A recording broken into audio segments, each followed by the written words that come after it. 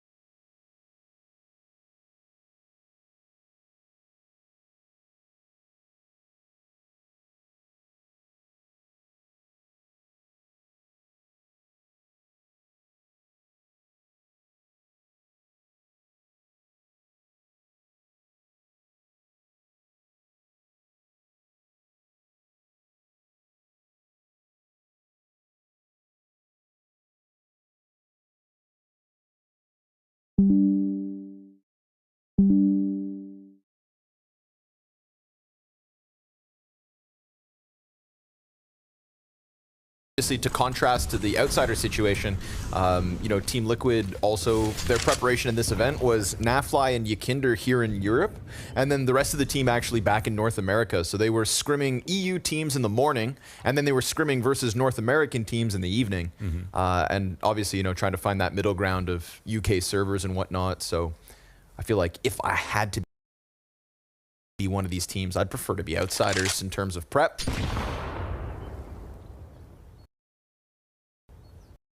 Leave it to them to obviously grab Anubis right out of the gate. Ooh, these two going head-to-head is going to be a good one. Ooh, Ykinder doesn't even get a bullet off. Fame will take him down. Re-smoke comes in from behind. And they get shoved out of mid. Very important piece of utility here coming out of outsiders to slow things down a touch. Flip with one of the reaction. Oh, that's a great nade too. Gonna drop a leash down to 74.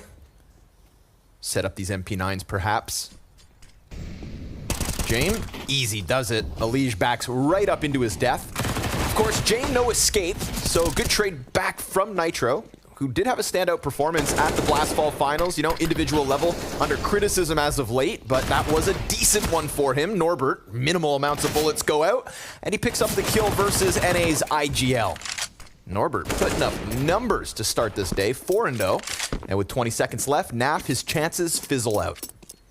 I remember that Inferno game from Rio where they played against Mouseports and JDC killed Norbert like 18 times in a row or something. Yes. The kill matrix was just entirely skewed to JDC. JDC, who was like bottom fragging, but killing Norbert every round. Yeah. And NAVI will be a good kind of mirror to JDC with the Halls lurk. So he'll be on T side, lurking Halls every round. He's very, very good in this position. One of his strongest positions this year, I would say. And Norbert, we'll see if his Inferno pit play has improved. He did have a couple of bad maps, a couple of good maps. Was a key part of winning the entire thing, especially in that finals. I think Norbert has been looked at as kind of the weakest player on the team, and in spots looks maybe the most uncomfortable, but then has also shown that it doesn't seem like pressure has really affected him that much. And in some of their big games, didn't lose because he got nervous. Okay. A little wonkiness out of spawn here. Let's reset that real quick. Rewind time.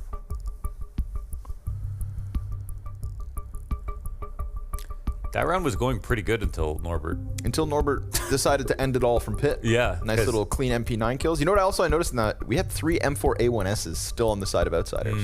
Because that's, you know, obviously Anubis gets the spotlight in terms of this most recent update, but this is our first event as well with the neutered A1S. Yeah. You know, we'll see how much things are map dependent. I think that's what, it feels like that's what Valve want the most, is for it to be map dependent and you're kind of always changing because they're both good. Sure. That never really happens. It's always just people pick their favorite M4 and use that most of the time. Yep.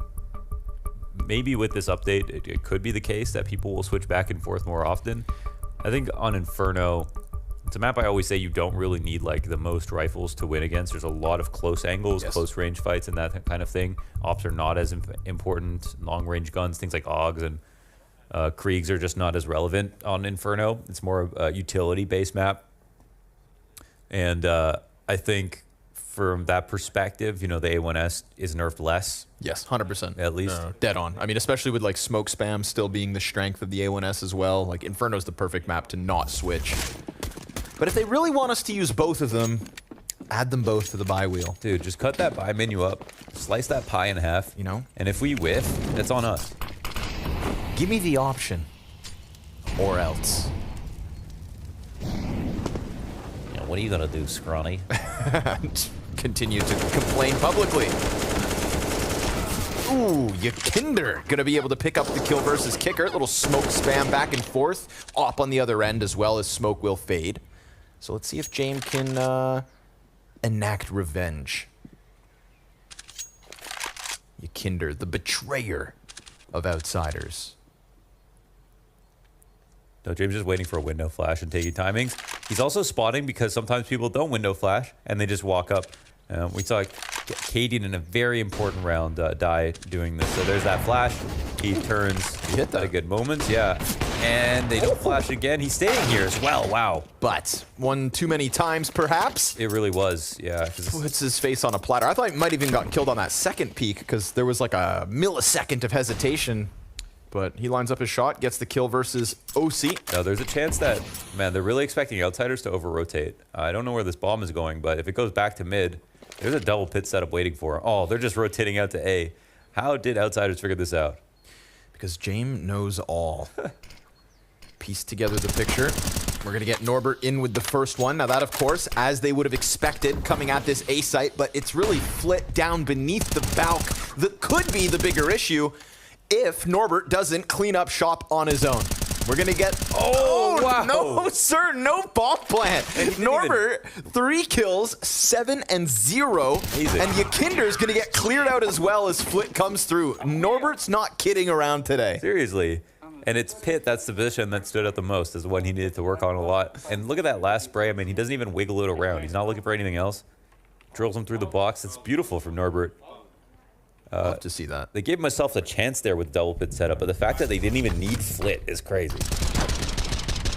They didn't need Flit. Fame came rotating through library early as well, right? He was here at this A site, but it's just the Norbert show.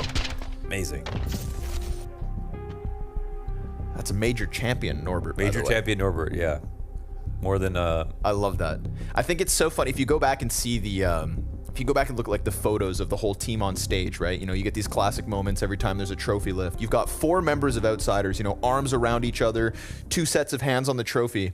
And then Norbert's just facing the wrong direction with like the most shocked look on his face. If you go to the Counter-Strike main menu and you see the image from like Rio Champions, Norbert's just staring off into space. Like the guy couldn't believe it. And I don't think he's the only one. That's great. But a reward here for Norbert's early efforts. We've got pistols up for Liquid. My guy. Yeah, Liquid getting out-gamed right now. Gonna get a quick little peek here from Fame, but he'll be put down by the pistol. Nice utility damage here out of Outsiders as well. So just chewing up Liquid before they even have a chance to come around this corner. Flit offers up another kill versus Elige, and you know, this is really the guys we've got to talk about when it comes to Outsiders, right? It was the James, Fame, and Flit show for the major playoffs. And you know what, privately as well, with Yakinder, just talked to him a ton after the fall final, and like, he didn't have any respect for Cloud9, and like, Navi, he's like, that's their T-sides, whatever. And he proved that, like, he was comfortable versus them, right? So he had every right. And I was like, okay, who do you think has the best T-sides in the world? He said Outsiders. Really? Yeah. Okay. Paying his dues. He has reverence for this squad and for James as well. You know, it's a sad tale sometimes when you get a major champion following up into like an event right afterwards and then a little fall off perhaps, but you know, listen, we're 5 rounds into the event. It would be cool to see Outsiders give us a great showing here in Abu Dhabi. For now, in this gun round, we've got OC with a nice early answer, so his first kill on the scoreboard. Picking Anubis is such an honorable thing to do, right? Because, you know, it might get picked against you, could leave it for a decider. Yep. And that's always safer, especially with a brand new map. No one knows how well people are going to play. So, just want to say respect Outsiders for that one. Yeah, I feel like that just kind of gives credit to their boot camp and their preparation for the event. Like, but they know. I mean, they know that no matter how much they prepared, the map is so new. Mm-hmm. I think Matt just put it the best, where it was like, you could prepare like to win all your scrims, but if someone plays the map totally in a different way, and then, you know, Outsiders, like, no one even knows how they think. So like, there could be a real clash of styles. You know, some team might know a gimmick that they haven't shown yet, and you know, they one will. gimmick can win rounds. That's the thing. They will have a gimmick. God, it's coming. Yeah, but we gotta play Inferno first. 30 seconds left in here in round 6. I thought maybe Norbert could have gotten picked off by NAF as he was working around the bomb site. That's certain something we'll have to keep our eyes on, but Team Liquid kind of stalling out as they encroach closer towards A. Pit still occupied. Molly on Norbert's feet is going to find him in the open, but he drops the bomb. NAF's going to try to press through. It's low HP for the remaining Ts, and the time not quite on their side. Flit cleans up with a double, and Team Liquid grasping for anything. Yeah, I remember when we watched the Legends stage at Rio as well, and Liquid played the first game and it was on Inferno.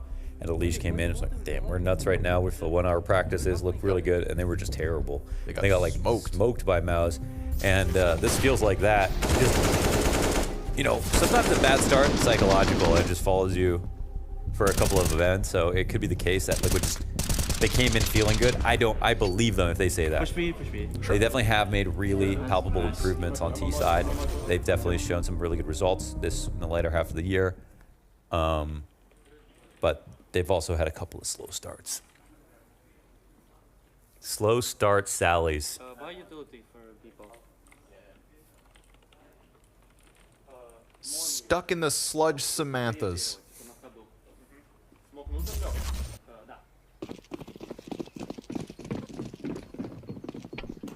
Cold Carls. Armored pistols, utility sprinkled. Let's see it, Liquid. Yukinder's dead. Kicker gonna waste no time pressing that MP9 up into aggressive. And listen, outsiders are content to take these kinds of fights down. Banana out of the gate. Feels like that major confidence is already boiling over here at the start of Abu Dhabi. Yeah, which is really nice to see. And it's got to be nice to win a whole major and people still treat you as an underdog. Yeah. You know, I think that's Probably the best case. Yeah, exactly. Oh, you want us to win 2 majors? Oh, let me just come take a piece of this $1 million prize pool real quick. Fame. Ooh, nice and easy. A little 3K versus what was a hopeful round for Team Liquid. So people who don't know Fame, he's just basically the biggest elo goblin from FaZe It for the last 6 months. So Yeah. It was just highest elo in Europe. And then Shane found him, or they found him. They plugged him in, and he isn't Yukinder. There's definitely shades of Yukinder there. I think they take, like, Hickart's taken roles, but Fame, I think, really has the style that reminds you of him. No one plays like Yukinder, and so I said that I think, honestly, with Fame, they play like a little faster than they did with Yukinder, because sometimes Yukinder would be so far out there that it would just create such a contrast between him and Jame.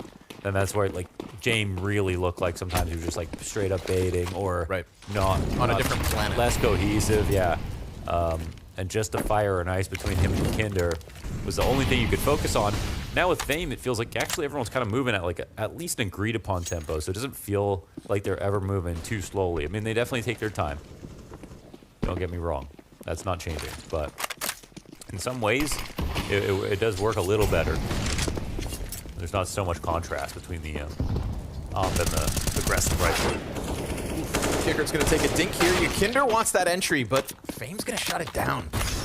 Supportive play from Fame. And Yukinder put to rest. Now, Yukinder at the major. Not his best event. Picked up some slack when we got him in fall finals. Definitely showed a better face, Yeah, even despite second best feeling player under of the the fall weather. finals there. Yeah, huge results considering, again, they weren't even in the finals. Right now, 4-7. Still, of course, top fragging alongside NAF for Liquid, so it's the whole camp that's come in a little cold. And at 35 seconds left, they're going to try to press into this 3-player B stack for outsiders. Utility here, Flit still hanging on to the frag grenade. Fame's going to flash in front of the pit. They're going to try to interrupt this at the 20-second mark. Kicker, quick kill. NAF, hot trade. OC down underneath, but Flit's got that one locked in. And now Flame can comfortably sit back behind those new boxes. And Nitro's going to be left in no man's land with 20 seconds on that clock. And Jane breathing down his neck. It is outsiders still on fire. 7 rounds to 1. Tough. At 1? 1 ADR? 8 rounds, 1 ADR. What's that thing on his desk, man? Take it on a toenail. You squeeze that. It's good for grip strength. So use that for climbing. It's kind of doesn't really work though. Oh. Yeah. So, but I don't know if he's using it for that. Suede science. Suede science. Flash and respawn, flash and respawn. Good one. Holding your spawn. It's pronounced Suedo. Oh, pseudo-wudo science. And Nick, after the smoke bomb, go multi corner. Some people who climb think it's woo-woo. Okay. It's a little woo-woo. Yeah, a little. Word. So it doesn't really work, but Oh, they're knifing OC out of spawn. Damn. Boys. we got to take it out on someone. Yeah, no, see, OC is just the You punching lose to bag. the bully, you start hitting your friends. Damn, man, they're tearing him apart. Oof, and again, Kickert's just going to come down Banana. More damage through that smoke, as if OC didn't already have it hard enough. And we've got Fame locked into the close corner. Let's see if NAF can open up apartments. But Norbert's been rock solid, still 8-0 at the moment. They've yet to kill the Norbert.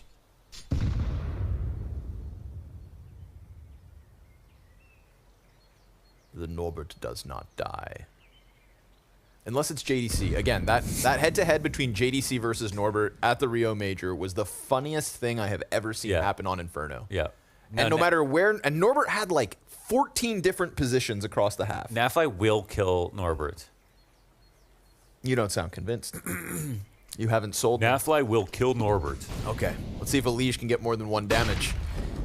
He jumps out, and it's OC, it's OC. with the Deeg to put down Norbert. Flip, tries to minimize himself, but look at this. Kicker has hidden himself inside the corner, and James goes ahead to catch Naf. Let's see if Elige can come in big with the clutch. He got his first kill, Yep, that's a few more ADRs. and he's got 30 seconds to go grab that bomb, piece together a 1 versus 2 here, knowing James was over towards Library.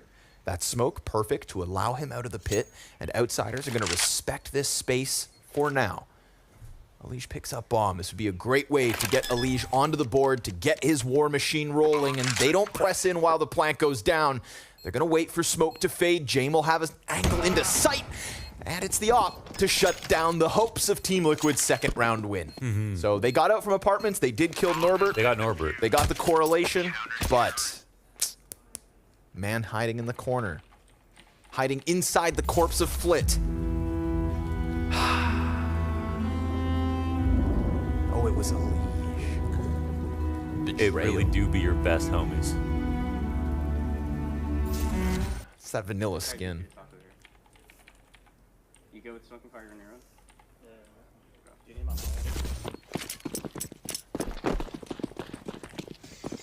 At least they planted the bomb. That is actually relevant. And they still have some money left over, but okay, oh, your kidder dies again. This is something that also happens sometimes on Inferno with your kinder, of course. It does come with the job sometimes, taking aggressive B control, that you will die to spams.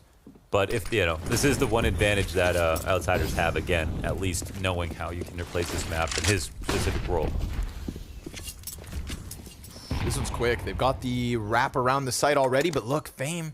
This is Wow. screwed over Liquid already in this half, and now OC seems wary of it, right? With that smoke about to fade, but Fame got down through the tunnel. They're locking him into a very slow round. So James watching them fall. What? Shot's no good. Well, Fame's still working here up into alt, and now the Liquid players know that Banana's been pushed, so they're wrapping on A, but But he could... I don't... Oh, man. Fame just wins this, right? Yeah. They just, yeah. But unless the site falls in the meanwhile, Flip will offer up 1. Fame's got the quick kill, but Naf's smoke falls out of his dead hands, and that's going to block off Fame, cause him to reroute back around towards Boiler. It's better than whatever he was going to smoke next. So what's up now? Nitro posted. He's got to hold this in. 1 and 8. Just lock in this kill versus Fame, and then you can turn that attention towards James, who will probably go and say shadow advantage and everything. And Fame still squeezes the kill out of the situation. OC, prime for the 1v2, gets up on the box, fire at his feet, forced further back, and Fame takes the high road with a second kill. 3 on the round, including that on Naf, and time to spare for the defuse. Yeah, Fame is a real gamer. That was a nice couple of kills right there. Poor Nitro had that. He had the shadow advantage and everything. Tried to take that fight. What's up with this? I don't know what is up with that. Oh, Still moving? yeah, I guess so. I mean, that bullet hole means nothing because that's Client side. that's client side. So not exactly sure, but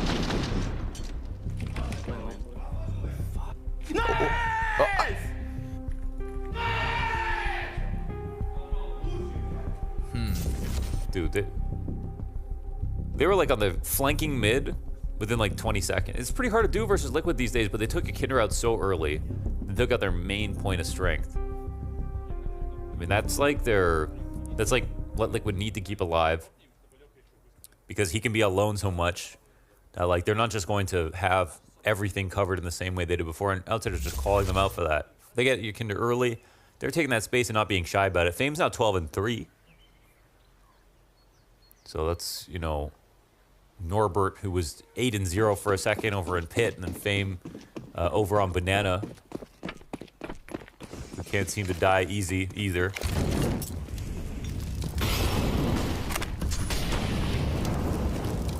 Ouch. Kinder pelted. Has not had an easy go of this banana control. They've been fighting with 3 players. It feels like majority of the rounds we've got 3 to start on B.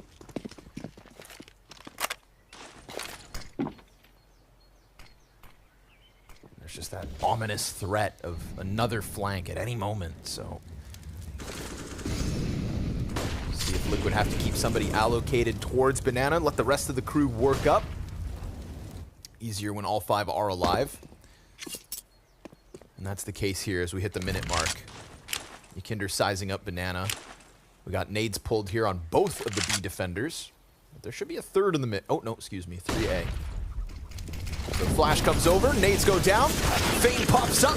Wow. 2 kills. Easy. Just shuts them down. Nice protocols there from Outsiders. That's a 2-man defense to completely lock out Liquid, drop their bomb, and smoke it off. You know, Fame's not like the rifler that Yakinder is this year, but man, he was so incredible at that major. The stats with him and Fame, him and James and Flitz were also incredible. You got to give it up to him, man. He's one of the youngest players in the major as well.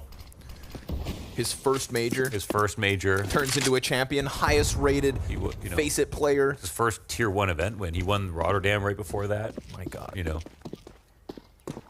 Face It really works. Yeah, it does. Yeah, we've learned 2 things. Face It and the Academy. I wonder how many people have retired because they played against Fame in a pug. Damn. You know? Yeah. Or just they played against him and then they just believed everyone cheated. You know? They're like, he must be cheating and everyone cheats and I have no chance. And this Face It client's not working. It's just... But it's just Fame who's kind of a god. Yeah. Humble about it too. I was watching James' YouTube, and you know he kind of pulled Fame aside and said like, "So you know you're like the best rifler in all of Europe, right? I mean, it's based on your Face It elo. That is kind of a fact." And Fame doesn't see it that way. Humble guy. Says he just clicks heads. Well, he's no Axel.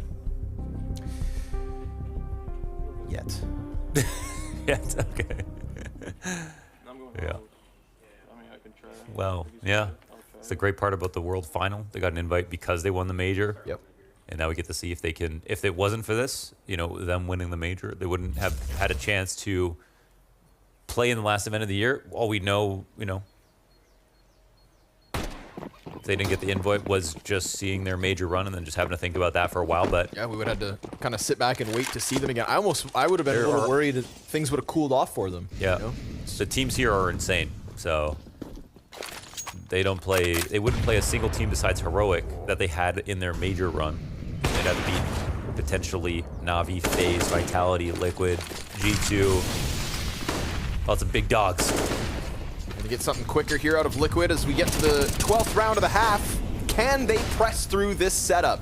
James ready on the side of the smoke. They've got the double pit stack again. We've got Yakinder trying to wrap around on Arch, but limited to the Tech 9. Ooh, he could find this opening. Gets the dink, finds the frag. That's Fame down, James dead, Flit still in pit, and separate engagements here. Yakinder still on the pistol, but catching Kickert head turn doesn't get the better of him. And Flit will pick up the 1v1 to keep Liquid on 1. Yo, Liquid, one thing they're really good at is like positions like that. These days, when it comes to taking like lane hits, they're really good at waiting out smokes and still re-aggressing, not getting scared, not jumping out too soon. They really know how to scale well, I think is what I'm trying to say. And so I thought this position was actually one where Liquid would figure it out, but Jame off the corner of that smoke, Flit regaining big pit control after his first duel, and them letting go of that pressure, and then the flank coming in as well at the same time, and Yukinder not getting the Tech 9 kill, of course. All these things just amounted in the round loss. Yukinder getting pelted, getting shot through smokes, bullet down to 53 HP. 5 and 11 half on the T side of their map pick. And again, has to walk away wounded. His teammates all blind in the process. No set of helping hands there to try and keep top banana control, and just more and more utility pressure coming out of Outsiders. I think the Blast World final, Yukinder had a quote where he said that he's like, it's nice to feel confident again when he came off with one of his biggest wins. I think it may have been the Navi victory, I'm not sure. And that was kind of scary to hear that, because you never really seen a non-confident Yukinder since, right? You know, since literally they've been one flashpoint. You know, it's been only confident Yukinder. But it does feel like we get off games every here and again now. NACS will take a toll on you. No one survived. Not even Simple could do it. 35-second crunch here yet again. Liquid setting eyes on the A site. They're gonna have to put out that fire. Jame. Ooh, that's a good peek. Clean little flick into Nitro. Elige with the hot trade. Norbert not in pit, and they look for him. But now he's on the back of the bomb site, gives us a double, even has room for a third. But it is OC to get that trade frag back. 20 HP to his name, but a bomb in the open bodes well for Kicker. Desperation here for NAF, surrounded by the Outsiders. Time is not on his side. And now if he dies, oh, it's just gonna be salt in the wound. Outsiders, 11-round lead.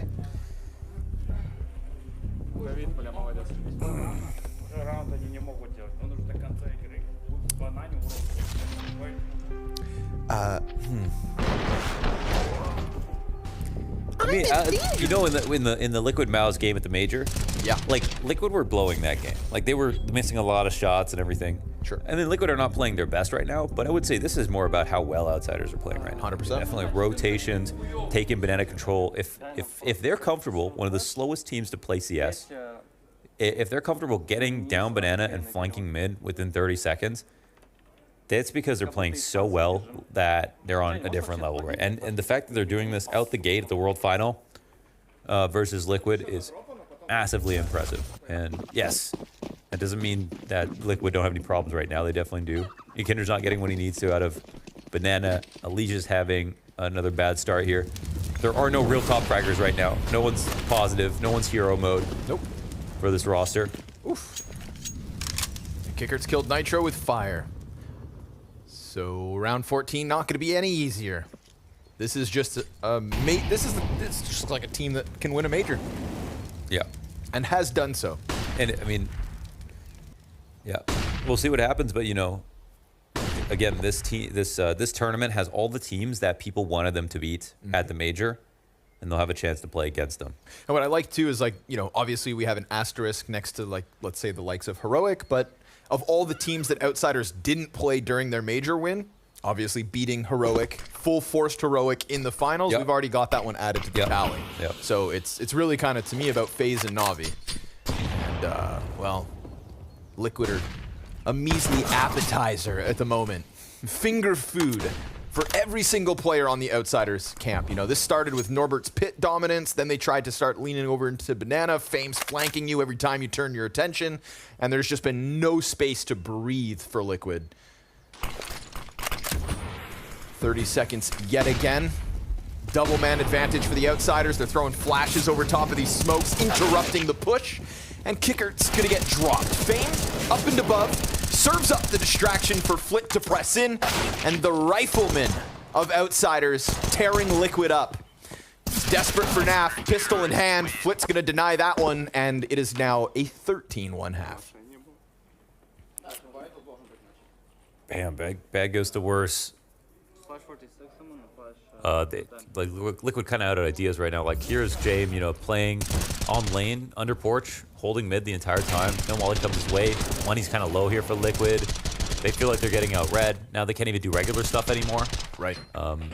So we get past the point where you can just analyze this game on its face every single round. Because now it's psychological. It's about morale. It's about money, and how much they have, options they have. And it's about confidence. And all these other intangibles that are just piling on. There's no way Liquid see it outside of this game now. They'll have one final attempt to recover, and we've got Fame on an op, so let's see if he can do it all. Flash finds its intended target. Flit's gonna keep Yakinder on nothing but the one, and then Fame gets dropped. So Flit's chance to go above and beyond will be cut out short. We could get a second round here for Liquid, the slimmest of silver linings. I know it's round 15, but maybe James will save. That would be the funniest. That would just be so funny because it'd be a confident move, right? Just let him. Psychological warfare. Yeah. Plus, lean into the meme, probably sell a few more t-shirts, you know? Yeah. Get a few more subscribers. Yeah. James time on YouTube, by the way. But no, here we go. We got full-fledged util still. James gonna just be chucking that out from the CT spawn. Bomb's already 75% of the way gone, but Norbert comes over the coffins. James gonna get the first trade, and it's at least a second round. A measly second round for Liquid to try and hang on with.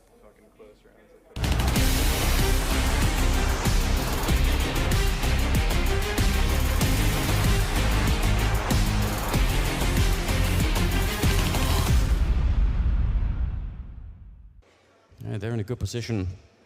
Money's with them. Okay, so the fans have voted. And let's see what the result is behind this. This has all happened over on Blast.tv. So just take a look. Oh no, they picked the dream team to get smoked off. Well, best of luck in that booth. Of course they did. They had to. What are you supposed to do with this? Buckle up. This is going to be very hard to see what's happening inside. Yeah, you can see some of the players further down just disappear in the smoke. So try and play around like this and see what is actually going to be happening. Oh, yeah. Oh, that's horrifying. Now, it's a great time if you wanted to fool the admin, because they can't see anything either. Yeah, So, this is when you do it. yeah, if you want to do some kind of illegal communication here, then it's time for it. Yeah, this is definitely not going to make it any easier to play. I'm glad they picked the dream team. Yeah, I like Denmark needed it. It just lingers as well, doesn't it? It just sits there. It stays in there, and it gets in your eyes. Ooh, Dupree, let's Krieg. It's back. It's back, baby. The Krieg meta. And they have triple nades in the middle. Have they brought strats to the show match? We've seen it before. Yeah, not the first time. Team Denmark hunting for it now. 4-on-5, and all grouped up in the middle. Cade outside of the B-bomb side, the obelisk over on the other side of the map. Ruben gets put into play, makes a couple of footsteps here, and this tag, yep, ready and waiting. They're cleaning it up right now. Oh, the smoke round completely destroying the dream team. That's great, what a start. That ties it back up again. Team Denmark not letting go of that easily. With a little bit of a thumb on the scale for Team Denmark by the fans, but that's how we designed it. Rez. He's got this. Oh, yeah? Yeah, they're going to try knife him. Auto shotgun. They are trying. Boom. Oh, he's picking him up. This is great. Running out, though. Knife comes out. He doesn't know. he's Sucker's done. right on the other side. Smoke's not going to help you. Oh, great. What a way to get born into this stage. Knifing Rez in front of the home crowd. What a memory.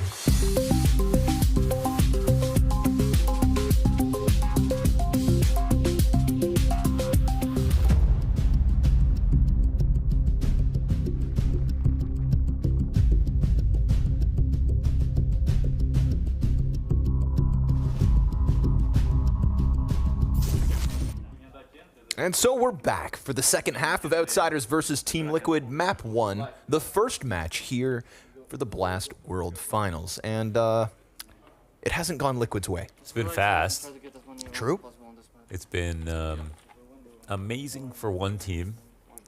It has showcased Fame, and has showcased Norbert. It has showcased James calls. I think it showcased a lot of great things here for outsiders. You know, depends what part of the world you're from. Could be depressing to watch this game. Right. Latvia, for example. That would suck. Heku out there crying. Yeah. OC, come on, bud.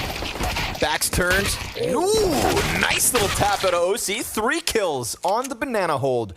And with that, he is now the top fragger for Team Liquid. And this is a map individually where OC struggles. But let's not read much into it because, again, it's a 2-round T-side. It's hard to make any takeaway. OC's best Inferno performance. But, you know, regardless, the game goes on. It looks like he's playing well, though. He got that Deagle kill on Norbert and Pit. These kills are sick. I mean, Look at this. Nice and great easy. flash as well. You know, every opera should be good with pistols. Yes. That's the rules. Just comes with the territory, just, you know, always on your sidearm. So Nowadays, more than ever. nowadays more than ever, because 5 bullet op. 5 bullets in the op. Oh yeah, well, yeah, we'll see what happens if people are even going to buy ops. I think it will, obviously will. But Oh, see you later, you kinder. wow, someone gets a good gun. It's OC. Good choice. Bombarded. Nitro chucks that M4 back. Well, they really just came into this round with almost nothing invested, and got rid of Yakinder again. Worth.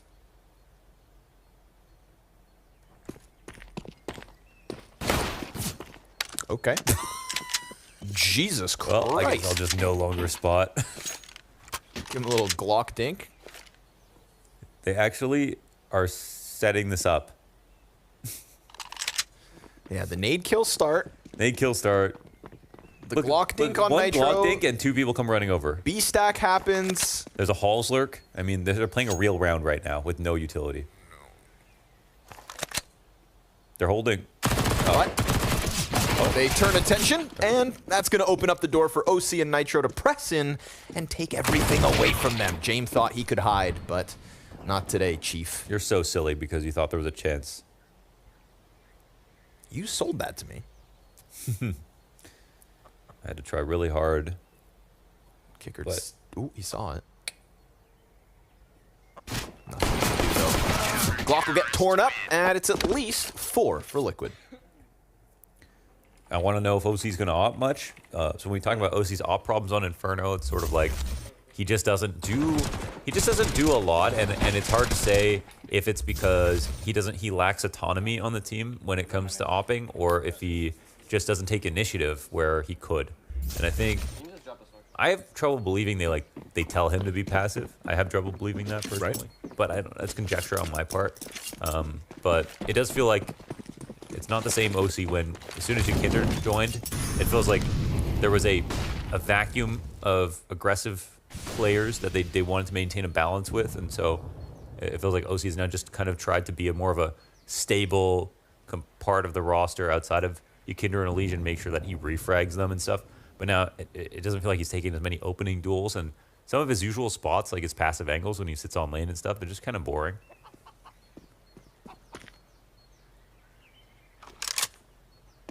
Like to see him getting out there because just his aim is so good. Right. He's also he's just, still to me, he's always going to be a very smart player. I mean, OC is clearly a very, very intelligent player. Super good grenades. When I watch his demos, barely send grenades. Ooh, Yakinder stuck. Gets chased down. Fame. Easy clear in the corner. Bombs. A couple paces back. Elise tries to rotate over in time, but you'd think, you know, these are the 2 bottom fraggers at the moment for Liquid. So Nitro better go big. And instead, Kickert's got him down, pinned to the wall. Naf's gonna move through with the MP9 lurk frag. That happens up in the apartments. So again, silver linings for Liquid, but it's a plant and a man advantage and lesser weapons, lesser health. They could genuinely just transition into a save here. Yeah, it is a save, yeah. There's no way they can win this. So they have utility, but that's it. Nafly's too low. Well, that's a tough way to go, but it was quite an easy round here for outsiders.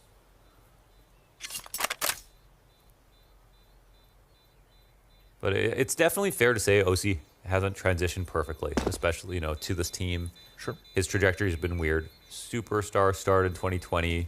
Simple level stats in North America Online for his first year. Very impressive just for a player who's just trying to come up by himself. Yes. And then, you know, it made sense to join Liquid, and it feels like he had all the markings of being like one of NA's potentially greatest offers. You know, they're the likes of Skadoodle, and you know, honestly, the competition wasn't that big from that regard. So it kind of felt like OC was the promised child, and I think if he's been used to his maximum potential, he still is that guy. I don't think they are using him to his maximum potential. Right. Again, muzzled. Could be wrong, but who knows? Like, it's hard to say. That's just how I feel. I feel like if you played under James, I think he'd be better. It also, oh, hold on. Speak of the devil. There he is. He gets aggressive, right? This is what you're talking about. Yeah. Weaponized, utilized, and successful in at least clipping Norbert. Round 19's got a man advantage Liquid. I think, you know, we've also got, I think, like, he powers up for playoffs. It was Pro League Finals versus Vitality, correct? Yes. Pro League playoffs showed you that he doesn't get scared. He can be very good. And that was even after an event where in the group stage, it was kind of the OC we'd unfortunately come to expect. And then he powered up. And it's just kind of Liquid's inability to get to more playoffs, I suppose, that maybe they blame him. Maybe he feels like he doesn't have the space. It's so hard to say. Right. Especially when you, again, bring in the guy like Yakinder, and you're not going to try and muzzle him in any regard. But we got Fire at the Feet of Fame. Easy lineup here for Elige. So freebies fed onto the Arch Wrap. And we've got Liquid with a 5th. Now again, Outsiders within touching distance of the finish line just because of the nature of that first half. So watch as they walk away and save. Matt just said in scrims after Outsiders won the major, everyone started playing like Outsiders. There's like that one stat where they had like an extra buy round in every single map because of the amount they saved. So they're just so good at math. And then, but he said everyone tried to play like Outsiders, but like no one could do it because like James has not just pretended to play like this. He's been like this for 5 years. Yes. He is the best at it. You know, you can try to imitate it, but it's there's only one time wizard. It's also not because he's scared. It's because he just understands his advantages so well. And it's like kind of his time, right? Like culture has trended in his direction. Yep. He predicted where CSGO would end up. He literally looks like Jesus Christ. And he has watched every anime in existence. Yeah. Even Valve, they try to nerf him right now. 5 bullets, and they took out Dust too. Yeah, that's true. And look at him. What does he do? Picks Anubis right away. I feel like he's the kind of guy who's probably got 50 matchmaking games of Anubis logged before it was ever added to the competitive pool. Because remember, he is the time traveler of CSGO, so I feel like he would have seen it coming. Mm-hmm. What is Outsiders permaban? Sorry to put you on the spot. What is Outsiders permaban?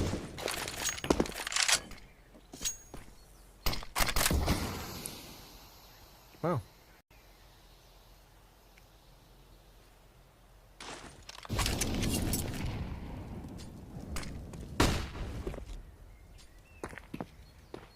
Util both sides. The Kinder falls off Arch. And Outsiders will play the clock. To nobody's surprise. This could be another round for OC here. Posted up on CT, waiting for that banana peek. And it's coming. But James got Util.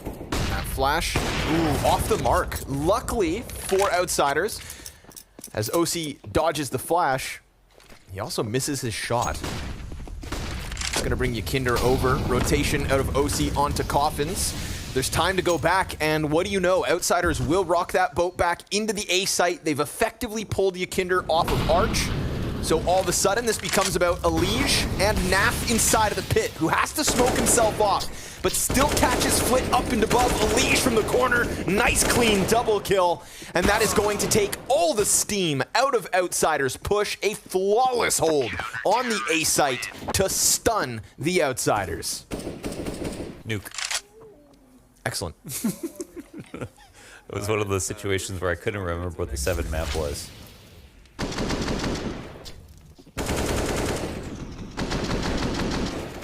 I'm glad you've just been stumped at least once.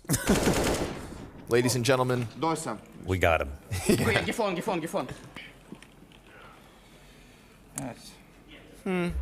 Interesting. Yep, it's me. That was the funniest line. James, you're a major winner and MVP. Yep, it's me. Subscribe to my YouTube, guys. When he gets pulled up onto the analyst desk and goes, so good. I don't know why I'm here. Sorry, he's not Borat. I shouldn't have done that. It's so cringe. My English is cringe. Like, no, James. Yeah, that's great. That's what makes it so good. And then we went and watched all his YouTube videos. No way. Oh, no yeah. way that flash just worked against Yakinder. Gave these pistols an opening and a chance to press into this site. Oxy. Yeah, time to pick up a little bit of slack. But of course, Outsiders just pause. They're like lizard people. It's like everyone else. You know, Fame just sticks to the wall like a gecko. They stop moving until the sun shines on them, but it's OC to shine instead. Catches Fame. They'll kill Nitro. They know about the op on Coffin, but they didn't prepare themselves for the Elige peek on CT. And a second serving out of OC, but hello, goodbye. Naf gets caught out by James, who is on the opposite end of the map. And with 20 seconds, we'll go and make a decision here. There are kills to be had, but there's also guns to be saved. James?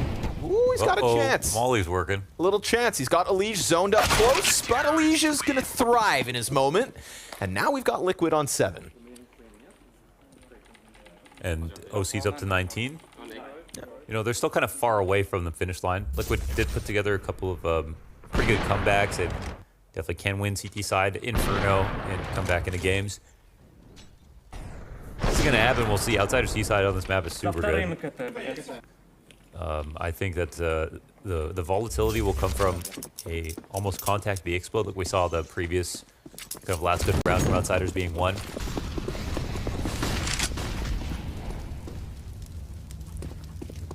I'm calling this one.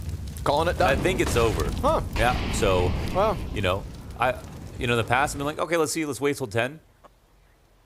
I'm not going to. Okay. I think it's too late. All right, well, shut down the server. Queue right. up Anubis. Ooh, that nasty flit. Sorry, OC. All your success has come to a grinding halt, just like that bomb carrier, dead. And James, of course, with some ratty angle, holds off, catches Nitro. We get a wraparound tall box from Norbert, and there comes the boiler kill out of James. He's going to offer us a double to give Outsiders 8 map points. Tough. That op angle from OC is very finicky. Yeah. Because they can do what he just did and swing really wide. If you stand out wide, then you commit too hard. Your gun sticks out, so if they peek on the left side of the door from the other end of the hallway, they see your gun. There's a lot of disadvantages there, and you know, that peek he could have punished, but just straight up missed, so tough. Nice double kill out of James that round as well. First frag off of the mid barrel. You know, Nitro just gets clotheslined.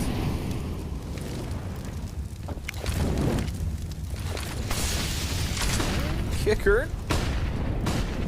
Woof, just gets back around the wall. Ooh, ow. But falls back through fire, and now he's on 14 health. So, Kicker essentially dead already.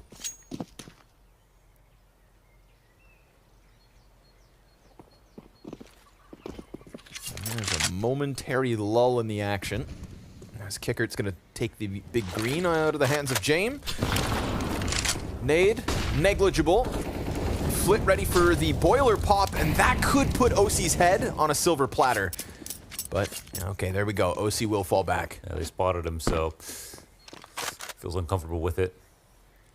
But now they're kind of in lame positions here, like very, very far back instantly. So at 50 seconds, Outsiders really have full control at the moment. So Yakinder's coming to try to respond over on B. It's timely. He's actually kind of done this for free. He's done it fast. So rotations come back towards A. OC smoked. Elige pressing out from Arch. Oh, clean headshot from Fame. But there's the trade back from Nitro. Pretty important pickup. The bomb can't cross in that same spot. So if they want to press their luck, it's going to have to come in from lane, and they better ignore Pit, fixate on the bomb site. OC's got Norbert and Nav. Both players reveal themselves, but this is going to leave Flit up and above. Ooh, Nitro. Look for a second he'd get caught, but he comes back at it, decides to fight alongside Naf and Team Liquid with another. Yeah, so that helped out. That Yukinder just kind of responded right away and didn't see anything. And again, didn't wait for a flash, just kind of went really quickly. OC hit a good shot, holding from the site. And it interrupts the gravy train here for Outsiders. Their money is pretty low now. On their last timeout. Outsiders love a timeout.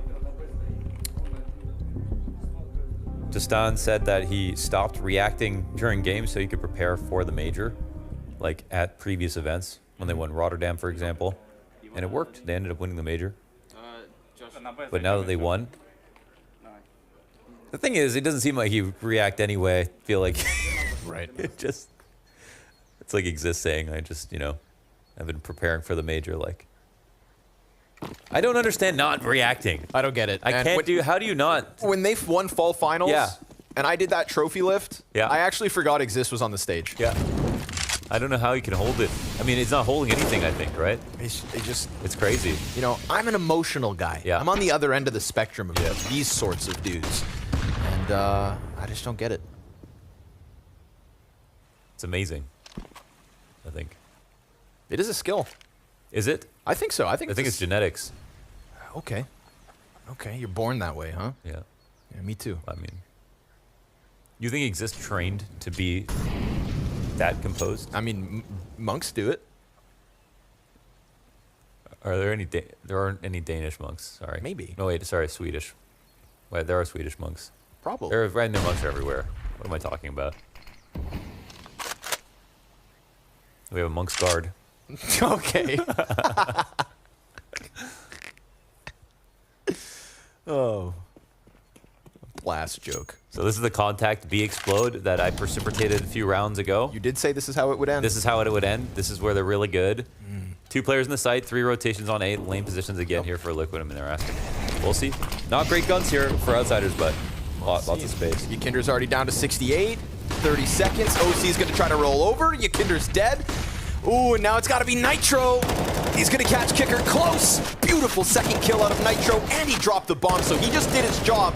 Stray shots through out of Fame. CT smoke cross fades. Replenished, but down goes Elige. Fame busy with the frags. Bomb dropped a second time. Flit decides not to press out. They've got to get that bomb plant in, and sure enough, kill after kill, Team Liquid have survived. Oh my god, how have they done that? Wow. All off the back of Nitro's 4K. Hell yeah. He got away with such low HP, came back into that.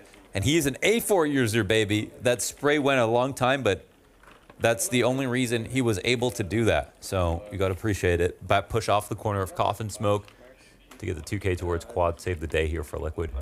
Damn. Now on to 9. Here's one. Caught Norbert slipping. Actually had 11 bullets after that. Those first 2, so. But who knows the A1S these days? Could have just not got him off damage.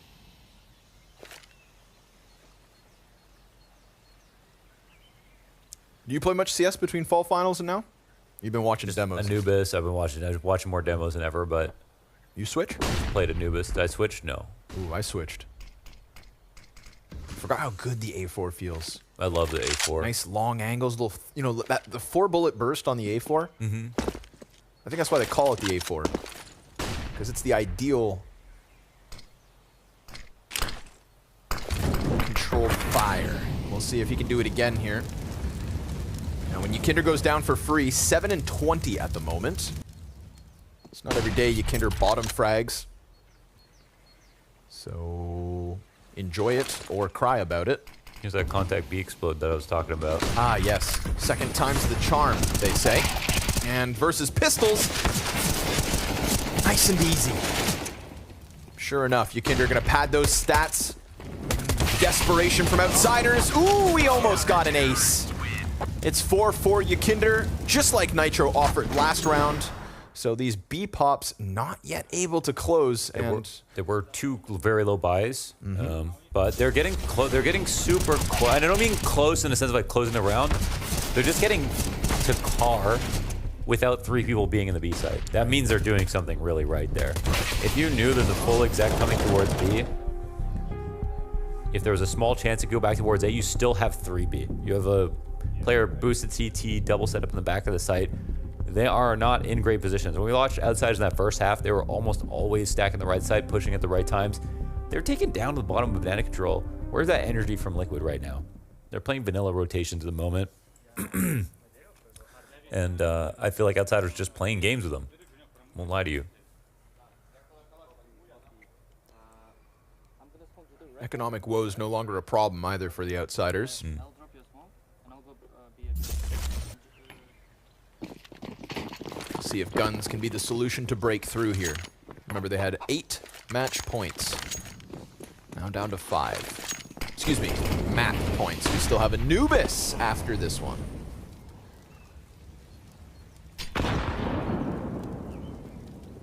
Better call your grandmas. Tell them Anubis is coming. Oof, nice nade. Half of Fame is down. Kickered on 77. Single nade out of Nitro. Substantial damage. And we get that 3-man B stack, so Here you go. they're ahead of it, right? Fame walking in. Oh, the flash is great. Oh, Fame on low HP. Yikes. Only half health. Kickert's gonna get tagged down lower, but still stands. Utility's getting thrown. Fame again tagged ever so slightly, so we've got a couple players from Outsiders on the brink of death, but Over at A. still they press in. Bomb is here as well on Jane, crosses over to the pit. We've got guys lost inside of Coffin Smoke, and now it's going to be a retake, but it's such little health for all of the Outsiders, essentially. And Flick gets cleaned up. But Norbert has an op on quad. There's one molly. It's on Nafly, who's over at the A site, and they are flanking no CT. way. They need this molly for quad, otherwise Norbert's just going to light him up. Kickert is just sprinting as he's going to try to compromise this backline. CTs start to move it forward. Norbert's op posts up the first. Everybody else from Liquid actually coming in off of the coffins. Nitro's found Fame. Time is of the essence. Nap's going to get on top of that bomb. Oh, and Kickert caught it from CT spawn. So there we go. Outsiders eventually getting through with a map 1 victory over top of Liquid. Felt like something that was so damn inevitable after, of course, 2 T rounds out of Liquid's first half. And in the end, it's B site that falls. Anubis.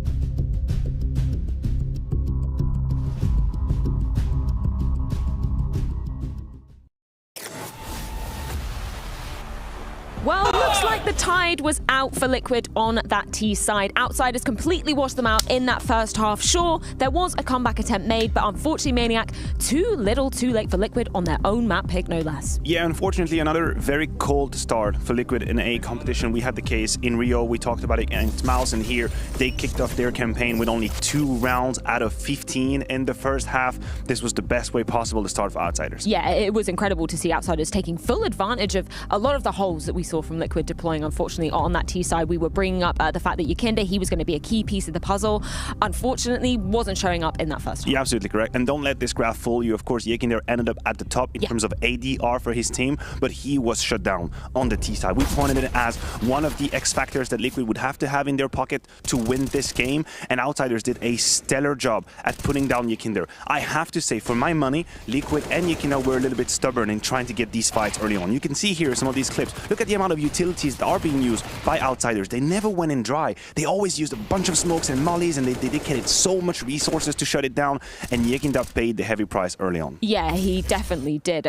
You posed the point coming into this, obviously Yakinda used to play for the side of Outsiders formerly at the start of this year, and you were saying that obviously James is going to know the playstyle really well. He's going to know exactly what Yakinda likes to do. He's going to know how to counter that really well. How much would you kind of put that up to Outsiders just really taking advantage of what Yakinda was showing in terms of that aggression? It didn't seem to me like they had done anything specific to target Yakinda, but I just think that whatever they started with started functioning, working, and Liquid failed to adapt. That's the issue that I had. They bumped their head against the wall a couple of times in early full buy round advantages, and that just put Outsiders on a clinic. Like, they had money going for them, they had all the utility, and when Liquid moved on to the A side, I think it's something that was brought up at the cast by Mohan as well, the games stopped being tactical and became mental. When you're down 1-8, 1-9, 1-10, it doesn't really matter what strategies you've been using, because mentally you are above your opponent, and that's what happened here for Outsiders. Let's throw a couple of the Outsiders names into the ring for this one, because we were talking about obviously James really stepping up at the most recent Rio Major, but Flit and Fame as well, superstar power, and they showed up in this first. They keep delivering. Fame keeps on delivering. It's actually quite crazy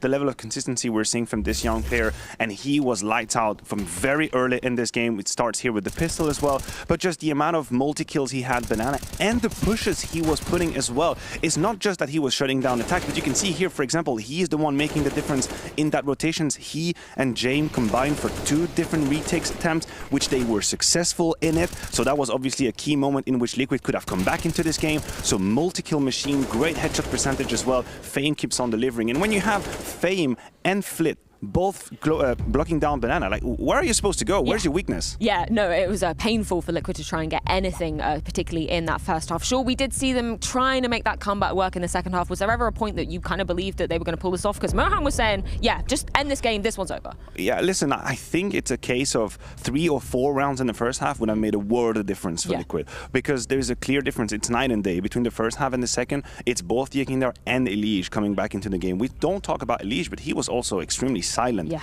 As if there might be some sort of relation between Yakinda's success early on and Elige's ability to catch on fire in the game. In here, Yakinda got shut down. Elige never had a moment to make an impact in the first half.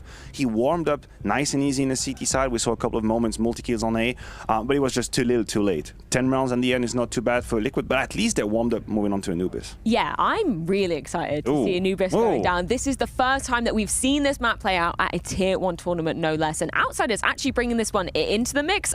I wasn't necessarily expecting them to be picking this one, but I don't know. We haven't seen anybody playing out on this map in terms of this selection of teams. How are you kind of envisaging this one to go down, Matthew? But listen, again, I have seen a couple of games at the lower level of Counter-Strike on there, but I have no idea how the pure elite is going to play. The way I see it, I think the mid portion of the map is going to be extremely T favored. It's probably one of the first few maps right now that have this T flavored advantage because of how complex the mid portion of the map is, right? For viewers at home that maybe don't have a lot of experience on that map, you have that kind of double-decker situation with a bridge and a window to go down into the water that makes it very complex for CTs to defend. Now, I think the Ts have already figured out a couple of utilities. We see nice overview cam right there.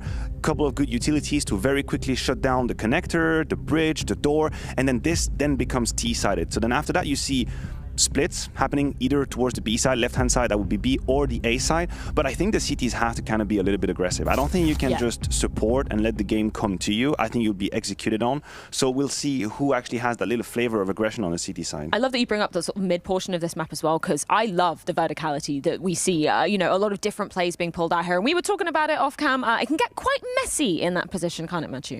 Yeah, it gets super messy also because I think from my personal experience, most of the games I've played on were completely chaotic. It's like everybody's just testing the limits of the map. Like, what kind of tomfoolery can I actually put it in? Now, I'm expecting a much more organized and optimized game already.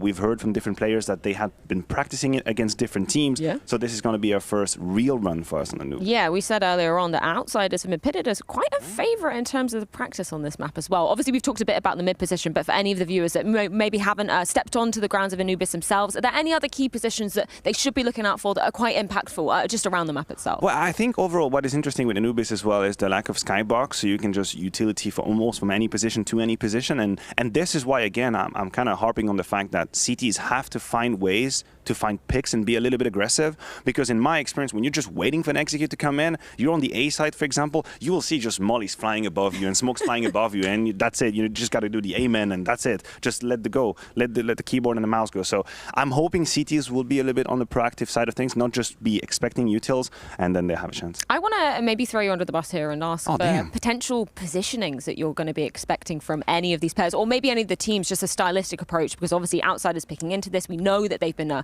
focusing on this in practice. How are you expecting it to actually play out, looking at these two teams specifically? Well, I think it still fits like the normal kind of concept we have of roles and positions, right? I mean, the mid portion of the map, when there is map control happening, will be the group of attack, right? That trio that usually works in together. Mirage, for example, I think you can find it the same in Anubis.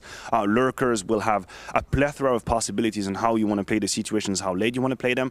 AWPs, from what I've seen so far, mostly on the extremities of the map. I think the B, like that B long hole as well, if you miss a smoke or if you lack a utility, Jame could punish you. Same on the A side. It's always funny because it's kind of a bargain, right? When the Ts don't use a flash to take in an angle because they think they can get some real estate for free, then you have an AWP against you, that's it, you're done. But on the other side, if you take a risk to be proactively aggressive with an AWP and then they use utility on you, it's over. You can basically let go of the keyboard. So we'll see who makes the mistake. We were chatting about callouts as well, because I guess I have no idea. casters can kind of claim whatever they want. I know that Connor had a few ideas of his own. When you're playing it, are you in sync with your teammates? Do you have callouts? No, I'm terrifyingly bad. I just do left, right, up, down, behind that box, here. I'm just horrible. Here, there, everywhere, 1 HP, over there. I don't have the creative vein, to come up with like nice ideas. I'm too down to earth for that. That's okay. I know Scrawny has a couple in the bank, so I'm very much looking forward to seeing how this one play out. Anubis for the first time, Outsiders bringing it into the mix. We're going to see exactly how it goes down versus Liquid after this.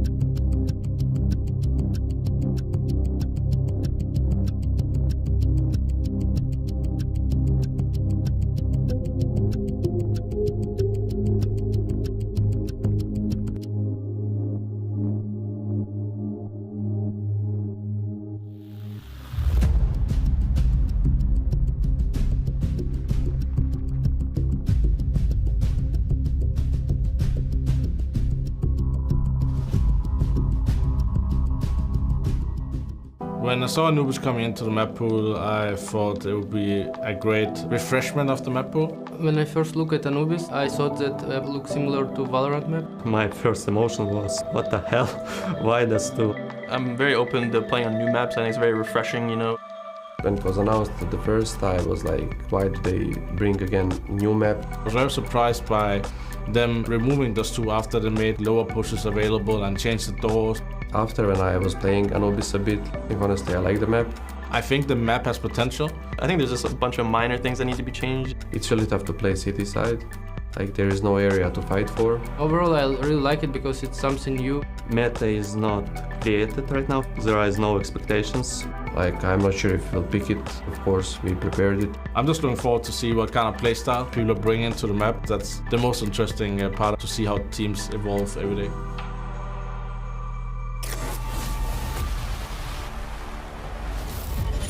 Well, the time has come, right? Players talking about how meta's not yet established, and honestly, that's just the reality of this situation. We don't know what to expect out of either team. We know that Outsiders have put up a good boot camp coming into this event. And we know that they wanted to pick it as soon as possible, so I think it's both respectable and, honestly, confident out of Outsiders to just roll up as major champions and pick the newest map in the pool to get this Abu Dhabi run started. Yeah.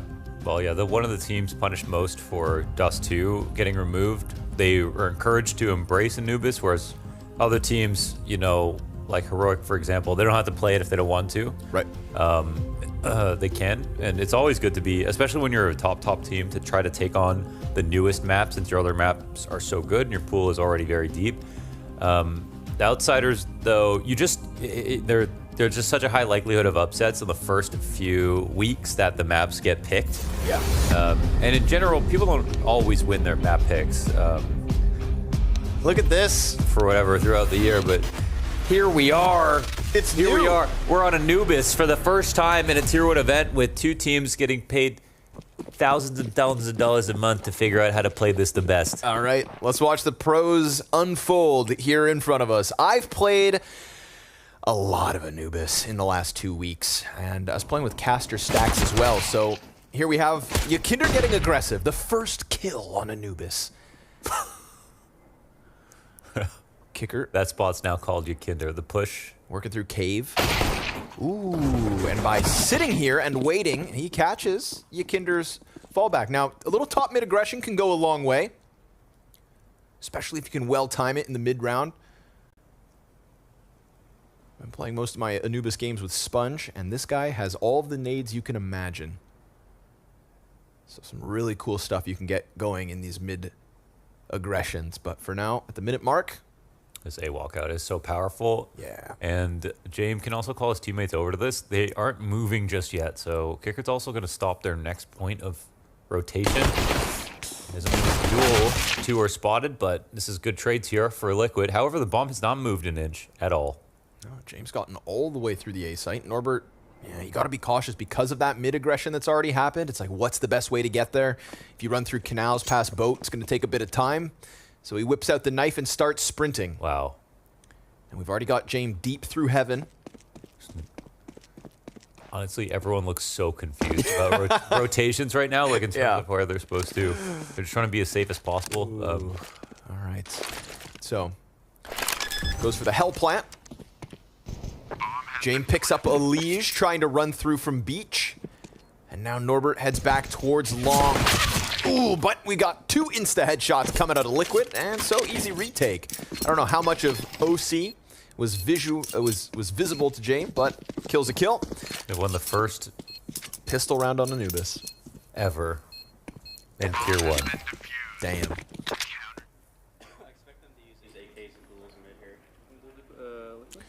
All right. As a play-by-play, how are you feeling? I'm very ready. Okay. I think I'm very ready. It's just the call-outs, obviously, they got to flow. Yeah, it feels like everything I'm kind of like... Think about it before. It's like you learn a new language, right? Yeah, exactly. I'm saying things for the first time. Right. So it feels like I have to really pronounce them. Mm-hmm. Oh, he came from beach. They've run past beans. Yeah. So Hunter talked about in that quick soundbite how there's not much space to play for on CT side, and that is definitely very true. Ooh, we call that spot cringe. And that's why. Oh, Fame gets a kill from the corner. Kickert's waiting on Ruggs. But it also simultaneously feels like everyone's clued into that fact, that on CT side, there aren't easy choke points to push, and that people are just losing when they're sitting in sites. So maybe they just try to turn it up all the way in the match. Because I don't think a lot of people have been doing that in scrims.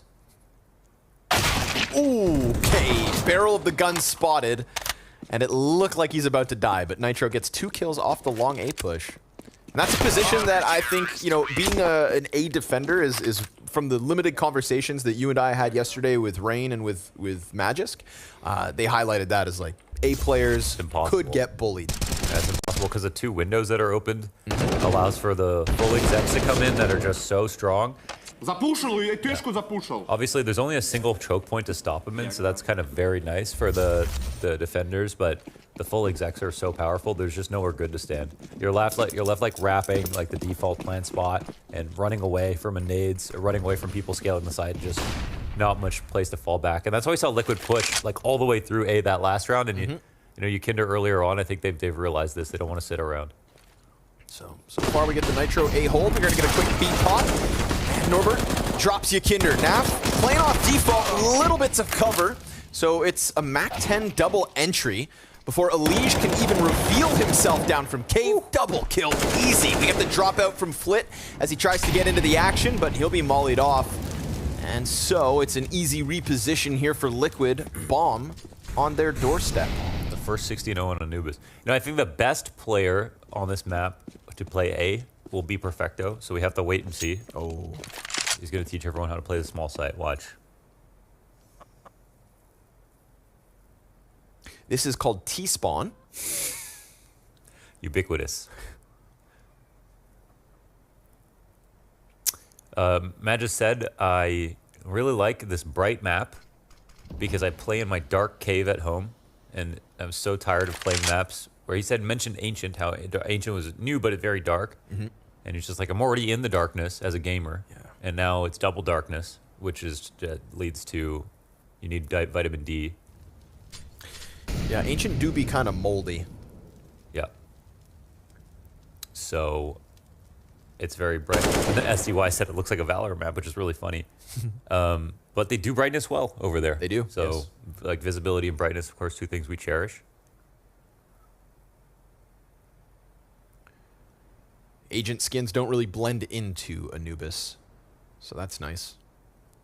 What's the Overwatch map that's like Anubis themed?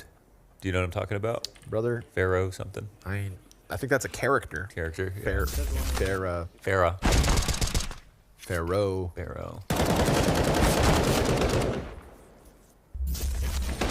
You play Anubis? You play Overwatch? You play Torbjorn! Get your armor. I played the first one. Ah, yes. A while back. All right. Well, that gun round didn't go well for Outsiders. They got the double MAC-10 entry, but then they just kind of got swarmed by Elige down in this position. I think this is the one that's going to be called different things by different people at the start of this map's history. It's in the air at the moment. And Flit trying to press through middle. We caught out by OC. Also get a little door wrap out from Elige. So again, prying eyes in middle. Cave waits. That's such a nice angle to get that info from so far away. You know, on these especially on these kinds of rounds where you're just up against pistols, you just keep them at such arm's reach by peering down canals. Nitro playing a back position on the A site, allows for them to exit onto the platform, and sure enough, they clean up shop. All 5 players down for Outsiders, all 5 players up for Liquid, and so far, this map is CT-sided. Yes, and that's not something that people thought would happen, that's for sure. So this is, again, I think people are saying, sitting in sites, it's very T-sided if you do that. If like we want to bring a different kind of energy, they've kind of theory crafted and execute well in this match, then surely they can definitely catch Outsiders off guard, because most people have been playing the map in the standard kind of how the map wants you to play type of way. Right. right, let's see what Outsiders' approach is right now. Do you know what Outsiders Wow. haven't gotten is any experience on Anubis in North America. Team Liquid splitting their preparation for this event between the two regions. 4 rounds deep, NA stays winning. Kinder pressured from both ends here. He's got a chance to push out off of that flash. Norbert doesn't catch the kill, but Flit's right there behind him, and now we get, I think, what's one of the most powerful T-side hits, the split between Long B and Cave. And Elige decides to just lock it in. Nice headshot onto Kickert. One-man army inside this B site. Nitro's aggression out from long. We've got Liquid on fire. Damn, they held that down. The molly was good. There's still some stuff they're trying to piece together right there, but like the exec comes through, the spacing looks solid. They get the molly down in the right position, but they make it Kinder uncomfortable, but that's just about it. What were you calling that where Elige stood? Glyphs. Glyphs. Yes, that little platform out of Temple. It's got hieroglyphics on the wall, so we call that bad boy Glyphs.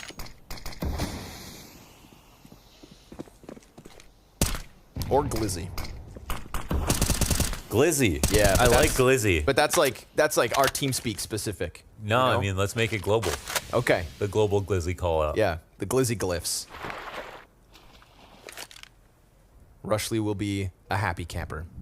This spot, very powerful for Nitro. If you've got mid support, you pop a flashbang in front of this pillar, and if you can time that peak properly, oof, they're sitting ducks.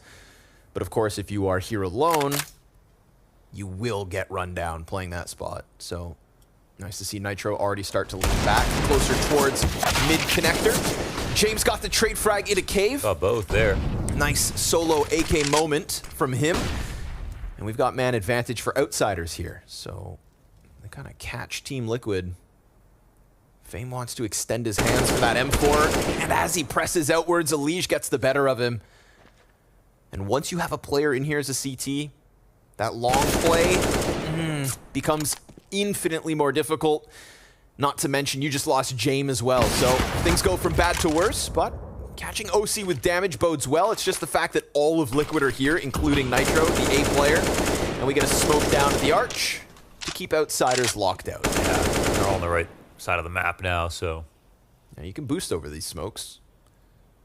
Catch players walking around, but Nitro's going to lock into jail. OC keeps playing Temple. And last second desperation means 6-0 Team Liquid. It's going to be crazy to watch this map back after a few weeks. Yeah. And just see how much people have learned from it. Right now, Outsiders, they're able to take over canals. They're being given mid a little bit. I don't think Liquid are actually scared of this, but hey, they're pressed up inside a cave waiting for mid to get taken over so they could fight back, so there's that. Outsiders gave themselves such a good chance of actually winning this two kills inside of mid, but they didn't have great guns. So maybe they try again now with all the mid control that they're being given by the CT side, but we'll see if Liquid change up. This spot is hereby known as Troll, directly outside of the cave underneath the bridge. Again, sometimes you get people peeking down canals expecting the cave fight, but if you're outside of the doorway, watch as Kinder can maybe catch him off. Ooh, unfortunate. Round's live though, damage is done. Somebody drops out of the server. We've lost NAF. But look at this, Kinder presses beyond the bridge, using that pillar to his advantage, so it seemed. But Kickert will get the better of him. Cave peek out of OC. Immediately turns back towards long, but we've got nobody coming for Outsiders. Not on that side. This looks like a good play from OC. I think like he's, I don't know if he's going outside of the site right now, but. Oh. Kind of caught the open. Oh, yikes. Okay. Didn't anticipate somebody else coming through caves that quickly. Elige locks into Glyphs. And Nitro, right? It's all about these well-timed A-flanks. Poor James takes a bullet to the head, down to 10 HP, 30 seconds on the clock, and we get this late lurk from Flit that pays off wonderfully. Do they rock this back? 25 seconds, and they know that the last member of Liquid is inside of the B site, so why not run that bomb and get your free plant A?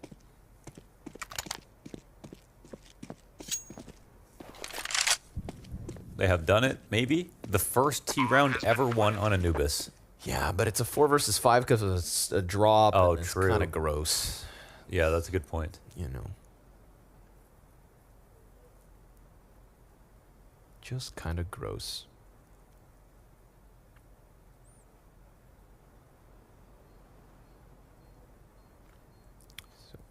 I think... Uh-huh.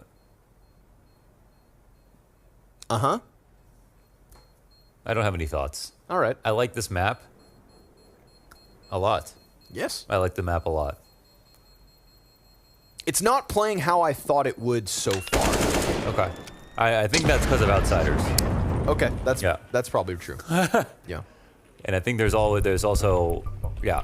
Which is sort of jarring, just because, like, you know, again, I thought I put in the reps. I thought I was prepared for whatever was going to happen, and it's just kind of stringy at the moment. But I think that is fair, right? It's Outsiders. I think they're both trying things, like the super proactive CT side.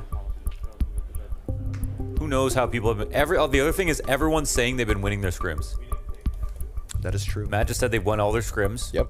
Except for versus FaZe. Rain said they won all their scrims. Which checks out, based on Magic's opinion. That's true, yeah. I mean, technically we didn't say it, I guess. I don't know. I heard Heroic been playing Ancient. Ancient? Or sorry, Anubis. Anubis. Okay. But everyone's who hasn't been, probably. Right?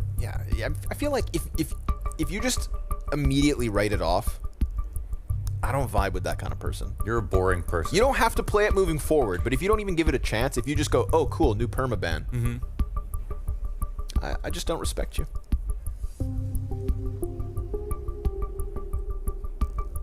I bet Outsiders are scrim demons. I bet they're the worst teams to play in scrims. Yeah. Ooh, Jame would make me mad in scrims. Oh, yeah, I would. I'd blow a gasket.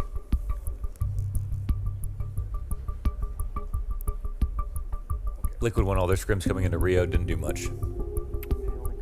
While we sit in this tech pause, can we go to the A site of Anubis, please, Bastion? Yeah, that's right. You guys thought we were going to sit around and wait, but I'm going to put y'all to work.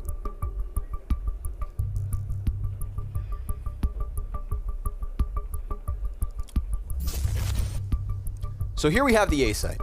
Now, default plant has currently been kind of in front of this little circle, right to the left of it, open towards long. That's the default. But I want to bring everybody's attention to a spot I call Tut. Here on the bottom right side of the screen, you'll see that this bomb site is kind of shaped like a fish. Sponge pointed that out to me, right? Yeah. So this squared area is known as fishtail. But this corner on the right side, where the stairs are, Brokey. you can plant there, and we call it Tut. The reason is, Bastion, pan up. Look at that guy, sat on top of his throne. You see him? Look at those toes. King Tut, Tutankhamun, or as Maniac says, Tutankhamun. So if you plant at the bottom of this pillar in the corner on the right, we call that Tut. Because it's a safe plant from Heaven Peaks. It's an alternative plant that's also open to longer A. This corner right here is Tut. Tell your friends all about it. Now, Bastion, if you turn to your left and look towards long A, you'll see a nice long angle that I would suggest occasionally playing with the M4A4. If you tuck in here to the left next to these aloe vera plants, you'll see this nice long angle. I do advise you to be cautious though, as you are exposed to any kind of T-side peak, but if you catch them sleeping, this is good for 1 or 2. Now, Bastion, please move forward slightly onto this platform. This is another great spot, known as fountains, by the way, because of, as you can see, the water trickling down the walls. This is a fun spot to play if you are on your own. You can play behind this pillar, occasionally peek out to long. But again, if you've got a teammate who's playing middle, Bastion, stay here but look right. He throws a flash from mid-connector, pops that right in front of pillar, and I'm telling you, Sponge has the best flashes in the whole A site right now. This is a really sick 2-person play. And now I'm going to give you guys my last little A site secret. You see that box, Bastion? Can you move over to the box, please? Also known as Hell, by the way. There's 2 nice angles you can play here as well, one of which is standing right behind this box. If you look down, you'll see a small pot. Yeah, right there, look at that. You stand on those pots, look towards long A, Look at this angle. They come around that corner again. You're like half exposed to this, but it's always good for 1 or 2. And then if you want to play it slightly safer, you back up 5 feet. Yeah, and you play this broken wall. Tuck into this, please, Bastion. Look at this angle. Now you've got cover. What are you calling this? We Ladder? call, I don't, so underneath it is hell. heaven? This is heaven. But then the other side, there's another side. Yeah, that's the problem. So this one's kind of, I mean, we could call it bricks. Ladder, bricks. Was that a ladder? Or is that just scaffolding? Some kind of scaffolding. Yeah. Bastion, can you look up? It is scaffolding. Yeah, this spot, I can't remember what we call this one. One scaff. Also, again, if you want to be real nasty, you can play on the opposite side of default plant. So just behind this round thing in the bomb site, See, tuck in here, they never see you coming. yeah, but this is also where you do they do see you coming. This is becomes the last spot on the site that you can stand on versus some of these executes. It's kind of like Fountain, but better. Better? There's no Yeah, well- water though. Yeah, but Fountain's so skinny. Yeah. You know, this one's at least nice and thick. The problem is that coming into the site, like some of the angles you pointed out, right? There's nothing else. There's nothing else to draw your attention. As they come around into the site, they can clear off the angles one at a time. Yep. Right? And then the windows allow for the execs to come in. That is true. That's why everyone's like, oh, we need to find a way to push, but it's hard to push because it's Such a choke. it's such a choke point, but we'll see. People get creative. It's hard for mappers to know how good the utility is going to get. Right. Like even when, so like I play tested Anubis and all the map core maps in 2020 or whatever it was that they did this contest. 2019. Like, yeah, 2019. Yeah. And you do your best to try to figure out like how people are going to have nades, but finding out like really map defining default grenades on new maps, you're not gonna do that unless you're like you get pro teams playing against each other for like a couple of months. Then you figure those out, and it's impossible for the mappers to be able to do that. You just gotta hope that like after some time people pick pretty good ones and you have a good idea. But at the end of the day, so I know that I talked to Rold, who helped design this map, made the map, and he said that like Valve bought it from him so they can make all of the changes themselves. And it's kind of just out of his hands now. So they've done a lot of good work over the years with map core and have designed Anubis. And honestly, since I played it then, yes, it really hasn't changed that much, I would say. It was already my #1 pick in the map core contest because of how good it looked already. Straight up visually, and then also the angles are super good. Angles are really fun. Yeah. Nice. Obviously, they do have to fix that, like a lot of clipping issues. It's the clipping problem. Yeah, that's the one thing. Because it forces you to swing wider than you need to be, and if you don't, then the nade comes back to you, and that's just not cool. So that has to be fixed. But yeah, I think it's just from small changes. It's nice that is the biggest issue. I feel like when Ancient was introduced, when Vertigo was introduced, it's like Vertigo had a drop down from top mid onto elevator. Vertigo had that gap in the wall of yellow, on A site. Like there was just things that like. We're just like, guys, this can't be. Like you've got structural issues, with the maps as they were added. And Ancient was kind of like that.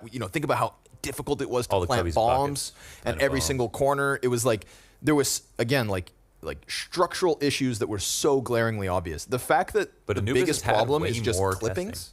Yeah, like that's it, and that's it. Yes, Anubis had so much testing. It's like it was actually vetted by you and a panel of judges from MapCore and FaZe who organized that competition. You know what's sick is Anubis has now been added twice to the game. Right, once after MapCore, it was removed, and then it was brought back with Tuscan in just a few months ago.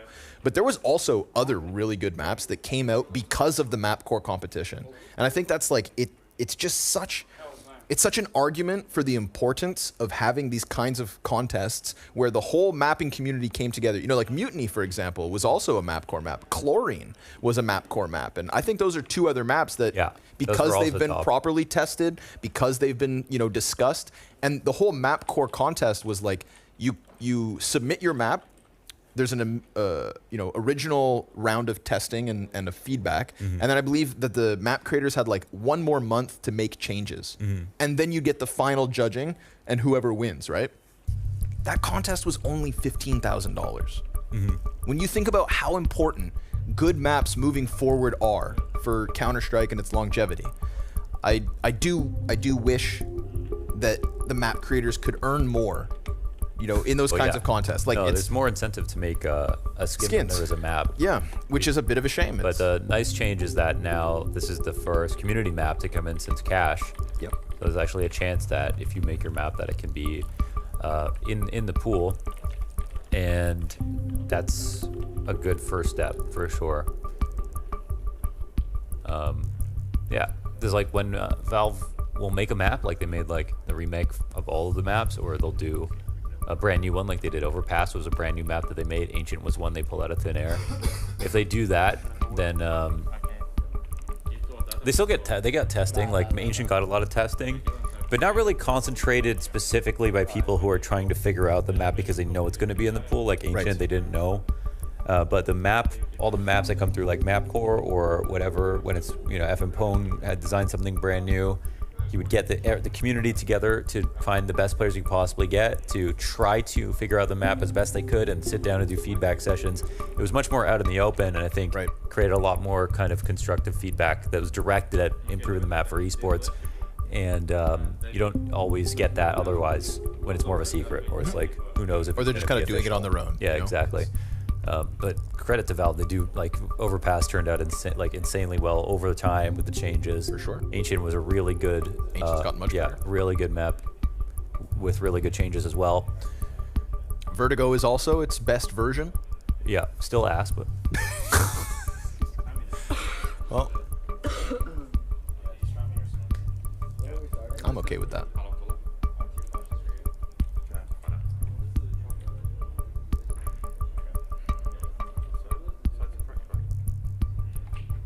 But yes, in history, whenever a new map gets added, it's best to not pick it. Yeah, it's right. best to not pick exactly. It. You could just so easily lose it. There's just so much unknown about it. And there has to be something psychologically when you come in with a strong game plan, you just lose the first 4 rounds where you're like, oh no, god damn it. And you kind of feel like they won 15 scrims in a row. Yeah. And now they're starting down, what, 5-1 or whatever. You're feeling so pulled apart at the moment. You know, I feel like, surprisingly, Nitro's already had a good amount of success getting aggressive on these A plays. Yeah, yeah. Some of that versus, you know, pistols, which is hard to stop, but... Mm-hmm. We haven't had the A execs either. No. They're trying to exec B. Yep. B splits are nice. And they aren't, like, messing with mid. I was kind of curious how mid would play out at this level. Yeah, so far they've... Again, you have to keep eyes on mid, because CT aggression through middle is a real thing, especially if you're trying to get into a B split as a T side. Anybody who drops out of that window, it's like, it's a dangerous game to play. It's much safer to just cross the bridge and then compromise long B instead, but, you know, those options are there for CTs.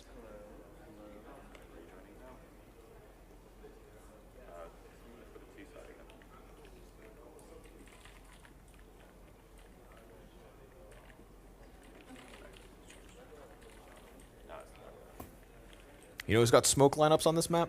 Rushley? Stunna. Stunna? Stunna. Let's go. The other day we were playing. It's like Moses, Sponge, and I, Harry and Hugo, I think. Stunna jumps on TeamSpeak. We were already sitting in like a Nader server. We were going through all different execs and whatnot. Stunna, guys, watch this. And this man had multiple smoke lineups. Multiple. Not as many as Sponge. He is still the king of Anubis. But Stunna's out here putting in work. And I thought that was respectable. What's the King Tut lore? Man, I don't know that much about ancient Egypt, but I know that King Tutankhamun was... Is it Tut uncommon, or... What do you mean? What? How did you say his name? Tutankhamun. Is that how you pronounce it? Yeah. Oh, okay. Yeah. Thought it was Tut uncommon. No. Excuse me. Preceded by Tut rare. I'm still looking for a Cleopatra call. I thought that would be a good shout out. We should have a Cleo somewhere, but I haven't seen any lady figures, you know. Originally, the hieroglyphics on B site, or yeah, on B, you know, they looked lady-ish. but Glyphs is just too good. There's also an Easter egg on this map. It's glizzy. Glizzy. There's God, sound like Freya. There's an Easter egg on this map. If you no-clip through the jail fence on B site, then a King Tut head will just, like a sculpture, will spawn in front of you once you enter the room. But you can't see it unless you pass the cage. So if you're ever no-clipping around on Anubis, go check that out. Make sure you're sitting down so you don't get scared. It'll freak you out. Okay. Well, let's get back into the action, shall we? Outsiders round will stand. Damage was done before the drop of NAF. And so, they find their first one. Can they find two?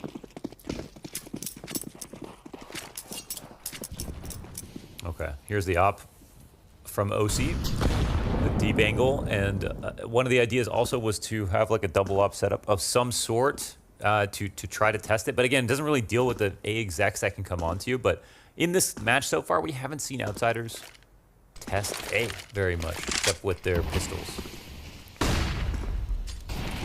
Those A execs could be a layup, especially with Canal's control, but they haven't tried it yet.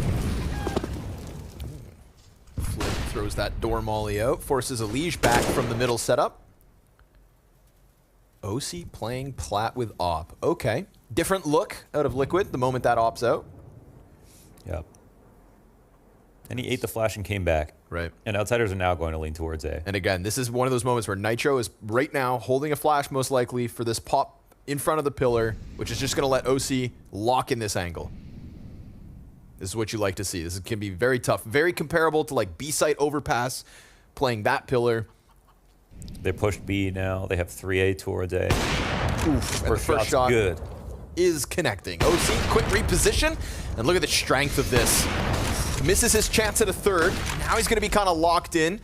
Gets a little weird when you try to get out of here, but a smoke grenade will bode well for him. 25 seconds, bomb on the ground, and multiple bodies for Liquid in the bomb site with the bomb on fire. So Outsiders just have to peel away from this, and the OC pillar play pays off. Gotta be careful, get a spot named after him.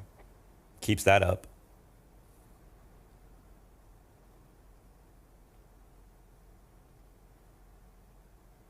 Counter-terrorists win. Liquid are currently the best Anubis team in the world. Right now, by far. So they didn't try to do the exact, they tried to do the contact here, but so it was a perfect call here from Liquid to go with the op play from OC. And obviously the first step to this was dodging the flash early and then just coming back on the angle and calling them out for not peeking with it.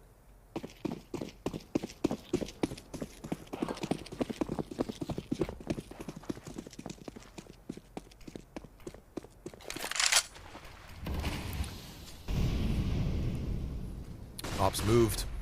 Set up on mid instead, and check this out. Early A aggression coming out of Team Liquid.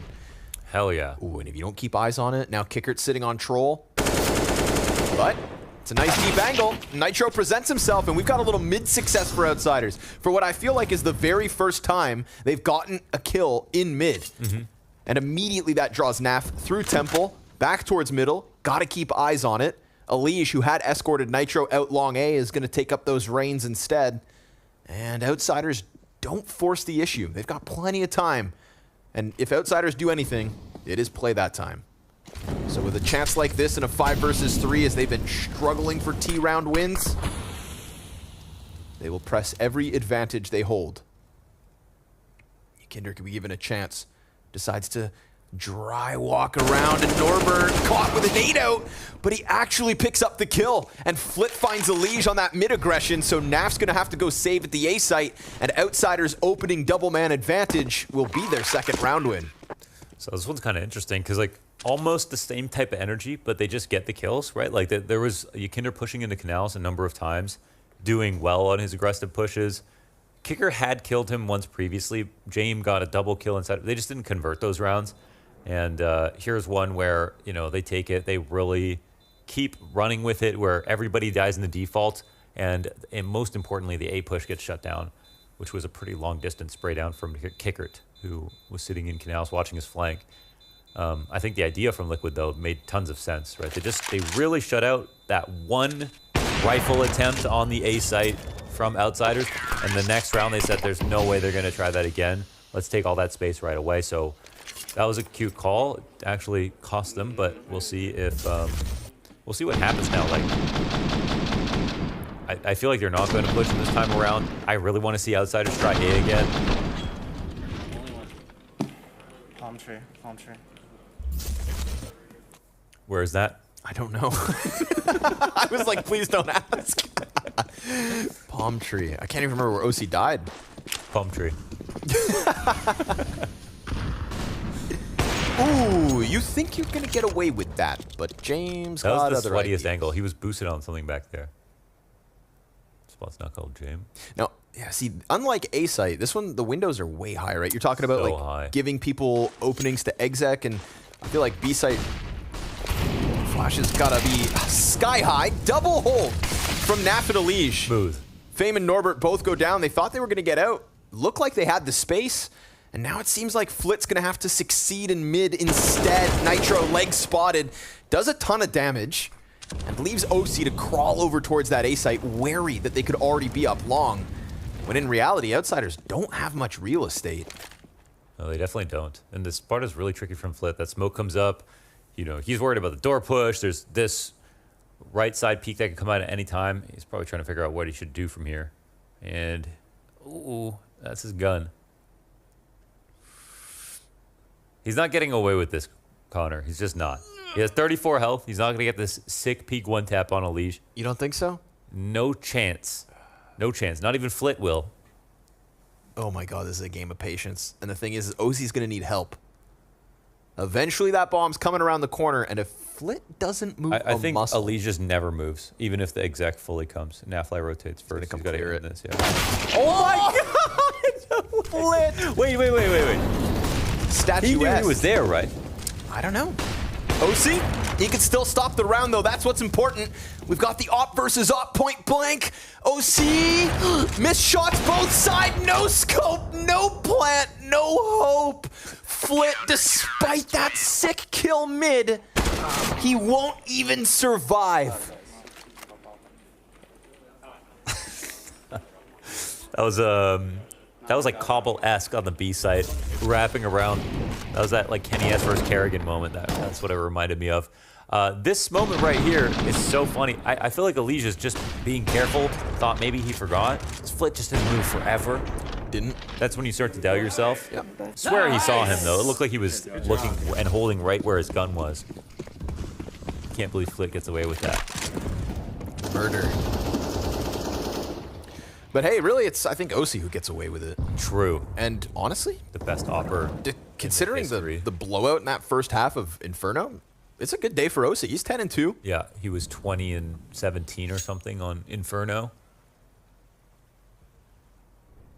Good day for OC. Tough one for you, Kinder. Yeah. But hell, if everything else is working, you're up 8-2 on the CT side, then you know it's only problematic when you lose. That's what you got to tell yourself. OC and Elige double mid setup. One liability here is Flit's Tech 9. And he's been getting curious these last couple of rounds. You come around that corner, OC's got you dead to rights. We're going to get back into that A lean by the looks of it.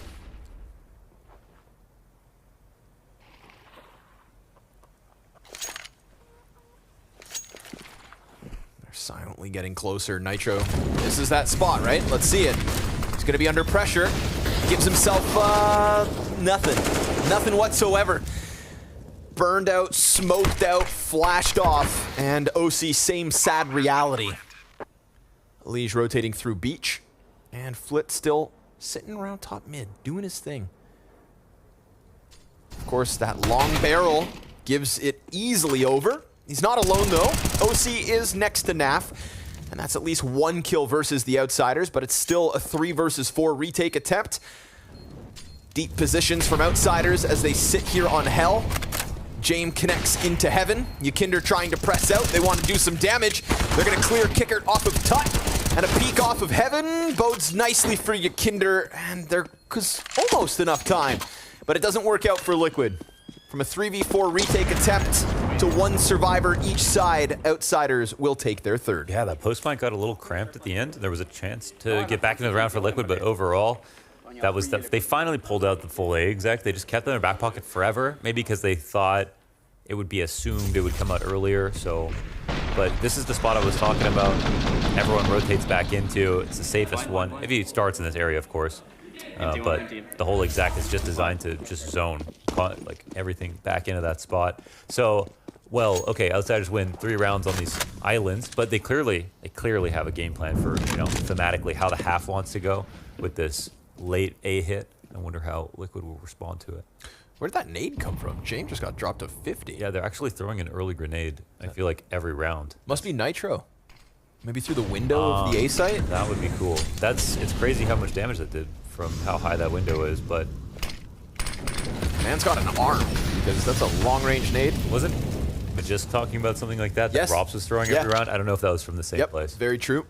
They were talking about a nade battle that kept going down on A site where CTs are hitting Ts, so that could very well be it.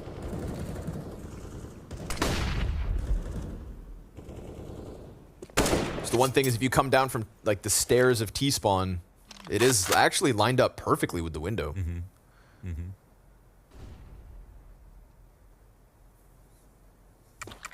Again, leaving Kickert outside of cave. Fame and Flit behind him in canals. We could get a moment here for Liquid to get aggressive. Yeah, nice peek through bridge. And Flit gets taken off the tail end of this B split. Instantly opens up the rotation through Temple. So we're gonna get Liquid with 4 players inside B. Yakinder empty-handed. We've got Kickert and Fame in with entries. Damage done, of course, to the T side. And OC scrambling back through Temple as Elige pushes up on long. We got another post plant. Can they hang on from inside sight? Kickert's Mac 10 finds another victim. And all the while, Nitro was hoping to press in with this mid flank, but by the time he gets there, they lose their only guy inside of sight. OC's low on the op, so we've got Outsiders squeezing a 4th round out of this T side. Yeah, they're bringing it dry. That was a nice couple of entries from Kickert and Fame, of course. Getting the kills at the same time is like the big thing right there. Because it looked in these earlier rounds like Liquid having a great time holding onto the B side, especially. Even when they gave up Cave, they gave up the B main entrance. They were happy to take fights from back there in Glyphs, the rotator connector spots, whatever. They were not having any troubles. And because of the nature of the site, like the execs aren't coming in the same way. Like not everything's getting volleyed. And love the mid-round stuff inside of mid, because Elige, you know, he turns his side to anybody who's there holding him. But Liquid have done a good job like doubling up in mid earlier on in some of these earlier rounds and really have dissuaded Outsiders from trying to push into it. Flit has tried to be annoying, but they've realized that they're not going to try that all the time. Mixed by here on round 13 for Liquid. This could be the just round. to save guns, yeah. This could be perfect. Oh, they're pushing. M4 at the helm. Oh, Are they ready for 4, here. though? I mean, all 5 members of Outsiders, deep corner. They lose the rifle. USP's not going to offer us much. So Fame's got himself a double entry. Elige on the P2000. Again, you just get burned out of that spot every time. Sight engulfed. Ambitious pistol push. Yakinder versus Jame on the flank. But Jame is aware. Looking for pistols in spawn. Because it's Jame.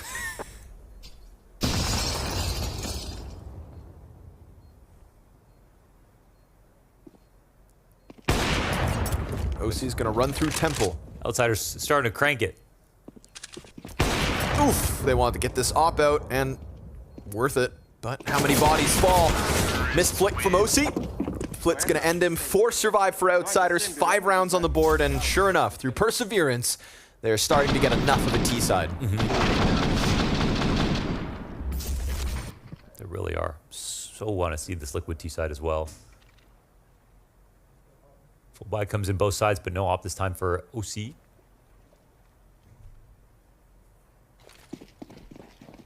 A nice melange of A4s and A1Ss as well here. Love to see it. We find out about that HE. Oh, it hasn't been thrown yet. No, not I've yet. been waiting. I've been watching Nitro every round.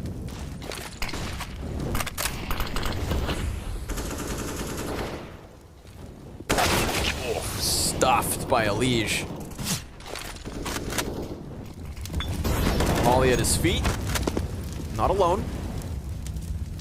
And he did see nothing in front of that smoke.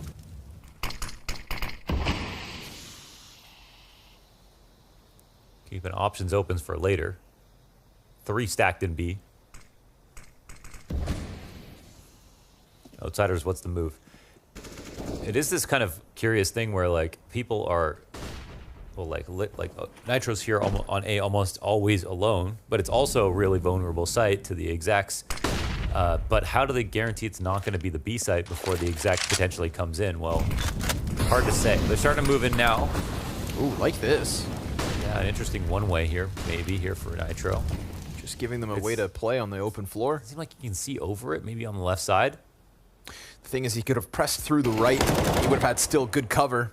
But he finds Fame trying to climb over top of platform. Yakinder is here on pillar. Back is covered to cave. Allows for him to fixate onto long. And that's perfect. No reason to move whatsoever. OC holding outside of Temple. James looking to hang on, but we've got Liquid in with another and a CT side on the cusp of double digits. I like that spot a lot because, like, why would your teammate ever clear that coming into B main if someone's standing right in front of the skinny pillar? Cool play from Yakinder.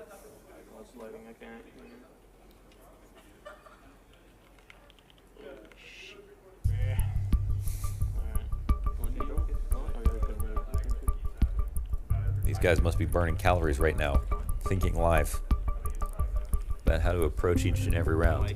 I like it. Yeah. I like it. It's something new.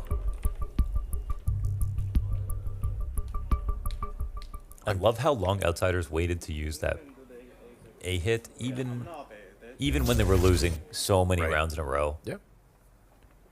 Yeah, James got it calculated. Kind of felt like how you would do that same thing on Nuke with upper. Like, you know, the upper hit's always coming, but you don't want to use it too early when the nades are obviously going to stop you.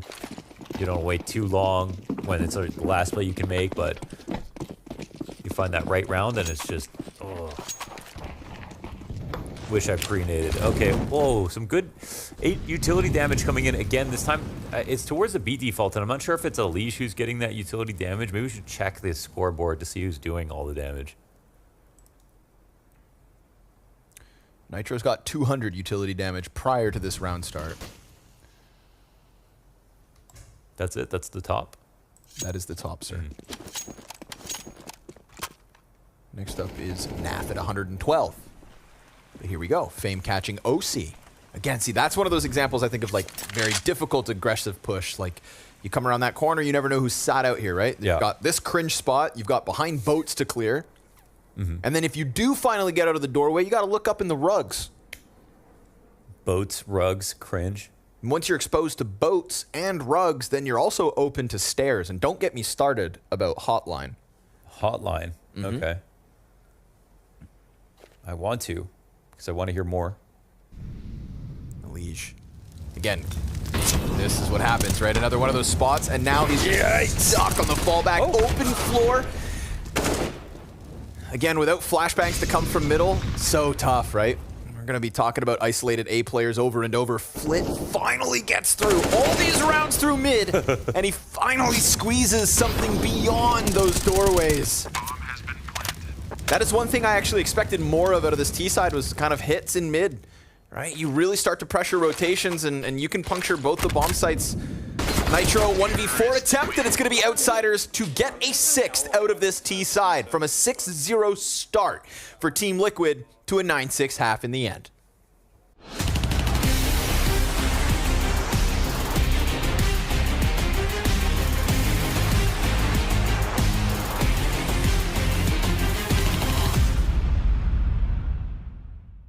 Hello everybody, this is the EPOS experiment, and things are about to get a little wild around here. We've got 2 players coming in, and we're going to be testing out gaming environments. 2 laboratories, let's say. One with Chaos, one with Zen. One player will receive comfies, candles, and a noise-canceling headset, and the other one, well, complete and utter chaos. And so without further ado, I present to you guys our players. Yakinder, Good to see you, brother. Nice to see you, man. Always a pleasure. I'm gonna switch it up. You guys are gonna be playing a 1 versus 1 in separate rooms. Things are gonna get very different for each of you, and that's where we're gonna kind of leave it. I think it's about time we let the games begin. The first experiment's underway. The first experiment, it's not much of an experiment. We want to let these guys size each other up. We want things to be even. We got to figure out, before things get crazy, who's actually coming out on top when it becomes Yakinder versus Stown. Let's go! Clearly, it seems like Yakinder's got the hot start, but what Yakinder doesn't know is what's to come. So we'll let him enjoy his moment. We'll let things go as they do. At the end of this, though, things get interesting. This was the easy round, okay? This was when things were the most normal. Warm round. So, Stown, we're gonna send you back to your room. Some things stay the same, some things are about to get very different. We got the bathrobe here, some candles. That's pretty nice. I'm down to play some CS. In Yakinder's room, we're gonna start to crank the dial, so to say. Let's hit it. So, what is... If you think it's gonna distract me, it's not gonna work. Okay, maybe it does work. Chill out, I'm losing!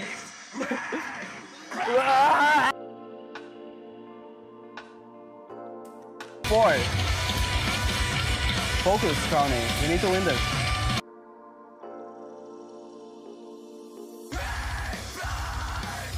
Oh my god!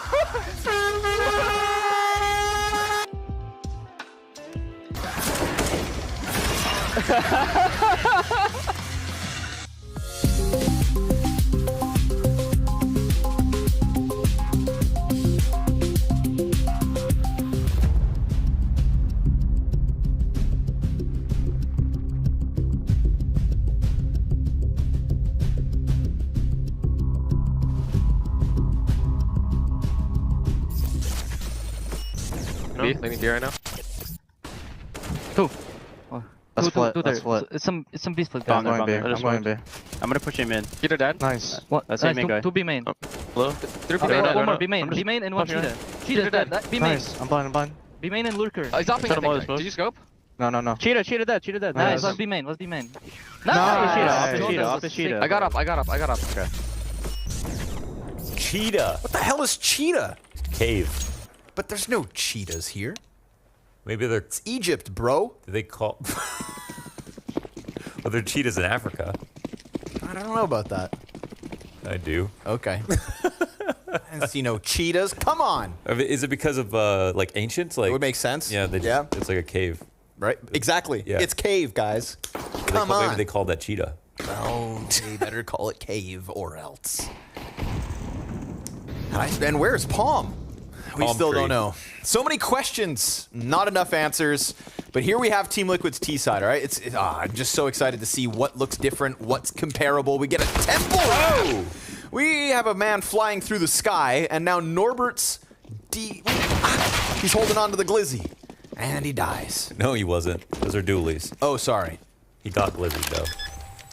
Now that bomb plant, not gonna stop it. A temple to be wrapped in a pistol round? I've never seen it.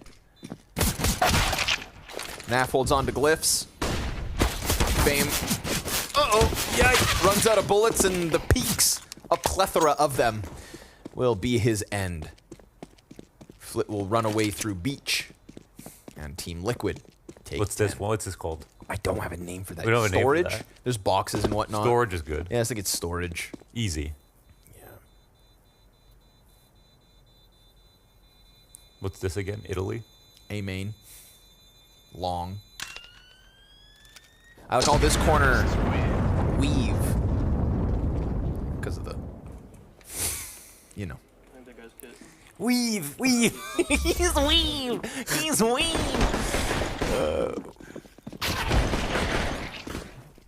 The thing is, it's going to be lowest common denominator calls, right? No matter how cool you want to make them. Yeah, I know. Yeah. It'll be the thing that makes the most sense to most people. Always because that's gonna be close. Okay, that's gonna call it close. Oh, maybe this is Palm. Yeah. Okay. Yeah, you yeah, see it? Yeah. Yeah. Yeah. But That's palmy. okay. Liquid have been given a chance. What's this called? This is Pillar. Oh, Or sorry, he's on the Plat. center pillar. Yeah, sorry, Yeah, I thought it was in a Plat. different angle. I was like, where is he? Okay. Maybe this is Weave. I was gonna call Cave Electric. I'm really sorry. Why? There's an electric box in there. Oh, okay, no. Wrong. The last thing we need is more callouts for this place. If you read this sign, it's technically called the Temple of Ra. One raw. Yes, I have read the signs. Splitting raw. I like that. But through Cave, Ykinder will work. And, of course, Outsiders, USPs. We've got nobody inside this B site. What's wrong with raw? Or when you thought about it? No? No. Okay. Because, again, you only know if you read that sign. It's raw!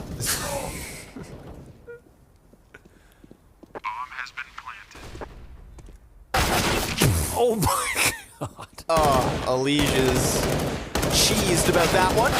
Ooh, and Kickert's going to pick up a kill as well. So there we go. USPs have Oh my prevailed. god, it's raw, so we call it Ramsey. Okay. Okay. Oh. Wow. For a second, I felt like an idiot sandwich. There we go. Fun fact, that's Julie Chen in there, in the idiot sandwich in that GIF. Oh. Host of Big Brother. Icon. By the way, these phones here on the right, that's Hotline. Ah, okay. It's 2 pay phones. Oh, look. A free... Oh, no. Oh. Thought he was going to come back, but... Ramsey? Listen, man, you're too late, okay? We had 2 weeks between fall final and now. You missed the games, bro. I already know that Cave is going to be contentious. Okay. I think Ramsey's going to be loved. Okay. You get on that. Apparently, it's Cheetah. Yeah, Cheetah. There's the nade.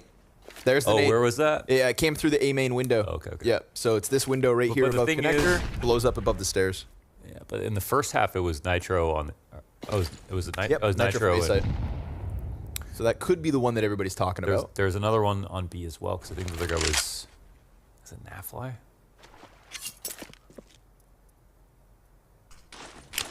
Definitely lots of nades. Ooh. Flash that pops above main. That's... Surely that can only blind close.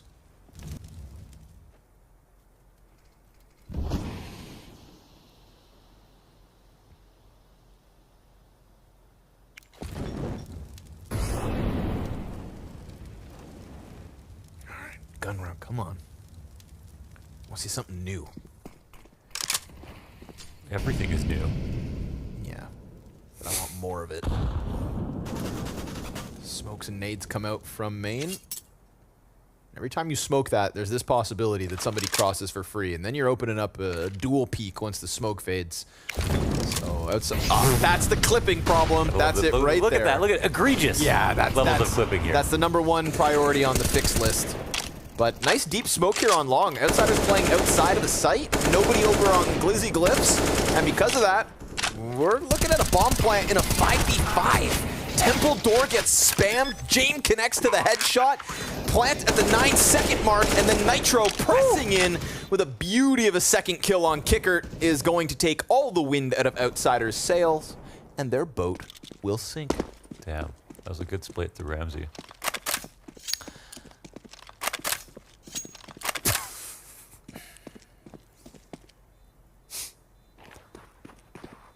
That was raw as hell.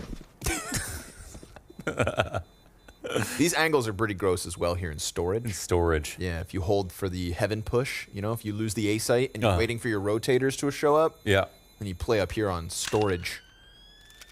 But 5v5 post plant for Liquid with 10 seconds left. That got sketchy. But I was very surprised to see Outsiders play so much outside of the site, right? Contrast that to like, yeah. See, the thing is, if you have clipping like this, people are like, oh, just peek wider. Well, it's like, then you're just more at risk of dying by getting shot. Yep. You're not supposed to have to do that.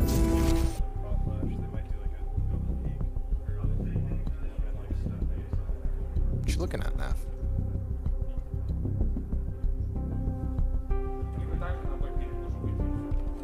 Oh, his notes. He's probably trying to figure out his lineup. Mm-hmm.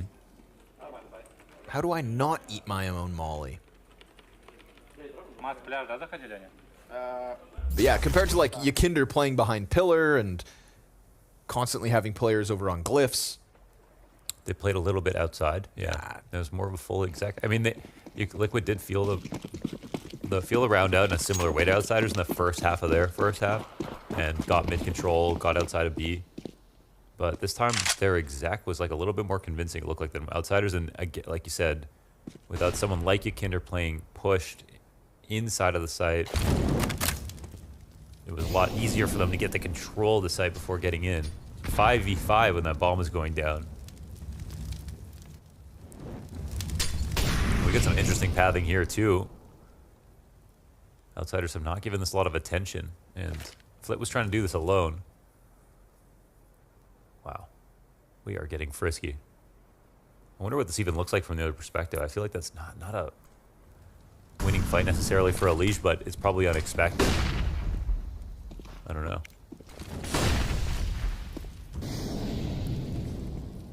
Got bottled up A defense. Fame comes back from long. Again, right, once mid is compromised. Yeah, the CTs are scrambling around. Becomes so nervous about it, right? James going to A. Through storage. And they are going A. How the hell did he figure that? It's just James thinks.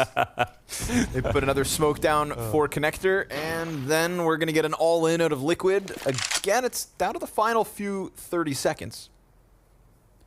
And Fame's going to just be playing Palat. Ooh, peeks out. Just finds the timing there. There's more bodies coming. More than one, more than two. All of Liquid going to be trying to press out. We're going to have Jame on the back site. Flit's going to draw attention, and Jame, just the one and done. 8 seconds, and Flit, well, locks down bomb. Kicker catches Naf at the bottom of the steps, and we've got Outsiders CT side starting.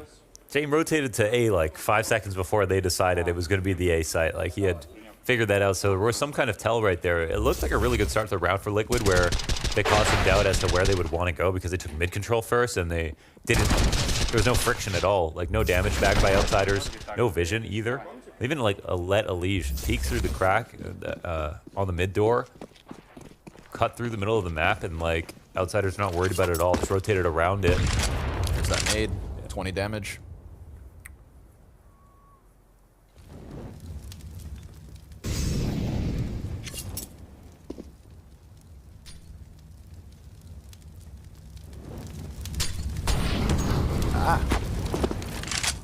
Leash burned back.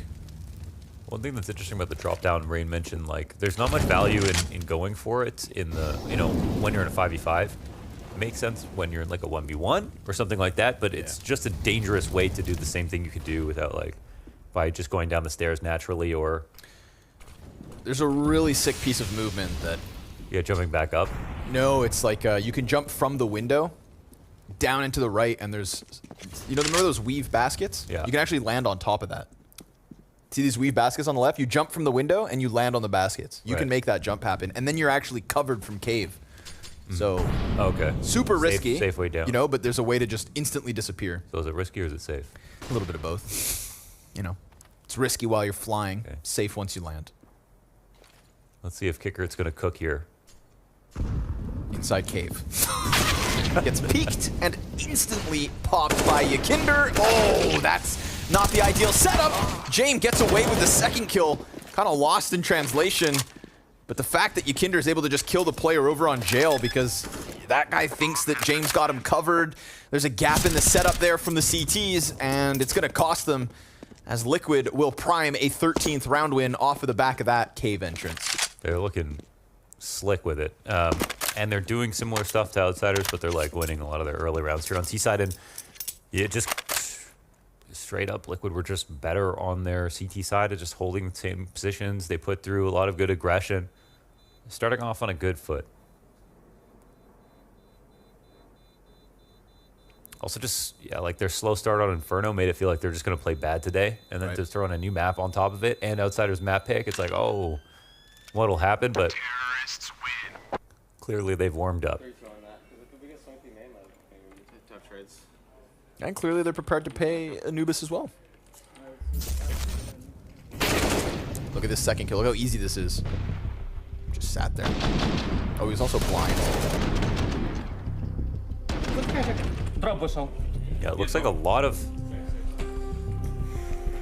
people are just being compromised to these B splits in some of the closer positions. Sort of way too easily. I'll try to focus on B main.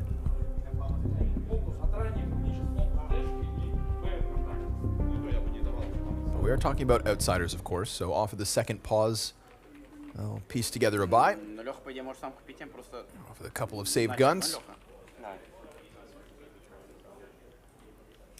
They're going to make Liquid work for this.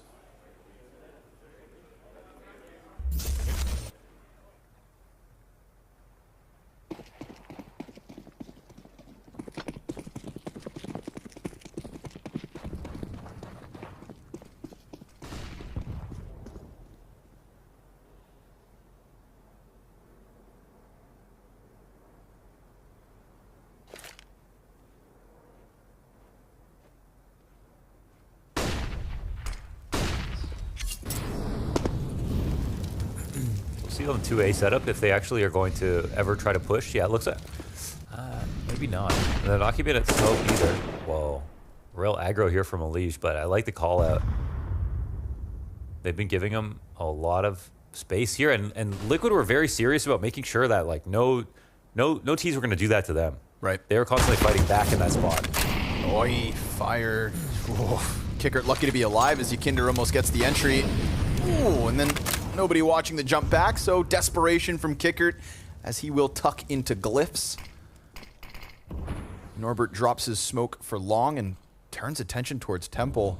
Again, because mid is so compromised, right? James gonna hold it from bench instead, so Norbert can just turn, fixate back on site, 40 seconds up, and we've got Team Liquid on the brink of another B split. This has gone very well for them.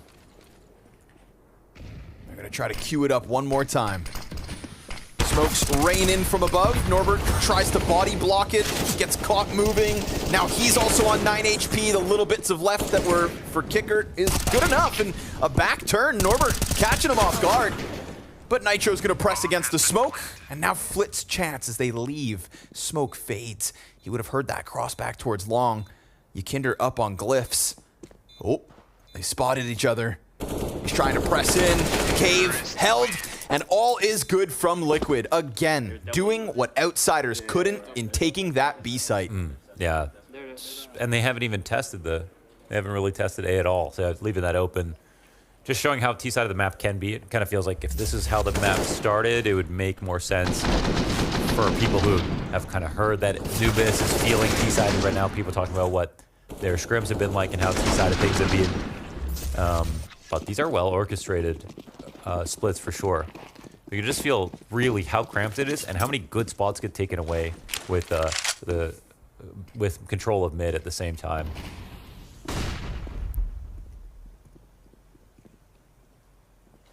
Everyone just ends up in glyphs basically. Yep. Which seems like a good spot to be. It's like nice and wide. You can like one way yourself, but that's just when it's the only spot. That makes it kind of tough, I guess. There's that little cubby in there as well if you do have to fall back. Kinder's not going to fall victim to that. He holds off, burns Jame out of the corner, so that's 2 players down. Fame had one of the only guns. Flit smoked off on Heaven, burned out of bricks. Has to sit back, and A site has gone. So here we go, Team Liquid with a look into the A site. Nice exec, good utility. 4 CTs out of any close corners. And it's going to be Outsiders to concede a 15th. So safe to say, clean with it. Map pick didn't go well. It didn't go well. And they knew Liquid were going to be good. They knew everyone knows everyone's going to be bringing some new flavor right now. No one knows which ones are going to work the best. But Liquid do look like they thought about the same things better than Outsiders in this map so far, especially with the way they've had some respect for the idea that like they don't want to give up mid on CT, let anyone lurk through. Outsiders don't have that same energy. They're barely playing mid at all. And allowing Liquid to take control of that part of the map. Also, Outsiders started with their default sitting in canals, waiting in that position. Liquid have been pushing the extremities and pushing inside of middle different times. They did a better job opping over towards B in general. So they've really earned their way through this map and look better than Outsiders, I think. They've actually thought through this, I think, better than they have. I would say shout out Nitro as well. I think he was way more successful with his A aggressions. Well, yeah. Yep, and how many times was like Kicker or somebody else sitting at the bottom of stairs or sitting outside of the cave by Troll and then just getting caught by those Nitro flanks. Yeah. We just have not seen that success out of Outsiders.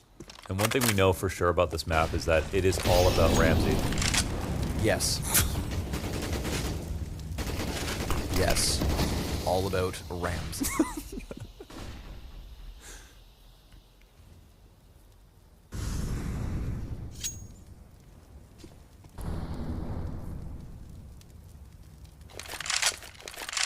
I think there may have been a King Ramsey as well, so that could actually. Yeah, that's what I'm saying. That's the whole joke. Oh. What the frig? It's so creative.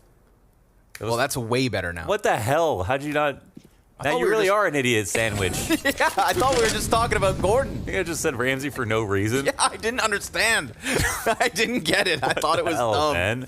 Oh, that makes way more sense. I didn't know you were up into your Egyptology. Good for Tut uncommon.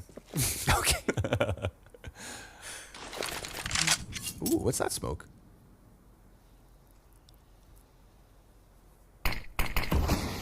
Blocks off Temple. Very cool. From Troll to Temple, Jane, ready for the connector peek.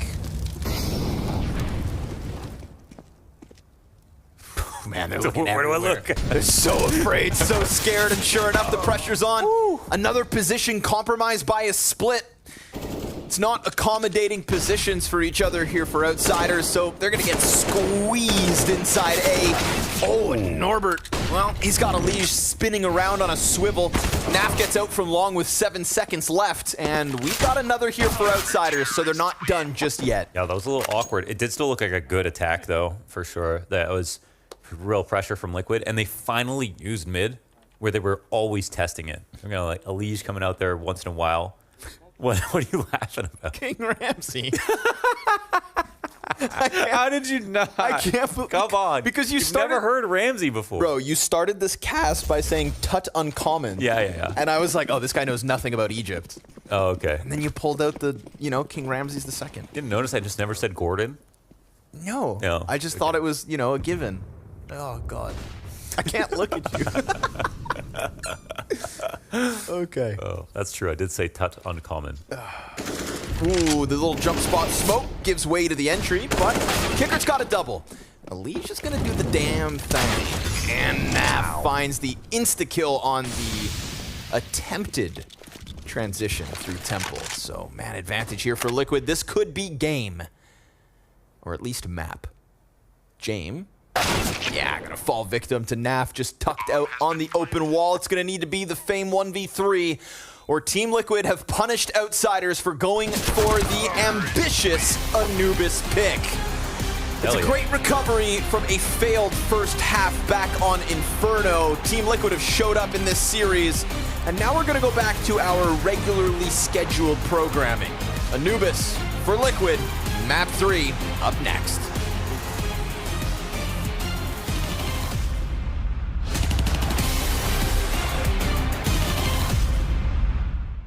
Hi, friends. How banana? I'm not gonna walk in though. How banana? Ruins one. Nice. How banana? You can leave me. Swap with me. Okay. Take CT now or banana. I'm gonna fight for it. Hold in. Nice. Just hide now if you can. Oh, this is rough. Let's fucking go. Down! You can just kill them. I'm gonna stay. Holy shit, bro. Get the Canadian slap! Boom! Can we boost back up? Can we boost back up fast? Please. Nice. You smoke upper. Someone boost. Come Yeah, on, I come. Come and boost me. 1A. They're alive with that. Bomb dead. One more B. Go. Dead. Nice, let's say. No time. Give me sound. 15. Down lower. One tap in, please. Down lower, Lexi. Hide, please.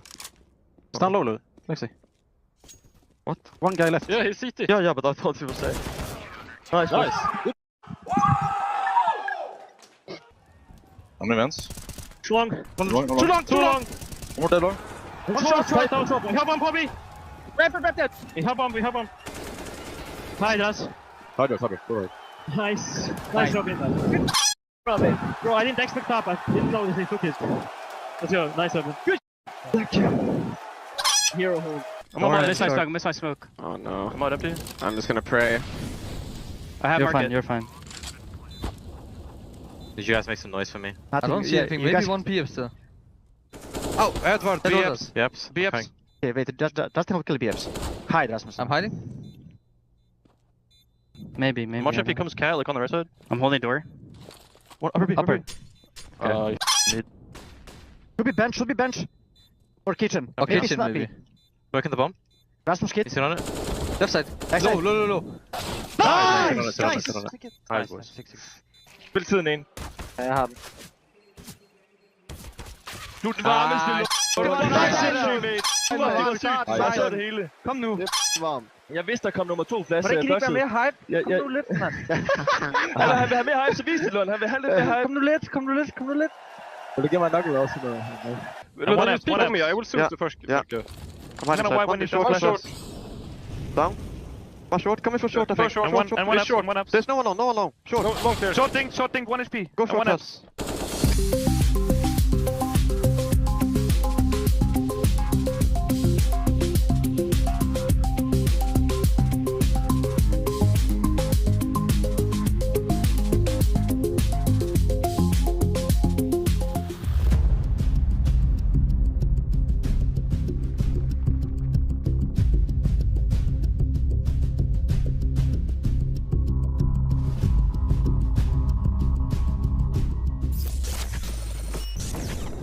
Temple. Emo one. Nice. Emo. One way. He's dead. I got cheetah. Bomb down, beam in. I got the bomb. He's out. Hobbit, Guys, Hobbit or Ninja. Emo. Dead. Nice. Ninja clear. I got cheetah. Emo is clear. I'm in triple. Mid player and A player. I'll see flank. I resmoke temple. I'm just playing Ninja one. Yeah, Ninja. Cheetah dead. Nice. The hell, he didn't see you? Yeah. Our first taste of Anubis, and that is a dish I want to eat again and again and again. And I feel like Liquid, they're going to be feeling the same way after that one, because Maniac, that was decisive. 16-8 on their opponent's map pick. Obviously, we hadn't seen either of them taken to the stage on this ground, but I was really impressed with how confident Liquid were looking on this ground. Yeah, they looked extremely confident. The gamble didn't work out for Outsiders. I'm not going to shame them for that. I think it's the moment, it's the place to kind of put these Anubis picks forward, and it sends a message to the rest of the crew as well that if they float Anubis, then it might be picked. Now, I have to say, the way this game ended, the way the second half went on, is how I envisioned Anubis to go down, which is a defense that is struggling to find its footage. It's a lot of space being taken from the T side, and then it executes onto defenseless, poor Lil CTs completely lost. That is the Outsiders theory, that's the Outsider program, and how Liquid ate them. But the first half was surprising for you. I didn't expect that defense coming in from Liquid. No, the fact that they started off so solid, obviously Outsiders coming back into things with a few good-looking T rounds of their own. But yeah, I think it goes to show just how maybe more prepared or maybe more well-drilled Liquid are coming into that second half, because we were talking about it. Obviously, there's so many complexities on the CT side of Anubis. When you lose one player, there's so many positions the other opponents can come from. Yeah, and this is why I was surprised and kind of impressed by Liquid, because I think early in the first half, they held their defense quite high on the map, and they weren't punished for it. In fact, they forced Outsiders outside of their game plan. You see, Outsiders and Jame, for that matter, try to play a relatively complex default T play style where you have a lot of players in different positions and you play the reaction.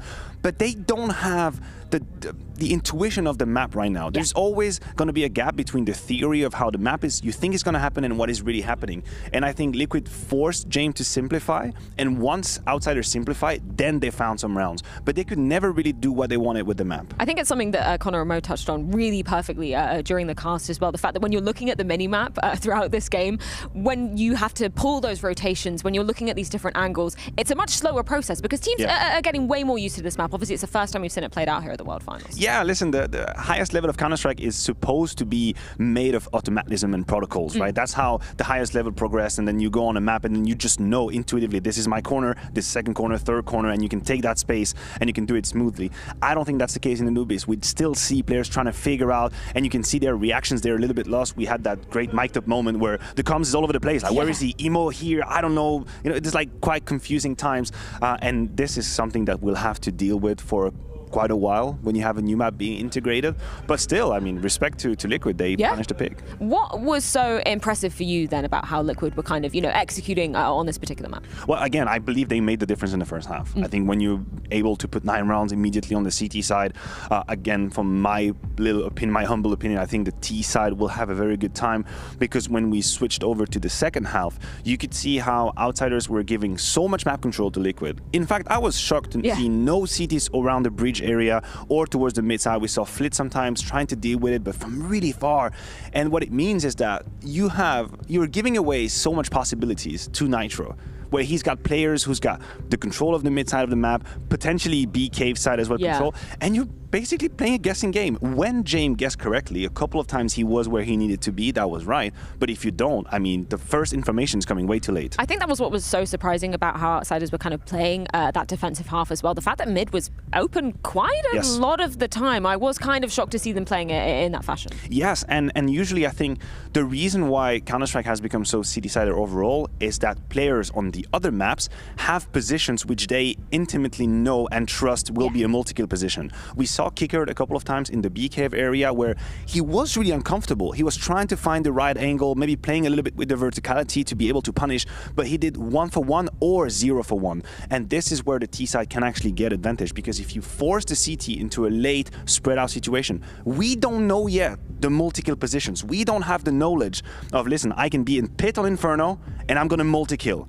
I don't think that exists quite on Anubis. Let's talk about some of the individuals on this particular map. We were talking about it in the green room, and the fact that, you know, we don't expect there to be an individual star fragger because everybody is getting used to how they're going to be sort of drilling things out on this map. But is there anybody from Liquid that you kind of want to throw under the spotlight, particularly coming off that first map of Inferno? Yeah, listen, I think Elige continued what he had started in the second half of Inferno. We know he had a very quiet, silent first half in the first map of this game, but here he picked up where he left off on Inferno. We see a bunch of multi-kills coming out, and he had that ability. You can see the first clips we have. He had this multi-kill ability on the CT side that no one from Outsiders was able to put forward. He actually stopped them. He actually took a bunch of these duels with great angle management. This is where being as mechanically gifted as Elige's will help you, because you're not relying solely on spontaneously and intuitive. You actually just know how to handle angles, and he did great on that map for Liquid. Yeah, he did really solid indeed. I know you said about the first half was, you know, a little bit surprised in terms of how that played out for you. Any other surprises in terms of how overall this map was played out? I think the CTs were not nearly as aggressive as I thought they might be. Okay.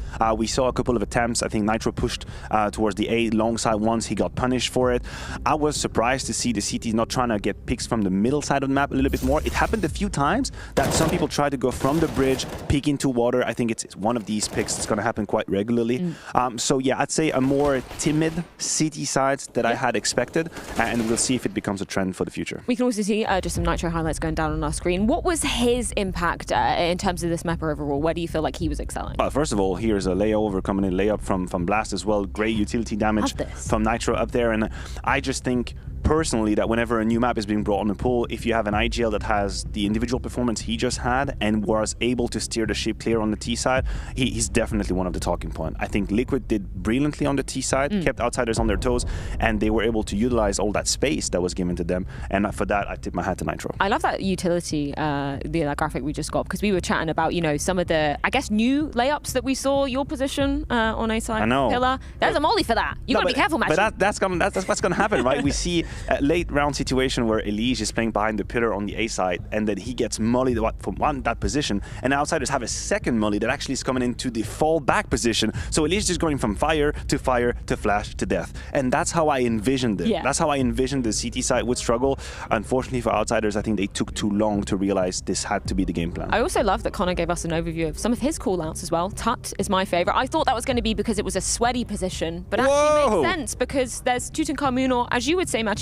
Tutankhamun. Exactly. That sounded exactly like how Connor described it. Beautiful stuff, Matthew. Thank you so much. Yeah, it's interesting to kind of, just see exactly how everything's playing out. I believe we do have Danny to dissect exactly how he saw Anubis going down.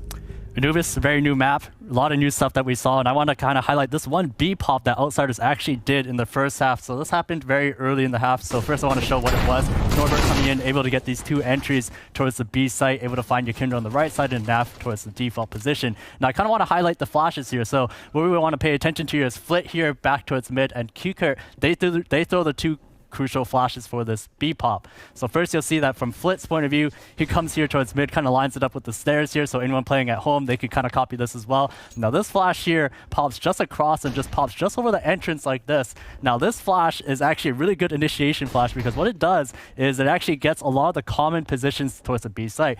One player who could be playing towards CT, anyone playing behind this default side, anyone even playing in this tucked cubby over here, because for this flash, you'll see that from every single person's point of view, they get blinded if they're playing here. Even if they play an off angle towards the entrance like this where they're not directly looking at it, they're still going to get blinded anyways. And that's what's so good about this flash as the initiation. Now, the second set of flashes you'll see here is from Qkert. Now, these flashes pop a bit more shallow. Now, these flashes go through the window like this. They pop right about here, and these flashes are really good for blinding players who are playing either in this area here on the left side or anyone playing this hard right area. So what that means is that for the player coming out on the entry, he doesn't have to kind of worry about a 50-50. He can check both these angles clearly because both sides will be blinded. You'll see that from the player from the left, he gets blinded really well, and from the right as well. So these 2 sets of flashes are really effective, and that's what allows Norbert to basically come out here knowing that he has flashes from the top side and the flashes down low. So when he comes out, he only has to really worry about this right side, and as well you'll see that from Nav's point of view, that initiation flash pushes him off, and then when Norbert comes in, he doesn't have to worry about getting blinded from the flashes that come up top because Yakinder, he's going to be the one blinded from that spot like I mentioned before. So although Outsiders, the pick didn't pay off, there are a lot of new things that we saw on this map. Can't wait to see more as well. Absolutely love that from Danny. That was a really interesting dissection of just, some of the intricacies that we saw Outsiders pulling out. Sure, they didn't actually manage to convert that. It was more about the reactions from Liquid coming into things. But the fact that they had those setups already well drilled, really impressive from Outsiders. Yeah, I mean, you have to do the work to kind of come in with this first-degree idea. And then what's being tested is your ability to, on the fly, realize that, okay, this is a theory, this is what's actually happening in reality, and this is how we have to kind of change our weapon. But I like that we have Danny on site to do all these weatherman segments for Anubis. I mean, Danny, I hope you're not ready to go to the hotel because we're going to need you a whole lot when Anubis is being played here. Hell yeah. I'm really looking forward to seeing if any other teams are going to be picking Anubis coming into things. But we've got to talk about the third and final deciding map in this series, and it is going to be Mirage. And when you look at the history between these 2 teams, great map for both of them through and through. I mean, it's pretty much unstoppable force meets immovable object. That's what's going to happen here on Mirage because both teams have a stellar record very recently. If you look at Outsiders, of course, there are 2 wins during the playoffs of the major. They took down Fnatic, they took down Heroic as well in the grand final. But for Liquid, there's nothing to be shy about either. They completely demolished Heroic during the major on Mirage. They spanked NAVI at the fall finals here. So it's a clash at the highest force. That's what we're going to witness. What was that, like 16-5 versus Heroic, I think? It was yeah, you're right. Absolutely insane. Like, I wasn't expecting that to come out from Liquid. What, when we're looking at this map, particularly from Liquid's point of view, what makes them so dangerous on this ground? Well, I would like to give you the Yakinder answer, but the truth is he's been relatively quiet in that series. So what better ground for Yakinder to actually step up? And of course, there is a little bit of a romantic aspect when you're playing up against your older teammates of Outsiders, and he's been relatively silent and timid in that first 2 maps, or first map we're seeing right now. So I'm hoping to see Yakinder lights out from map number 3. I think the show would like to see that. Is it just Yakinder that is under the spotlight from Mirage? Anybody else that needs to be stepping up in this one? Well, I mean, if we are being fair and we are criticizing Yakinder for not showing up, then I think the other side of that continuum is OC and the good performance he's having right now. He's been catching a lot of fire for his performance in Liquid ever since Yakinder was brought in. I personally thought that he was one of the players that didn't really elevate his game. Now that they have a potentially championship-winning lineup with Yakinder, he's been a little bit struggling, but nothing to criticize about the 2 first maps he's had. He's definitely on point, and if he can continue on Mirage, that'd be definitely an aspect. So when we're talking about Orping, let's inverse this and speak about Jame on Mirage. Where do you particularly see his impact coming through? Well, I think Jame hasn't provided much of what we were expecting so far. Again, I take you back to that kind of trolly interview where he says, if I suck, we lose. There is a little bit of that happening right now. He's been way less efficient than I expected him to be. I also think that being on Anubis and being removed from your comfort zone as an AWPer can be hard to handle. But now we're moving on to Mirage. So there is none of these excuses anymore. That can't be. So I would like to see Jame take a bit more space and responsibility, freeing his teammates, benefits from having to cover certain areas of the map because he is the one actually being there, taking charge, and being impactful. So to me, that has to be the factor for Outsiders. Do you see this favoring Outsiders then coming into the third and final map, or is it pretty even playing field considering, you know, this is a great ground for both the teams coming into it? I think the situation is more even than I would like it to be. Okay. I would like to be able to stand here and say, listen, this is Outsiders all day, every day. They're the major win, and that's it. I don't believe the situation is clear-cut as that at all. I think it's a very tough map to call. Liquid is definitely a client, but I'll stick with Outsiders for that one. Well, we're going to see exactly how it does play out as Liquid managed to push this to a third and final decider. As we are prefacing a great ground for both these squads coming into it, we're going to see exactly how it goes down after the break.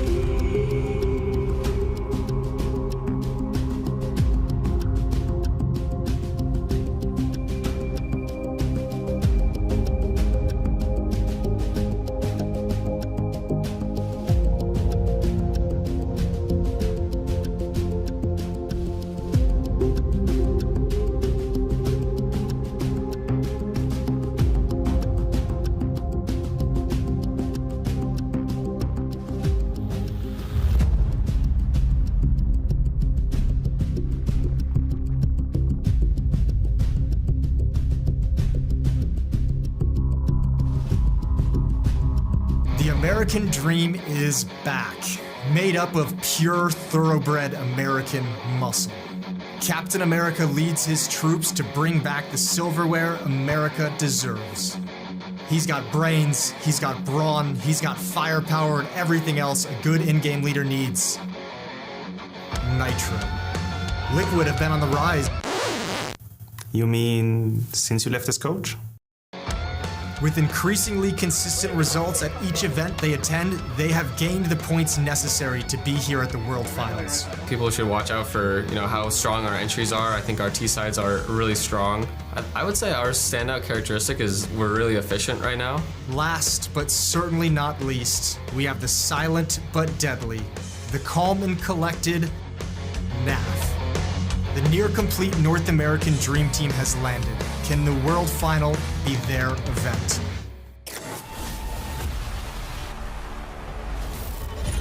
Can the World Final be their event? That's the question. Listen, it's their bounce back within this series. The fact that they're able to survive Outsiders' choice of Anubis, and not just survive, but thrive.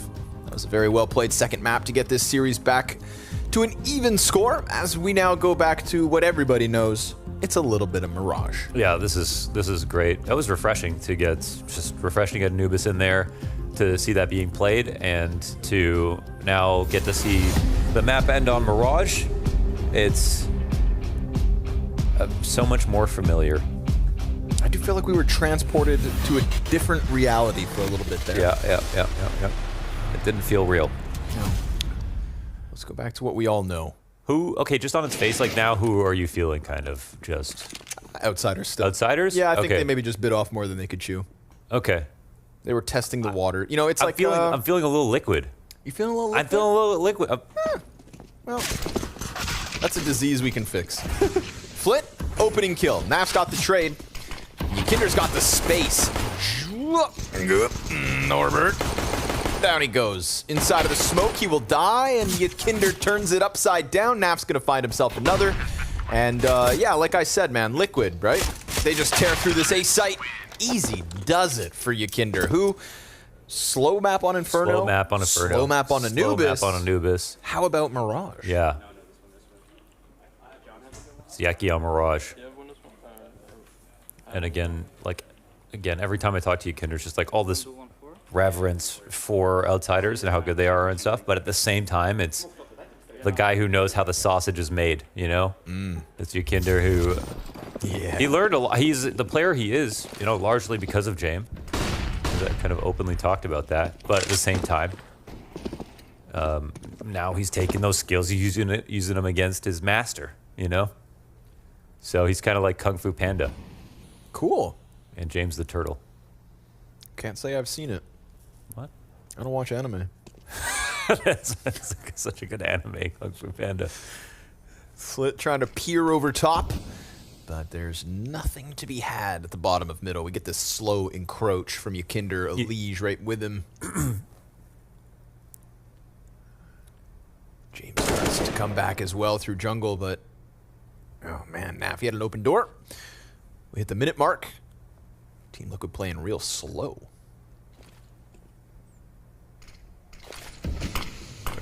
Into the 4-player stack here, but it's a solid split. Uh-oh, the scout tag, that can change things. It's kind of exactly what the Outsiders want. Famed Desert Eagle is ready. Oh, but missed a couple of shots. Opens up James' door. Scout connects, and now we're going to have Team Liquid trying to press into what is all of the Outsiders. Nitro can't see Jack. Elige will cover onto Norbert. Mac 10's empty, so he's just got the Glock out, and Flit lines up 3 off the FAMAS. Wow. Just body bags him. It's one thing to have 4 players like on the B site, but you know, versus a cat split, you're still going to favor the team attacking, I think. But in this spot, I think the scout tag is the big one. It slows things down, gets a kill as well. And then there's just enough time for the rotations to come in. And again, I want to credit Liquid. I think they have been good in these positions of like not getting scared when they're sort of out in the open, trying to scale. But they get outdone because the stack plus the extra rotation and good enough guns. Not everything they needed, but scouts can be very deadly. Yeah, that sends Liquid spiraling back into despair. Kinder's Galil smoked off and already revealed. So Outsiders on high alert. But they get a free FAMAS, a free M4, and a free MP9. So one thing we haven't seen so far with the new change is like Opper's running out of ammo, which is something we will see. You know, we're going to see an Opper reloading and get swung on at some point. It's going to happen. At this event, for sure. It's going to be a thing. We don't know when that'll be. But on this map, for example, could be a good first chance. Inferno's an exception. Anubis is brand new. Who knows? But ooh, that's what you love to see. Kinder's gone deep down jungle, catches Flit and Con. Nitro's bomb plant uninterrupted. Yeah. We're going to get a long flank out of Fame and a patient position for Jame. Kicker catches OC on the fallback in the meanwhile, and man, Nitro's still just stranded on that bomb site. We've got a Liege flank coming through Murder Hole. Jame catches him. Stringy and odd as FaZe doubles back around through Palace, and perfect peek out of Nitro. The fact that Norbert gets dropped is now going to force James forward. FaZe comes out with the kill. Time is of the essence. Nap picks up one, and then Kickert's MP9 will get him. Sure enough, FaZe's got time, and Outsiders will survive with 2 up. Yeah, that's really well done. Actually, it was because James got up on that table inside a window, and Yukinder came back to clear inside a window, but didn't go wide enough. And then Elish dies as he's rotating on this flank through B. If they had any idea about James, then it was pretty much over. There was a nice kill from the back of triple as well with the P250 from Nitro. So fine margins, but Liquid do a lot with very little on that round. Come into this one with a similar buy. Just the 1 AK going on to Elish. Gifted over from Nitro.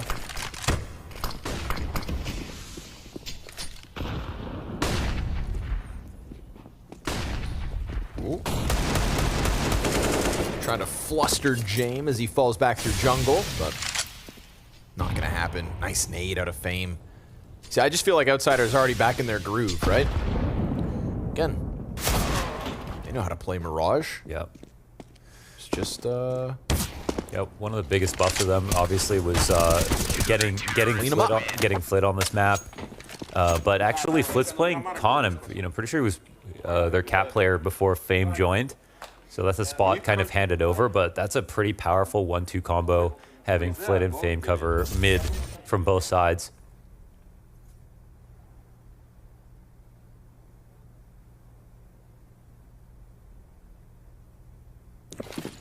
if FaZe can pull out Vertigo at the major and lose it, then I think Outsiders can do the same thing here with Anubis. Okay. And the fact that it's brand new. But then they went 0-3 the Legend stage. Well, I tried to bail them out. I still respect Outsiders for trying to pull that off. Yeah, that was nice. Yeah. Props for an attempt.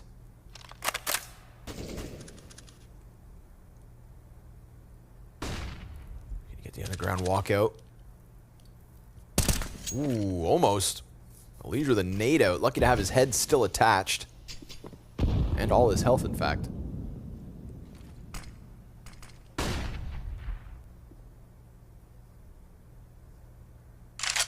Really fighting for this late approach onto middle, and it feels like Liquid are going to get it. I mean, they still have top boxes. They have Yukinder here roaming. FaZe can't really come forward as much, so Elish has some protection. And now it looks like they'll begin the crunch.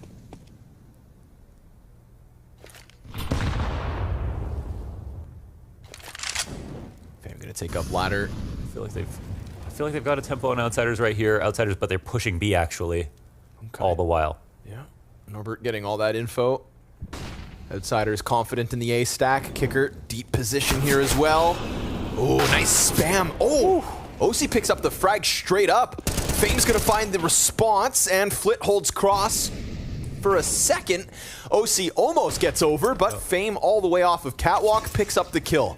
Nitro grabs the AK, and they're not gonna push their luck, but little do they realize, Norbert has already got ramp locked in. So Outsiders, perfect flank, perfect hold, perfect cat impact, in fact, from FaZe. Yeah.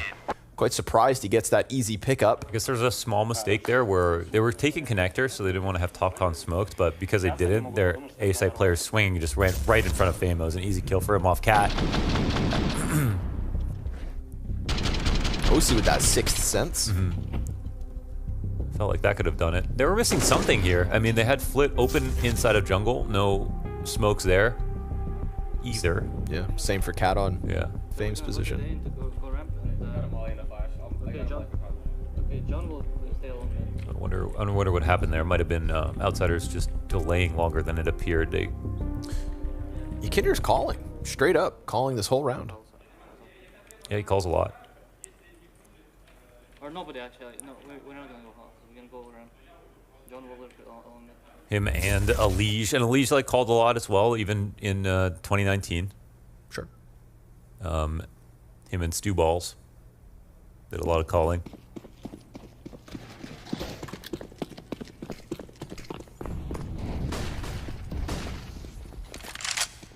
It's a quick one. Oh, Kickert's flash helps out Flit, who wants a little more, and he's gonna get a little more from OC. P250 shot from downtown. Fame gonna have to pick up the slack off of the cat hold, and Palace is prime for the push here. Kickert could get in, and if he can tuck around the corner, that's an insurance policy for James. Gets pressured off of Ticket. Losing Fame on catwalk means mid very much compromised. Kickert could be the playmaker of the round. Again, as much as Naf wants to get up to his shenanigans in mid, everybody else just has pistols, and Kickert will slide out and stop bomb. Oh, but Nitro catches him on the ladder. Things are getting weird. James got a pistol pressed up against him, catches Nitro on the jump back across, anticipates somebody up close and personal, and Yakinder, P250, point blanks, doable, finds James looking the wrong way, and now, with weapons offered over, we've got 40 seconds, bomb down, Norbert 1v2. Yeah, they know Norbert. He could be on the flank. He's obviously a small site player on this map, but where has he gone is the question. They cleared out CT, and Yakinder's holding the ramp flank, so they can plant for CT with Yakinder in the perfect spot. Hardest possible here for Norbert. He has a full kit, however. Oh, insta headshot out of Naf, and we've got Liquid in with a second off of the back of 1 AK and pistols. I figured that out. Lots of key pistol kills coming out. Impact from OC top middle, finding Fame here, finally shutting down that cat control, and I like the utility that Liquid are buying on these low buys. They're making it go far. I mean, even that Molly and connector encouraged Flit to fight towards top mid, and he could have still won, but it gave Liquid a chance to get a fight right there. Yeah. And OC sees the opportunity. I think you just started A ramp with us. You can go false key. And like Beard Molly Shadow. Well, the second timeout called here for Liquid. Nice and early. I will smoke up on you guys. Yeah, I see that. Надо идти. Фокус крайне опять или тенгри? Я на КТ постою, потом на буду ходить. Мне нужна флешка. Вот флешка.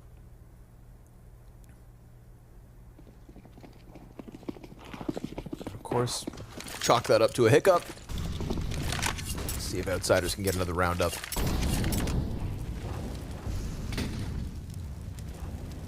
Nitro wanted the A emphasis this round, wanted that third body on ramp.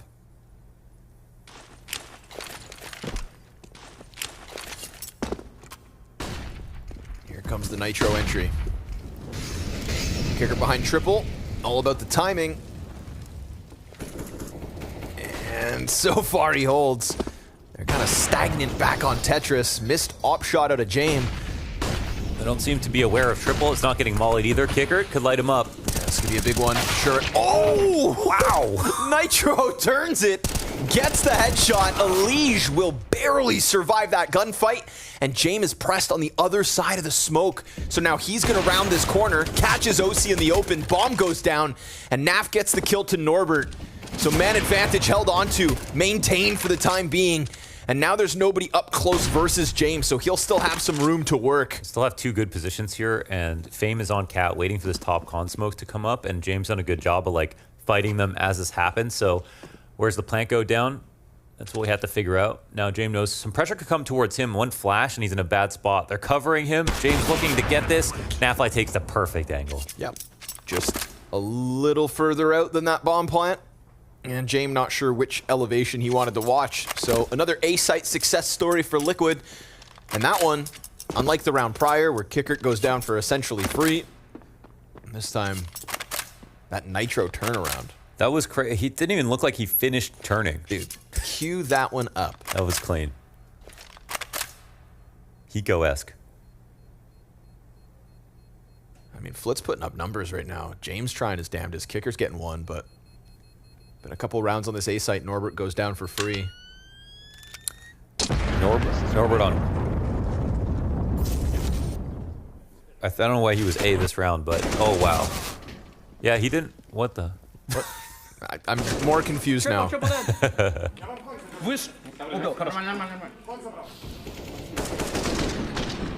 Oh, okay. Actually, Norbert did nothing wrong. Tough.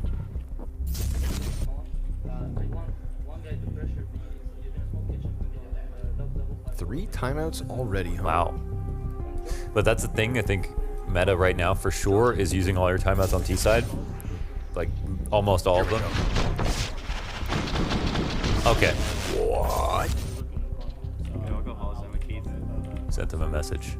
What were the first two smokes you wanted? Window and what? Also, Nitro having a better map. Yes. A Slow Inferno as well. Yeah, Slow Inferno. Had a very good rating at the end of Anubis. Anubis. In fact, let's double check. 1.16 rating for him. Yeah, so who's the best Anubis player in the world now? Right now, it's Elige. Wow. 1.43 at the end of Anubis. He's a learner.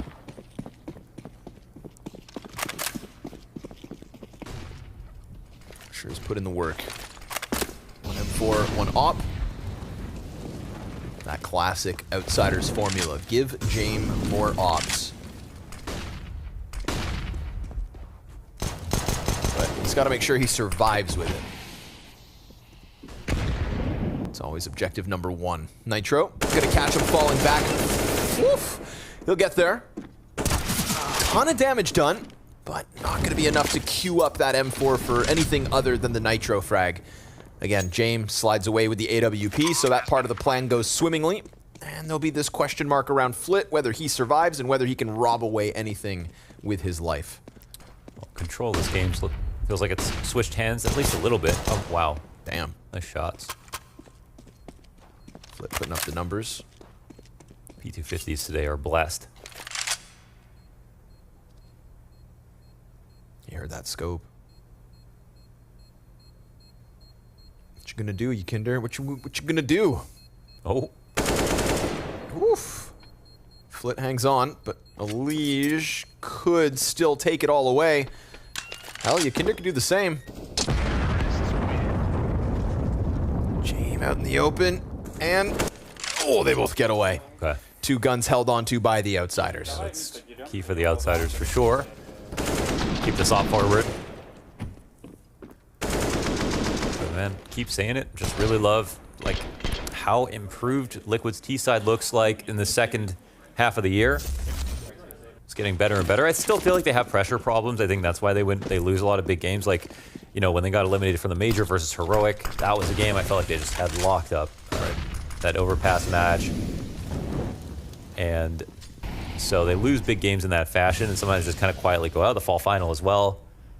But not because they don't have the tools or they don't have the system. Wow, that's a great shot. Oh, damn. Flit's gonna recover it, but takes a bunch of damage.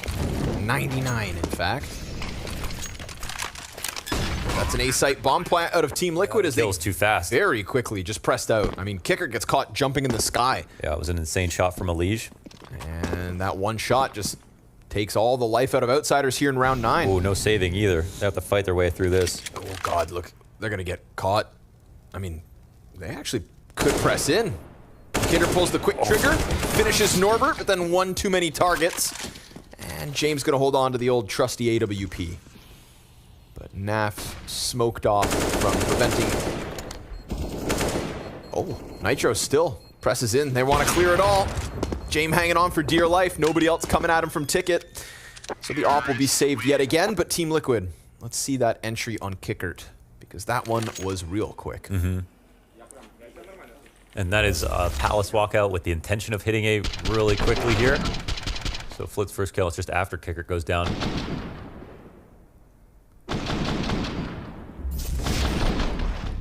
Some late round insurance to make this follow-up round as hard as possible.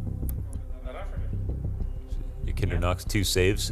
And it is a worthwhile idea to try to go for some bigger lurks versus Outsiders just because they will save so often. Like them, Cloud9 might be another team where it's like if they're almost pre-planning the save and they make one mistake on losing a site player and you just have to because that's normal, well, now you can just really screw up their game plan entirely if they can't even have the economy on their side when they lose.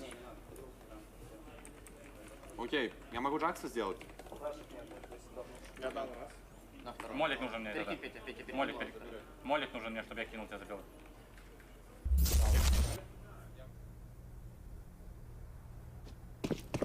Cool to see a fresh matchup. These two not having any head-to-head. Yeah. Kinder playing against his old team as a story.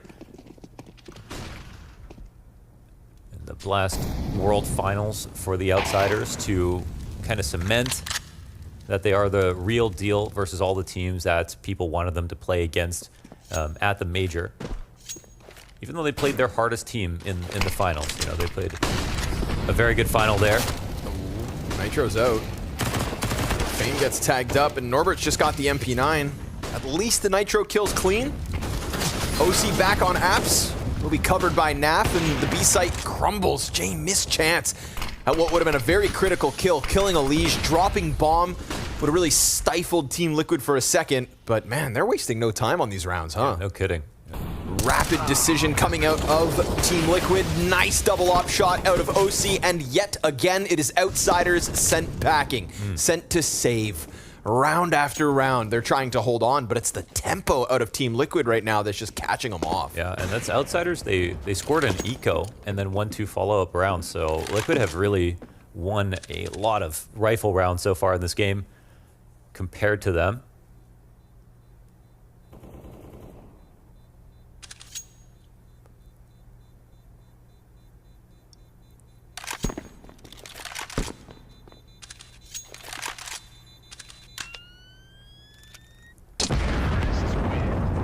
Spent about the first 5 or 6 rounds working on mid, almost exclusively, and now fanned out into these A hits and these B explodes that are really light on utility. They're not like full execs, it feels like, as they layer it as the exec starts to roll on, but it feels like they're just trying not to alarm any early rotations, any stacks or anything like that, not drawing anything out. No fakes so far for Liquid.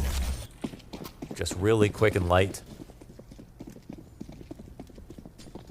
And now back to mid.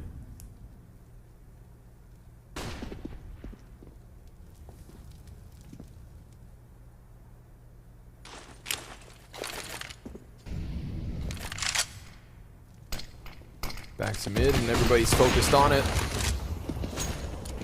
Wall of smokes on A site, opens up a door. Not that anybody's going to push through it here for Liquid. Wow, Flit is roaming. Ooh, wow, he gets caught off. That's I feel like a kind of a big mistake here from Flit. I mean, they have no reason to think that underpass couldn't be an issue. There's no hit coming in from A or B. Pays heavily for that information. And now Outsiders will make a bit of a commitment here. They'll keep Jame on the A site. Everybody's leaving actually B. Giving themselves a chance to defend 4v5. What? Kicker, blindsided by the connector push. Just sitting in the open to that peak. And what do you know? Another completely free round, man. Liquid Look how good these splits are. I mean, dare I say it, owning them. Yeah. Elish said the word that defines him right now is efficient. I mean, that's, you know, that self-praise, I think, speaks volumes for somebody who's such a perfectionist. I think you can really feel it. It's palpable that Liquid are moving well. Yep. And in that same piece, also kind of praised their T-sides, right? Saying that right now their entries are world class. Yeah. And I think we're getting a good example of that here on Mirage. It's true. Apart, you know, some like slight individual inconsistency, but like their T-side, like NAFI aggressive lurking in a lot of positions, who has been looked at as a support player, still by the stats, like the best, you know, North American player besides Twist somehow. And then Elige and Yakinder doing a lot of the aggressive attacks on multiple maps on T side have just made it so they're just such a force right now. Nice. We cut away a little early, but he did save that gun. So Outsiders it feels like OC is almost the 4th most important player on the team, which is a scary prospect. I feel like they haven't really activated him to his potential yet either.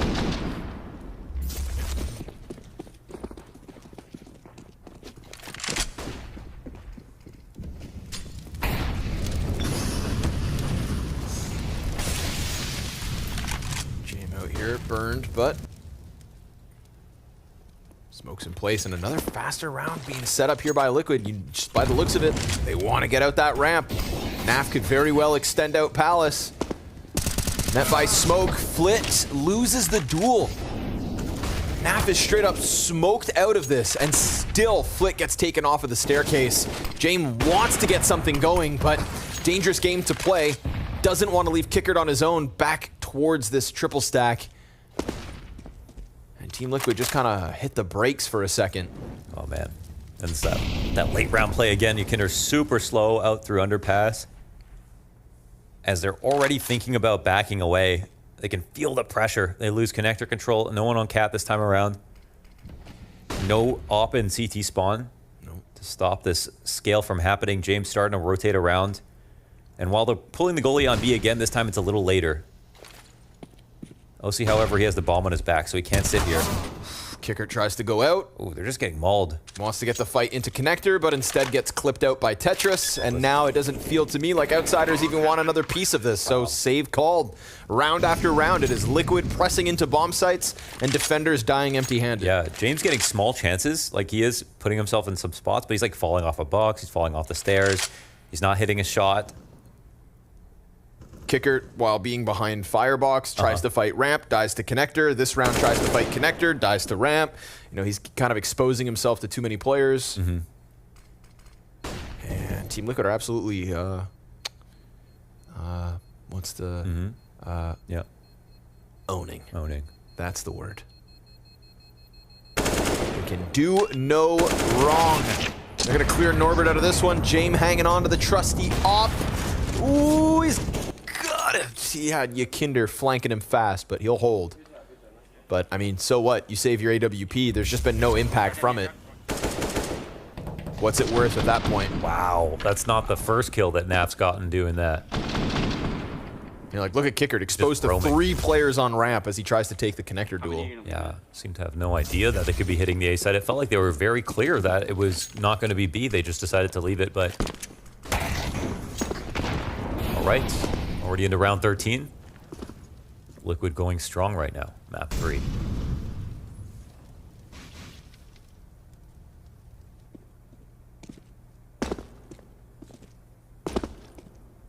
Now, if you missed it, Outsiders looked amazing on Inferno.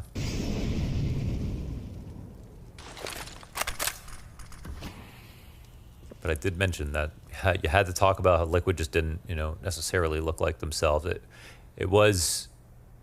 It's just surprising, as you know, Mirage. You know, Outsiders want to play this map. That's how it felt, but I feel like we've also got a fired up Liquid since Anubis. Yeah. All right, here we go. Test it again. Some kind of a defense has to stick, and it's Norbert to pick up the double. It's going to prime Kicker to peek over top of the ticket. And what do you know? Outsiders trying to hold on to that line, but NAF will recover somewhat already. And Kicker almost caught as he fell down off of the ticket. So there was a key kill gotten here, right? The one player within smokes gets taken down, so they have a chance to attack now. Lots of CTs, though, pressed up. No retake grenades really here for Outsiders. They might actually have to fight a bit. Kinder's got a safe passage to the bomb plant. Smoke covering top con. And he just blows Flit's head off as he sends a couple rounds down connector. Excellent flash into the ticket, but Kicker, he will give good cover. And now we've got this famed flank, an eventuality that could deal with OC. And they could serve up a distraction as he starts to press out. He's about to come around the corner, so OC's dead, but still gets Kicker right before. And NAF gets that quick trade back to the ticket booth. So now Fame, he's forced outwards, but he doesn't have the tools for the job. He doesn't have the kit. He doesn't have the smoke. And he needed a new gun, which just lost him critical seconds. He wants to save the op instead. Liquid will take a 9th, and that AWP held on to, but at what cost? Yeah, he made that a priority. But yeah, there was a chance to win that, but OC should not have been able to get his kill. Like, those Fame is supposed to kill him for sure, especially after he misses a shot right there. They guarantee they know him Apex. And that's what I was telling you, that obviously that kill that Yakinder gets is kind of fortunate, but once they got the kill within smokes, they got themselves into a similar spot that they had previously where they didn't lose anybody. So even though it was 4v5, 3v4, whatever it was, I think they felt better. They knew they could win from there. Flit. Oh, nice second kill on Yakinder. But a 5 versus 3 wasn't enough to get a round win in the prior round. So let's hold off. Liquid on fire, but look at Outsiders getting aggressive top middle. James pressing the op into the ramp, not leaning on Kicker and Norbert to hide back in sight. And now, OC! A sickening second shot that all of a sudden sets the CTs into sight. OC Oof, just off the mark for the third. Elige comes out from connector. Back-to-back 3 versus 5s could be likely, but Fame hangs on to a little jungle control, and he'll get back into the corner, locked into this, puts a smoke down in front of him, and if only OC had bomb, he could play this clutch inside sight. Oh, wait, hold on. He might pull out this gun in case a flank comes in. We'll see if he... No, he's got to go all the way back, and he's going to get caught slipping up. So there we go. This one will get closed, but again, it gets sketchy. It was a little sketchy for sure, and it was actually OC's Molly that pushed out the third guy as well. Really did as much as he possibly could to make this back from a 3v5. Damn. Definitely got Outsiders scrambling a little bit. But I mean, as good as this half is, it's still like numerically kind of okay for Outsiders. They have their 5 rounds. They could still get 6 potentially. They've got a full buy coming into round 15. And we know they're going to fight to the bitter end on T side as well. They do. Flit still putting up his numbers. Ooh. Kinder top mid box peak. Okay.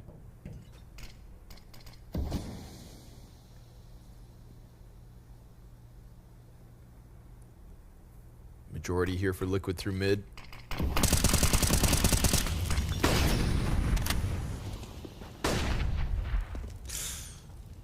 Woof.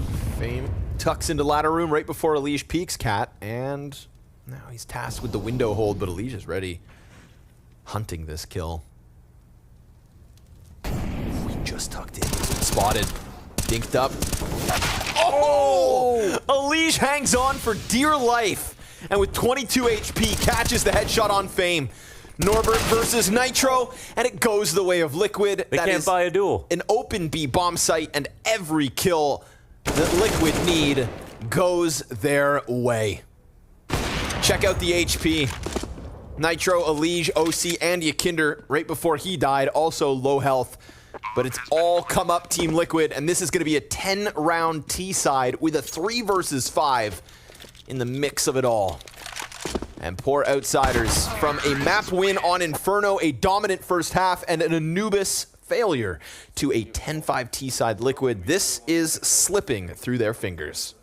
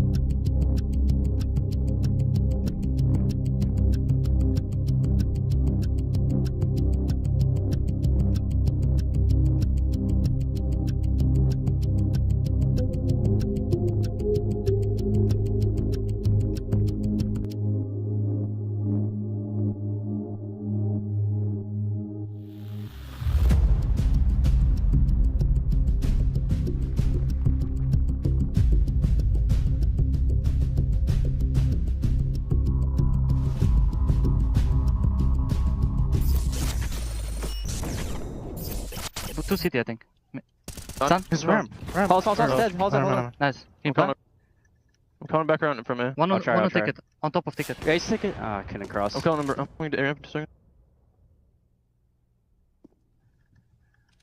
Off your left side or right side? Is that up on default? Yeah. Could be halls as well. I'm watching halls now.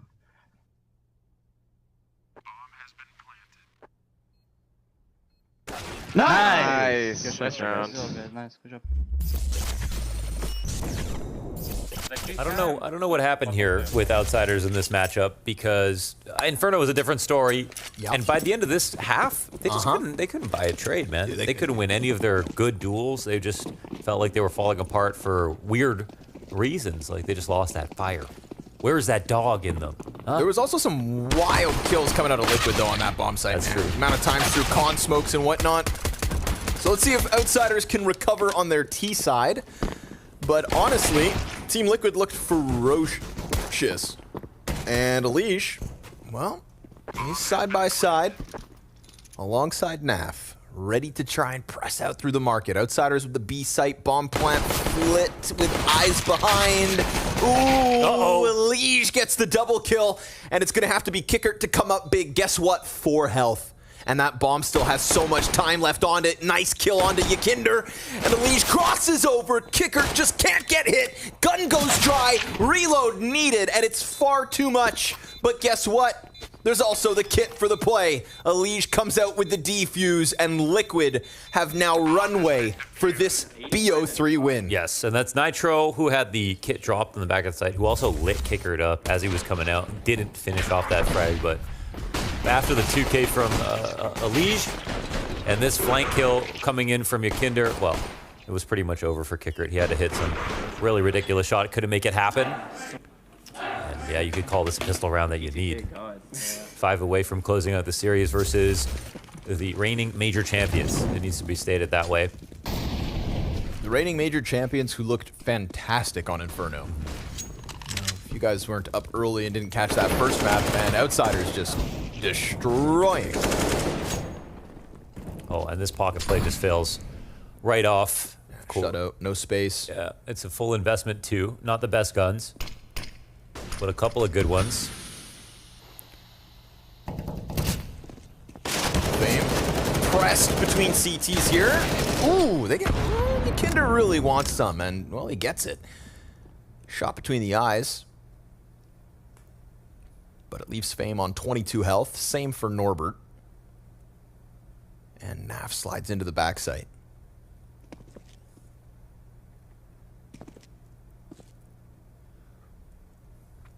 Now full score back some info. It felt like Outsiders maybe we're going to go to the B site. Bomb. Resting here at the bottom of A steps, and 2 coming down late mid, but look at the CTs, man. They're joining them. They're matching their energy right now, right at the perfect time. Roaming and hunting and looking for this fight. Calling out the late mid, getting themselves in good position to rotate around. Look at Liquid move. Catches a zinger. Norbert teleporting through space and time. Gets into this site, but goes so deep that Nitro's easily just gonna sweep him away.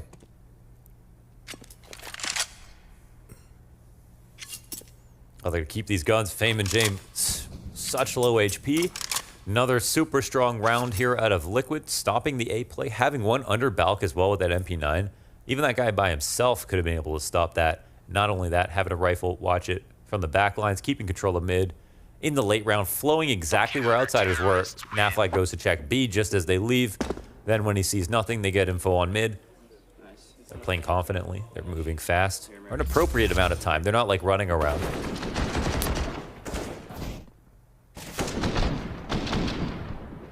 This suddenly feels like a layup, where it felt like it could have been a 2-0 here for the Outsiders. Yep. I think they're gonna go counter cramp. There was a couple weird ones in that first half, but this is also Liquid looking very good.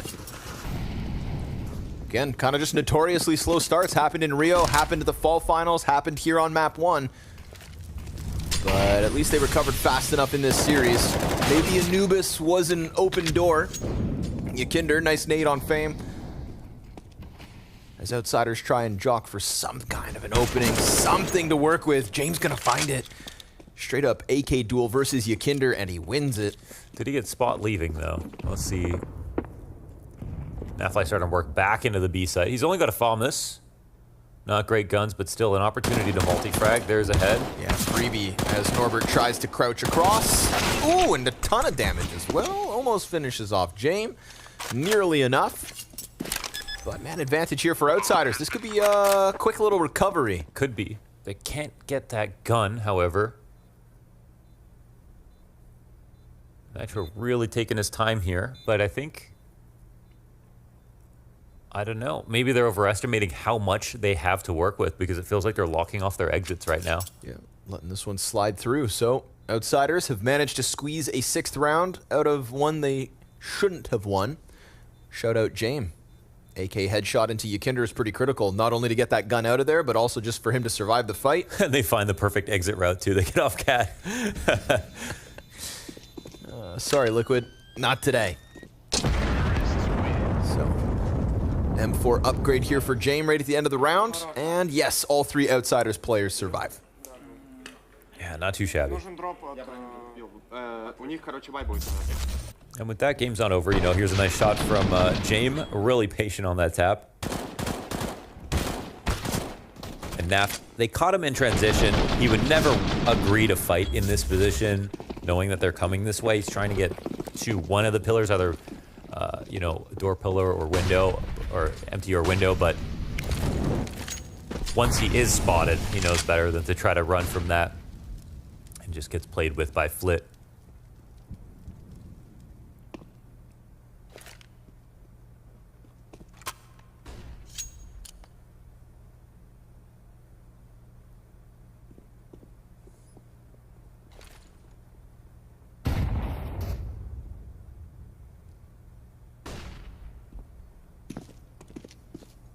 Flashes out middle and Liquid sit back. Not showing any skin on this setup, but the numbers are nearby.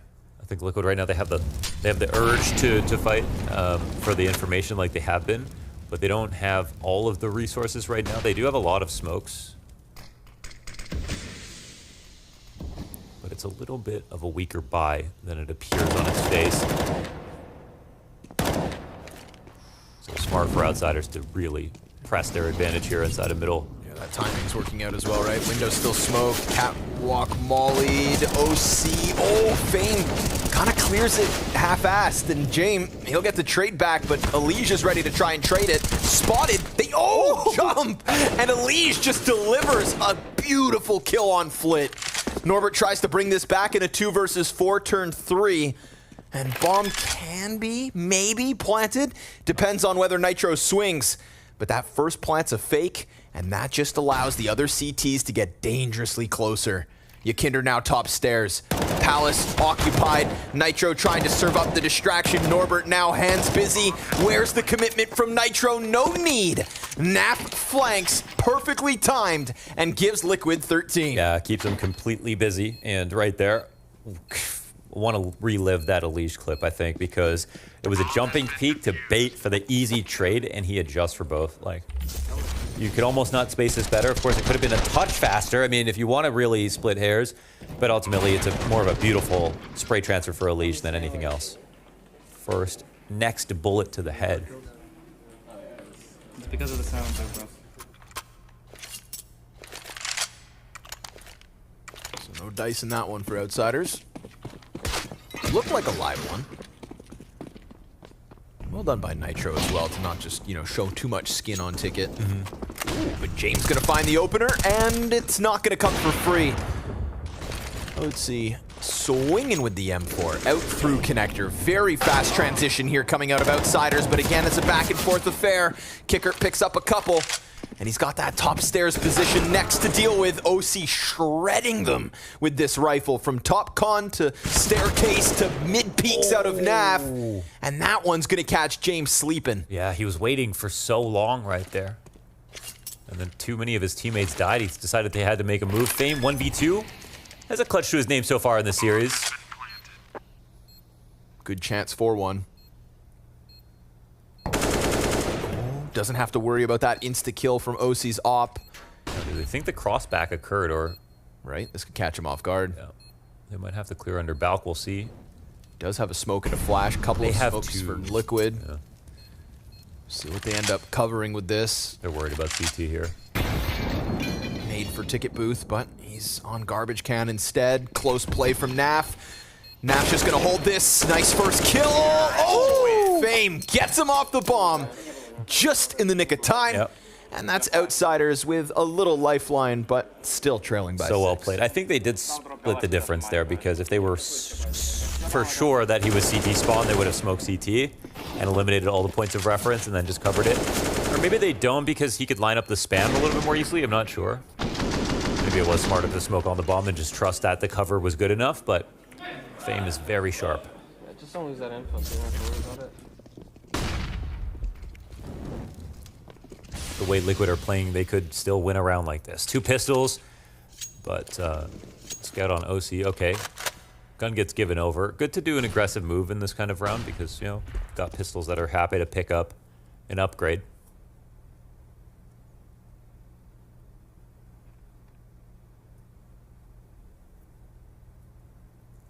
This will slow things down a lot for Outsiders, who now have a huge advantage. Quite a comeback to try to mount.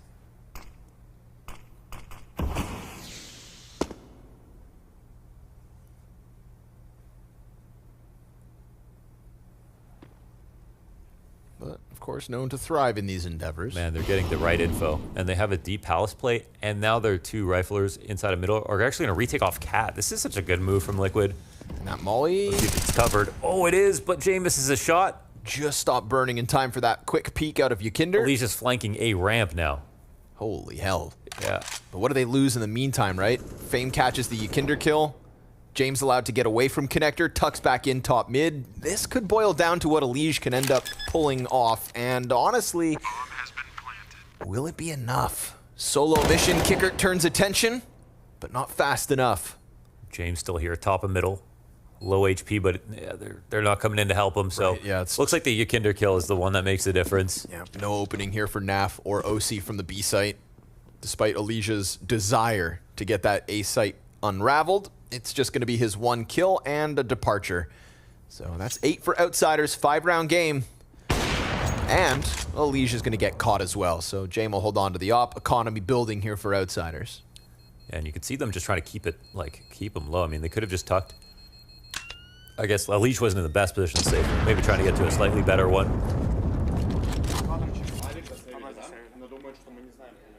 I don't think there'll be an investment here for Liquid just to light pistols behind these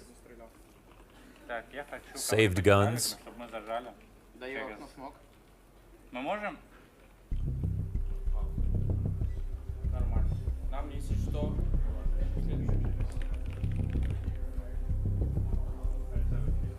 Many timeouts called on that T side for Liquid, so this is the last of the 4. Yeah. I saved one for a really good moment here. They just lost a couple of rounds. Yep. Just one on the CT side to get recentered. I really feel like they have this game, like mentally, they seem like they've got more than enough left to close this out. So there's so much onus on Outsiders to try to get back into this. Similar scenes, the opposite, you know, to what happened on Inferno, where it just felt like towards the end of the game, Outsiders just barely showed anything and still had so many rounds to play with. Unfortunately for them, though, this is the map that decides the series.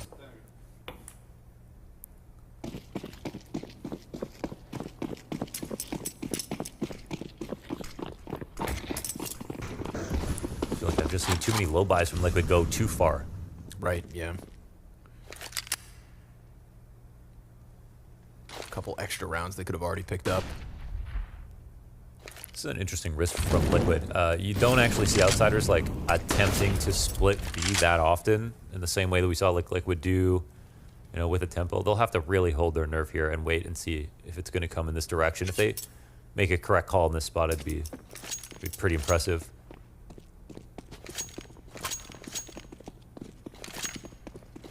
Yeah, looks like it's going to end up going towards the A site, but they've also, hey, they got a contingency plan. They were looking to push.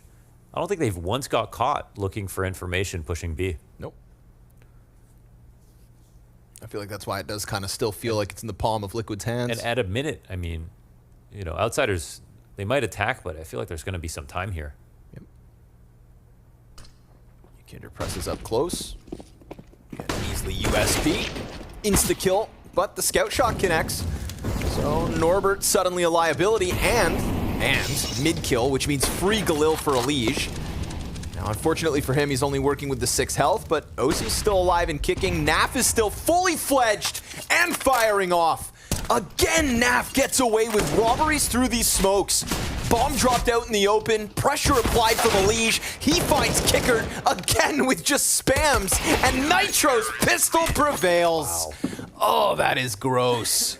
Dude, so impressed by Liquid, man. They like, yeah, right there I was like, oh, they're just gonna try a beat stack and sit, and they didn't see anything, so they decided to push. I think I want to say 3 rounds that they pushed upper B and got the full flank off onto the ramp without Outsiders noticing.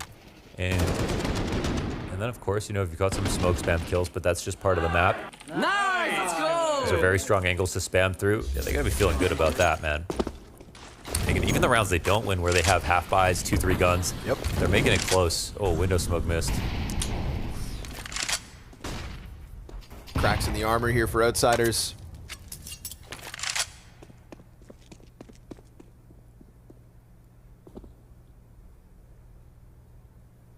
Mortal Major Champions. First match since Rio. Blowout on Inferno. Confident pick of Anubis. Blows up in their faces.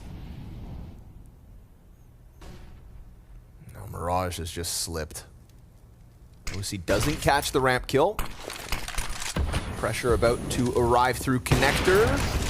And a missed shot initially gives a bit more space for the Outsiders, but oh, Elige, beautiful couple of kills, and then Flit kind of loses himself with all of that pressure applied off of the catwalk. No trade frag back. Again, it's damage, but that is not enough. Not at this point in this map. And Team Liquid, they've got A site wrapped. Nitro's gonna be wounded. Norbert and Kickert, this is too much to ask. They're gonna fall back. Nowhere is safe, nowhere is open. This looks like a Liquid 7 match point type situation. Can a single kill slip back the other way? Kickert's got a little to lose. And an AK to grab, so that's at least 2 rifles held onto, but... Dude, they're getting smoked. Beautiful headshots from Elige. Amazing, yeah, that was... Yeah, he's been hitting clean shots here on Mirage. Great cover from his teammates, and yeah. Another solid map from NAFLI as well. And again, NAFLI's kind of gone under the radar, but he's had an insane year.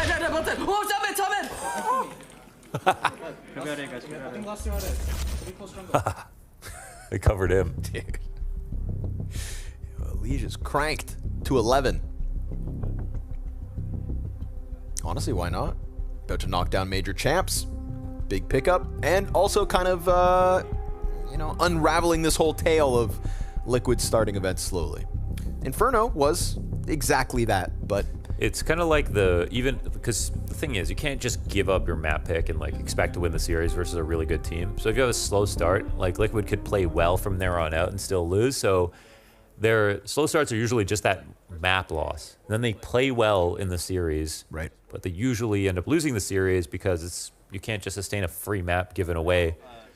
And it can come down to sometimes if you pick that first map, because you can afford to lose your opponent's map pick, right? They go first and have a slow start there.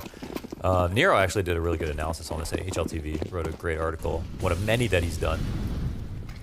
Go and check that out. So 2 AKs, double deagles, and a Tech 9.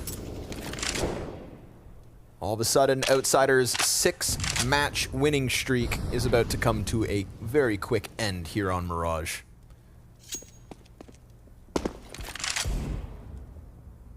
It's going to have to be Fame or Flit. The rifleman of Outsiders, and Yakinder just insta-pops Flit.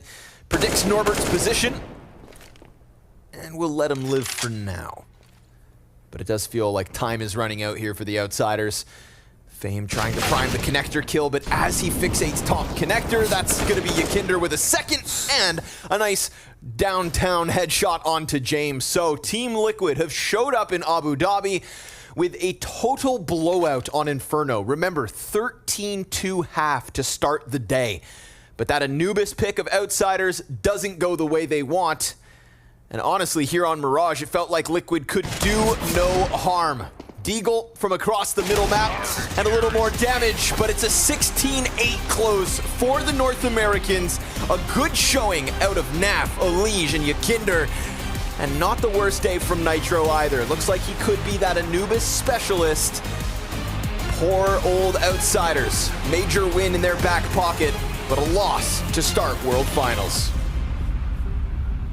Liquid with the reverse sweep, and man, they do that in decisive fashion. We knew Mirage was a good ground for both these squads coming into things, but super impressed with what Liquid pulled off, particularly as Connor was just prefacing. They were absolutely washed out on their own pick of Inferno. Beautiful bounce back on that Anubis as well. Very unexpected from them. Great stuff from Liquid to start off their tournament here at the World Finals. I have no idea how they were able to reverse the tide of this series. Crazy. We started on in the first half talking about how Liquid were asleep and Outsiders were outclassing them in all departments, and honestly, this third map is the absolute opposite of Inferno and how it started. I have rarely seen Outsiders being so lost for solutions, loss of plays, losing duels that they should have won, hell, missing opponents from behind. Yeah. Liquid were outclassing Outsiders in any department. Yeah, Outsiders were just incredibly flat in this third and final map. I do want to go back to a particular moment, though, that really brought on some momentum for Liquid, because we saw them going on an 8-round winning streak, and it was an eco play that actually kicked things off on that T side. Quite surprising that Liquid actually managed to pull that one off. Yeah, it was signs of the time to come for Liquid, and unfortunately for Outsiders, we have here, you can see the scoreline for you, it's 4-1 for Outsiders. It seemed like everything was back on track, back where it belonged, but actually they're going to give away this round by being a little bit overzealous. You can see the amount of duels being taken towards middle, trades happening. The timing from Kickert finds only 1 kill, which I think was the determining factor. He had to have for a multi-kill, but he was punished, and just like that, Liquid turned things around, and this was the beginning of a very sad story for Outsiders. Well, Maniac, you asked for Yakinder to show up both in, and now we have him out the server as well. GG, man. That was an incredible bounce back. First of all, can you tell us a bit about the mentality of the team coming onto this one, particularly after that loss on Inferno? Yeah, I mean, it's 8 a.m. and you go into Inferno T side, and a lot of the situations could have been different if I got the kills necessary on Banana. We lost Banana control, and the calls were sleepy. Individually, all players were sleepy. You could feel it, and it's really good that we got that CT momentum at the end of the map that allowed us to go in Anubis, and then afterwards to Mirage. You guys were surprised seeing Anubis being picked against you at that point in the game? Yeah, honestly, yes. I mean, that's a risk, but I guess it's group stage, so they wanted to risk it. I mean, and especially we played them in scrims. And for us, it's a very interesting ground to see the first Anubis being played here. Can you give us your thoughts on how that game went out for you? Because it felt like you were in control most of the time. How did it feel from inside the game? I mean, by stats, Anubis is T-sided, right? But we got really fortunate with a lot of CT side rounds at the start of the game, and which allowed us to comfortably take duels and gain information around the map and play comfortably. If the game started 3-0 for them, for example, or like into 5-0 for them, then it would be really hard to win the map. So a good start and then a good close. I'm really curious as to how much practice time you actually had on Anubis as well, because we heard from quite a lot of the teams. Outsiders have been practicing it a lot. A lot of people have played against them. How much practice did you actually put onto this map? We actually practiced it a decent amount. It was pretty funny because all this practice between the tournaments was they were in America and I was in Europe, and we were either playing day 3 people with 100 ping, 120 ping, or me with 150. And that ain't the vibe. Yeah, it was pretty fun practice, but Anubis was definitely one of the maps that we focused on, because we understood that if our Anubis is going to be bad, then our map pool just shatters. I just wanted to also touch on the last map. From an external perspective, it felt like Outsiders were really out of it. No joke, no pun intended. It felt like some of the duels they were taking, they were quite fragile and weak. Is that something that you guys felt in the game as well? I would say that yes. In terms of some individual plays, you could feel that they're lost at a point. For example, when Flit pushed top mid, we were expecting that, but we just didn't kill him. And as soon as you understand that they're going for these individual solo plays, you understand that their macro game is not working, and you just expect and you're comfortable playing. But I would say it's just a matter of T-side. Literally how we won, how we got rounds on CT side Anubis at the start, the same way we got the same rounds on Mirage T side, and we controlled the game, we controlled the basing, and it's really hard to play when you're behind.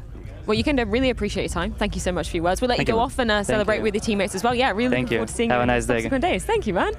Yeah, I mean, I want to continue the conversation about Yakinder as well, just in terms of what he showed on the server today, because beginning off the series, he was saying himself, you know, felt sleepy on that first map in Inferno, completely reversed the fate, particularly coming onto this map in Mirage. You're right, great show of resilience coming out of Yakinder, and it's worth mentioning, he started being, for my money, the weak point on Inferno. I think he was one of the main reasons why they were unsuccessful in that first half, turned out to be 13-2, but then he had the reaction he needed to, and he closed off in a great way on Mirage, having a couple of these very impactful kills. I think his analysis is quite on point. The way they started Mirage and the amount of rounds they very quickly got on, put them on track, and then they just measured their advantage all the way to W. Connor and Mo put it perfectly as well. Elysia Naf also showing up, and I think Launders was the one saying the fact that, you know, I feel like maybe we've slept a little bit on Naf throughout this year, because when you look at his numbers, he has been pretty consistent throughout 2020. Look, I think sleeping on Naf is kind of the eternal pattern. Yeah. It's always been the case, because he's been obviously surrounded with stars next to him, and he's not necessarily the first player that you mentioned, but the truth is he's one of the most intelligent players I've seen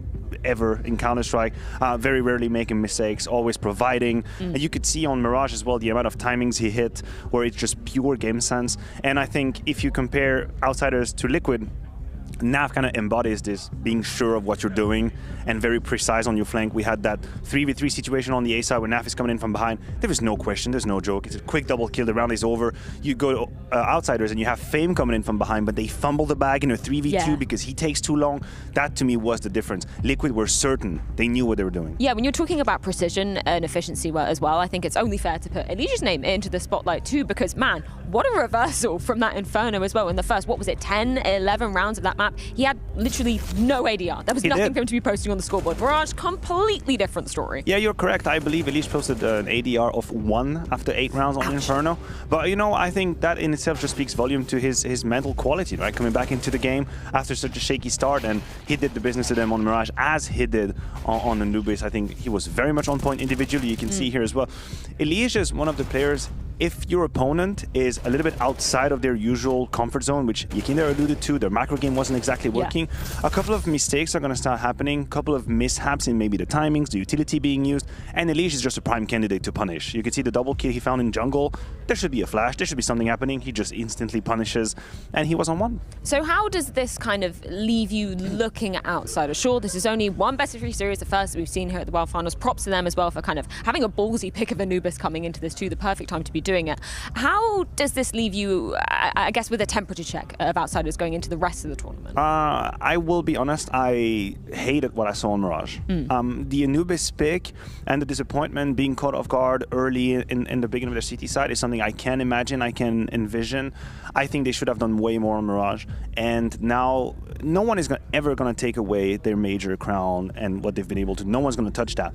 But I think next recent weeks or the next months are going to be very important in kind of cementing their position in the minds of everybody else as well. Yeah. Because I think if you're Outsiders, you need people to fear you, and you need people to give you the credit that you're at that level.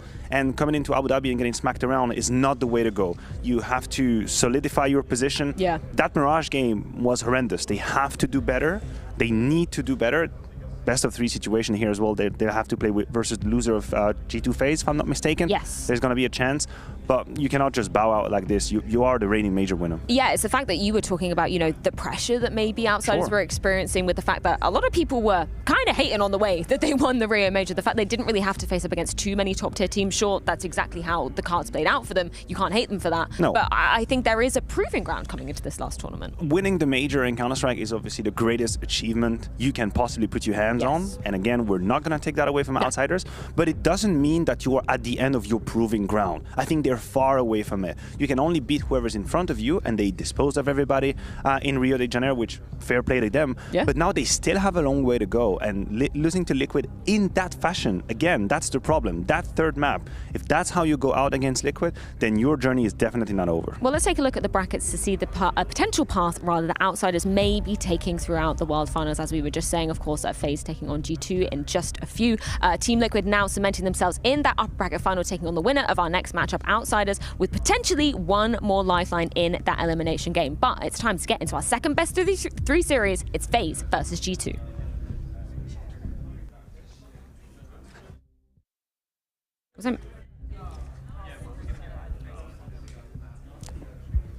I don't know.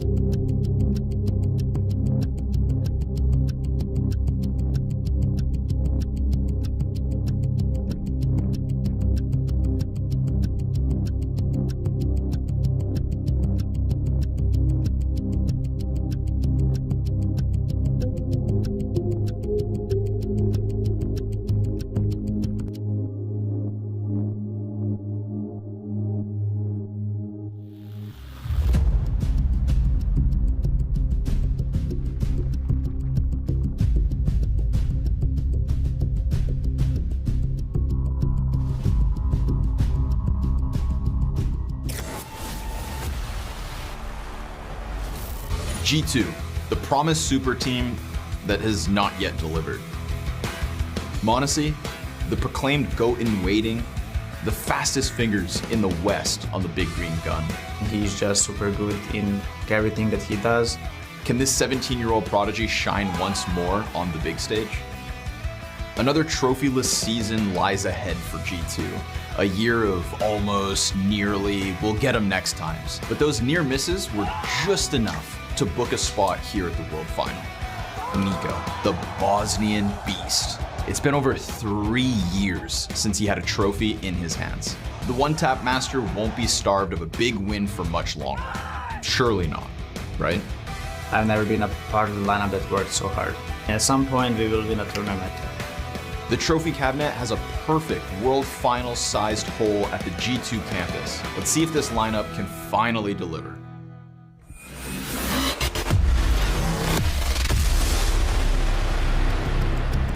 Falling at the last hurdle at the fall finals, but still a valiant effort no less against the eventual champions in Heroic. Now FaZe are returning to take to the stage once again here in Abu Dhabi. Their first opponent, however, is going to be the side of G2. So Matthew, how are we shaping up G2 coming into this particular tournament?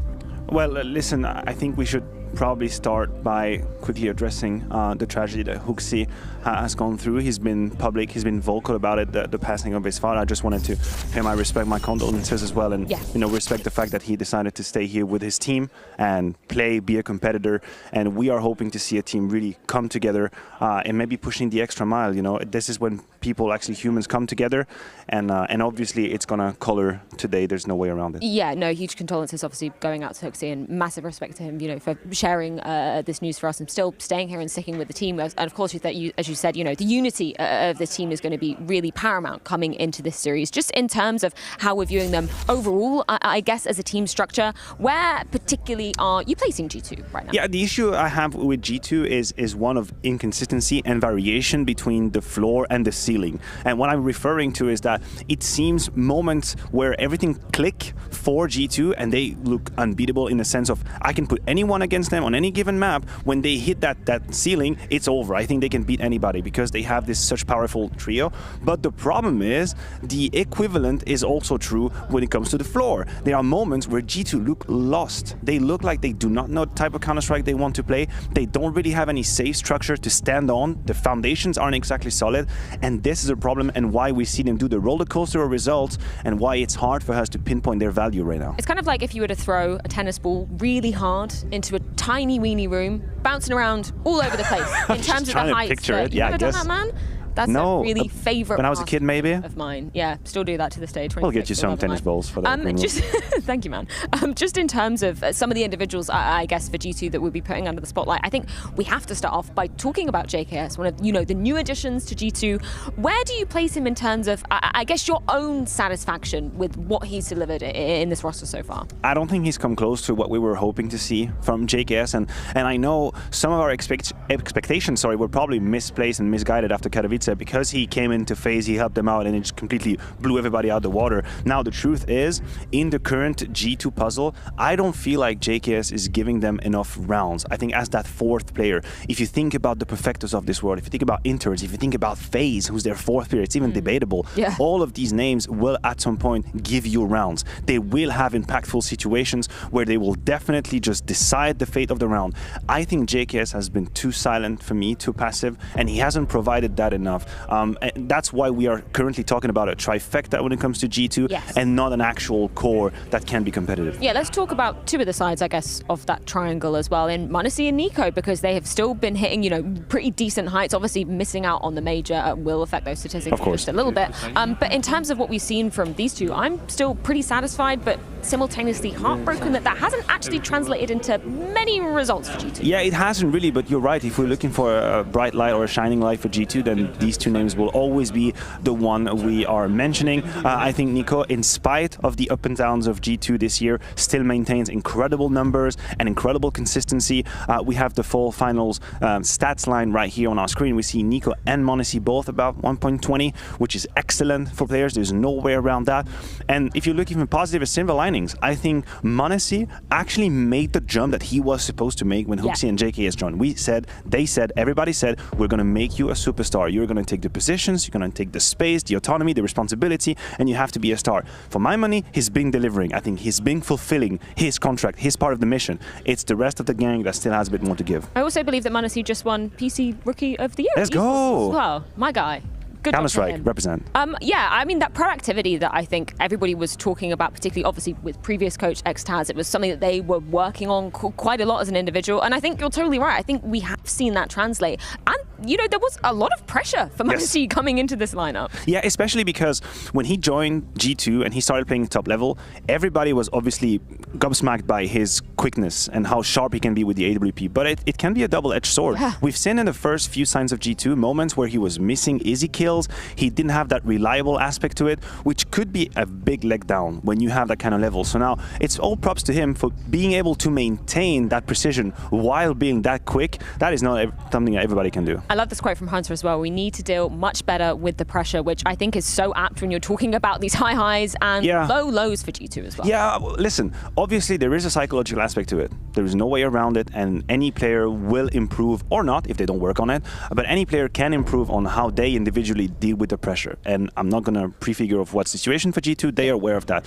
The issue that I have is that I think a team is also sometimes helped by some of the fundamentals they have. That's what helps you go through the pressure. Yeah. If you know what you're doing, if you have certainties about how you handle a situation, if you know how to play 3v2s, if your post plans are clear, these are things that help you alleviate the pressure because you don't have to make so many decisions all the time. And this is where G2, I don't think, has given us enough so far. They've remained relatively simplistic in their approach, which put a lot of pressures on the individuals. We've spoken, a lot about the individuals on the side of G2, and I want to flip this conversation over to the side of FaZe, because you could literally throw almost any one of these names into the ring at any given time, and you will see their impact through and through on the server. Yeah, you're absolutely correct. And as much as we loved to talk about the debacle in Rio, I think now the event in proportion has been overblown. Yeah, I think 100%. their year remains phenomenal. What we have seen in Copenhagen was very close to the highest of highs of FaZe Clan. Obviously, the clash against Heroic wasn't one of great quality, but this was the FaZe Clan that we like to see, where the danger can come from many different directions, where the map pool is interesting, and it's a phase that, for my money, comes here very dangerous. Well, I just want to point some attention towards the statistics, particularly coming off the full finals as well, because Brokey, we were really praising him at this event because we said, coming into the mid portion of the year, maybe not the high highs that we saw Brokey achieving right at the beginning, but full finals, different story for him. Yeah, the fall finals Brokey looked a lot like the Katowice Brokey, which is equally when he got his MVP and when they actually lifted the trophy. In Copenhagen, we could see highest rated player. Quick shout out to, again, we talk about number 4 on that graphic. That was Rain with 1.09. That's how high the floor is for FaZe Clan when you have so much quality across the board. So Brokey was the best player statistically in the fall finals. We have Robs as well in the 3rd position. This is when you have that Swiss Army knife, but you got like 5 knives. No, not like the useless things gonna open the doors and like 5 knives. Literally, we say a 2-pronged attack normally, but this is a 5-pronged like a 4-pronged attack. Yeah. I guess let's check in with the talisman of the squad though, because Karrigan had a few words heading into this series. How do you look back at your tournament at the fall finals? I look at it with bright glasses, as you can see. I mean, it was good to be in a final. Obviously, we have to lose at some point in the final. It was the first time we made a great comeback. But what I loved the most about the team was the trajectory of the team, the hunger, and the way we responded back to what happened in Rio. And you could see that Rio was a fluke from us. And we still went very deep, and obviously we lost to a better team there. But we have to lose at some point in the final. You can't win all finals you're in the same year. So obviously I'm super happy after a few days after the tournament, but the day after was rough. It's a long time since I lost in a final, so yeah. But besides that, it was a good tournament for us. I can imagine. Blade made a comment in this interview about how not winning here in Abu Dhabi would mean kind of the end of the dominance of FaZe Clan. How do you position that? It's not about just throwing oil, but like from a personal perspective, would you still feel you're dominant anyway, even if a trophy were not to land in your hands here? I know if you don't win here, I don't think we are dominant right now. But I still think no matter what the result here is going to be, 2022 was the FaZe year. We have won 4 trophies, a major and Cologne and Katowice. So, of course, if you don't win now, there's no talk about an era or anything right now. It makes sense. We haven't won since Cologne, right? So, whatever happens. But for me, the main thing is for next year closing out the Grand Slam, which will then showcase what calendar year we had or what we had over the past year, right? So for me, it doesn't really matter if we have a dominance or not, as long as we keep playing good. And we are in a position in a team right now where we have to respond good to losses, and we have to adapt. And new map pool and new meta is coming up because of M4, so everything can happen here and also next year. Well, you're giving me the words for the next question now. You're facing G2. It's been a bit complicated for you last 2 times. They beat you in a best of 3, but Dust2 was always in the veto. Now, out with Dust2, in with Anubis. How hard was it for you to prepare this series? I mean, doing the veto now, I was very confused. They ended up picking Nuke, and we picked Inferno. So they have obviously prepared something, but they're giving us our best 2 maps for this whole year. So yeah, we just have to play our game and respond and adapt on the fly, as there's not much information on them, on Inferno Nuke. But yeah, I was very surprised by the V2, but maybe they are not feeling too comfortable punish picking us, so they just go with their comfort zone, which I understand at this point. For G2 has to find their own identity as a team right now. Love that we got to get Karrigan's reactions to this video coming in. Yeah, I was surprised about that too. Yeah. I mean, I can pretend like I'm shocked, but since I did the interview, I kind of knew what was going on. You are everywhere, man. I am kind of everywhere, yes, indeed. A nuke pick coming in from G2, and there is no way for me to stand here and pretend like I saw it coming. No. I cannot come up with a narrative. That is a little bit of a curveball. It's definitely an extremely strong map for FaZe, which then go on to Inferno. That's their wheelhouse for sure. So the map pool, as it stands right now, is FaZe all the way. So what is G2, what have G2 prepared coming onto Nuke? Because Karrigan was saying pretty aptly, they must have thought of something that's going to be giving them advantage on this map. Well, you can only imagine that the T side is where they did most of the work, because you're peeking Nuke, you're very well aware you're going to start on the T side, and I am assuming they count on a couple of tendencies that FaZe have repeated over time. For example, it could be the propensity of Rain to fight outside, for example. Please don't leave me hanging. No, he's got it. He's got the one. I was getting a bit worried. Yeah, as I said, you're hoping to find patterns, and that you may be hoping that FaZe didn't see that pick come in and don't have kind of the flexibility necessary to divert from their usual way to play the map. So we're gonna see if G2 actually have some traps ready for FaZe. Yeah, that does make sense. Any individuals that you're particularly looking at on the side of G2? You see Hooksy there, confirming some notes for the squad to be looking at the notes, indeed. And listen, I'll just go for Nico. I think he's the player that's impressed me the most on Nuke.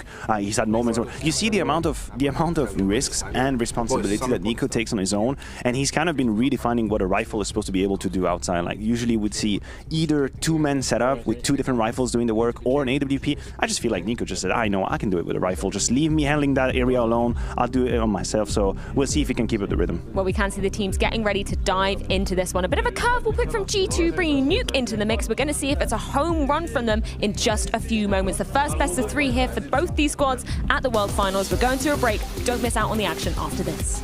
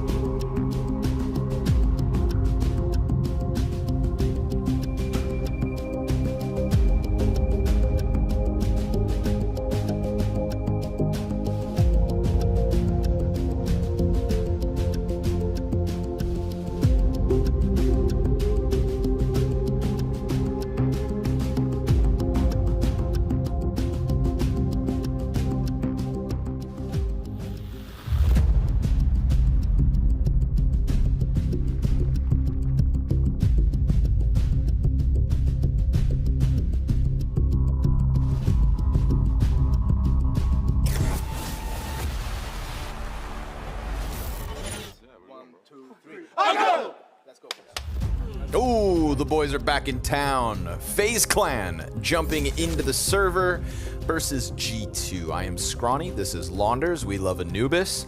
And FaZe, obviously the favorites in this one. G2 beat Fluxo when it came to the fall final. Obviously, we didn't get to see them in Rio. We waited for their next showing. Outside of that series win over Fluxo, you know, G2 didn't really make big waves. Yeah, that was disappointing. That kind of like drove the story for them coming into the World Final, and you know, they missed the major, and then they got the chance to the fall final. That wasn't great, and it's like, okay, G2, when do you kind of improve? I think is the big thing. Right. Yeah, I mean, you know, it has to be said that just tragic loss for Hooksy coming into this event. I mean, you know, it's not something I want to talk about too much, but it's just it has to be noted. Yep. You know, community is thinking of him. I don't even know what it would take to be able to play through a tournament after that, but he's here and the team's here to try and win. So we'll just have to, you know, kind of take it game by game. But Nico said in the interview before, he's never worked on a team that's worked so hard for what it's worth. No! And in some ways, even though Hooksy's individual level and some of their games haven't been awesome, they have clearly improved as a team in some other aspects. Sure. And there's been some weird and interesting changes where it's like kind of like, you know, there's been more of a focus on m0NESY. His rating has gone up under Hooksy. Hunter's rating has gone down under Hooksy, but still is really good. Okay. Stats-wise, Nico is still an excellent top 10 player this year, absolutely. You know, we don't know where he'll land exactly, but it really has just been about activating their offer, and like, you know, structurally, that makes sense on paper. Put a lot of emphasis on the guy who's the most expensive gun, who is your, you know, PC Rookie of the Year, okay, and has unreal talent. You know, it feels like at one point, I've said this already, but like at one point, m0NESY could be the #1 player of the year. You know what I mean? It feels like he's on that kind of trajectory. There's no real reason to doubt when that happens. And even throughout this year, kind of his first like real professional year, he has just gotten better and better as the months have rolled on. Right. And was always good. So we'll see how much talent will be activated today. They're going to need all of it here to win versus FaZe. And at the fall final, of course, they lost in the finals to Heroic, but at that tournament, FaZe looked extraordinary. It only spoke to how good the win was for Heroic, but FaZe definitely still they looked like that best team of the year from the first half of the year, 60% of the year. So we'll see if they can continue on here at the World Final and end strong. Because they have Brokey back. You know, started the year with spectacular form and was MVP of Fall Finals despite not winning the event. But speak of him, and he will deliver. It's m0NESY dead instantly. JKS traded back. Kerrigan activates in the squeaky push, but Nico is actually inside of Hut. Ooh. Things could get weird here if they decide to come back, because Nico's thinking, listen, it's all good. Hunter's a little bit more fixated about Squeaky. And JKS wanted to come and clear it. Kerrigan won't get more than the one. Rain slides out from heaven. Gets cleaned out by Nico, and now that A site looks prime for the taking. Yeah. We got smoke on Mini, we got a molly down in vents, and it's gonna have to be Rops and Twists for the 2 versus 3. And that's just because Nico took that lead inside of the hut, so Rain thought he could get into a better spot and stop them as they were coming out, but that was a very nice attack. However, it's still a 2-on-2. It's getting pieced together at the moment. I don't know if we've got a kit down. I don't see it. And Twist spots one back site. Hunter. Oh, Nico got it. Yeah. Helping hand from his brother-in-arms. And Twist's chance now knows where they're at, but gets smashed between the Kovac. And so we've got G2 with a T-side pistol win. Really nice round there from Nico, like from beginning to end, just from the perspective of positioning as well as trading, and always in a good spot. Very, very clean shots. Clear moment there at Rain, just thinking he had that extra, 10 feet. And, Let's go. Just screams it and then says it as quiet as possible. Nice, calm down. Calm down. Like, all right. Pistol round wrapped up for Rasmus and his squad. Rop's gonna waste no time, presses up into the ramp room. Brooksy sees the scout, but that just plays perfectly into the hands of Rops. So despite losing pistol, FaZe 5v4 and Twists. Ready for it. Ooh, but JKS. Oh, I wanted to know if he hits it so bad. What a tease. Shows no skin. While Monacy has won PC Rookie of the Year, Twists, what did Twists win? Esports? He had Moment, I think. Moment. Yeah, he had a play. It was the Play of the Year? Antwerp Canada call. Yeah, the falling off a silo. The mischief managed moment. Kerrigan got a smoke to work with in front of him. We get this quick redirection out of G2. Yeah, this works. Turning it on a dime. They're going to head down into the ramp. And at the B site, CTs do await them. Rops, nice dark corner. And he's going to catch Monacy. Haphazardly jumping around. JKS. Ooh. Gets the headshot. Deals with Rops. Twists Deagle. Finds its home. Hunter's got the answer. JKS gun empty, but the Glock still works. And he shuts down Kerrigan. Brokey's scout, if it can find JKS, would kill him in a single shot. But both these T's covered by this column. And Brokey's position now known. Hunter's gonna go ahead and stick that plant. Oh, JKS is dead. Find the headshot, maybe. But this one comes down to the 1v1, and G2 convert from pistol. Yeah, we've had unreal clutches from Brokey throughout the past few years. Honestly, just always been one of the top clutchers in the game. So you really want to assume he can do it. But in this spot, they let him a good spot here. Amazing round from JKS, actually, just by the shots that he hit. Could have easily died. Put that in jeopardy. JKS rightfully brought up, by Maniac on the desk, is to say he's not winning enough rounds for G2. I think that's a very fair criticism. It's not like he's bad player, obviously, or makes some glaring positional errors. Sometimes it just feels like his aim doesn't keep up in some spots, but could be doing more. And I think it's just the expectation you want to have for Australia's finest, right? I think he's rightfully earned that title. But Dexter would like a word. Yeah, yeah. It's just kind of like all time, but of course. They're thinking about it. Oh, he flashes and pressure, not enough to get Rops away from it. It's the only primary that FaZe are working with, and they're gonna very quickly slip downstairs. Nico crosses unspotted. Poor Kerrigan now going to be pulled in two directions, or will he with the vent play? Yeah, he's got to watch double doors. He'll run down into the line weight of JKS. Nico, nice activation, and bomb planted in the meanwhile. So finally, G2 looking for a cleaner conversion. Playing with some good energy today. Coming in very hot. Even Nuke one would be pretty big in the upset department. FaZe are fearsome on this map. G2, I think, can take pride in the fact that I mentioned that they only won versus Fluxo at Fall Finals, but they did take a map off Heroic. They 16-6'd Heroic on Nuke. And, Heroic are no slouches on Nuke, right? No, Heroic at one point where NAVI were avoiding playing them on Nuke. That's how much they respected their Nuke, so yeah. So it feels like, despite any struggles that you really want to fixate on for the G2 camp, Nuke has been a bit of a playground as of late. So if you can beat both Heroic and FaZe on Nuke, I think that's something to very much be proud of. So no question. And it just makes the series entirely winnable on its face. It's just, step one, get a map that you can consistently take down top opposition.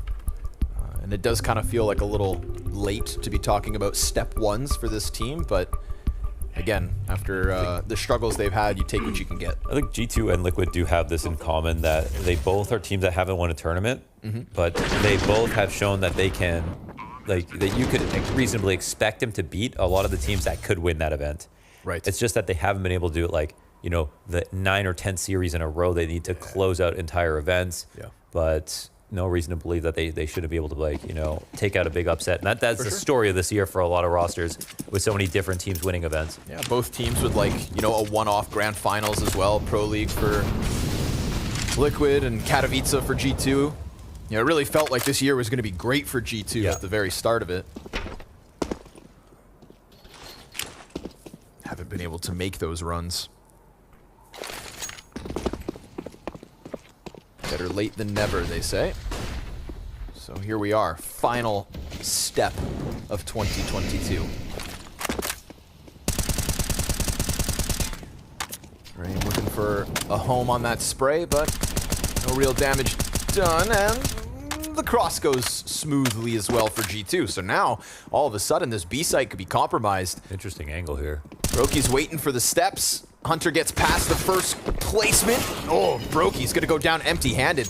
And that's one of the M4s. One of 3, right? We've got the MAC-10 and the MP9 on Robson Twists. I mean, look at the spread. Bomb Ferocious goes down, hit. 5 up. Yeah, they just ran it. And yeah, I say interesting angle because it's a very depressed angle. Like he's already so far back that he can't really fall off to anywhere else. They could have tried to get out of control window, work over to Zen Terrace, and have teammates cover things, but there was no one in decon to stop any of the split coming down. There was no one on control steps to get the early warning for the rotations to come in early. So like, it looked like if Brookie doesn't hit his shot, like it's just a rip, like it's just over. And so I said it was interesting because it was like, it could be a sick angle that you wouldn't expect someone to be back in to start off with. So maybe there's a first free frag right there, but the spray wasn't that great and they jump by. Maybe he hits it on a different day, I don't know. But not this one, and that's just a very strong rifle win here for G2.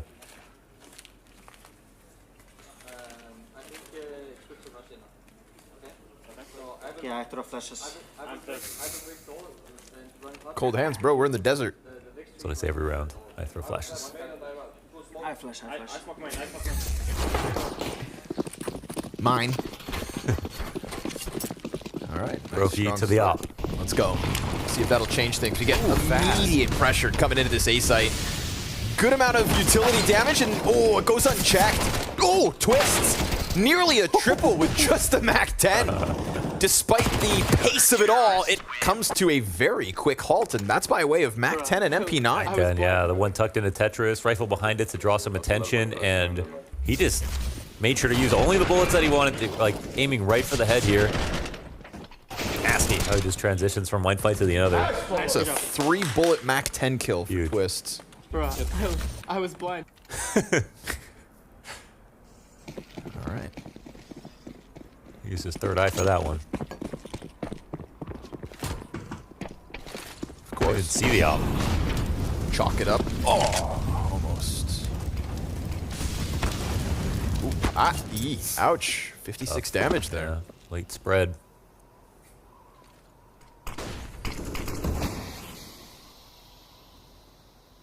Call that a late bloomer. The other forced Rain to figure out how far back he needs to go to defend outside. Earlier this year, best outside player on Nuke. Again, that major grand finals, in my opinion, the best rifle performance outside on Nuke ever.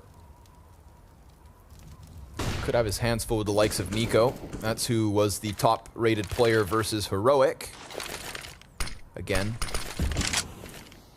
blowout Nuke win. At an event that they went on to win. So, despite that early pressure, it's going to be no follow-through here from G2. They double back to lobby. Looking at that ramp play, huh? It's going to leave Rops in an awkward spot. The MAC-10 for Twists has been upgraded, but Rops is still just playing MP9. And playing along the wall, usually good for 1. You'd think G2 could just stampede right through him. You're not going to get the contact with the op, and the longer they wait, suddenly that clock ticking quickly.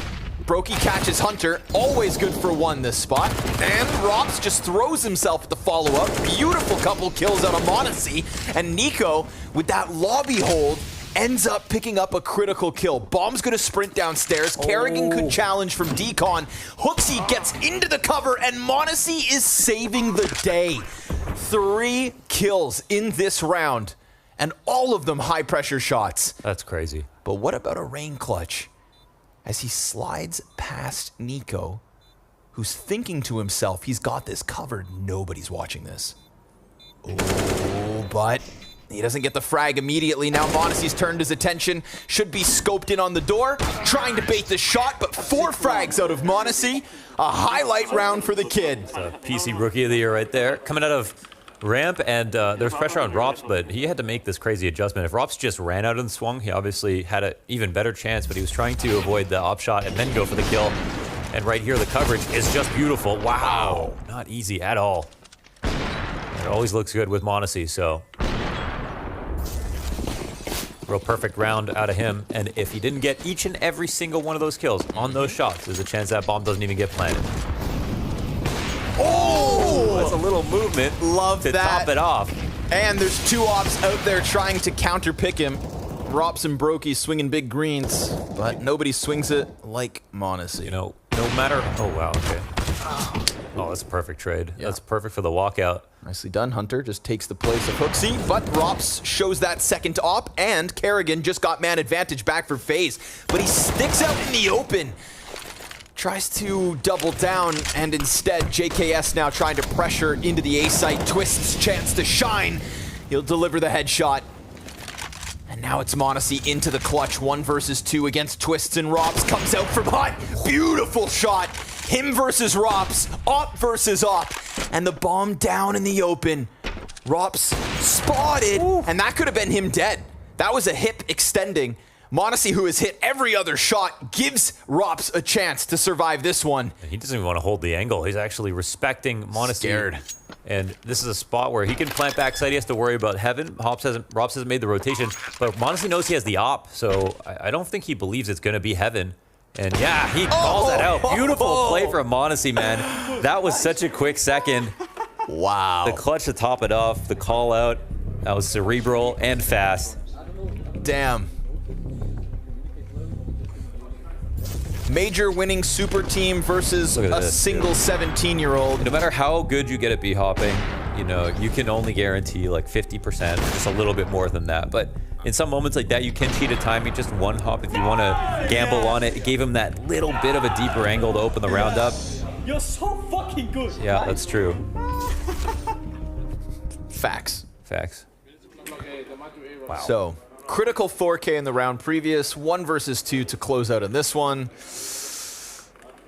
G2 just showing they are good enough. You know, they just do have. It's like you want to count their take over the game players, you know. Yep. Firepower's there. Yeah. Especially if Hunter can kind of, you know, find his groove. Capable of a takeover from time to time, but FaZe will continue to fight tooth and nail. Twist picks up man advantage to kick this off. It's an Aussie down at the start, but until Monacy's dead, round's live.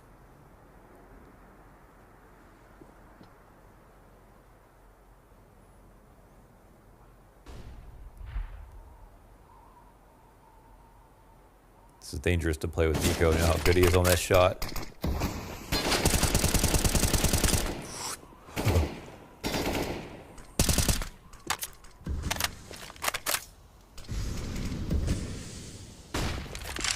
Moments like that always scare me.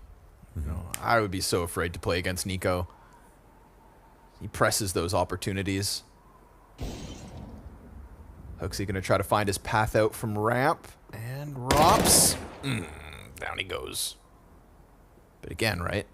We've seen these moments. We've seen these openings. Kerrigan finds that perfect timing and turns attention back. But Hunter's gonna slide through with another trade outside. There's one here upstairs. Oh, nice headshot. It is. Costs Hunter 2/3 his health. Could prime Rops nicely, but damage still being done. Uh-oh. And Monacy's in another clutch. He's got the bomb on his back. He's got 2 players low. And he's got that X factor. 15 seconds. He can section off these fights. He could get the Rops kill first. But Rops gets around the corner. He hears the ladder step. Now he knows where all 3 players are. He knows where all 3 players are. Oh my god, that shot was so fast. God, Brokey shuts it down. No 3rd round impact here from Monacy. Jesus. He is an ember right now.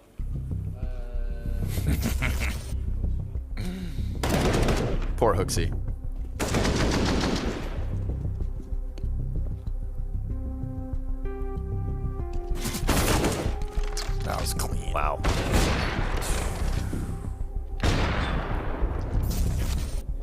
Man, if we get a great series out of Monacy, you know, if he's finding his form versus Brokey after his fall finals performance, this could be a really sick head-to-head on the ops.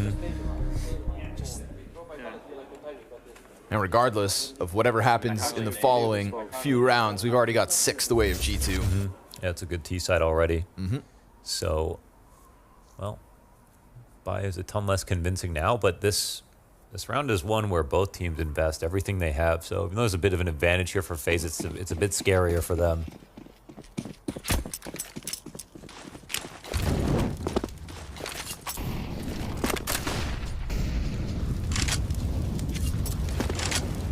Uh-oh, not again. Nico is Weapon X outside on the T side. Often roams alone. Rain back exposed. Ooh. I think, yeah, he did get spotted. Okay. Brokey takes him down through the smoke. A shot. The gun, they can't really get back that easily. They're walking up behind it. Rain's not far away. There, it gets grabbed. And I think they made that look like a Nico lurk for sure. There is a very far back hold on lower. So once again, this thing where the control steps are not being attended to. DDCon steps. Oh, actually, Kerrigan's here. Sorry. They made noise. Ooh, he gets away with one at least. Oh, Kerrigan! What nerf? Yeah, what nerf? AWS. AW what? A1S. Yeah, the Amazon Web Servers reference. Clean as hell. Again, right? At that range, in that pocket, still as good as ever.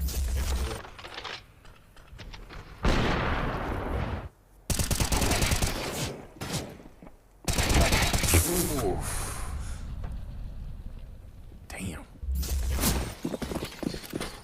Heavy impact right there from Kerrigan. Yeah. And the round that's like keeps their economy up, puts G2 on an eco, allows FaZe to get back into this game.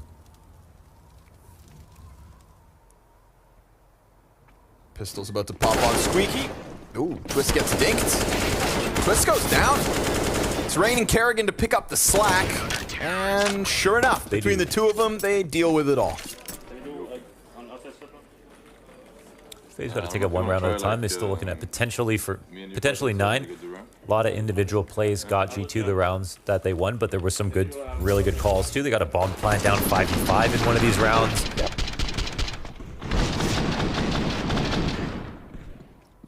And I like the style of play coming out of G2. It's fast. It's fun. It's what the people want. Gets them going. It's provocative CS. There's a 10-5 CT side versus Heroic, followed by a 6-1 T half over real quick. Yeah.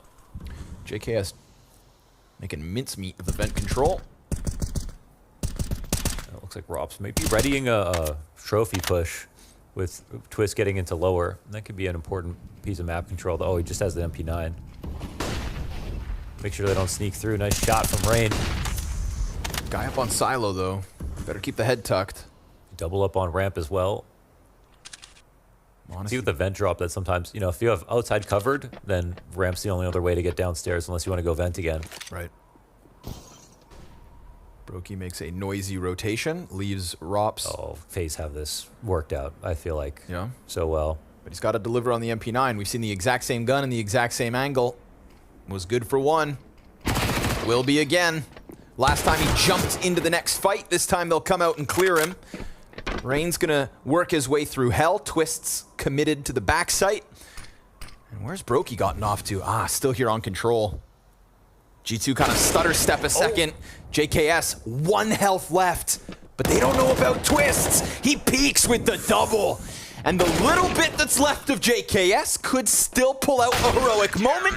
But Rain's gonna lock it in on Vent. And unfortunately for JKS, even with the kill on Brokey, they can't get down into B. That's what I was saying. Like, even though Rops was there, could have died. They still had 2 lower. There's just There's no way they would have ran down lower if they expected to have to run through 3 players, and they were all in their favorite spots. Brokey in control, Twist backside, top clock, and then Rops in a close angle with his MP9 on ramp. And Rain got the kill on the cross outside, so they just almost knew for sure that that was going to end ramp. And so effectively clawing back the half. About to be tied up, assuming things don't go south with Deagles ahead.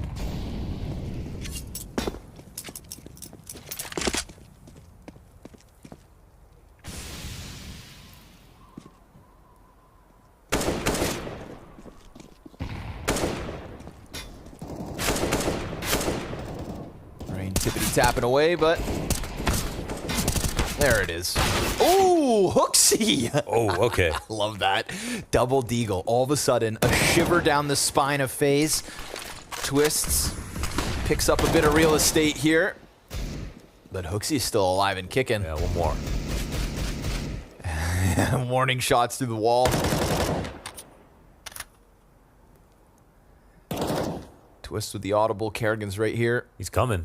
And Rops has also moved over as well, so they've got these players corralled, but come on, Hooksy. Do it 30. Better gun back there. Yeah, wants it. But while they're preoccupied outside, it's, you know, you got to keep eyes on Hunter. He's worried about that ramp flank. They actually have info on 2 out of 3. I think they knew one was Mini. Yeah, it's a second mini player they don't know about, and they're thinking maybe ramp is open, but Rops wasted no time doubling back with his upgraded gun. That's still a possible shot here. Oh, baby. Hooksy, that's 3 right now. No way. Kerrigan finds Modesty in the meanwhile. Twists, runs out, challenges. Time is of the essence. Hooksy, gonna get cut down. Valiant effort from Rasmus. That's still like 15K knocked off the board here for FaZe. Without the half ending right now, might have some impact here, though. There is quite a bit of money here saved by FaZe, so they'll be buying in full. Oof. Third one's actually the nicest. Yeah. That's how it works, you know, they get powered up. Double op setup comes back out of FaZe as they are now on fire, so the tide has turned so far on Nuke.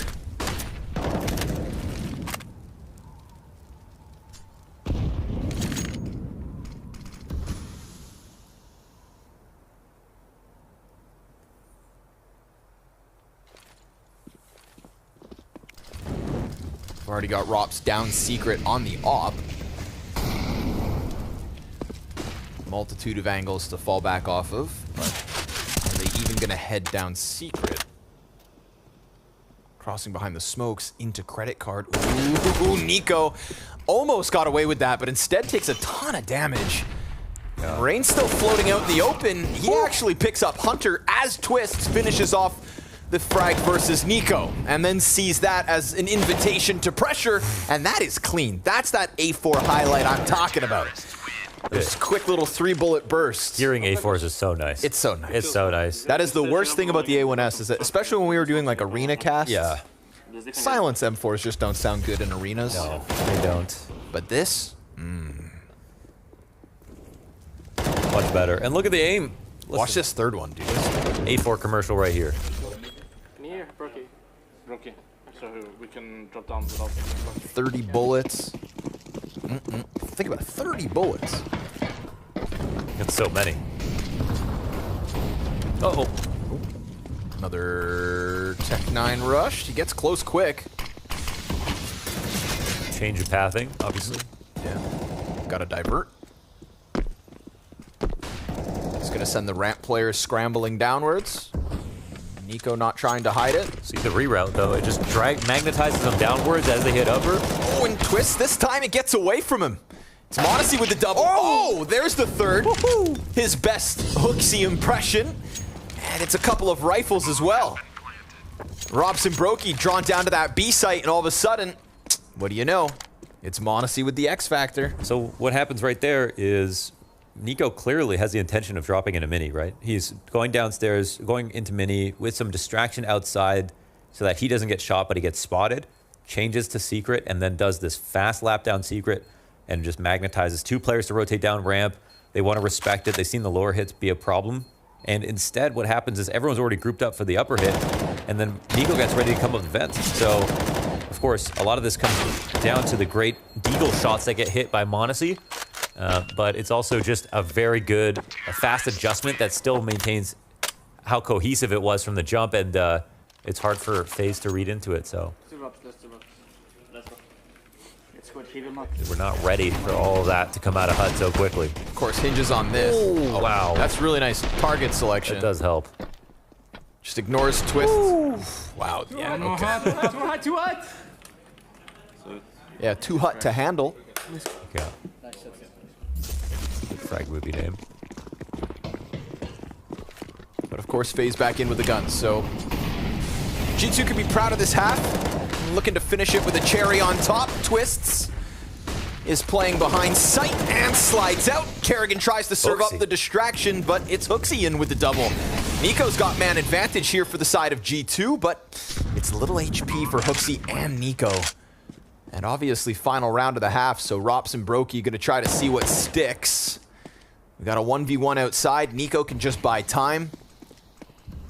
And with Rops preoccupied, it is Brokey on his own through Mini first and foremost.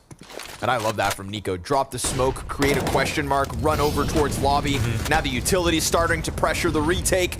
m0NESY gets hit by the nade. Brokey comes through with a fast one. They're still worried about Nico outdoors. Brokey's pressing in, and HooXi's on the backside of the site. Rops, head comes off. Brokey picks up kills, but time is the decider, and it's not there for FaZe. G2, 8T rounds.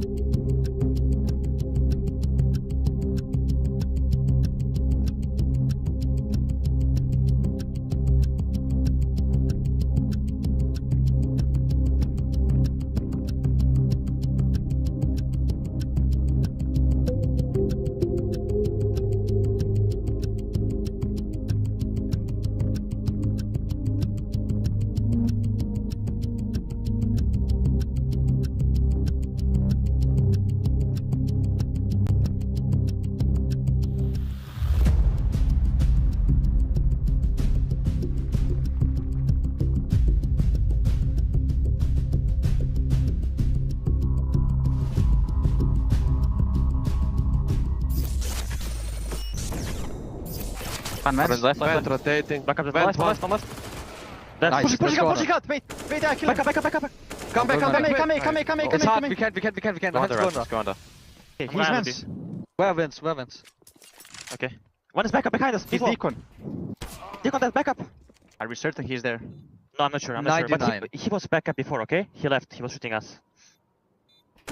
He's Deacon, I think. Holding Deacon. He's a Deacon. Nice. Ilya, you're so good. So good, Ilya. Nice round, boys. Sick, Ilya. Honestly, he is good. He is so good. m0NESY be out here winning rounds for G2. 17-year-old PC Rookie of the Year has put G2 on the map after that T-side. 8 T rounds on Nuke. Something to be proud about. Obviously, I think some of the individuals of FaZe are also shining, but G2 have done the hard part. Now, you can pull out your knives and sit and vent. m0NESY and Co. try pushing up through Trophy. They've got 3 players pushing from ramp, plus the hut push, and Nico still sitting in the ramp. So lobby belongs to the defense. Kerrigan has to fall out. Hooksy catches Brokey out on vent exit, and this pistol's going swimming. They're just running over him. And then backing up and driving over them twice. The only damage is pretty much that pre-fire from Kerrigan as they were like running into the lobby. That one headshot. And that m0NESY, who was the guy who got gushed down to 7 HP, wins his next duel. Wow. Lordy, lordy. Feels like half of these rounds, all of G2 are just staring at m0NESY. Yeah, no kidding. Okay. Okay, Hunter. You know what's nice to see is G2 having fun. Yeah. G2 be having fun. I think people have really prioritized mood in the last year with Vitality, for example. Like Magus was saying, even though they're ending kind of weak or whatever, they're having he says his favorite kind of environment to play in, where everyone's just such good friends and having such a good time outside of the server as well. NIP focused on that after their shortcomings in Rio. Definitely feel out with FaZe, G2. Even Liquid, I feel like, are having fun, even in trying moments sometimes. Wow, it's like the year of happy C8 losers. Yeah, it's like they all make copious amounts of money to play Counter-Strike. Well, they always did, though. That's the thing. It's true. Yeah. I'd be having fun. I am having fun. Broke. Yeah. Ooh, Nico. Oh, he goes back around the other side. Rain will get the better of him eventually. And that means there's a little life left on this one.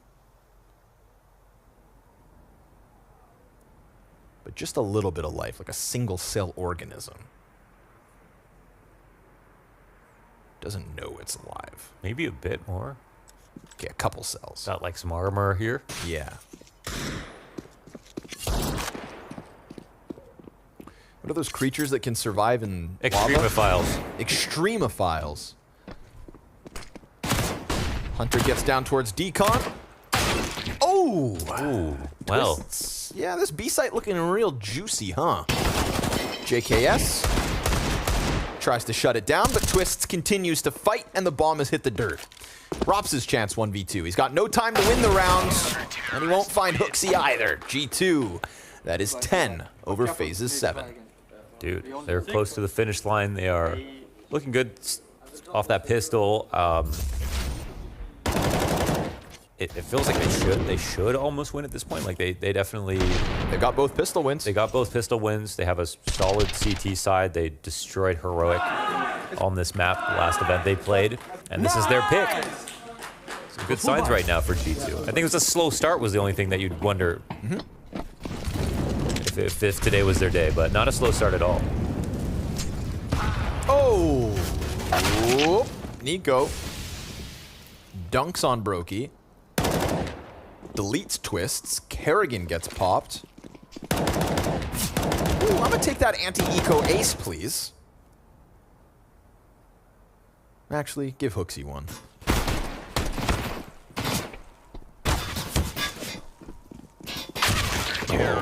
Drive by off the MP9, make a little bit more money, keep that lead nice and healthy. 4 rounds over FaZe. You can maybe do your Yeah, here's where the real game begins. Can you start anti-lure? And we'll see what kind of FaZe we get. Now, there were some doubts about FaZe coming into the Blast Fall Final, of course, coming off the Major. But the Fall Final, they were insane. Like, right off the bat, they seemed like the best team at the event. And then, of course, best by a very primed, heroic. Impressive, but not expecting a FaZe kind of slow start here at the World Final. Not a story for me. Of course, best of 3, there are more maps in this series. And if G2 have had any success as of late, tends to be here on Nuke. So, just nice to know that that one win over Heroic may not be an anomaly. Maybe. Honestly's not alone over here. Molly's going to keep JKS back for the time being, but Odyssey could shred him unexpectedly. I like this setup a ton. I mean, especially with the outside control early. Yeah, they can double up here, and they're in a really, really good spot. So JKS can even join in this late. It's going to be hard to read a double push, and he can pick just a timing whenever he wants. And the thing is, if they leave, that's huge info. So, oh, man, Kerrigan gets around the box. He's going to clear it, though. Oh, wow, that was close. That was an opportunity for Kerrigan, for sure. Leaves him on 13 health. They're going to go test ramp. Nico, gets bested by Twists, who's now left on a measly 7 HP. Kind of mirrors JKS's problematic situation. Deagle here for Hooksy. Oh, through smoke. It's like that? Dude, the overkill in that situation. JKS doing some good damage right there, too. And Hooksy back to the Deagle. Fire on his feet, opens the door. Brokey's going to plant that bomb. Nades go flying out, but they've got the post plant. And they've got JKS on 10 HP. Not to mention Hunter's limited to that MP9. So this one is winnable still for FaZe. Brokey tries to dive all the way back and gets away with his back turned. No smoke. They've got a flash on JKS. They've got a kit on Hunter, but the bomb is planted for this ramp post plant. Rops has much better HP than Brokey. I mean, Brokey, he made the good move and got out to ramp. They're really just looking for him right now. Trying to play off at the time. There's little bits of time left over. The first tap comes out. They're going to go for the double peek. They get Hunter off of it. And JKS will not be able to get that defuse through, nor survive. We've got Rops and Brokey up as FaZe will find a T-round win. That was very sneaky. An excellent move to get out. The right risk to take after Hunter opened the door. Try to freeze him in position by drawing his attention. After this, I thought it was over because, you know, 4v3, but then look at this kill from Twist. You really trust Nico on an angle like that. Also, those HEs out of Decon, it seemed like they had their head in the right place, but no damage. Ooh, fast one from Hunter. Look at this, hands busy. Kerrigan gets caught. Brokey's at least got that quick trade back. Good spam onto Hooksy, makes him uncomfortable. But he'll hold on. You get this aggression from JKS, could be unexpected by Rops. Smoke fades, plays close. Sticking out. Yep, he gets the headshot, but the AK prevails. And Monacy, quick on the trade. Peels away from that ramp, falls back into hell. And we're left 3v3. Hooksy on his own for a moment. Top Hut is an okay place to be. It's a great place to be, but if you don't have Heaven and you're worried about outside, that slowly becomes worse. So, just gave up their Heaven control. Yeah, Monacy dropped sight. Yeah. And then moments afterwards, Rain. I think this is a good setup. Like, oh wait, they're actually walking right in front of this. Monacy back turned to Mini. They have no idea Alert could come out this way. The thing is, they're now pushing in towards Squeaky. Is there a timing here for Rain? Yes, especially with that shot primed and ready. But Hooksy, Twist again. Wow. The same thing that happens to Nico. Gets the damage and then just has his head torn off. And we've seen the Monacy 1v3. We've seen his late round impact. Nico now tasked to deliver the same. Yeah, Twist will be map defining if they pull this back. He's gotten all these key rifle kills.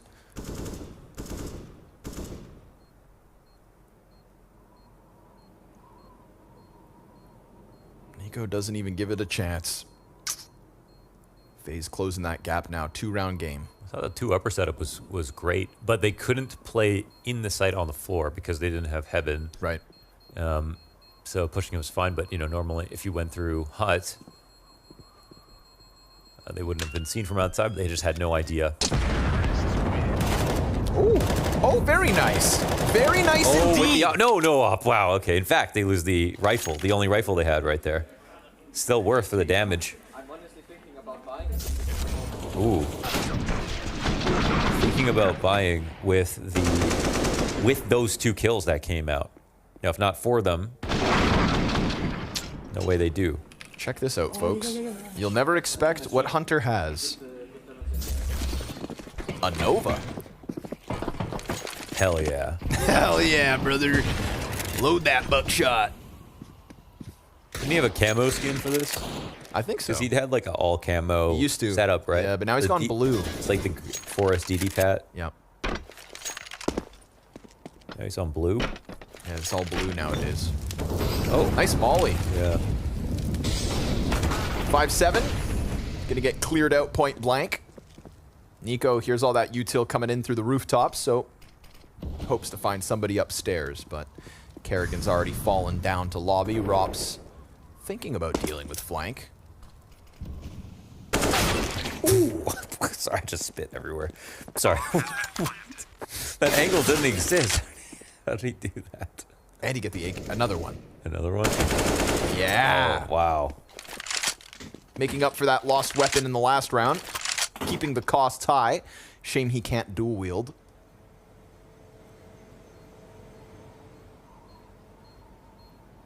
But it is a 10th for FaZe. So a T side that, again, they lose pistol. It's a 3-point conversion for G2. 3-round conversion. Now 3 straight back from FaZe. Mm-hmm. With guns.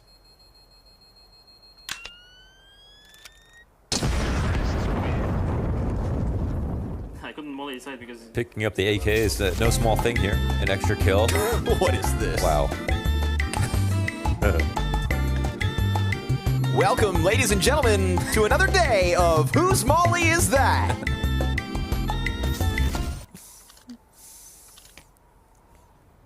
That's what I say when I miss my mollies. I say, whose molly was that? Whose molly was that? Oh, they molly T roof. They're flashing, eh? An OD reference. All right. Economic woes for G2, but who needs guns when you've got scouts? That's an opt-down. Damn. Rookie just got smoked. And I love that you just wastes no time. Instantly outdoors, looking for something else. And you've got a guy on top. Oh, I hate this position. You hate this position so much. But it's so good. Works. I literally play it nowadays. Because it always catches you off. They never see it coming. So we get a scout kill and then an AK kill, right? The 2 weapons that G2 have to work with this round, and they've already found their success. Yeah, punch is slow outside. If you swing outside, obviously that spot is not as good because you can see them getting up there, but looks like the 2 perfect tactics for the setup phase. And, ooh, no op that has been taken back. So Hooksy, he can hold on this very strong angle. Wow. Gobbles that up real quick.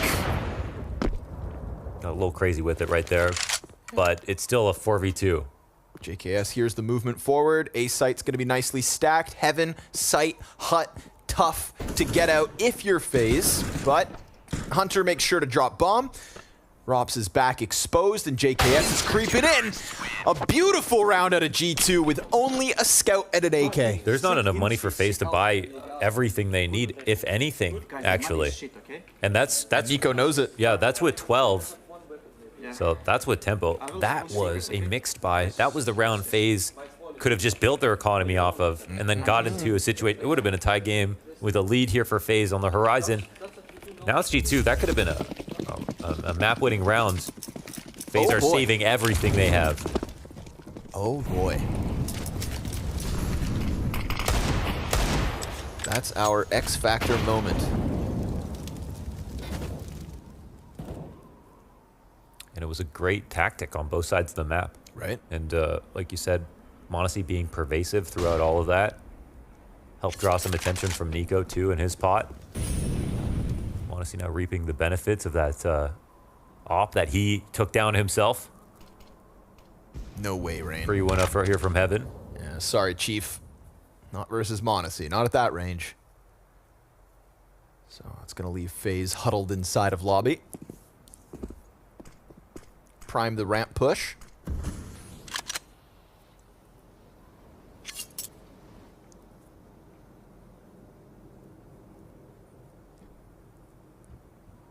Bunch of sweaty nerds.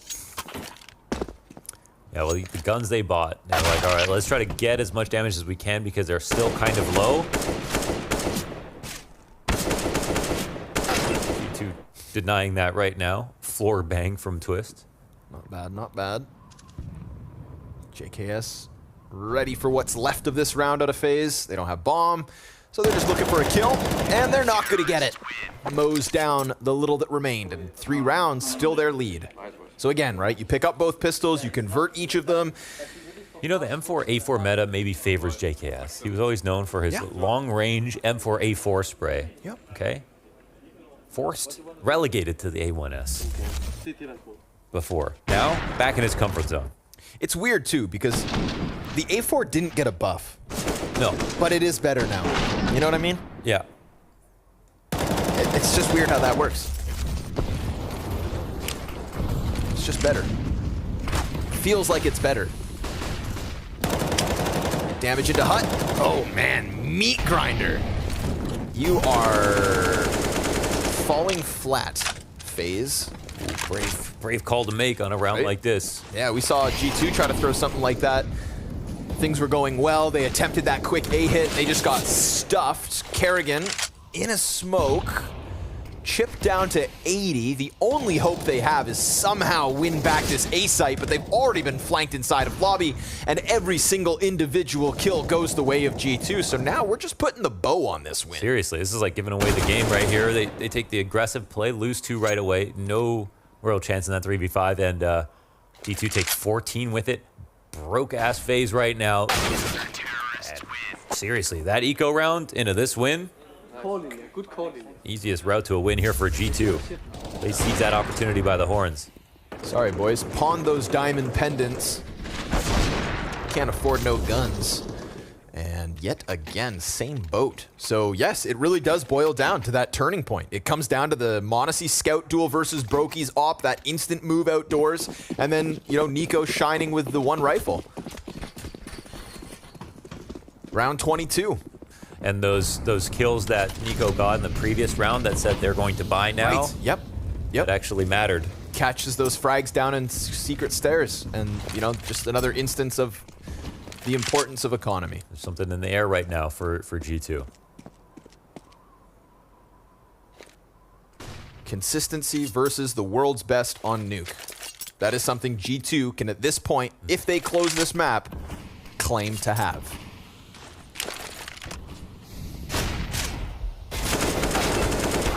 Nico's gonna fall, so it's not all sunshine and rainbows. AK in the hands of Rain. Hunter coming forward is the best move right now. Nice. Hooksy gonna make sure that they can't get away with the weapons. Stop the bleeding right then and there, and a nice little secret push from Hunter ensures the fact. Brokey and Rops gonna try their absolute damnedest, but this armored Tech 9 and lobby is so far removed from bomb and the guns and the remaining 3 players that it's 15 G2, 5 map points. FaZe only half invested, so saving up to fight back all the way to OT, 5 rounds in a row. Maybe they can do it. There's a particular, you know, string of events and really good rounds won that allowed G2 to have this opportunity to be so far ahead, but there was a world where they still win just in a slower fashion. And all that's to say, well, you know, they didn't just chew through 3 rifle rounds in a row to get to this point, so maybe FaZe have a little bit left extra in the tank. The one last call where kind of all eggs were in that basket was when they tried to bust out a HUD and squeaky with 2 players right away. Maybe because they had low utility, so they couldn't really play a drawn-out round. Had some good spawns. Kerrigan likes to make those kinds of calls late into a game where it feels like it's the bravest. He's got the players to do it. They trust him. But when it doesn't work out, you're really left in a tough spot. That round was worth 2. Nice.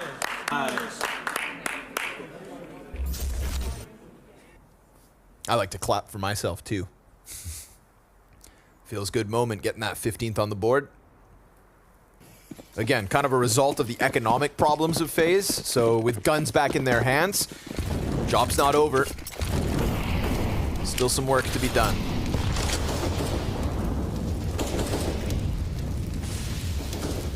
Monacy very quickly back behind Red, and the only thing here to stop him is Rain. Oh, Nico opens up versus Rops. Rain kind of getting drawn towards Mini, but we've got bodies all over. And Monacy, oh my god, he survives. Oh my god. Hooksy's gonna pressure in from ramp, loses out to Twists. JKS trades, but we've got Bomb down in the backside. It's Brokey and Kerrigan to try and hold off versus 4. Nico's up in heaven, they've got Mini, they've got flash support, and Kerrigan is so blind. Brokey's gonna have to do it all, pressured from both ends, and G2 pick up an opening map over FaZe here on Nuke. They've done it versus Heroic, they've done it versus FaZe, and they'll have 2 attempts to close out this series. What a great start here in Abu Dhabi.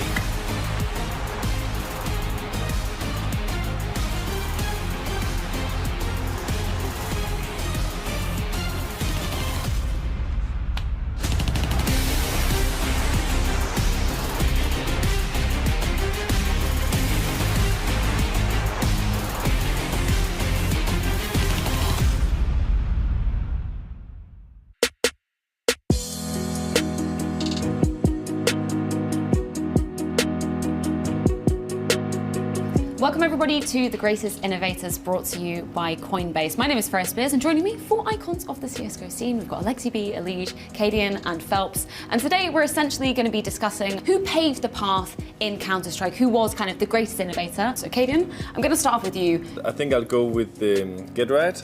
I think that he kind of innovated the lurk role a bit. I remember playing against him and you just felt like you could wait so long and he never came, and as soon as you moved away he just found the perfect timing. So for me he kind of innovated that role in CS, and yeah, that's why he's my nomination. Yeah, I think that's a pretty good pick. I didn't even think about that because in my head I was thinking of like IGLs and stuff, but yeah, like anything that like changes like how everyone plays and their play style is super good picks, yeah. Okay guys, do you want to put down your whiteboards? Out of 5, what do you rate Cadian's pick as? Okay, 3, 2, 1, let's reveal it to the cameras. 5 out of 5, 5 out of 5, man, okay. You've started off with a very good one, Cadian. Elige, I'm gonna come to you next. Yeah, so I was like trying to think of like what type of player like really changed. So I was like thinking about like the different eras and stuff, and I'm gonna go with Fallen because, you know, well, like that lineup just like completely like changed how people play CS, like that style of like defaulting and having all the, like, these different like things that you could do off like the default and conditioning people. Like people didn't really do that before LG, SK, so I think that was like the go-to for me. I mean, I think I was inspired by the fact that he was leading his nation in like a way that he can be really proud of. He's that kind of dad figure where I just feel like whenever I watch him or see him talk or when they're playing with their teams, I just feel like he's super calm.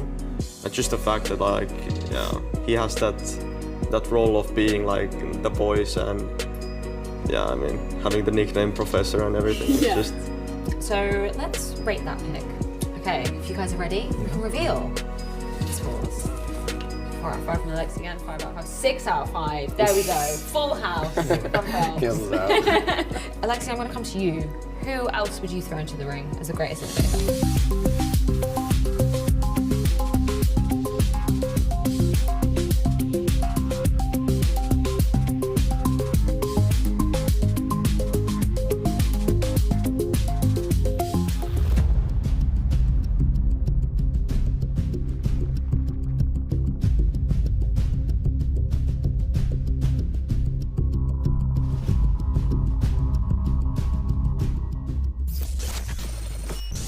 I'm going They're throwing shit. Smoke main. They smoke me. Volleys. I nade in front, Russia. Let door. I'm holding door, holding door. Top refresh. Can be outdoor. I have outdoor. Russia. I have on top. I think outdoor. Picking you. Need 10. Only one, right? Can be outdoor. Coming door. He's coming back top. Door one. You hold door, Ilya. Holding door, yes. Nothing ramps, guys. I peek on your contact, Russia. They can Coming. go down ramps. Door one, I'm not peeking. Nice. That was Nothing single. else. Can be main. Last guy drops. Last guy drops though. Yeah, we could be main. We're Showing hot. Nice! I have hope.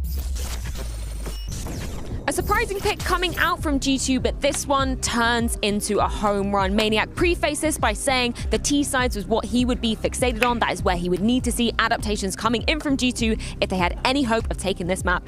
And what a way for it to come into fruition, Matthew. 8 rounds for them in that first half.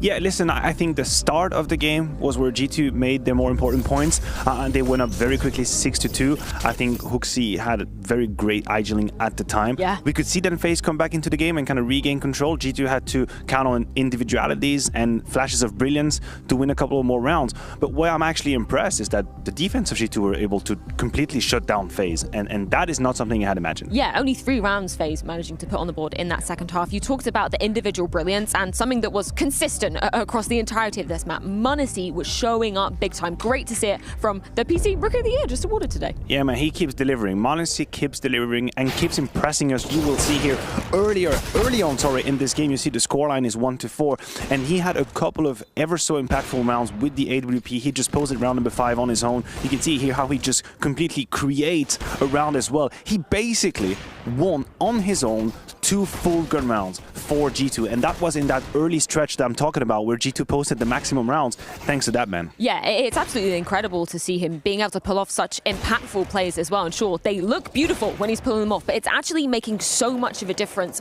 in the trajectory of this map. Oh, definitely. He was the defining factor as far as I'm concerned. We could also hear from the interesting mic'd up moment we just had the good feedback loop of communication that they had. And this is a syndrome of a team that is on one, a team that is activated. You could see information coming in, and then you have the recipient of the information confirming it, like, Ilya, you have this? Yes, I do. I heard you. And that is a team that's on one. And even just the good vibes as well. We heard Hooksy saying at one point, you are so effing good, man. Like, I absolutely love that. We were talking about the vibes right now, particularly with the context of G2. They have to be so tight-knit. I love what we heard just in terms of the comms there. Yeah, listen, they came together and they played a beautiful first map. The mission has been accomplished. We talked about Nuke being a risk, potentially going up against FaZe, but when you have that great start on the T side and you can just cruise control and block on the CT side and job is done, map number 1 is for them. Well, when we speak about m0NESY's impact as well, let's throw it back to our eco play. This is round number 14, just about closing out the first half for G2. Yeah, I mean, we have round 14 and it's not just about m0NESY. It's about adding structural ideas and individual brilliance. We see that wall of smoke outside being put for NiKo to make noise. Again, he is supposed to make noise. He is supposed to get the attention of everybody, making it seem like it's going to be an outside play, but it's actually an inside pinch. He comes out of vent, and then the brilliance from m0NESY, triple kill with the deagle. But once again, this is not just an individual feat. It is an idea. It is a vision from G2, and that is embodied by NiKo making the play and m0NESY destroying with the deagle. That's what I wanted to see from G2. Yeah, I absolutely love that initiative taken from NiKo to kind of open up that round as well, and that continued on. We talked about NiKo, being the most impactful player stats-wise when we were coming on to the ground of Nuke for the side of G2. That definitely showed up. He was super impactful throughout this map. I mean, NiKo was able to do what Rain couldn't, really, when it comes to the CT side. Once again, this is where G2 made the difference. This is where they completely shut the door on Karrigan's face, and NiKo was obviously one man of the hour. You see the amount of times he had to handle some of these outside pushes. I told you he would take a whole lot of risks alone. You can just see his positioning. I'm not lying to you. He's just very much heads on. He wants to fight outside, and no one on the side of FaZe was really able to put it out. Look at this. He's on the actual garage. He's on the garage. It's such a visceral player when we're looking at that particular position, which we know is instrumental on the grounds of Nuke as well. But that does beg the question for FaZe. Were there any kind of glaringly obvious holes for you? Because when we were looking at this video, even Karrigan was saying, I don't really understand why they've picked into a map which has historically been a very good ground for us. I think the T side was a little bit lackluster. It was a bit flavorless for FaZe, and that's what worries me a little bit. Sure, we know NiKo is going to make these type of plays. We know he's going to be problematic outside, but you would expect from FaZe to come up with ways to play around it. Maybe the same way G2 won that eco play, maybe throw a little bit of fake outside, some activities, and then try and play the contact play somewhere else. You have the bodies needed for it. It felt like Karrigan was a little bit out of solutions. You can see the great round timeline coming in. After these 3 rounds, that streak that FaZe found early on, the door was closed, and then could never go back to W. You know what I love about this performance from G2 as well? The fact that they closed this one out cleanly. Time and time again, we see G2, faltering at the last hurdle, giving up a few rounds here here, there, and everywhere. And it was nice to see them, getting that 5-round streak, being decisive in this victory. Yeah, this is usually where they falter. You're absolutely correct. And it's a syndrome of a team that is looking for confidence and that doesn't have it quite yet. Now, if they are able to actually close 16, it's one of these concepts where the more you do it, the easier it becomes, right? The more you're actually able to close a game, the easier it becomes to close the next one, and then the next one. You can build on top of that. So a very important win for G2. And now we move into Inferno. That's FaZe's turf, we shouldn't forget. Right. Inferno is an interesting one because we were just looking at the stats before coming on air. The last time we saw G2 playing on this ground was in that game versus Game Elite. Oh, no. We all know what I'm referring to. That spelled the end of their run at the RMR. That spelled the end for them of potentially making it to the Rio Major as well. I don't know what they're going to have, been putting in terms of work on this ground. I'm interested to hear your kind of takes of what you would expect from G2 on this. I'm expecting G2 to have a better CT side, or at least this is where I would have put the focus. Let me rephrase. I think if I'm at the helm of G2, I'm using that time to make sure that I finally find this formula on the CT side. Some of the games that we have seen prior to the major, the RMR, as you mentioned, it just felt like it didn't really make sense, and they were struggling a little bit to have a lot of impact. So I'm hoping that they have found solutions on the CT side, and I don't know if they can count on a Gala Monesi again on Inferno. It's one of the maps maybe where he doesn't have yet that same kind of gravitas that he find on different other. Yeah, I mean, I was just looking at the stats for the past 3 months for the individuals as well. He's actually on the same level as Nico, both with a 1.27 rating over both sides of the equation, which I was kind of surprised at because I feel like we hadn't really seen those flares of Monesi as of late. I'm hoping that he's going to be proving that consistent form. I mean, I might just be victim to the recency bias, right? Exactly. You see a couple of important losses on the map, and then suddenly your brain just zaps you into thinking they're the bad team on it. Still, I have a feeling that the CT side hasn't been quite figured out for G2, or at least that was the case last time we saw them on Inferno. Is that in terms of cohesion that you're looking at it, in terms of sort of, clean communication and being able to read the situation as well? Exactly what has been your issue with the CT side of for G2? I think most teams that struggle on the CT side of Inferno are too passive and lack mobility for my liking. If you think of the likes of Heroic, for example, who play an extremely movable type of Counter-Strike where they run around, look for information, I see teams sometimes accepting a little bit too much to play the 3-2 passive setup, 3 on A, 2 on B, good luck guys, and then it puts a tremendous amount of pressure on individuals to do the work. If you're 2 players on the B side, even if you have Nico, which it's the position that he plays, a very good execute from FaZe, 2 smokes, couple of Molotovs and flashes, it's hard to mold kills. It's really hard. So I need player to be a little bit more proactive, maybe take the risk of sending a 3rd player to get information, take banana, go back to 4, back on A. This, to me, is the signature of great teams on Inferno. And I think that point becomes even more apt when we're looking at FaZe. As you mentioned, we know there's such a well-oiled machine coming onto this map. In terms of how you would characterize FaZe's style, what we should be looking out for coming into this one, how are FaZe going to be looking to bounce back and push this to a 3rd? Well, if you're FaZe, you don't hit the panic button quite yet. You've lost your opponent's map pick. You're going into Inferno, which is definite comfortable territory for you. The T side is, I think, where they have this magic. I think they, better than most teams out there, can utilize the space and make you feel uncomfortable when you're defending them. You'll see Kerrigan trying to take long control, for example, but it's a little bit unclear. Are they splitting A side, or are they just holding CT spawn to then late B split you? This is the mark of the greatest teams on Inferno. They keep you in the dark, they take map control away from you, and FaZe do it. I think FaZe is a very hard team to read on Inferno when they're on the offense. I think particularly when you're looking at Rops as well. I mean, that's on more of the defensive side, but just that lurking ability towards App's position, it's just so damn annoying. He gets so much information, and yeah, it must be super frustrating to play against it if you're in opposition on this map. Now, he's the luxury closer. That's how I picture Rops. I think if you are able to shut down the first wave of attack from FaZe, the first maneuver in the map control, if you can shut it down, Rops at times can be a little too passive, and he's not going to put his life on the line to make a difference.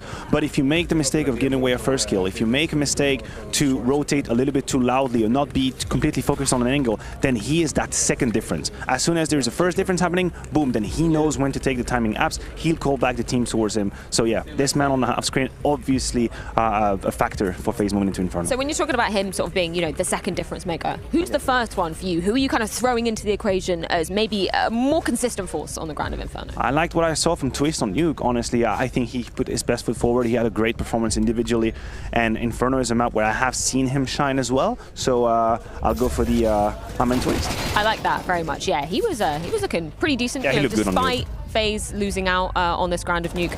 If we're flipping the script back over to G2 and you're talking about, you know, the CT sides from them, been a bit lackluster, that's where you're looking for improvement. Is that the only factor that could make a difference in this game, that could spell a G2-0 in this one? No, definitely not. I mean, if you have m0NESY and Nico maintaining the level that they had on Nuke, then obviously by design the possibilities open up. But I think there's another angle we can look at, Freya. The loser of that team will play Outsiders to stay alive in the competition. This is how high quality, rather, I should say, this Group A is at the World Final. We could potentially lose FaZe or Outsiders. FaZe were to lose Inferno, that's it. We either lose the best team of 2022 or the major winner. But, that's awful. Hypothesis. I'm sorry, you just have to realize what's going on, you know? Do that. I think that's what's so crazy about, you know, the format of the World Finals as well. It's designed to take the best teams from the duration of the year, looking at the entirety of 2022. And I don't know, coming into this, and we were talking about how open the format is, I think this bracket perfectly illustrates that. Yeah, Team Liquid are in the upper bracket too. Yeah, and stories don't usually or don't always follow what's going to happen. You know, you'd like to think Outsiders is an easy slam dunk, you know, major win is going to be all right. They'll make it to the arena. Right now,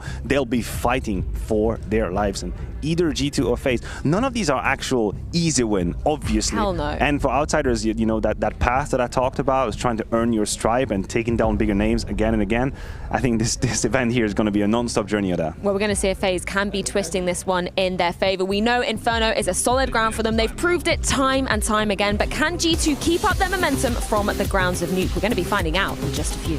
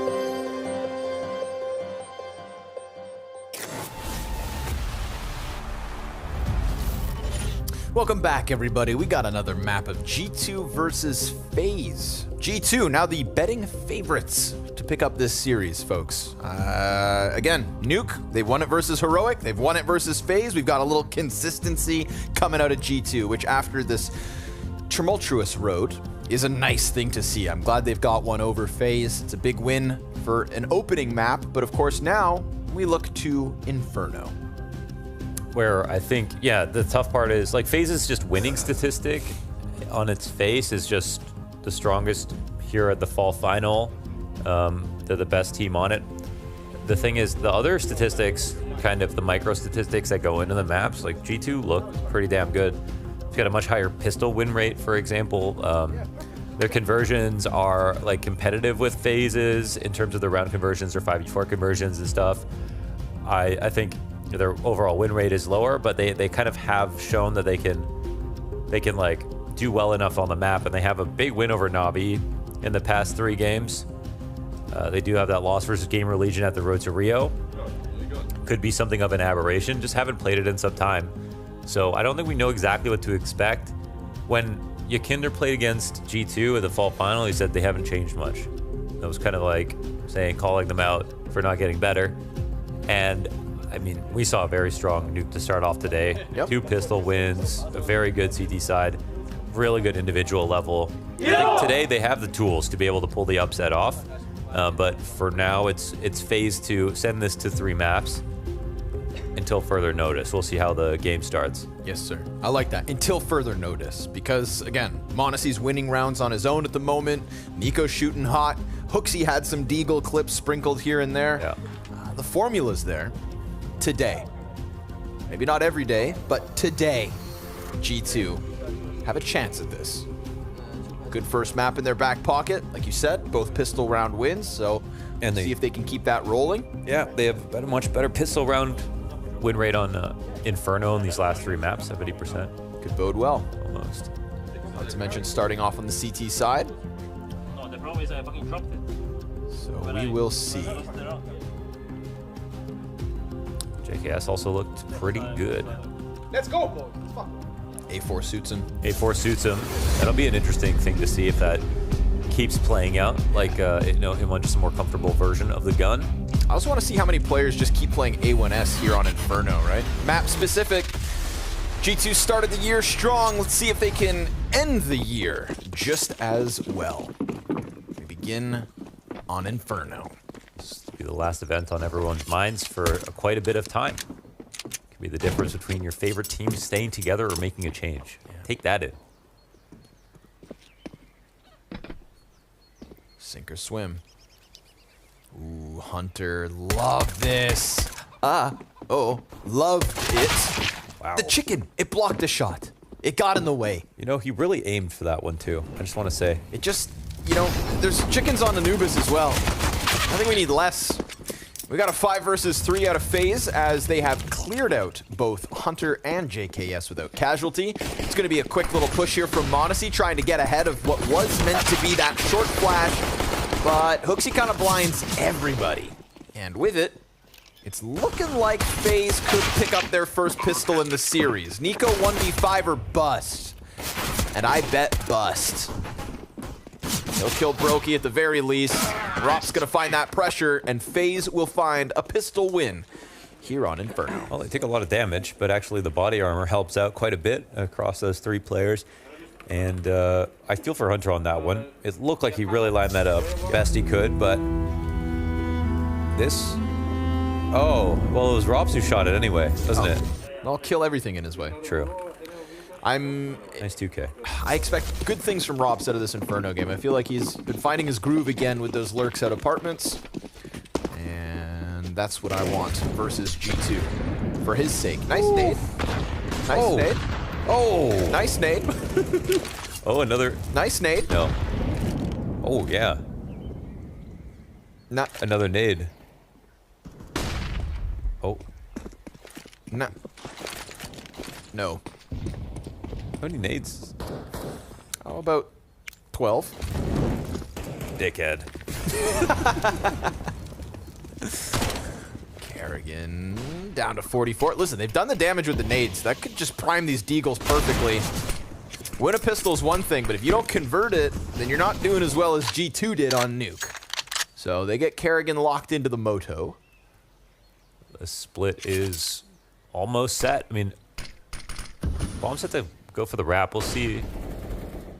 I don't know. CT's in interesting positions, though. Dangerous here, right? Deagle 5-7, CZ. I feel like anybody here could just pop off with a couple. But Kerrigan gets vision on JKS. Monacy delivers 2. And then Rain picks up the slack by punishing Nico's library push. And poor Hooksy's on the other end of the map. So FaZe will manage after what was a nice softening effect of those frag grenades. Mm-hmm. Hard round to get through, but they get through it.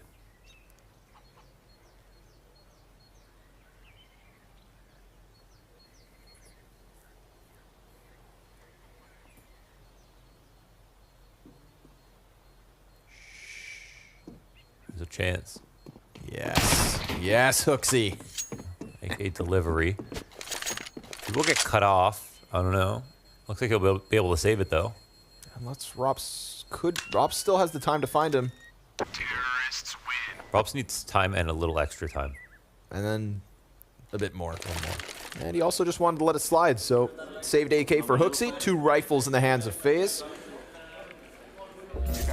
You know, they felt the economic impact back on Nuke. Nice shots, honestly.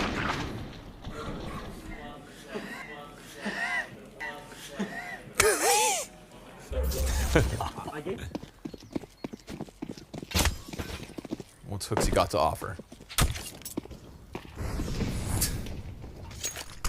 Surely that wasn't a whiff. Yeah, he was.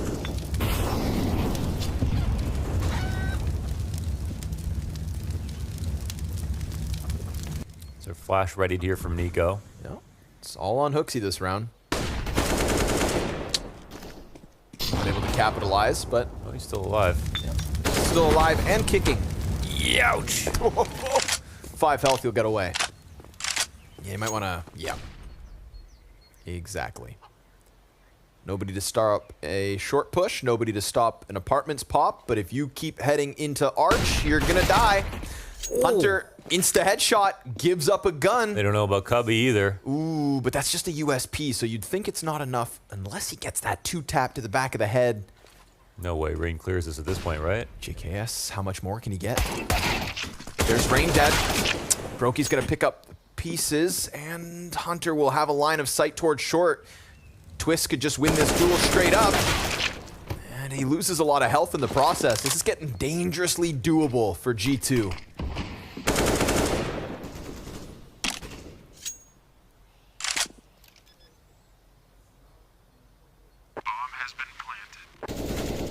Twist barely alive. Hall's flank being watched. There it is. They can walk away with their spoils. Nice to have the 2 AKs. Another hard round here for FaZe, but they get through it again. For sure. Yeah, G2 keeping the economy honest.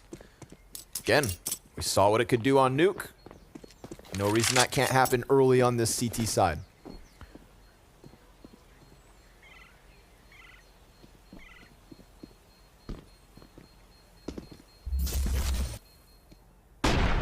Nice shot from Hunter. Bah. Oh, this was a Galil. Damn, Twist actually had the worst weapon. And wins the duel regardless. Oh, Truth versus the Hunter AK. Mm-hmm. Yeah.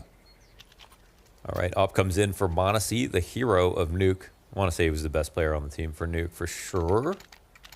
Everyone played pretty damn well, though.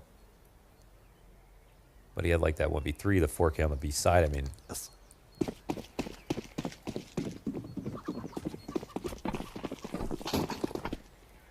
It was a lightning rod for frags.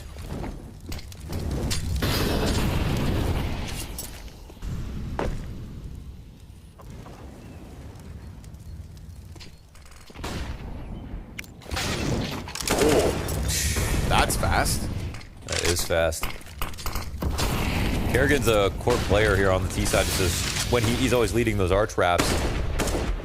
So more than just a caller for sure. Info gatherer. Annoying for the team to lose early. Rain can be that other guy. Sometimes we'll go for the lurks here, just lining up the silent drop outside of the back of the halls. Misses it. All good. Nice nade. Softens up twists perfectly. Nico. Oh, finds Brokey in the background. Is he worried about close too? I don't think so. I think he actually might. Oh! Nico, let's go. 3 kills. Jesus. Just off the mark with the wood wall bang. You want... Oh! One more! Oh, the ace is there, but Rops will take it away. Jesus. Hooksy finishes it off. What a tap. What a nasty, disgusting shot. All right. Yeah, sorry. That was good. Cue that up.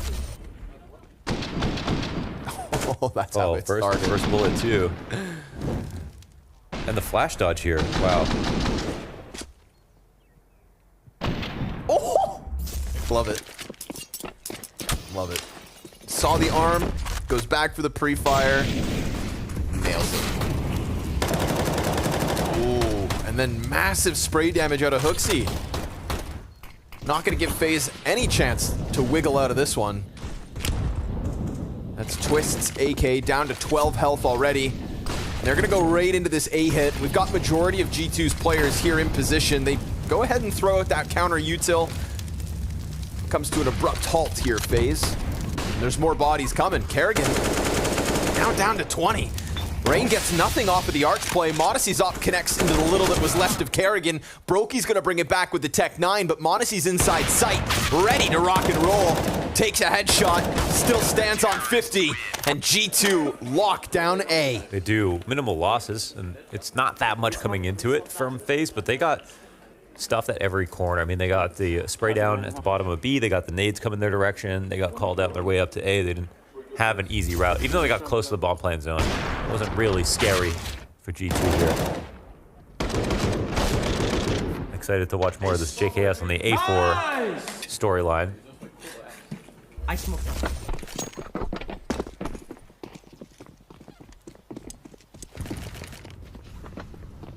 I'm just glad we're back in a place where everybody's saving AKs. True. You know? I know what the M4 no, versus that was, A4 versus A1S conversation. You can argue about it all day long, but let's just admit, as it should be, the AK is now king. Yes, back in its rightful throne, of course, as the That is the Counter-Strike gun. That is the gun. It's iconic. Yeah. Got one frag on Brokey. No other utility here for the pistols, but a dink's a dink.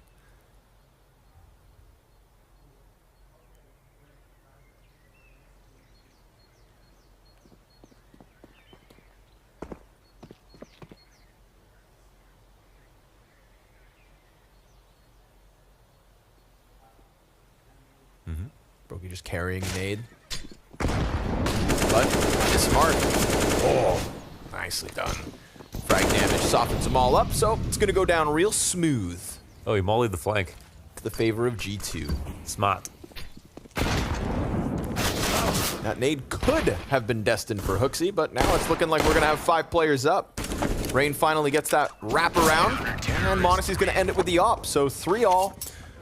G2, things going smooth. How you feeling? I think they could do it. Yeah. Nice, We had a pretty massive result in the start to the event. That was so scary. And Sponge just tweeted out about that if FaZe lose this, they'll go up against Outsiders, the 2 major winners of this year, against each other tomorrow for elimination at the World Final. If FaZe lose this game.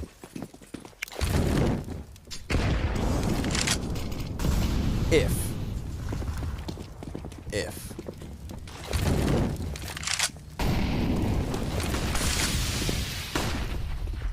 Put out the Molotovs, get ahead of the nades. Oh, or at least Twist does, but Kerrigan's going to take the brunt of that one. Molly on Twist's forces him back, so excellent utility damage coming out of G2's Banana Control. All the while, they take barely any themselves. So output, excellent. Oh, wow, the timings for Nico are just so nuts. He's got this funnel to the bottom of B where, you know, you cut people off. Nice peek from Hunter.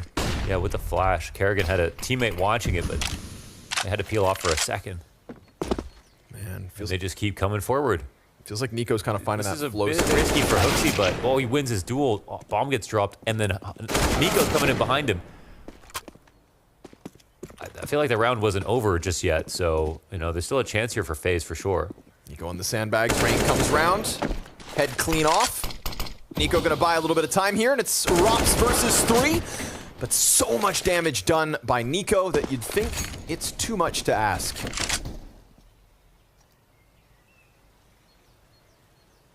"12 health versus 2. Front sight plant. They're gonna walk right through it. At least it's money here for FaZe, but money's all they've got. Wasting no time, jumping left and right. Quick, easy defuse. That's smart. They agreed to push when the bomb gets planted as opposed to just any time after they hear the plant going down, because they'll definitely be caught in animation.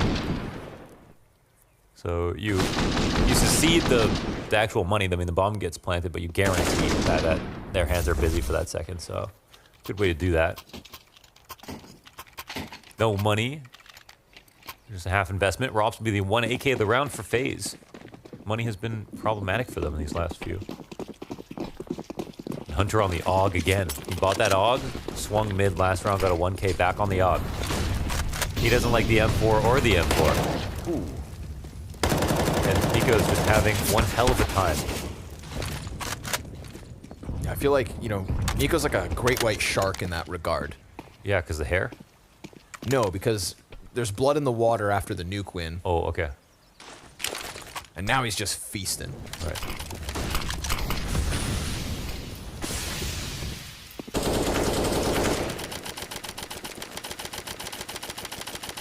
I feel like I'm at the casino. Except I'm less depressed.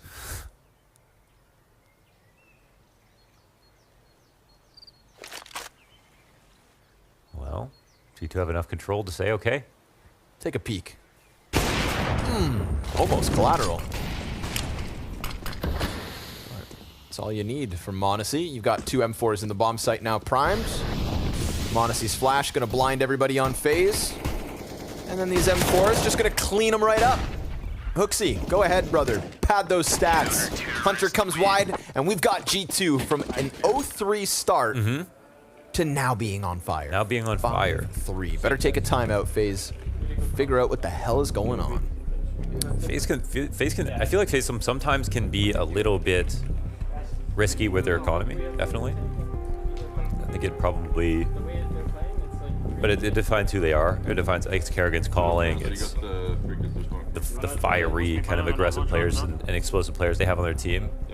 I think they gravitate towards it, but we see, I feel like so many kind of big rounds in their games where you don't really feel that as much in others.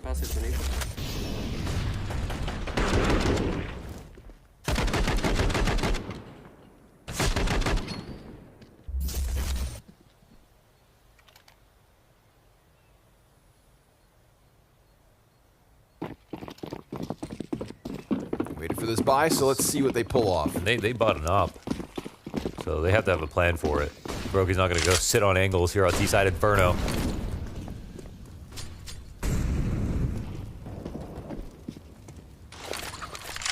Got double boiler plus short support in Monacy. The thing I can think is, like, an op T-side, if you're aiming for a B-side post plant, that's going to win you the round. Okay, let's see what Robs does here. Double boiler. No kill. Then the op tries to come out through Balcor. No trade. That's a tough fight for Brokey to try and trade back.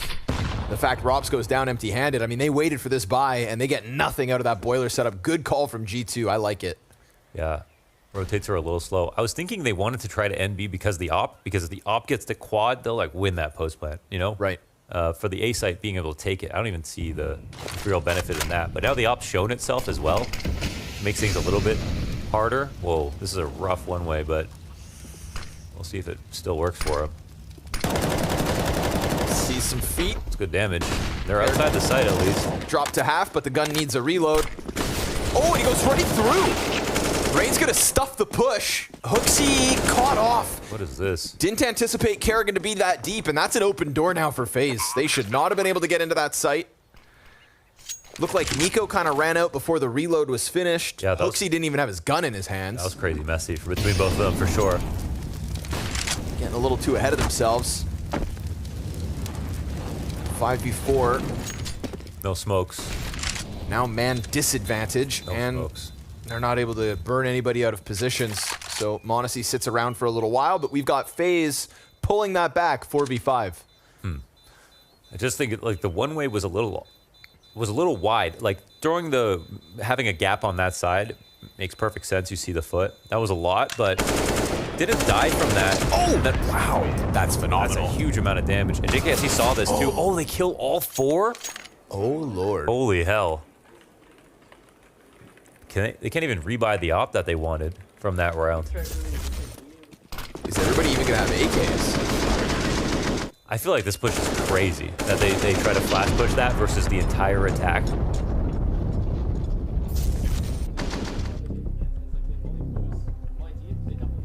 But to be honest, that could almost be like winning the round here. That's FaZe, how they that win. felt. Yeah, they get all 4 exits. They make quite a bit of money off of that as well. And now there's literally a Galil on Broke. You had an op last round. Twist will probably have a Galil too. I don't know, maybe he's asking if he needs nades. Oh no, he has he's got a Mac 10. So the thing is, sometimes you would do a fast call in this situation, but I feel like that's going to be the most obvious thing for G2 to try to stop. So we'll see how their early grenades look like. Man, that's a round win for FaZe, but a Pyrrhic round win. In hindsight, it's kind of like, damn, perfect chance for G2 now. You know, you had a 5 versus 4. You probably, Hooksy's upset. Oh, sorry, got caught. Yeah, Hooksy and Nico both played that a little weird. Feels like that's it feels like there's a very obvious and easy remedy. And maybe it hinges on m0NESY catching opening kills, but good thing Brokey kept his head down. Ducks tucked. So maybe they're going to do the continuation flashes from the window flash all the way to the top of Banana here. Nicely done. Caught Nico empty. That's a freebie upgrade here for Twist, so Hooksy's gonna have to do it on his own. m0NESY's trying to sprint over, and Hooksy holding on with 60 health. Nice flashbang, interrupts the follow through, but a player over top will be the end of him.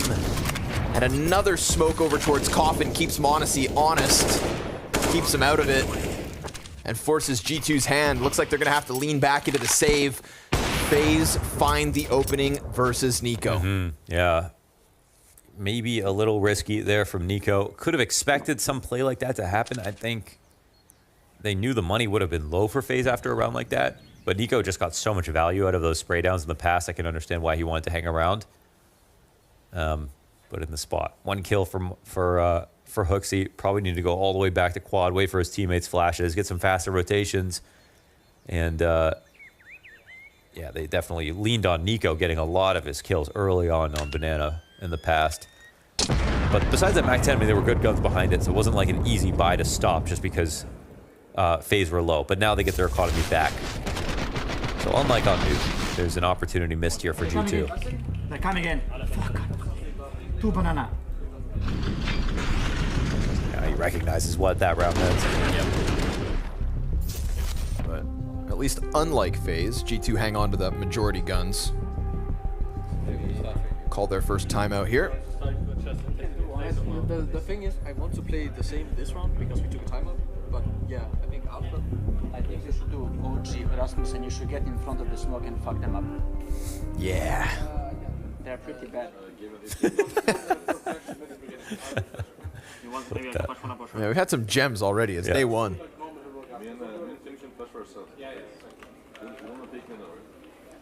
I'm straight from Vietnam. Then we break into out.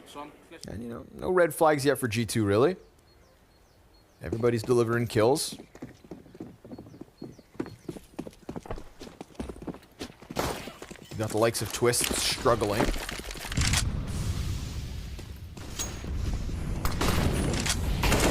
FaZe's economy nearly on life support. Yeah, important to draw attention to that, even with 4 saves.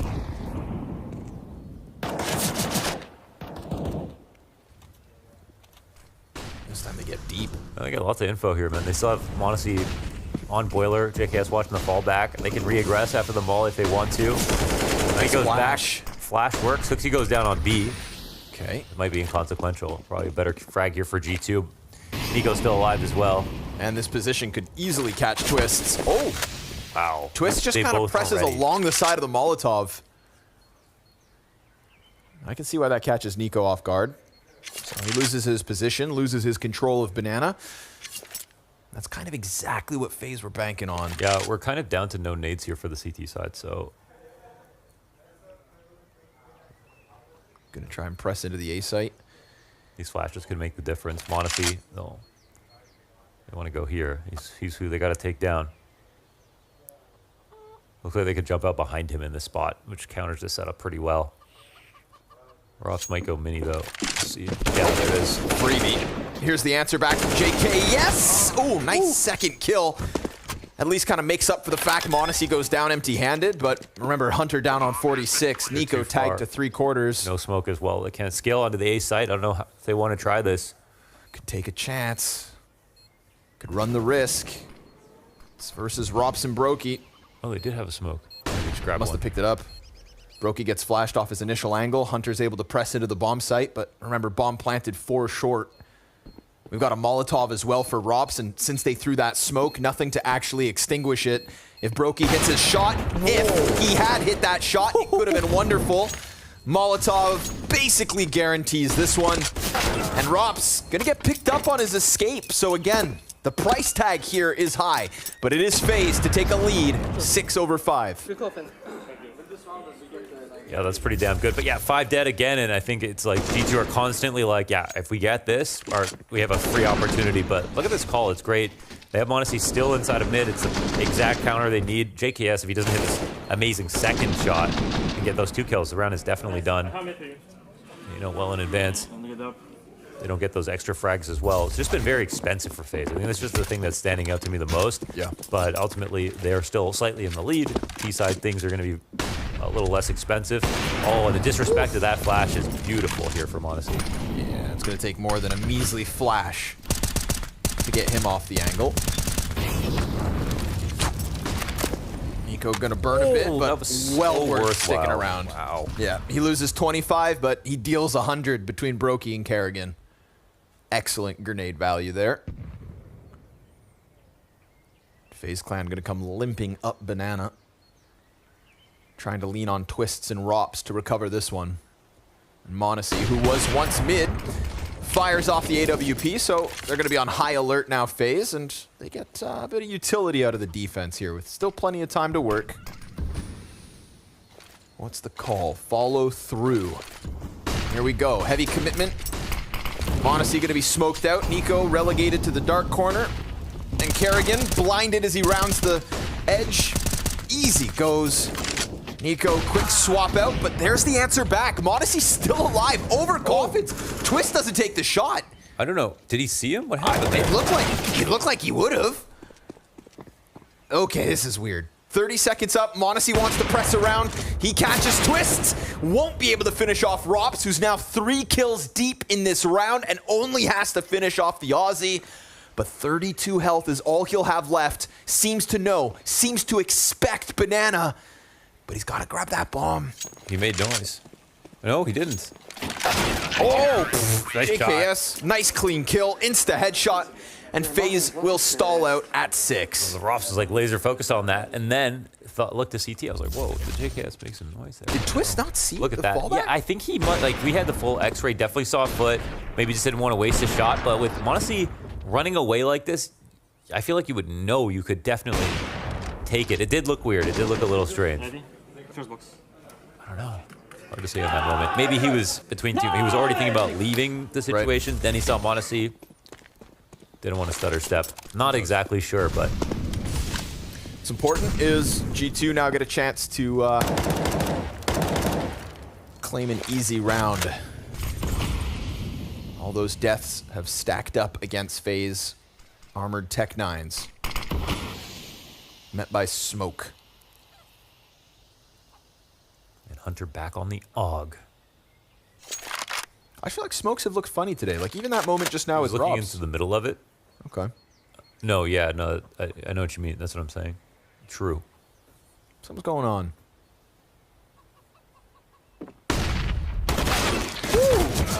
Clean Tech 9 kill, but JK, yes. He's been shining. Ooh, Kerrigan tries to pressure Monacy, but he can just fall into the bomb site. No stress. Is JKS covering this properly? Looks like not, but oh, Monacy goes back to watch it. Easy does it. JKS is not finished. No, sir. Looking good on the A4. Now 13-4. That's JKS at the top of the scoreboard. Yeah, what are you going to do with that bomb there, Brokey?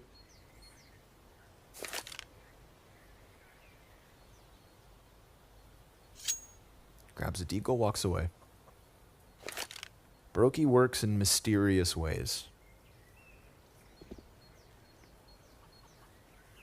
He's just trying to figure out how he would like to best die. In a blaze of glory. The moment he rounds his corner, Monacy's going to put him to a very quick end. Because Monacy's not really missing today. No, he isn't. And that's a Monacy that can beat FaZe. Yeah, and Monacy throughout the year in all their worst games, he has not been the reason they got eliminated. He's been one of the most consistent, for sure, across like their most clutch moments and their most kind of tough losses. Monacy's been there.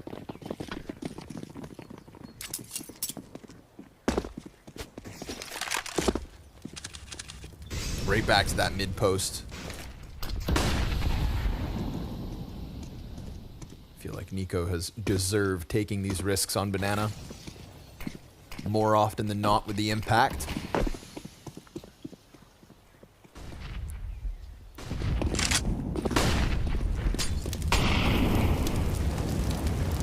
FaZe want to scour this.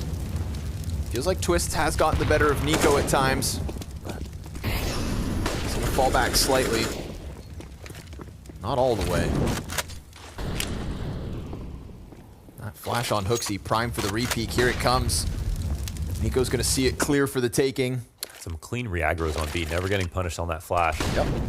Getting information. They do the same thing here. They've done this twice. Timing after timing. It looked like FaZe were readying that punish. Twist is going to go back. If he can clear out Banana, maybe they go back to B. It'd be the better call.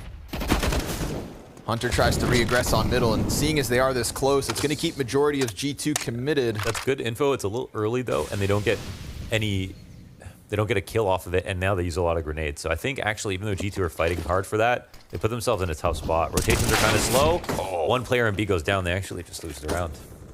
I think they, yeah.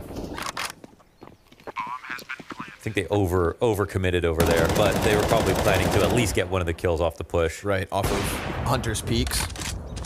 Because they kept tying up players, so like for the whole time, FaZe knew as long as they stayed alive, yep, there are a certain amount of CTs here that are going to be slower to B than us. I feel like running that risk as well. They had to kind of keep Nico committed to it. Ooh, nice. Kerrigan. Wow. 3 kills versus Guns. Oh, and he wanted Monacy added to the tally, but the kid doesn't go down with ease. Rain will finish it off. 3 survive here for FaZe. 7 rounds still on the T side, nothing to scoff at, but it's the fact that it's really Rops going above and beyond and dragging his teammates through the mud as they'll try to fight for that 8th. And they can. I think they were kind of very aware of what G2 were going to try to do this round. And so even though it looked like G2 were kind of in control of things, they kept clearing things out, flashing. Guys coming in B. At a certain point, with the amount of time left on the clock, I think it was quite clear to Kerrigan, like, this is the right site to go to. They can't be everywhere at once. So we'll end the half with 2 teams on a full buy here, both oppers with ops in hand. Kerrigan down low off an early grenade. There have been some great CT grenades so far this game. This game's tied, but G2 accumulatively actually have 18 more kills than FaZe. Yeah. It was like they've been hanging on by a wire. Just means they've been kind of losing easy rounds. Yep. And they got a lot of exit frags, yep, which actually could have had... It's kind of kept FaZe on edge. Yeah. You know. Kerrigan's going to catch Hunter, so nice little recovery towards the end of this, right? 3 kills in construction. That was 2 and 12 to 5 and 12. Now a 6th, so doubling the frags of Twists. And we got Hooksy off of the B site for what feels like the first time ever. Locked into the cubby. Kerrigan honing in on him. Offers up his back. Kerrigan, oh, he got that library kill. Oh, and Hooksy out with the double. Keeps this one alive. Felt like losing Nico would be the end of it, but now they're going to try to rock this boat back to the B site with m0NESY posted on the front, and Hooksy wastes not a second getting over. Flash finds its mark, m0NESY falls back, Twist sticks around, and Bomb heads towards A. Yeah, well, Bomb, is it going to go halls? Because if not, JKS, he might be able to cut him off. Brokey could absolutely get this kill, but Bomb in this position, he's trying to rock this move to get someone to peek. Brokey, there's a timing here for JKS. Ooh, he's just not playing in the site, so okay. Lets him buy completely. And now he can come back. I mean, this still might be a good play, but Twist is still working on the other side of the map. Oh, and now they've lost Hooksy as well, so felt like JKS could have gone above and beyond, and, well, he still could, but now the ask is just twice as tall. Good luck. They don't know where he is, but as he comes out from the apartments, he's going to get read by Rops, who again puts up big numbers to try and keep FaZe in this series. They're in this map, that's for sure. 8 terrorist round wins, him with 15 kills, and a CT side that lies ahead.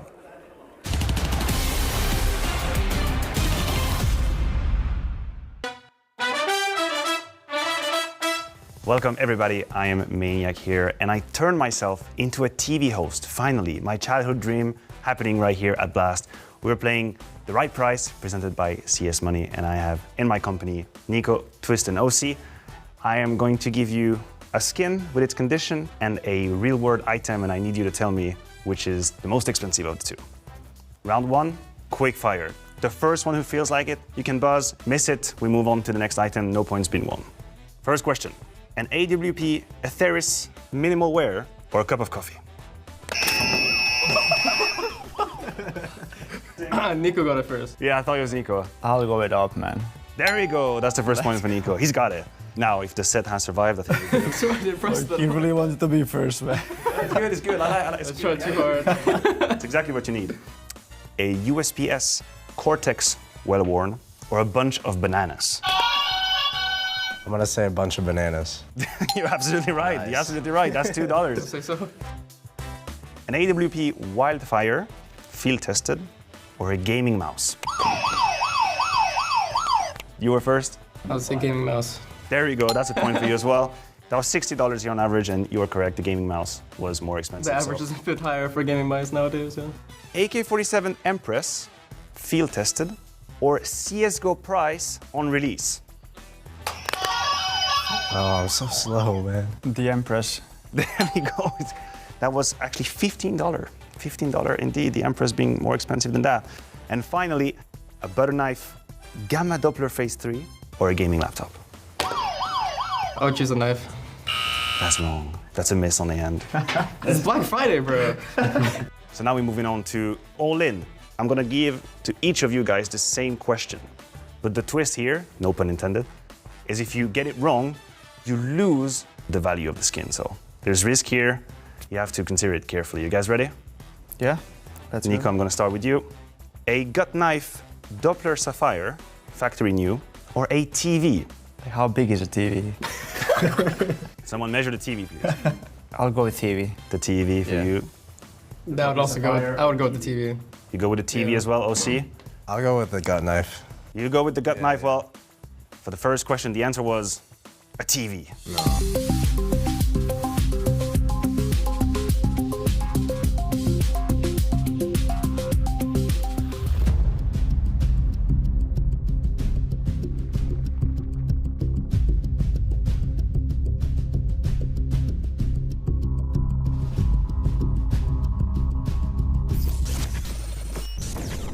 I have flash city soon. I have flash city soon. Flashing above Nico again. Flashing again. I'm flashing soon. Flashing over now.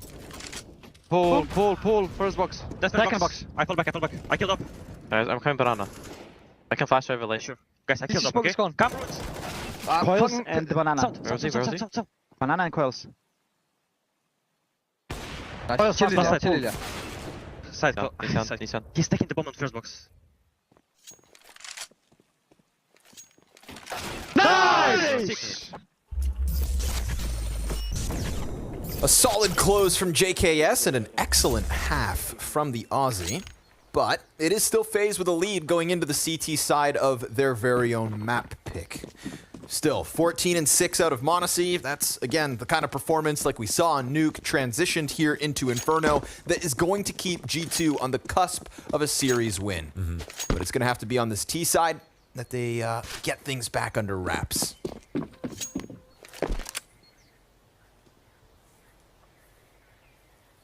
3B setup might prove to be an issue here. G2 moving heavily towards A right now. Rops peering down the end of the halls. Nico might be trying to feed into their fear that it's going to be B, or their excitement, in fact. Rops not taking a deep angle, so... Ooh, point blank, just good for one. Great trade. The smoke down a Moto means Broky's out of the round for now. Oh, well, no, just kidding. A nasty little tap onto Nico.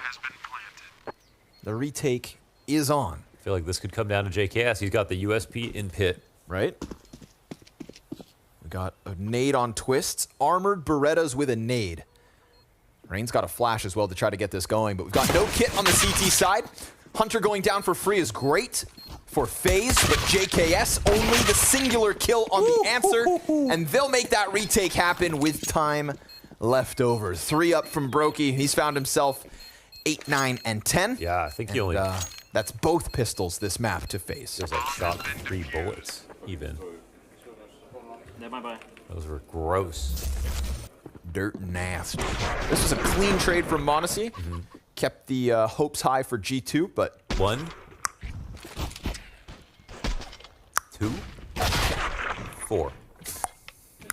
One long. Nice shot. Yeah, they know. Clean kills from Brokey. True. Yep, exactly. Buy comes in both ways. Triple MP9. This is really... Actually, like, who has the better buy here? I think it's the utility that... could wreak havoc. It's gonna get that smoke burned out of Hooksy, but wild spray out of Kerrigan gets punished, and now we're gonna get a scrambled rotate trying to come over to this B site. Do they follow through? Oh, Rain! Point blank MP9's not enough. No smoke? They have no smoke. No, because Hooksy had to burn it on the molly. They've got a flash, and they can face, and they've got rifles. Now, all of a sudden, we've got 3 players on G2, incredibly tagged low. They don't know how much damage they've done. They're leaving. Oh, they're out. It's 4v2. Wow. Kerrigan getting a little wild with the FAMAS. Shout out to Hooksy for that one. He's the reason they get that, the flash behind him. They punished in the same way that Nico got punished in that one kind of what seemed like important round, playing car, eating the window flash. So that's it. Just heed to the call of action. Rain tried to jump up to just get that little off angle. It's on the other side of the smoke. It sees the entire smoke. So as they're running through, if they're coming through on both sides, you have a chance to kind of multi-click, just clothesline them as they come through. But he only got the one, failed to jump, got traded right away. And so, yeah, it's a pistol round 1 for FaZe, but the instant win back for G2 with the bomb plant, with 4 alive, with 3 rifles, that feels better.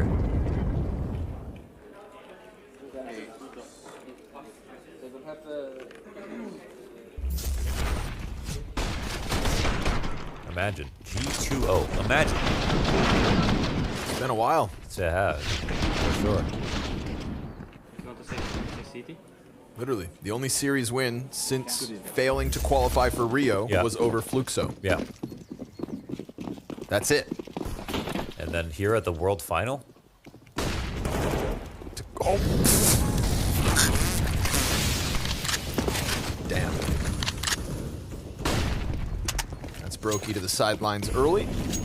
Nico's the only player in the world who does stuff like that consistently. Like, even when we look at like Axile and some other players, it's just like these plays he does by himself with 1 or 2 bullets sometimes. Just totally changes the makeup of the round, the composition of the rotations. His X factor, the capital X. 3 X's. Twists. Very steep drop off from map 1 to map 2, but nice little recovery here with him and Rops. Hunter trades out, and now we've got the rain clutch queued up. Oh, but no way you read that Nico's already through B. Wait a second. Okay, they didn't hear him.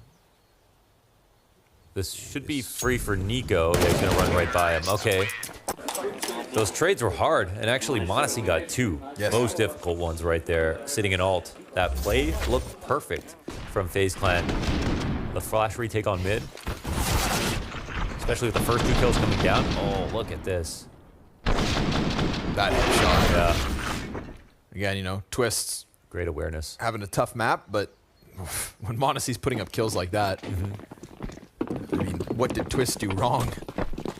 Other than not get an insta headshot. So it looks like G2 will get first turn. First to get to 10. No armor here invested for FaZe.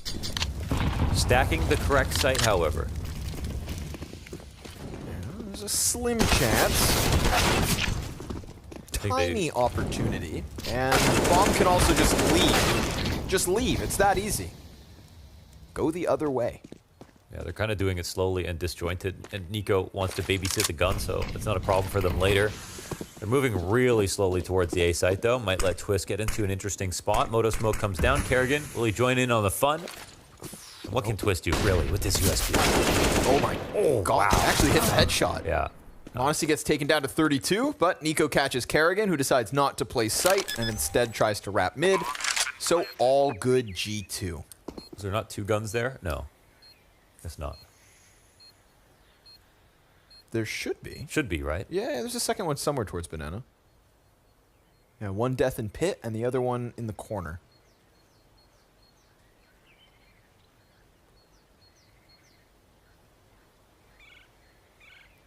G2 first to 10. m0NESY 20-8. Damn. Damn. And that's after being the best player on Nuke already today. I was talking to Mind Body Esports, G2's mental coach, at breakfast the other day. He told me that m0NESY is an excellent meditator. Okay. That is all. How do you even know for sure? I don't know. Maybe he's an excellent liar. Yeah, okay, maybe. So 1 AK saved. I can't believe Twist hit that headshot. m0NESY's flying over the box. Yes. But honestly, if m0NESY doesn't hit his crazy headshot, Twist probably just finishes him off. Could've. Coulda, shoulda, woulda. Everything invested. One free gun for Brokey to keep some cash in his back pocket, but FaZe Clan 6 rounds away from losing the series here at World Finals.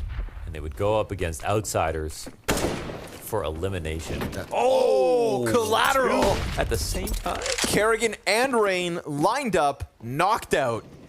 And if they think that's an open B site, oh, they're wrong. Twists tries to find a lineup. JKS catches a kill at that A site in the meantime. And Twist just peels away from this because it's numbers G2 pressing into B. Collateral kill from Nico to get a rifle round win over FaZe. How'd they line up right there? In front of car? And wasn't an op in the back? No, Brokey was on the other side of the map. Oh, look at the distance between them. The 2 deaths on Banana. And, yeah, wow.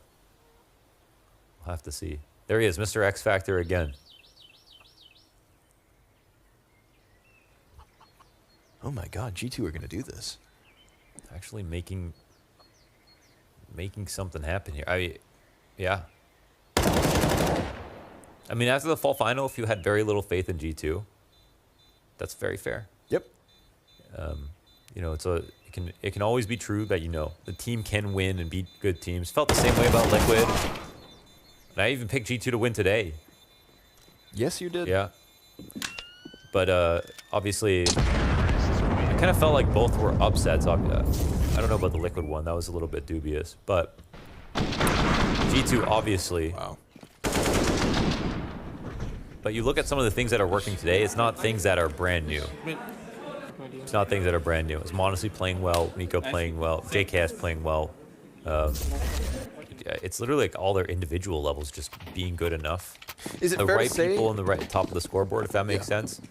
It's like again, talking about m0NESY this year under Hooksy in their best games, he's playing better. Hunter playing taking a little bit of a backseat. Nico being the best rifler. And then it's, you know, like Hooksy not getting 3 kills. That's also just a huge storyline. Yeah. Doing just enough. He was doing really well on Nuke. I feel like we say it's like nothing new, but you know, JKS I feel like has been starting to receive a bit of criticism for maybe not finding his impact. And oh, true. JKS is something. Yeah. Today it's up there, right? Excellent pit play out of that A defense here on Inferno. Rain's gonna catch Hooksy. They're gonna try to press the issue, and Kerrigan, well, he lines up a 3rd kill here for FaZe, because Rain gets a 2nd one right before he dies. So again, we can talk about G2O all we want. This map's not over. And the B defense holds strong this time. Yeah. For the time being. True. And 55 seconds. And a big opportunity loss with this one. m0NESY's alive. Economy smashing round. He's won 1v3s today. And there's time. He is 20-9 on this map.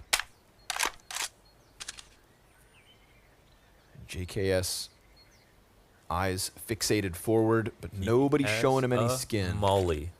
That could be Kerrigan dead. Then it's going to have to be Twists. And honestly, Twists, 6 kills across this map, could drop the ball versus the likes of JKS. If he shoulders it properly. And even if the trade comes out from m0NESY, I've seen a m0NESY 1v3 on this very site. Oh, he did. And he slides right out, predicts the deep position, and a double flank now primed to try and bring this back. And he smoked the flank. Holy hell. It's not a good smoke, though. There's a gap around it. I know where m0NESY is, but he's watching.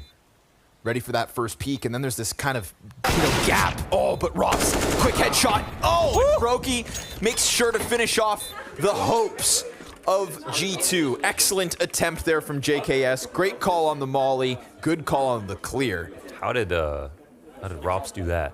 I don't know. Check this out. Nice double from Rain. Clean headshot. Yeah. Crazy shot from Brokey as well. JKS could have clutched for sure. All right. Looks like all the individuals trying to kick it up. We still wait for Twists. Well, they fought and made it expensive, so we get an explosive end of the map. No matter which way it goes. Still a tight race.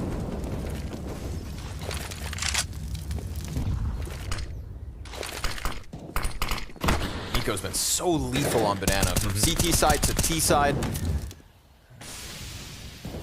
Not somebody you want to lock horns with at the moment.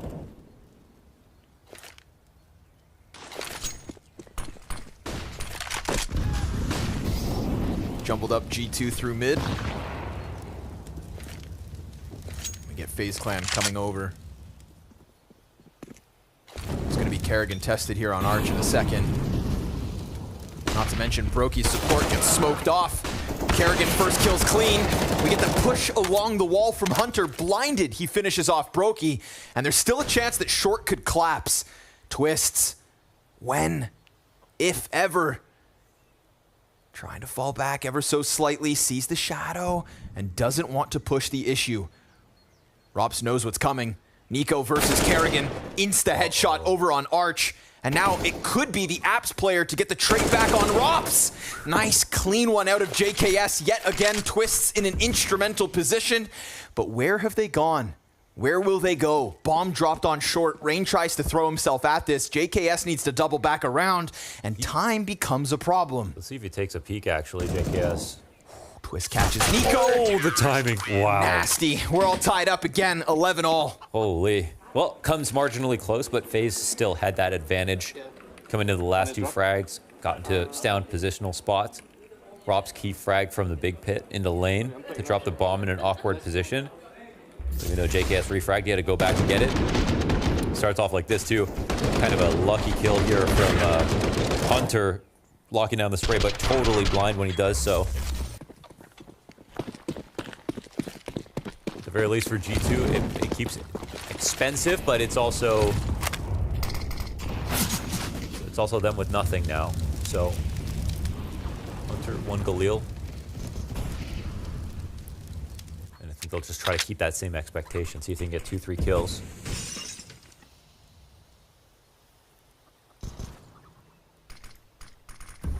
So this could be a great chance for FaZe to stabilize completely.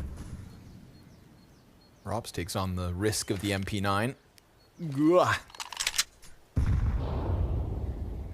Nade will find its home. But it wouldn't be the first round G2 win with little. Pistols creeping out. Galil at the front of this. Oof. They were close, but they fall back. And Rain keeps it clean versus Hooksy, but nice Desert Eagle kill out of Monacy. Kerrigan not spotted. Can't afford to lose this site again. They're still working on mid. Twist with the re-aggression. Gonna find the back turn, but Hunter with a nice trade frag back. Rops presses in. MP9 prevails. 2v1 here on B for a second. Yeah, that's really their only hope. At the 25-second mark, they'll look to press in. Kerrigan hears it coming. Cleans up Monacy with ease. Nico 1v3. Cue it up. Oh, it's an insta-headshot against Kerrigan, but can't quite get over the wall. Well, Rob's too slow to punish. He can get to wherever he wants now.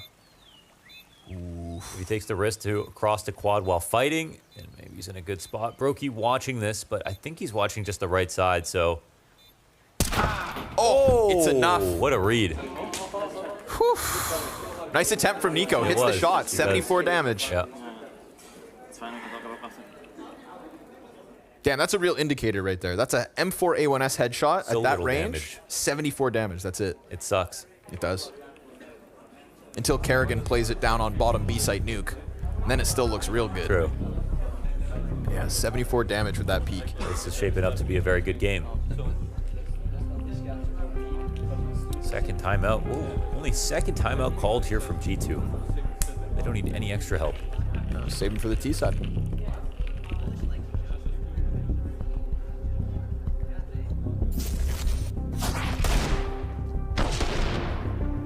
Amazing trades from them in these. The problem is they're losing a lot of the opening duels. They're making it very exciting towards the end, but still not closing out these close situations where, you know, a little extra clutch could go a long way. But it's just, it has still been expensive consistently here for FaZe, with very little invested from G2.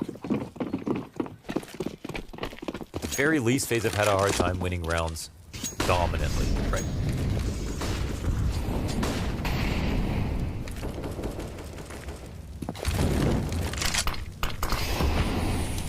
Step by step, though, getting closer. Nico push forward. Rob's about to fight versus 2.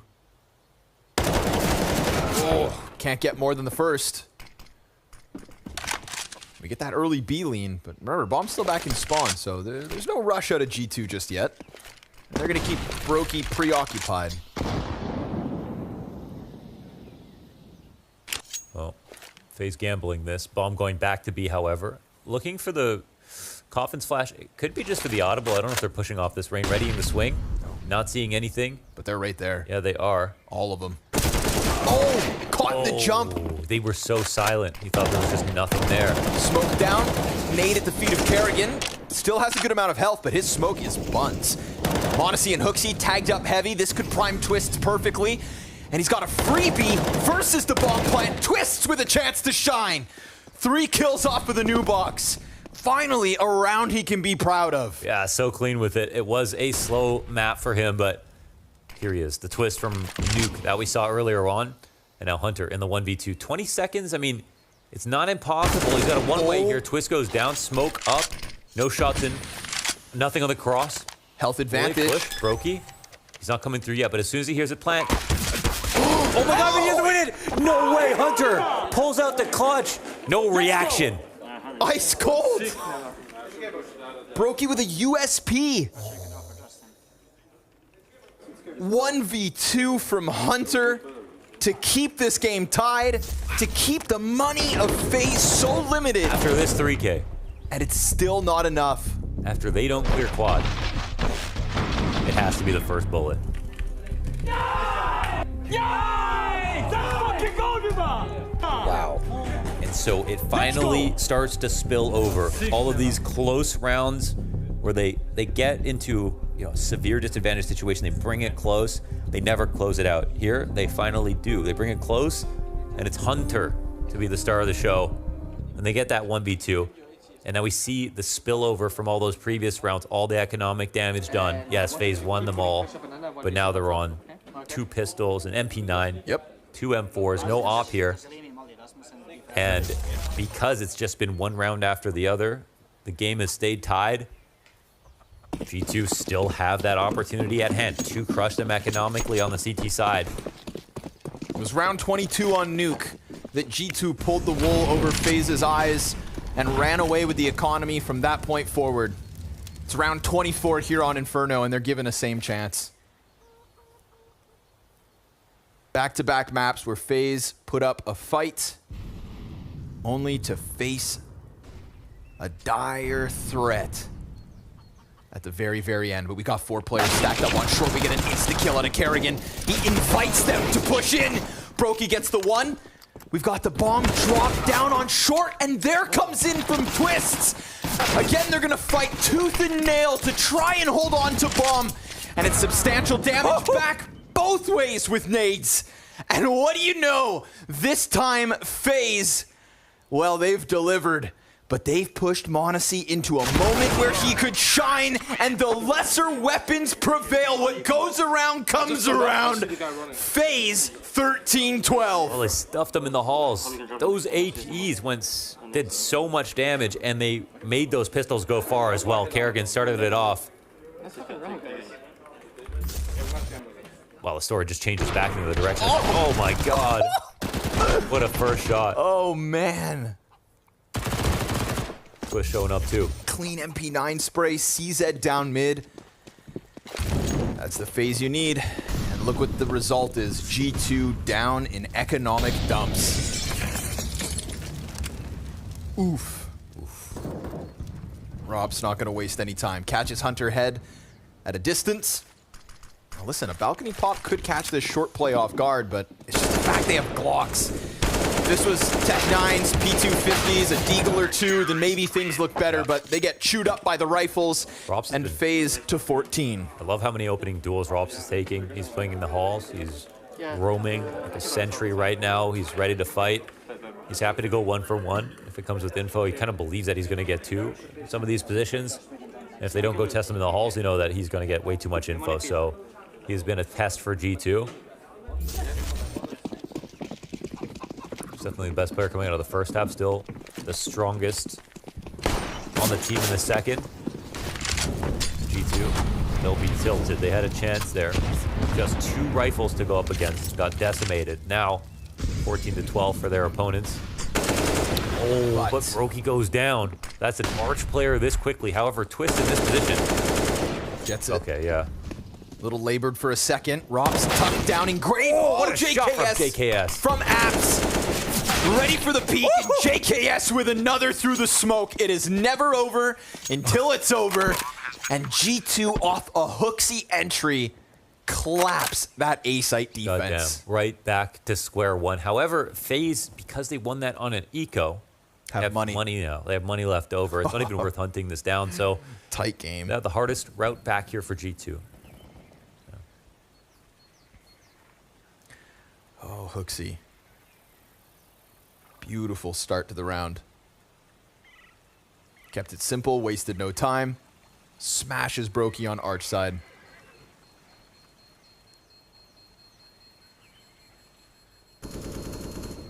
And you know Rob's just visualized popping up from Graveyard, catching him off guard. JKS honed in on it. Yeah. Killed him just as quickly as he uncrouched.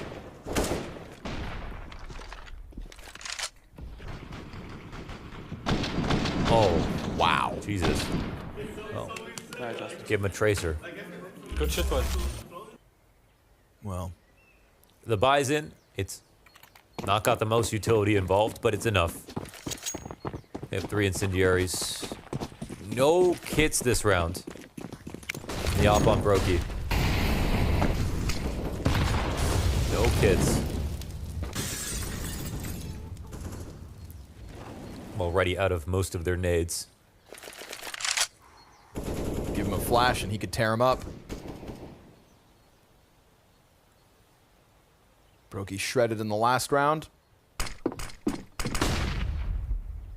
get this short emphasis. Is Kerrigan tasked with holding off on Balk? We're going to hear the rumblings of the alt play, but still, Banana looking like there are eyes set upon it. Yeah, there are too many pieces of utility here for G2 to give Brokey a free shot in this position, so I don't know. I feel like he's going to get mollied. They're going to try to flash and kill Sandbags if they want to approach B. If they don't use anything... Okay, yeah, they're setting up now. Nico sent around. Oh, Brokey missed the shot! Yeah, he got blinded, and then he came out and tried to help, but Rain ate that. Excellent flashbang for Nico to maximize that moment with. Can they set up Rops? He's been the king. Whoa, 3 kills in an instant. Oh, they exploded on mid. Everybody died. Bomb gets dropped. Brokey still with a slim chance, but now taken down to 59 and surrounded. So Bomb will be grabbed in a moment. Oh, Brokey just continues to fight and survive. And as he swaps out to the AK, again, they're all around him. And that bomb now down leads G2 to a 14th. And unlike off of the back of that eco round win, we will now have FaZe's bank accounts bottomed out. This AK save could be huge, but I don't think he gets away. Yeah, they're probably less scared of him now, too, dropping that op down. 30-round game. They're waiting, but they have all of his choke points surrounded. Just looking for a mistake. They want this kill so badly. They will commit to it. And Brokey knows he has to fight. He has to fight his way out, and he won't be able to. 14 all. Wow, 3 up here for G2. All 5 FaZe players go down. There is no money at all except for Rain on his 4K. I don't know what happens here, but this play basically is it. The flasher Monacy, they get Brokey off his angle. They completely blind Rain, who could have been playing anti. I'm not sure if Brokey also got blind. It seemed like he did, though, and tried to re-aggress. Honestly, that second kill from Hooksy, that transition into Rops' head from the corner, that is clean. Might be the cleanest spray transfer I've ever seen Hooksy deliver, and what a round to do it. They smother that mid setup. And there's nothing stopping G2 from getting this 15th. They'll play it extra cautious, leave Bomb back in spawn, send Nico on an expedition to get information. G2-0. AB. Couple rounds away. Yeah, FaZe, that previous situation where it was the prime opportunity with just the pistols and 2 M4s, were able to just destroy. So I'm sure they feel comfortable playing for overtime with everybody saving in this position. Nico, I don't even know if he wants to continue fighting that much, but we'll see. Okay, yeah, of course he does. Bomb's coming his way, though. Yeah, what are they doing? Well, clearing out A site in the meanwhile. Hunter said, I want some. Nico's like, I've killed 2. Surely they can't be. Oh! Nice one from Rops. Too little too late here for FaZe.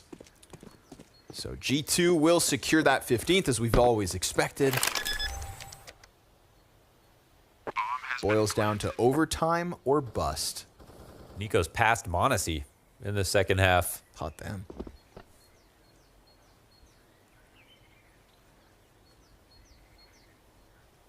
Again, after Fall Finals, there was no real reason to believe that G2 were going to do any better here at World Finals, right? They just skated in with OG, qualifying for this event because Heroic win. Leaderboard opened up to both of them. And again, no reason to doubt FaZe. They only lost to, the best Heroic. Ow. The best Heroic we've ever seen at Fall Finals. Do you want top pillar or no? No, it's fine. Career performance from Jabby is what beat them in the finals. That's okay. They will start this event with a potential 0-2 to G2. Potential. If it couldn't be more open. the tournament with the amount of teams here. G2 are towards the bottom of the list in terms of who has odds to take it. Of course, FaZe are right at the top, alongside Heroic. But with the substitution for Heroic, this is based on the fall final, based on FaZe's year, based on Outsiders' loss. Yeah. Now they have to go potentially against Outsiders. But look, this bye is enough to get them through overtime. This match is not over. FaZe 1 round away from overtime. They can win in overtime. They can win on Ancient. And it's not Rops on his own in the apartments. He's going to lean on Brokey's support. Twist, the only set of eyes on the actual mid-exit. And Nico doing his own thing yet again over towards Banana. He's unraveled that setup on his own before. And now Rops has been left alone. Twists falls back because of the molly. Where do they want that op? Can Kerrigan read this appropriately? Yeah, they've done a bit. Look at the CTs, man. They have no idea what's going on. And the molly comes out a little early. None of the T's move. They don't even know how many T's are here right now, and people are starting to move over towards the wrong side of the map. Oh, God. Hook, line, and sinker, unless Rops, who has kept them in this, goes big. Brokey, he finds that first one, sets Rops up for the next. Brokey, missed shot, dive sight, and JKS again with a double kill. Here comes Twist with 1 kill back. A 2v2 to close this. 20 seconds. Bomb crosses in the hands of Monacy. Kerrigan's going to take the apartments wrap, and Bomb will go down uncontested. Oh, they have a late moto smoke as well. JKS in pit. Comes down to Kerrigan here. He's up in halls. This is where he delivered on his CT half, and it's where he's looking to lock it in, but Kerrigan finds the headshot. Monacy back from sight is dead. Round 30 to FaZe, and we go OT. Okay. Let's go. We need to. Kerrigan, timely flank, getting into the halls. Made that decision early.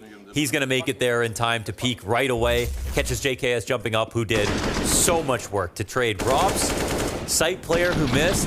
Brokey going down, and then got pick control. And you think that would be enough. Not only that, tilling Twist as well.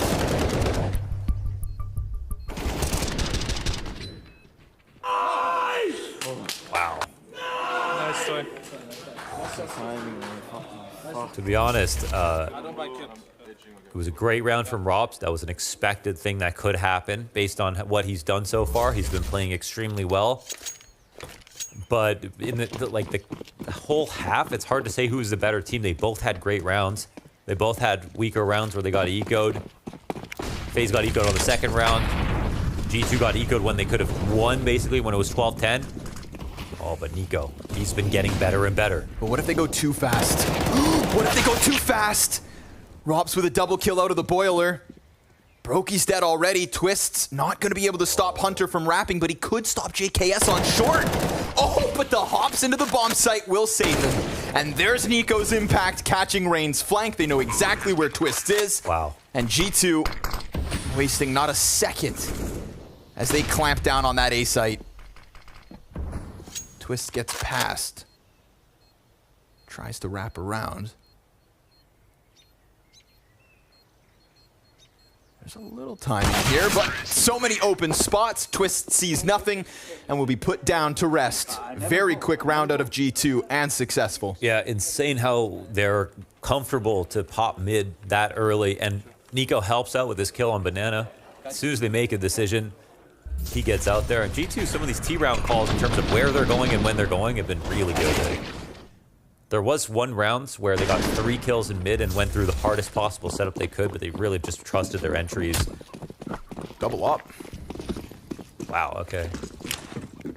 Interesting. I mean, Rops, he's in halls. He can make use of this.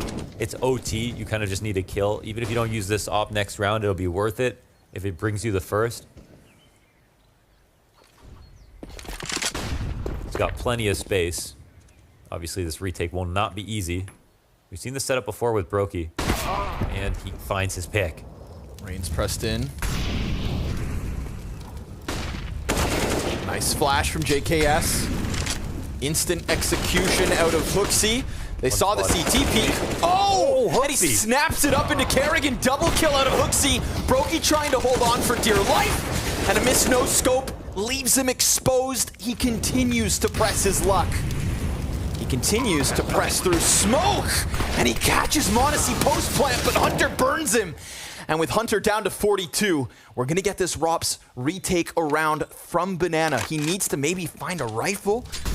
There's gonna be corpses on the way in. Oh, he's playing oranges. They're not coming through construction, however, so JKS's spot is particularly strong right now.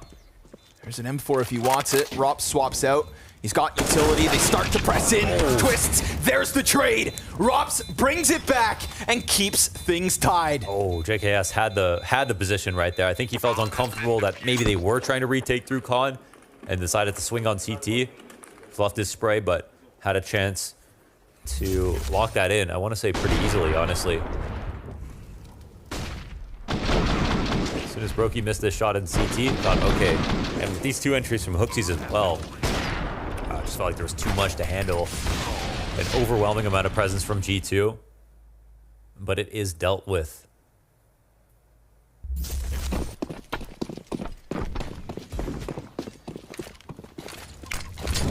Every round is so not a surprise. Like, the amount of crazy things that keep happening in succession. Just something you have to get used to with FaZe and G2. Last round, Rops took that op, posted an apartment, saw nothing, back apps. This time decides to press his luck with the M4. It's a good amount of map control early. It's going to justify Brokey coming over, but he might not get there in time. Oh God, Rain falls off of Orange. Nico not going to find an opening kill this time, but maybe his cousin can. Hunter presses into the tree. Oh, Brokey. Oh God. Oh God. He's going to take his kill as JKS finds Rain. Kerrigan on an aisle, surrounded and finding damage through the smoke. JKS tries to pressure this. He gets headshot. Rops quickly on the flank, but by the time he gets in, it's FaZe with 2 on their CT half. Okay, so 1 more for FaZe. They guarantee the double overtime. 2 on the T side, and they make it happen. Close the map, open up Ancients, and allow us to erase the thought that there was ever a chance that they could have lost this series. With G2, that feels like at almost any other point of the year, they'd feel totally comfortable defeating. This is a huge chance for G2. They know it, we know it. They don't want to think about Ancient right now. FaZe can't forget it either. Hunter back on that AUG.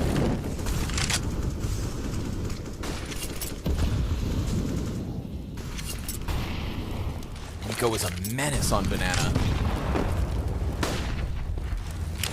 See if he can find his groove again.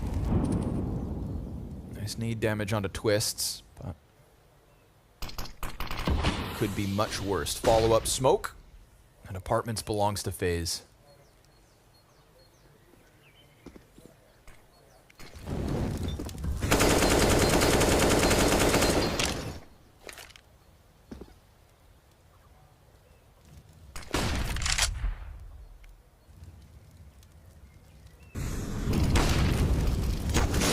Hooksy forced out. Oh my God, he went forward with it.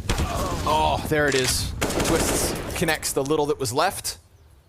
But Nico's still here. Smoke soon to fade. Ooh, this Twist is a big with an 8 in Nico, hand. but it might be the right one. Underhands the flash. Predicts the walkout from Twists. He's gonna get that man advantage back and a little damage onto Kerrigan. Not to mention that would have been bomb spotted on its way, working up towards mid. Nice shot from m0NESY. Gets away, holds it off. Second one is his, but can Brokey find his double? JKS pressed into the box, loses it to Kerrigan. And now it's the Kovac versus Brokey and Kerrigan. A 2 versus 2 as Nico comes sprinting through CT spawn. Brokey can keep this fixated over on short, and Hunter's gonna take the wraparound through the Apartments. Kits on both CTs, no other nades for them to work with. Flashes for Brokey inside of the pit. Kerrigan back sight holds. They've got this pinch lined up. Can they get to the kills? Brokey's pressured, has to hide, has to keep this tucked. That allows Nico to fixate on Kerrigan, and now they've got Brokey pinned. P250 for that first, and with a kit on Nico's back, he jumps on top of Bomb. He's got the time for the defuse. G2, 17. Woo-hoo-hoo, denied the clutch. They get that guy in pit. Oh man, Nico's eyes go wide. That's a hell of an opportunity. Couple shots being missed here. Key moments. And there was a JKS spray that felt like it was a little bit easy. Some of these Brokey shots, he's been going crazy, but at the same time, a couple of big moments. Could have locked it down. Kill into Halls. He was being stubborn about it. Came back twice, missed twice. Feels like they feel the pressure right now. Not a millisecond to spare to keep this one wide open. What a game. What a fight from G2 to take this BO3 win for Hooksy, who can't manage to hang off on the logs. Brokey gonna finish off the little that was left of Nico with the util, and it's man advantage FaZe as they gun for 18. Yeah. Well, with Hunter in the spot, he can actually find out if they're bluffing B, and it looks like they are. So 2 players on A kind of have full info, even though they've got 4 players coming towards them, and Hunter is on this flank. Back's turned. Yeah. Hunter could find huge timing, but they actually get ahead. They managed to round that corner right into Monacy. There's an eventual Rops wrap, but he's more worried about the CT rotate, which means Hunter, he's still ready, but oh, Brokey turns attention back. Oh my God, now they have the way to lock them into the A site, go back to B if they want to. Monacy's already thinking ahead, but he doesn't know about Rops. That's the call. Head towards B. You've caught the flank, just run. And sure enough, wide open for the taking. He's thinking about it. Rops versus Monacy, this is the fight. It'd be crazy if he found this, honestly. Yeah, and you can see him trying to keep ahead on a swivel. Oh, okay. You better not miss. Rops is gonna find it. JKS knows that this problem of Rops is difficult to deal with. 31 kills for Robin Cool as FaZe take 18 and will have a map point. Yeah, and it's Brokey to catch the flank. Hunter comes in so quickly. Honestly, shocking that Brokey reads into this, right? I mean, they're ready on mid, but look at the awareness here. The fact that he's looking for a 3rd player after they killed 2 to be flanking down B. Not slipping. Yeah, just could potentially win them the map right here.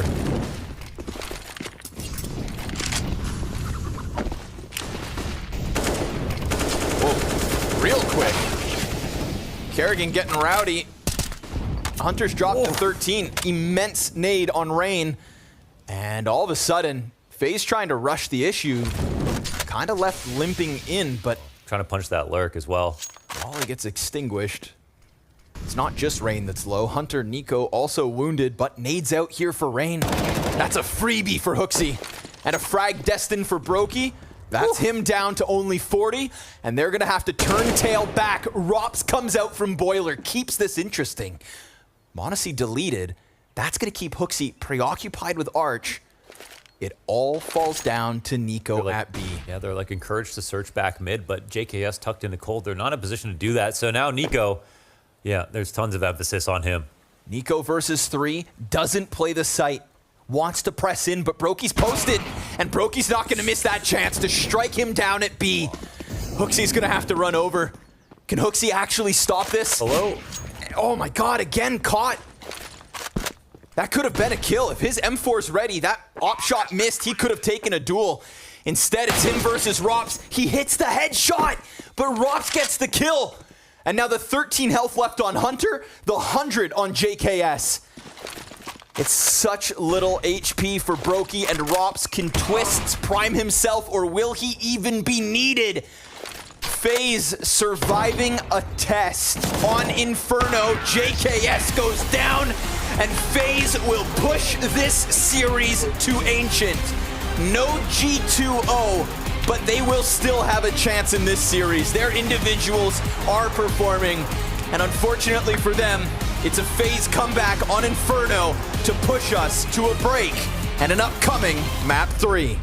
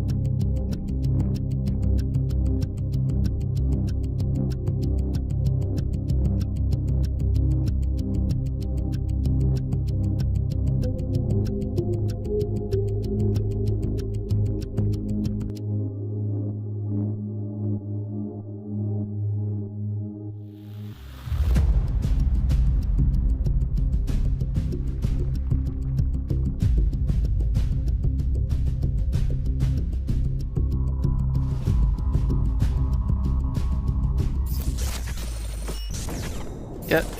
Hey, boost me fin first. Wait. They don't know. Running. Dead. High now. He was ups. Yeah. Long time ago. I have CD.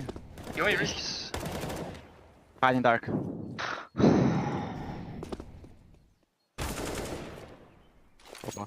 Last stopper.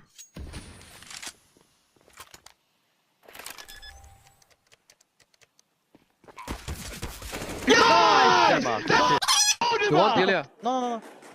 Let's go! The G2-0 tantalizingly close, in part due to the play we just saw going down in that beautiful 1v2 clutch from Hunter. But FaZe, somehow, some way, they managed to find some order in this chaos. And I don't use chaos as a term lightly, because that was just absolutely mental as a map. Back and forth, so many clutches, so many comebacks. I don't know, I really enjoyed watching that map go down. Yeah, isn't this the purest form of Counter-Strike? Isn't this where it gets the most entertaining, when rounds just go absolutely crazy? Heads or tail, it was absolutely bonkers. Robs stood out of the chaos. You know, we called him out. We talked about his impact on Inferno. The amount of rounds he made the difference, the amount of timings he found, the multi-kills he found. Hell, we even had our producer talk to us and be like, this Robs guy, he only does headshot. I'm like, yes, he does. His cross replacement is crazy. And this was a clinic from Rob once again on Inferno. The new wave headshot machine coming out on this map of Inferno. And it's beautiful to witness from him, particularly as we're seeing him sort of come alive in these later situations as well, when it was absolutely crucial for FaZe to be turning this one around. Yeah, look at the scoreline right here. I mean, the last round of the game has Robs written all over it. And again, not being too passive, just like we sometimes can criticize him for. No, this time around, he was taking duels. He peeked from that boiler position. He gets the kill on too short, and then he's the one lurking out, taking that position on CT spawn. He was everywhere. That was a great game from Robs. Let's give some props to Karrigan as well, obviously for his calling ability throughout the later stages of that map as well, but actually some really impactful moments from him as a player too. Yeah, it was very a la Karrigan, if you allow me to say, because at first view, you see his cross, you're not really thinking his incredible skill in the situation, but if there is a man out there that I know will step up in tense moment, it's Karrigan. I think he's got the courage, I think he's got the calmness that's necessary. He is the one that is standing face to overtime. In that 2v2 clutch, he's the one coming in from behind, and he takes the timing. He takes his responsibility. He's doing it time and time again, and I think he saved FaZe a couple of times in this regulation. Yeah, 100%. Let's move it back to one of those regulation rounds, as you were mentioning. Move it back onto the T side, the final round of the first half. What were you so impressed with FaZe deploying in this one? I mean, we can bring round 15. To me, it's a signature round. It's a signature move from FaZe. It starts again with Karrigan finding an impact kill. That's just a happy coincidence that we were talking about him. But then they'll do what we talked about in the pre-show, which is take that long control, go for trades. We see the great double kill happening from Hooksy. But FaZe have taken so much map control and have left G2 so much in the dark that the rotation from the CTs is actually false. It's erroneous. And what's happening at the same time as this pressure is going on? Robs, who else but Robs, taking the timing towards shore and calling back the rest of the troop while Twist is ready to punish. Now, JKS is a little bit unfortunate in the timing that he could have potentially found Brokey, but that is just it. This has FaZe written all over it. Karrigan, a lot of long aggression, and then the Robs timing being found towards shore. Yeah, it's beautiful kind of synergy, I guess, coming out of both members of the FaZe squad. I do want to pull up a couple of rounds, though, back-to-back in an eco play, because I think this perfectly illustrates how much G2 had to fight for this one, and to, to even be pushing it to overtime, and then also, the pressure that they were on. Absolutely. We are commending the resilience from G2. Let's head back to that situation. Round 23, it's a beautiful spray coming down from Twist. Unfortunately for FaZe, this is not going to be rewarded by a W. We'll see Hunter will be able to pull ahead in that 1 versus 2. A little bit of a, I guess, heartbreaking fail, really, coming out of Brokey right here. He had the time, he had the possibility, but what it does is it puts a lot of economical pressure onto G2, which at the time could break FaZe, but then who else but Karrigan, again stopping them with the 5-7. Great spray control, map control being taken away from FaZe, and this is the moment where G2 get completely and absolutely reset. Moving on to the next round, they have nothing. The scoreline is 14-12 with 0 in the bank. This should have been the moment where FaZe just closed it 16-12 and G2 came back into it. And that's the crazy thing. We're talking about the narrative of we were impressed that Hunter was managing to pull that one off, really putting the strain on FaZe's finances. Then they bounced back in that round, but the bounce backs just kept on going back and forth. Who were you looking at from the side of FaZe coming into that overtime to be really closing that one out for them? Well, I mean, obviously, Rob, so we already had a couple of examples in the highlights where he's shown up. Listen, when you have a game of that quality, there are a few moments that are kind of on a dime, right? We've had this 3v3, I believe it was, situation where the Hunter is coming in down from Banana. He's lurking behind him. He's got an impressive lurk and flank. And then Brokey just, call it instinct, call it intuition, call it luck if you hate FaZe. Brokey just turns around at the last time. He punishes Hunter, who had the game completely in his AUG at the time. He grabs him, they go back to B, that's the round done. So there are a couple of moments that just decide the fate of the game. Well, let's move it back on over to that first half in regulation here on Inferno, as we've got Danny to break down a particular moment. Yeah, I've got a similar round to what Maniac was talking about, where it's kind of like a false information type of thing. So first, right here, round 14, we're going to see a situation where Hunter, he actually gets flashed in here towards mid, and just look at the way that FaZe kind of handle it. So Hunter, he gets a flash, he spots basically 3 to 4 people mid, and normally when you're in the spot as a T, you kind of feel like you're in a panic spot because they actually see so many of your players, but just look at the way that FaZe kind of handle it. So first thing you'll see here is that if you look at the mini map, you'll see that Twist is still here towards this Banana position. They have the option to actually go back towards B, but not only do they just go back towards B, they also do something else. So first you'll see that immediately after that flash comes through, they run towards B, but the other 2 players of FaZe, what they do here is they actually sell a fake towards A. They sell this fake as the players are running back towards B, and what this does, it basically puts G2 in a spot where they have all these players rotated here towards mid. They think that this push from long is coming through, and on top of that, Rain, he throws a flash just over towards this brackets position to ensure that m0NESY doesn't get information on the players coming out.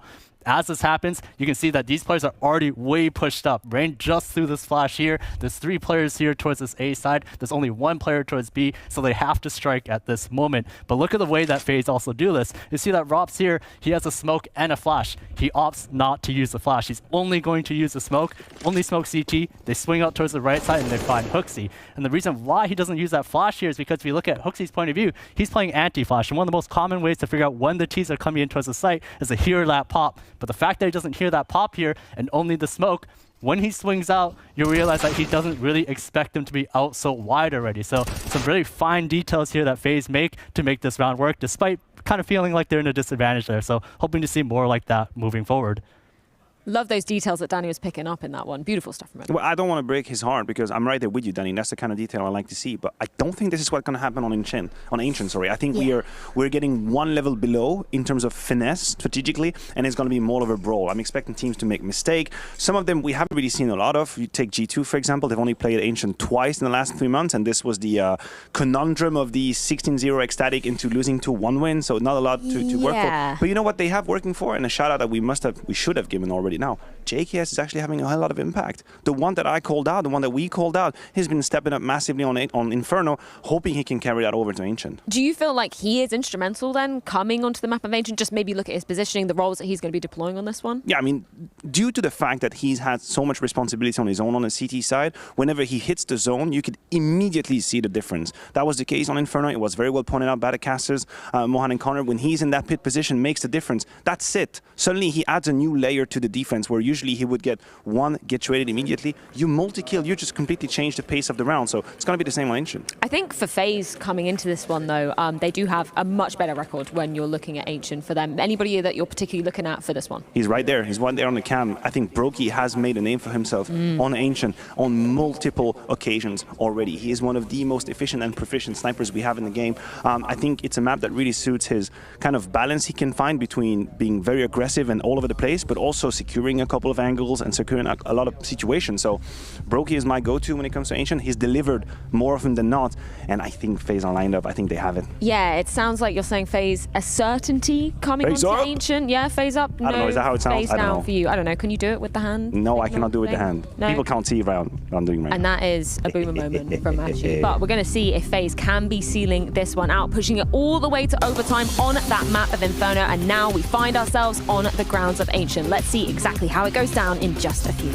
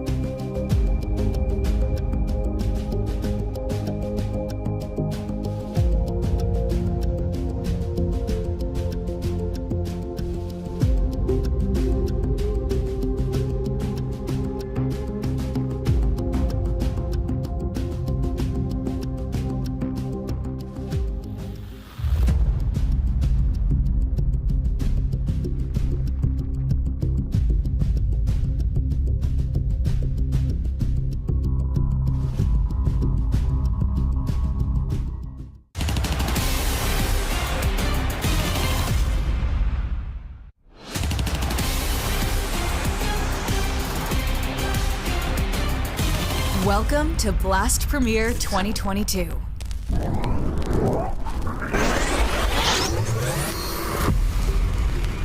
12 Blast Premier teams will begin their quest for victory in a season group stage. Teams seed each other, creating 3 groups of 4. These teams then play out a BO1 rapid-fire round to set their place in a cross-group gauntlet. BO3 Gauntlet will see 6 teams automatically qualify for the season final. The remaining 6 teams will be cast into the showdown, where they must fight to survive in a merciless single elimination format. Whilst there, they will be joined by 1 top global team by way of exclusive invitation.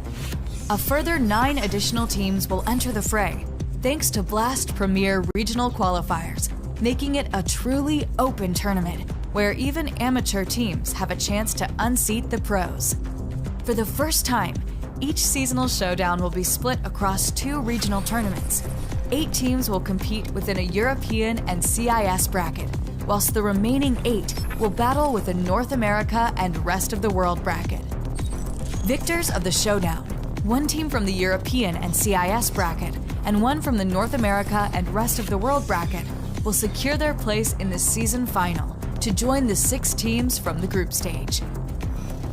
The 8 finalists will face off in a GSL format, leading into a single elimination playoff bracket with quarters, semi, and grand finals.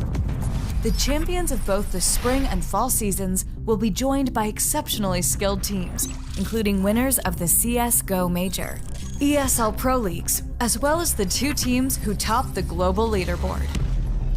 The global leaderboard is a year-long point-scoring system that takes into account the performance of Counter-Strike teams from leading tournaments from around the world.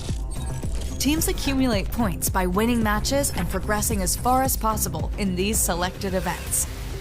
Teams hoping to qualify through the global leaderboard will have until November 28th to claim as many points as they can in a number of events, including both Blast Premier seasons and several leading tournaments. In the event of any duplicate winners, spots will be opened up to those who have fought their way to the top of the leaderboard. These 8 champion teams will come together for one last clash as they battle it out for a prize pool of $1 million. Join us in 2022 as victors are crowned and heroes are made.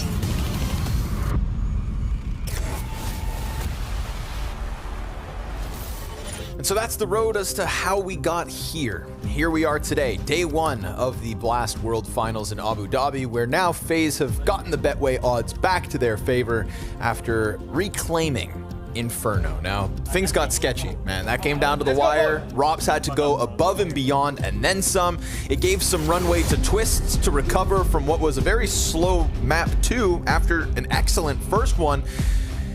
But it's Ancient now. This is all that's left between these 2 teams. Somebody has to play Outsiders tomorrow for elimination. It's either FaZe or G2, and it's Ancient to make the difference. It's gonna be a good match no matter what, but neither team wants to go there. So we'll see what FaZe clan we get, because yeah, on paper, FaZe, they should be comfortable now. They should be feeling really good. But G2 have been fighting really hard today. Nice little freebie for Robs ×2. Rain comes out from cave. Brokey down from ramp. And FaZe Clan stuff G2 before they can even throw their nades. Yeah. I mean, Robs on Nuke was okay. Robs on Inferno was something else. That was Antwerp Robs on Inferno, basically. The thing with Ancient is, you know, despite whether it's Twists on Nuke, whether it's Robs here on Inferno, you're going to get something out of Rain on Ancient. That's true, yeah. So we talk about Rain playing the cave on Ancients and how good he is at all the spam timings.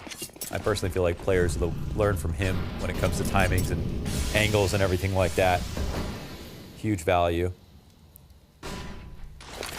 Look at the amount of CTs here ready for this pop. Yeah, so ready for it.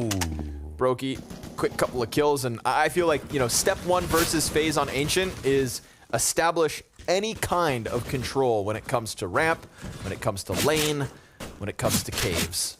And back-to-back rounds here, G2 have been stuffed on the offense. Yeah, so the way I like to look at map control on this map is with that back lanes control on outside of B.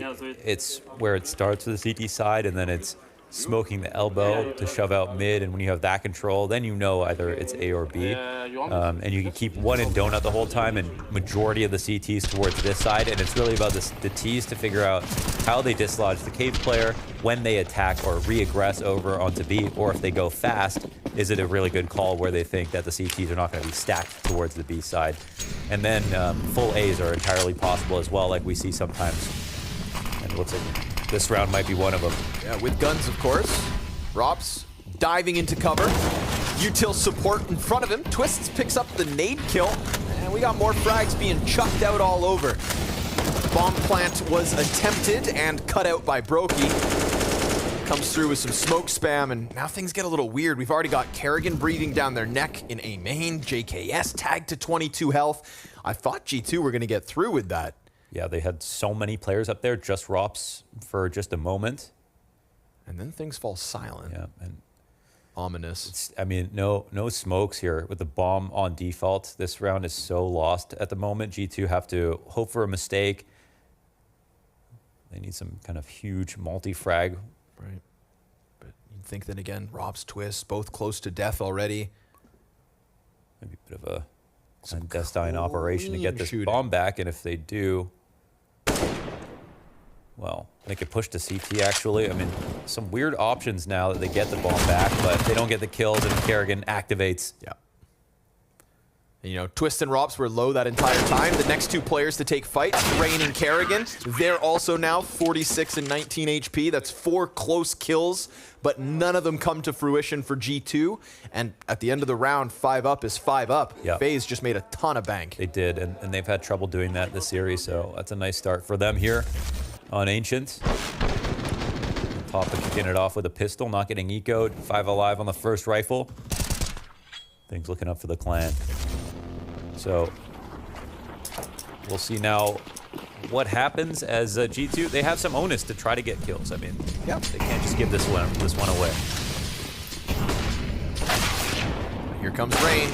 Oh, and there goes Rain, in fact. Nice deagle kill from Nico. Grabs the AK, catches Brokey on the smoke spam. Kerrigan suddenly in an awkward spot. That's a game changer, but Rops answers back. Yeah, dunks it on him. And Kerrigan gonna get pressed from both ends. That's an AK, yet once more offered over to FaZe. But you got Twists and Rops to try and piece this one together. We've also got now a second rifle in the hands of G2. And just by pressing up into this site, they could rob away this round. Rops, headshot. And Monacy so tucked into caves that Twists, almost gets away from him, but Monacy faces. Monacy decides to take that fight, attempt the trade, and instead it's an easy double. Twists will walk away with FaZe's 4th. So I think Monacy was kind of low, and he wasn't guaranteed, confirmed to be in cave, so he thought maybe Twist, after that tap, could be doing something else, had to make some kind of play. Twist was aware of that option. And they get the kills. I mean, they could have won this round, absolutely, but they got kills here and a bomb plant, so not a terrible round for G2. Who's fucking shit to us? They're certainly looking for a better T-half than this so far. At least that one had a little life on it. It's Nico's first 2 kills of the map, waiting for Monacy and Hunter and Hooksy to get online. Ooh, nice, wow. Nico. It's gonna leave him on only 4 HP, but a clean press into Kerrigan. No smoke for Cave, and Rain reveals himself, so we've got 2 players in here. Oh, missed shot, but luckily Rain gives cover. Brokey's barely alive. Twists has been caught by Hunter in mid, and now Rops takes the place of his fallen comrade. JKS gonna be watching the A main push. That's a freebie for Rops, but a bomb plant down on B in the meanwhile. Brokey catches Hunter, who had left middle, tried to go for that long wrap through T, and now the smokes on short block off Hooksy. Both teams essentially swapping sides of the bomb site. Making sound on the cross.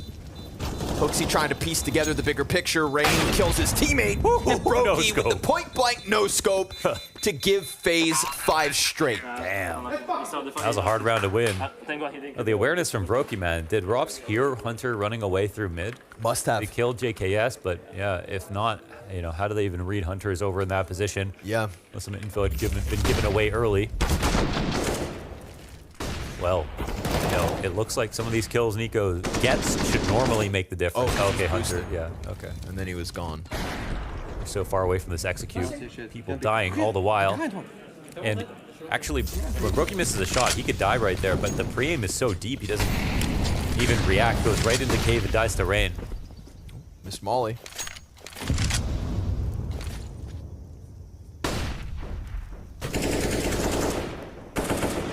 Rain on one of his 97 gaps slash spams slash gimmicks inside of cave. Kerrigan swinging the arm.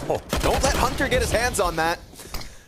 Nico and Hooksy both dead. Very clean couple of kills out of Kerrigan. 6 and 2, off to the races. Monoceal catch twists, and it's 3 from Kerrigan in a gun round. Just cleaning up shop inside that site. Brokey drops bomb, and while Hunter has this A site under wraps, it's looking like 6 straight. Yeah, I mean, the pace keeps things interesting, and there are some moments here where it's clearly like trades could come through, but they missed a smoke that allowed Kerrigan to re-aggress with the AUG to get that 3rd kill. And they consistently don't have enough players at the same time on the site to like hold multiple angles, so easily getting picked apart. FaZe happy to see this pace coming towards them, and Hunter just entering into a 40-second save here. So here's that AUG play, very sharp move from Kerrigan, swinging out. Goes completely unnoticed on the first frag, and Hooksy's way deep on the second.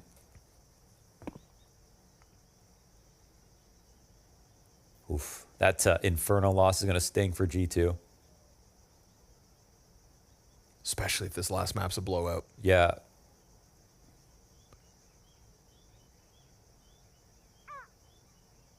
And it's really about zooming out, right? Like you mentioned, you know, their 1 series win versus Fluxo. And so, you know, if this is a loss, it's not about it was such a close loss that they could have won. It's just they lost again. Yep. So that's like all they're really able to hang on to right now is the what could have beens, what should have beens. Yeah. The close but no cigars. They will expect Tay now. For the time being, they're getting smoked. Kerrigan off to a hot start, 7 and 2. Rain is 6 and 1. Brokey's 9 and 1. You know, Twist and Rops have had their maps, and now everybody else from FaZe is putting in early numbers, but it is early days. And it's another chance for Hunter to go God mode with the solo AK. Rops gonna catch one inside A main and fall away from that fight. No immediate trade as Hooksy 0 and 7. And I don't know what's gotten into Rops, but I like the more attempts on the openings like we saw in Inferno. Being very aggressive in his positions.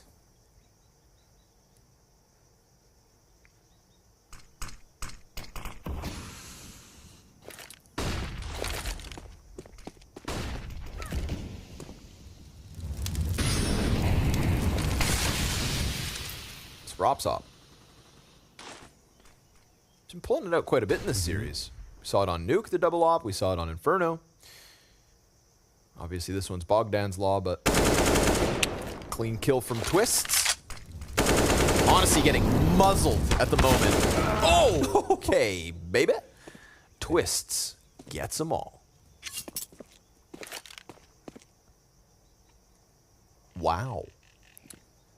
Wow.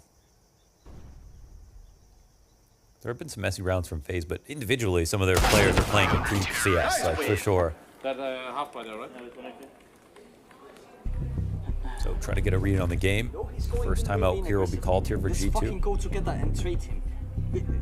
Do like we do on Buffalo, and then we get a main, we can go back to faking it up. Okay? On Buffalo? That's first thing. Second thing, I think it's that fucks up, Cheetah we walk and out, Danish or don't say something. anything to each other.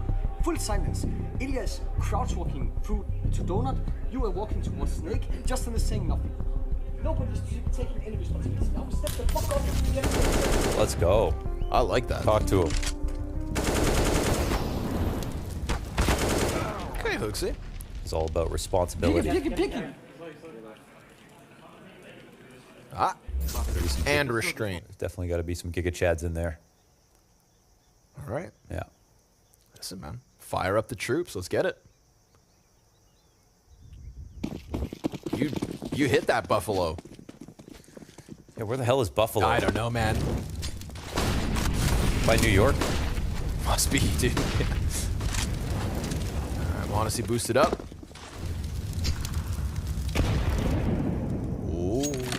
Oh, Kerrigan. Dancing on death's doorstep.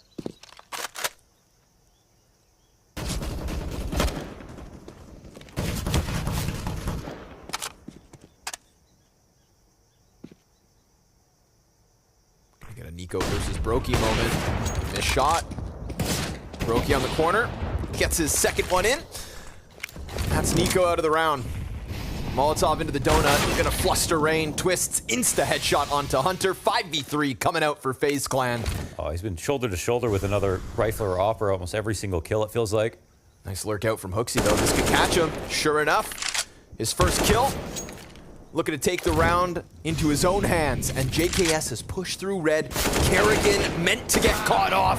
And it's traded right back by Brokey. Hot swap into the AUG. Twists, spam smoke. And Brokey won't overplay CT. Good call, because Monacy's looking for that kill. And Rain instead climbing the flank. Bomb plant will be committed to. Monacy falling backwards is going to fall right into Rain. Unsuspecting victim. Hooksy's going to have to come up with the clutch. He's the reason they got into this A site. But is he the reason they hold on? 3 players here, and Brokey insta-kill for FaZe's instant 8. A super fast 8 rounds here. All types of rounds being won, and pretty damn easily as well. The most dominant that we've seen so far in these last 2 maps. Brokey having a field day at the moment. Yeah, this is might be his map of the year. You know, I mean, I think for FaZe, Ancient has been an important map, but yeah, Brokey's just so good. CT side Ancient. Standout opera for sure. And that's after they nerfed him and his temple position. Yeah, no kidding. A targeted attack. But with Brokey, there's always a will, there's always a way.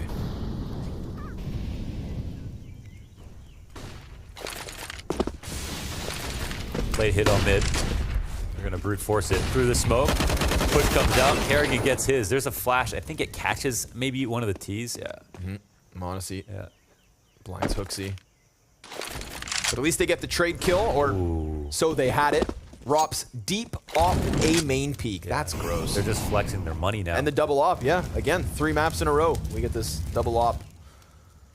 So FaZe leaning into it. Rops showing his depth. Now G2 feeling like they can go 2 players into this B site. We don't have Rain in cave. Twists versus JKS, perhaps in mid. JKS comes around. Clean kill onto Twists. Creates a bit of a question mark as to where really G2 should go. And yeah, it's tough. I don't really see a timing, actually, because like their mid lurk is being covered. Rops has an op. He doesn't have to move. And if they take the A side, he doesn't really have to worry about that for like some time. So Brokey's just another op on the B side, but he is probably the best target. Let's see if he misses. No. Not right now. And he just instantly turns his attention towards ramp, so now JKS is going to try to be the pivot point. Rain denied vision, but remember, Rops is still deep inside of Donut, and Rain holds off on the smoke. So all goes swimmingly for FaZe. 9 rounds straight. Yeah, late start for them, but they have woken up completely.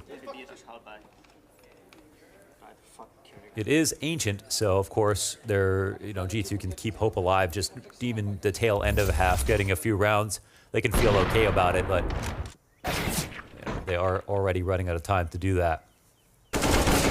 Especially just because of the quality of play, especially with, if Rop is going to play as well as he is, and then he's opping, and the map really welcomes a double op. That's just problems on problems. And now he is back to an AK. And Rain back to killing ways. Of course, Hooksy to call from the sideline. Tech 9 pressure up ramp. That's going to be Kerrigan at bat next. versus not 1 but 2. And the AUG gets away from him. Twist tag to 27. There's an opening here for G2.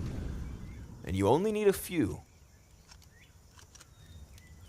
So as much as they have been bullied so far on Ancient,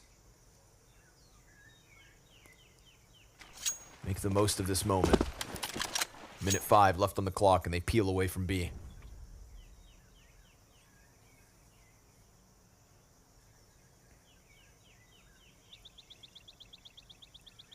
Couple of smoke grenades that could guarantee a bomb plant. AUG in the hands of JKS. But Rops, yeah, doesn't see enough towards middle. And because FaZe had leaned towards B, it looked like they were coming back, but now still a bit of back and forth hesitation. Rops, nasty angle on the signpost. Drops an incendiary frag to follow suit, but drive-by Tech-9 from Hunter. That's a second weapon offered over. Twist now swinging the big green as he's on a quarter HP. m0NESY hands busy with the plant. Rain's got a problem as Hunter's press close smoke, and that is an open door now. G2 even, 2v2. And Twist looks for another kill. Sees the head over the box. Brokey's right in front. And now it's gotta be Twist to come in big with the USP of all things. m0NESY finds their first. Oh, yeah. No, HooXi's still very much awake after that one round. Kept the energy going, you know, through all these losses as well.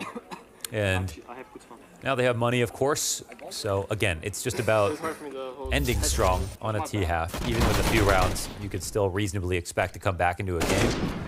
They've gone this far. They've shown that they can keep up individually as a team versus FaZe Clan. And had the opportunity to make the 2-0 happen. But still have an opportunity to close the series. And that's all that really matters at the end of the day. How do they punish, though? Rops not taking any ostensible risk this time around, but it's because they don't need to. FaZe Clan full control inside of middle. Again, it's all about that elbow control. Open up angles towards B. Put subversive pressure on Nico, who just wants to try to lurk out, whether he knows it or not. Oh, I think his teammates smoke. Oh, no, he's not. Wow. Wow. Instant kill. It's a pre-fire, but it's beautiful. It's like, I felt like it was a little too late on the smoke. Felt like he didn't throw it the first time. Could have cost him, but nope. Twist picks it up. Nico tries to threaten this B site, and honestly, he's puffed his chest big enough, and Twist sits in smoke. There's no one here on the A site at all. No one's in CT spawn. HooXi's taking full control of this.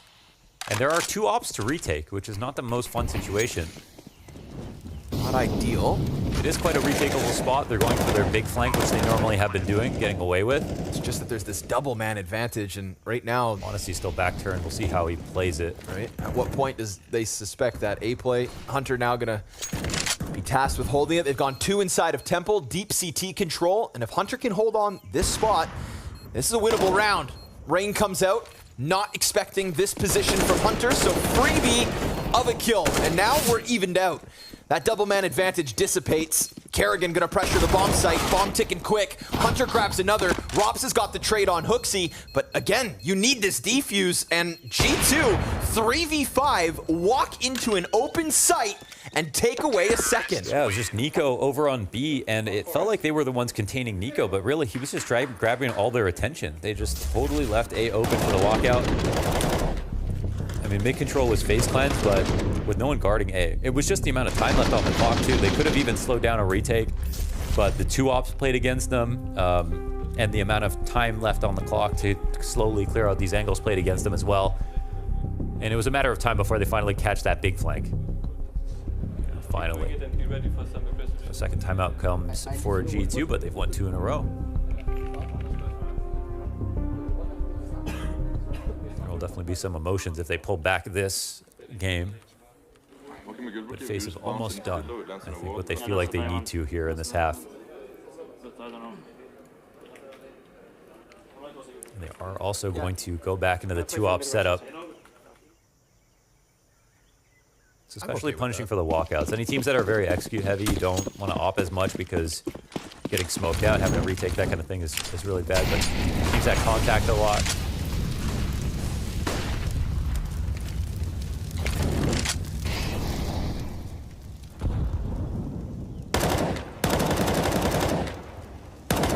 Rain is always so ready for these.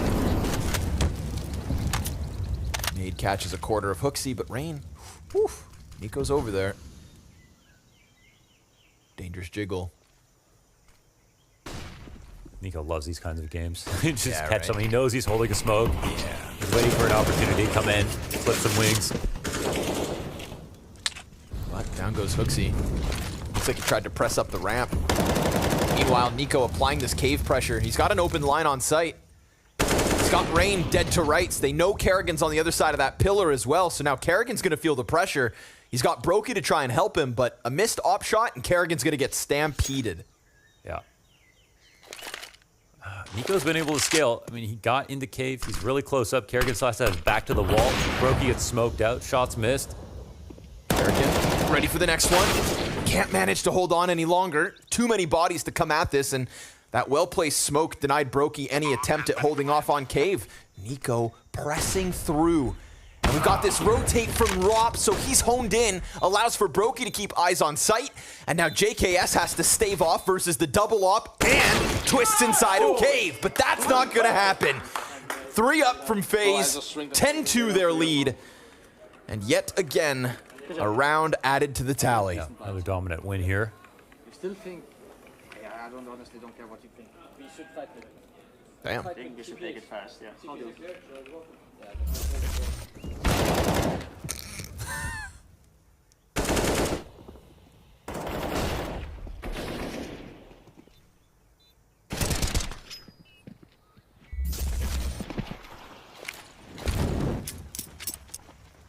Full focus, fast win. Gonna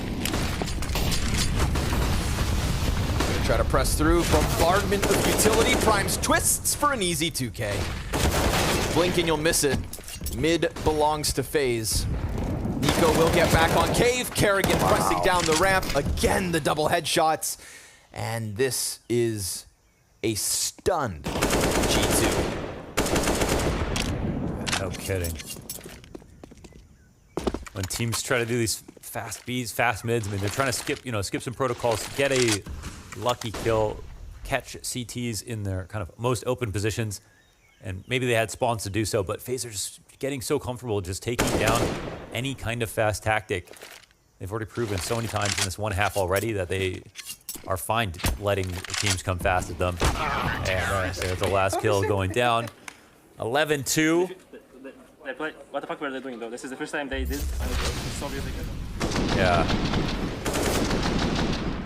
Yeah, I kind of feel that. Kind of feel that a little bit.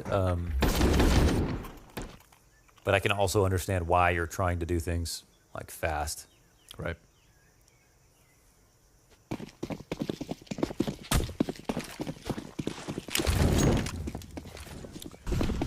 Well, they'll try it again.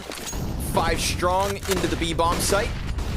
Kerrigan, Brokey, and Rain all in position. And Tech9's simply not enough. Rain slides out with impact, and just as quick as the last round crumbled, this one crashes down upon G2, a 12-2 lead. And I was like, how? One more left to go. Yeah. Kerrigan shooting today, too. Game's looking nice.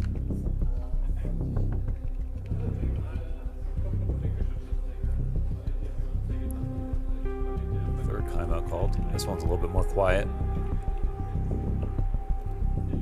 Could be thinking about a good idea, but it already feels like they've depleted in some sense.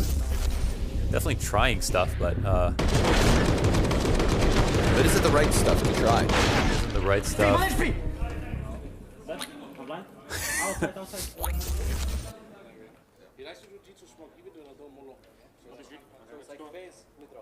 Again, it's not the first CT half blowout that could be prime for a comeback, but I mean, you know, you want to see stuff at least. Yeah, you want to see some more close rounds than what we've got. Yeah. Oh my God, Robs has an auto sniper. Wow. Oh, I actually hate him. I love that. You know, the Ops only got 5 bullets. Yeah, the auto didn't get nerfed. Scar's got 20. It's not even that much more expensive. But Kerrigan's dead. Now they need Rops more than ever. Oh, listen, if you're playing against a tilted team and then you buy an auto sniper, you're going to win. Mentally, that's over. What a contrast to the last couple of rounds we've seen. G2 just stoic at the moment outside A. But that just opens up a timing here for FaZe to press out on ramp. Nico doing his thing. Easy pickup for Brokey, but that would have been 2 players spotted, I presume. Twist's insta rotation back towards the A site. Brokey's going to try to pick up the gap in mid. Rain comes off of the peak from lane, and now it's man advantage. So 4 versus 5 turned into the 4 versus 3. Yeah, and they go towards Robs. No, not the auto. No, no. Don't do it to him. I think you should. No. Yeah. Don't. Poor Monas. He's only a teenager. Oh, now they know. Twists. It's a one and done. And there's the temple peak from Robs. Oh, it's over. 13-2, folks. We've got a second pistol coming up and a chance for FaZe to crush the doubters. G2 with only 2 after this flat T side.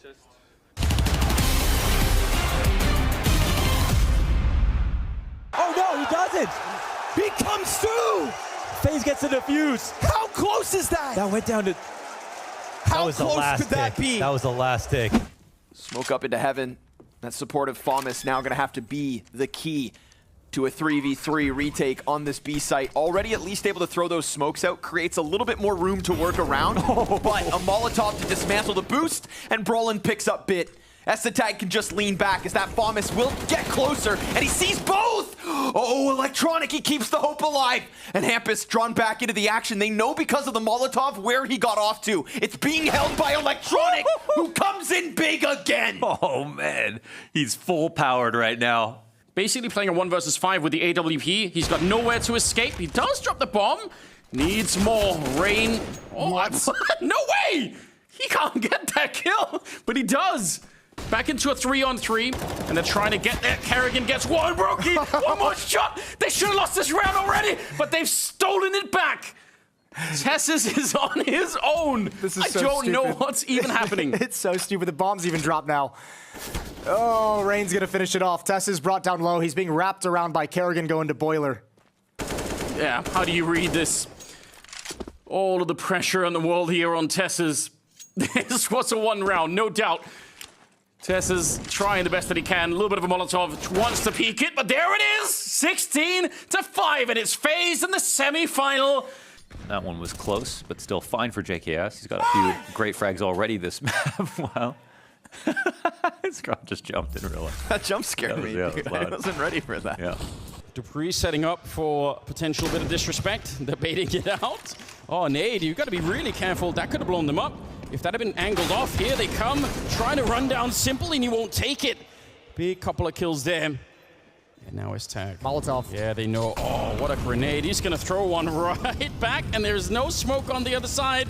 So m0NESY put under a lot of pressure here. Flashes through, he runs into the flames to pick him up, and he's back out again. Oh, another Molotov went down. Yeah, the second one. It's a kid, though. Oh, no. Yeah, he goes straight oh my for it. Lord. What a calculation. Oh, my Lord. How did he know? All right, Flash. All right, Flash, we see you.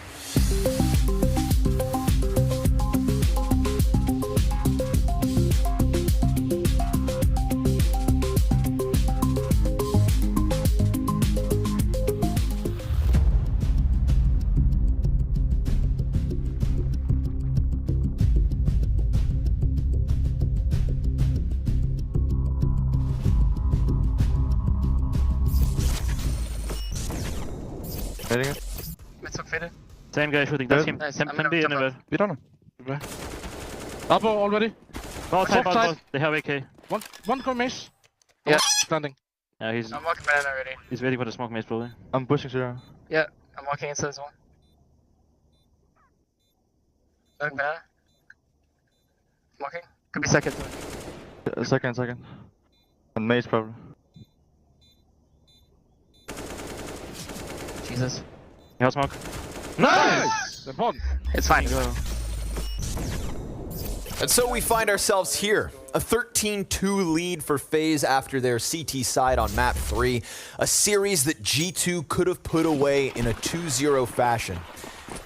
I offer you one of two things. Either a very quick and easy close from FaZe to reassert some dominance, or the greatest G2 comeback you've ever seen.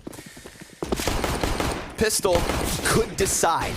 But right now, we've got Nico cleared out of A main. It's Rops and Brokey with kills apiece, and Hooksy on the double attempt.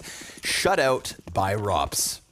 Hunter tries to slide out. We've got busy hands, and it's great coverage offered by Rops, pushing Justin Savage into a nasty 1v4. Daunting task. Rops faces him, executes him. It's Rain with the final kill, and it's FaZe to the 14-2. I'm just like looking at the scoreline. I'm not sure if this is weird, but only 3 G2 players didn't die in that first half. They have the maximum amount of deaths outside of 3. The best way to word that, but 3 of the players died 15 rounds in a row. Right. And there was 1 Hunter save. My God. That's true. I don't know. 1 player saved, and then each of the rounds they won, they had only 1 survivor. Jesus Christ. Well, at least they might set a record. Those aren't the... Oh! Okay, but, you know, all you need's a Deeg. Co-signed by Nico. That's one way to start it off. Monacy lands the scout shot as well, so it's never over till it's over. Just playing absolute hard mode. Bomb gets picked back up. It's Rain and Brokey versus the world.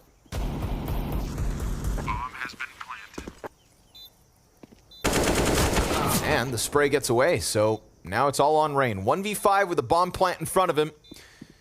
Could get a couple kills here. First one's nice and clean. Nobody to wrap him from behind. It's going to be 2 on ramp, 2 on site. Oh my God, he gets him off the defuse, but the fire burns him back, and then the wraparound from Hooksy, so there's a little life left on G2, sure enough. They'll come through with this one. But is it too little, too late? It may be just the sheer amount of rounds that they have to come back into, you know? You can't assume G2 are going to win this game. Wow. Guys, play the round, guys. Come on. It's okay. It's okay. Play the fucking round even if you... It is okay. It's okay. It's not great. You know, happiness is like peeing your pants. Everyone can see it, but only you can feel the warmth. Oh. Yeah. You should get that checked out. Honestly, you're going to hear the little bit of a rush that's coming. We got unarmored pistol players going through top mid. Hunter gets insta-dinked, but he'll survive the test, no problem. How about it? Aw. It's always Rops. It's always Rops to rob the ace. It's still nice 4K. It was good. It was cool. It's aight. How much more has he got? Oh, no, no, no, no, no. Way. No. Okay, after Inferno. 1 versus 5. He didn't take any damage from these last 2 frags. Denied the ace, planted bomb, 18 and 5. If he pulls this off, what a miraculous... Never mind. Scratch that. Oh, man.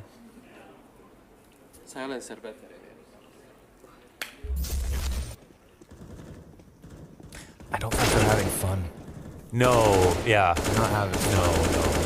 They were having fun. They were. But not anymore. No.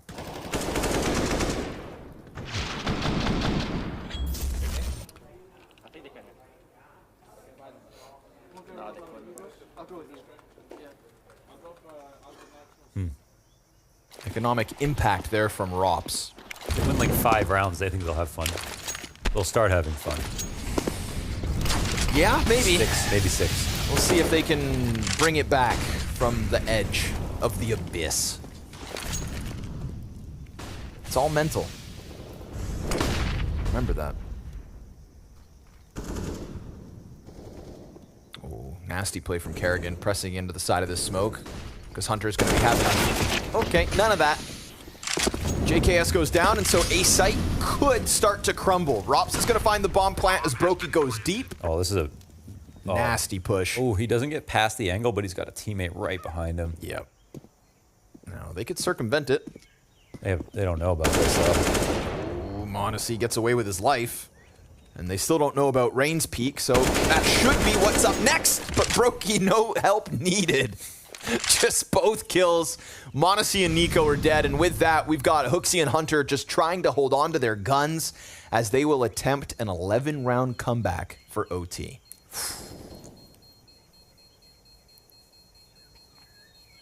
I'm not feeling it. Terrorists win.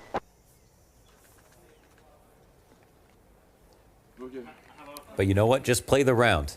Just play the round. Just play the round. Yeah. Play the round. Wise words from Nico. It's okay. It's not great, but it's okay. It's okay. It's okay. It's not elimination. No. It would be a win over FaZe. It's kind of like the elimination is not as bad as it would be good to get the win over FaZe. Yeah. Especially day one. With having the chance to close on Inferno. Yeah. It's the baggage where the frustration lies. There we go. Opening kill. It's a good way to kick it off. Hooksy takes it into his own hands, but... Oh, he doesn't even know. Oh my god. He doesn't get the gun. Rain doesn't see it. Wait a second. And now Hooksy's got this like false sense of confidence. What is happening? But Rain didn't shoot. Wait, he didn't get a gun. He went back with a gun and can't pick it up, and now Nico has to go back with him to get the gun, and now Nico died. Nico dies. Oh, Nico's pissed. And Hooksy spotted. Hooksy was spotted too, right? Yeah, right. Yeah. If he's thinking that, oh, they don't know about me, he's in for a sad reality check. Of course, he needs help to get out of here. Rain's position's committed. There's no cave fight coming at him. Hunter's in the bomb site. Brokey's on full alert. Oh, I might have been spotted again. No, maybe not. Now they for sure know that he's out here, and Hooksy gonna fight every step of the way. Twist picks up the kill. It's him and Rops in a 2 versus 4, turn 2v3. JKS has the lesser weapon, but Twist is kind of running over rambunctiously, haphazardly, and timing could play into JKS's favor. Could. Could, but look, Rops might get a kill right now. Easy. Insta execution. That allows for Twist to sprint. Oh, man. No. This flank has just been nullified. It's just a regular... Oh, God. It's 2v4. Potential play. Let's see. JKS. This is open. It's planted opposite default, though, right? Back for CT. Doesn't challenge, doesn't stop it. Now he's spotted, and with this, Twists and Rops have ripped away the dream of G2. What could have been their 2-0 is now just another missed opportunity. Yes, they won Nuke versus Heroic at the Fall Finals. Yes, they won on Nuke to start this series, but it is a calamity and a collapse on Ancient versus FaZe, who have survived a challenging test. FaZe reign supreme as G2. Unfortunately, they simply run out of gas in the third and final deciding map. Ancient, the flag firmly planted for the side of FaZe, and that was absolutely commanding when we're looking at this. Incredible stuff considering the fact that Inferno was so close. I was expecting G2 to be putting up more of a fight. Yeah, listen, we all had that feeling that G2 might have just missed the moment on Inferno. They were so close to breaking FaZe, but if you mess with the bull, you get the horns. And this is what happened on Ancient. Oh my god, that was such a demonstration from FaZe Clan. Clinic on the CT side, 13 rounds. Brokey once again defining the rules of the map. Rain had a great job in Cave, and I have to say good reaction on his side because it was relatively quiet in the best of 3. So everything pretty much clicked together for FaZe. Yeah, incredible stuff. Congratulations, Twist. That was a very fast way to be ending out what we thought was going to be an absolute marathon of a best of 3. Can you put into words what the energy was on that grind of Ancient? Because it looked like there was nothing stopping you on that one. Yeah, you know, we just talked before. It's Ancient. We put a lot of work into the map. Be confident about it, and that's kind of what we did. Made sure that we kept a strong CT side, and you know, even on like against force fights and stuff, we tried to keep the numbers up, try to keep our money good the entire time, and played it smart. I'm gonna annoy you just for half a second, right? On Inferno, Scoreline is 14-12. You've reset them. You have the keys to the castle. You can roll on them, but then they come back and push you to an overtime. What happened towards the end of regulation? Honestly, it's kind of hard to remember. I just remember they made some pretty good calls. Fake B-split, fake banana retake, and then insta hole spot. It was a pretty sick call, actually. And yeah, I mean, they obviously played well. Have to give props for the calling and how they played. But I think we finally adapted at some point. I mean, they had a good T-side, and we also had a pretty good T-side, so just how Inferno is right now. I want to pick your brain a little bit on the veto, because we saw you obviously banning out Vertigo first of all, but then Anubis in the second wave ban as well. What's your take on the map at the moment? You've been practicing it at all? I mean, I was just saying, pretty much every team is practicing it right now, besides the ones that... Actually, I mean, I've literally seen every team practice Anubis. So, yeah, I think everyone's just trying to feel out the map, see how it plays.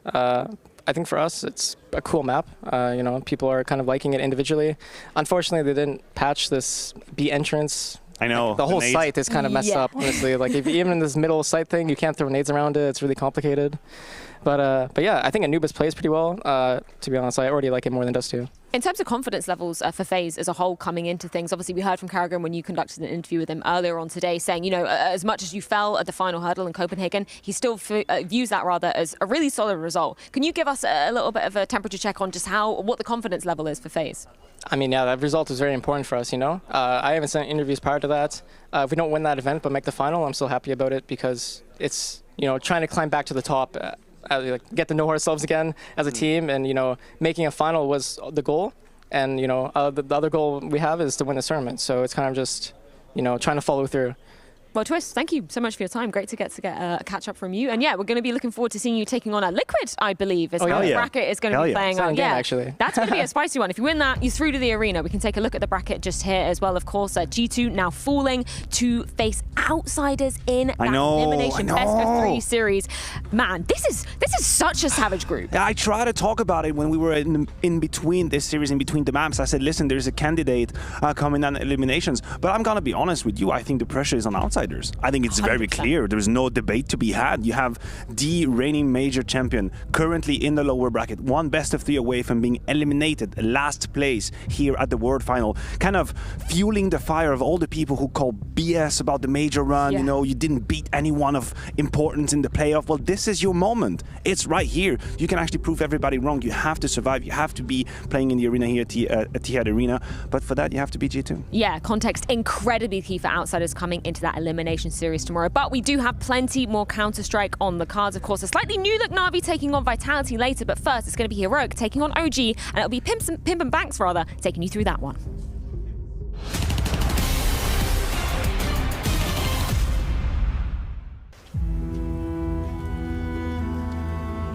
Well, we return from that halftime break, and the spirits are down in the Royal Arena. Team Denmark suffering from a dreadful first half, a 9-6 finish. They're letting the crowd down. You could see the reactions. The people are in despair. They want their home team to win, but it's not happening at the moment. They're not really delivering the rounds that they currently need, and it is a bit of a disaster at this point in time. They need some help. They need somebody that can step up and turn the tide for Team Denmark. Anybody willing at this point in time? Oh, but what's that? On the stage, there is a 6th man. It's not a man at all. It's an angel instead. They have the savior. It's Niklas Bentner of Danish national team fame, of Arsenal, of football legend here. And he is suiting up to save Team Denmark. What a fantastic time. Jason, will this do it? 6 versus 5, is it enough? Listen, this is a crazy turn of events. He started playing CS during COVID times. He owns his own CS team. He says, he claims, and we put to the test that he plays at a FaZe level 10. 30 goals in 81 games for the national team, and he's popularly referred to as Lord Bentner. Who else could do it? Yeah, they need a Lord on stage to get the job done. 6 versus 5, it's never been done before. Is it enough to take down the dream team? We're about to find out. I mean, we're going to put it to the test. We've heard rumors. We've heard legend of his skills. Here we go. Second half is coming up. We've got Team Denmark versus the Dream Team. And Nicholas Bentner suited up. Julies are out. Oh, he's hunting for it. And the team are with him. All 6 of them charging and looking for the kill. They're going to find Simple. It's not a bad pick off. Probably a little bit confusing to the Dream Team. Rez here, and these 6 people coming. What is the Glock going to do? Oh, they checked the corner. Oh, S-Tag ruined everything with that turn. Rez wanted more. Yakinder's up next. Deagle in hand. He's got a lot of targets to pick from. There's the first.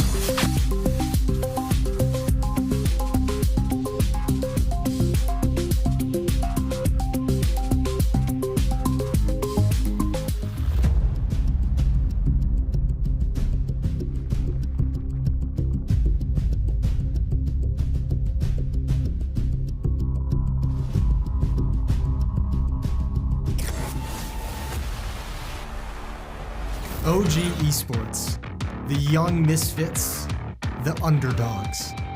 Led by this guy, Nexa. The once reluctant leader now wants to prove he can be one of the best. Well, Nexa, prove it. It's been a year of ups and downs for OG, but after some standout performances at the spring finals and the fall groups, they're here at the World Final. Just about. A surprise, sure, but when Dexter is at full force, it's not just Flames' hand that's in trouble.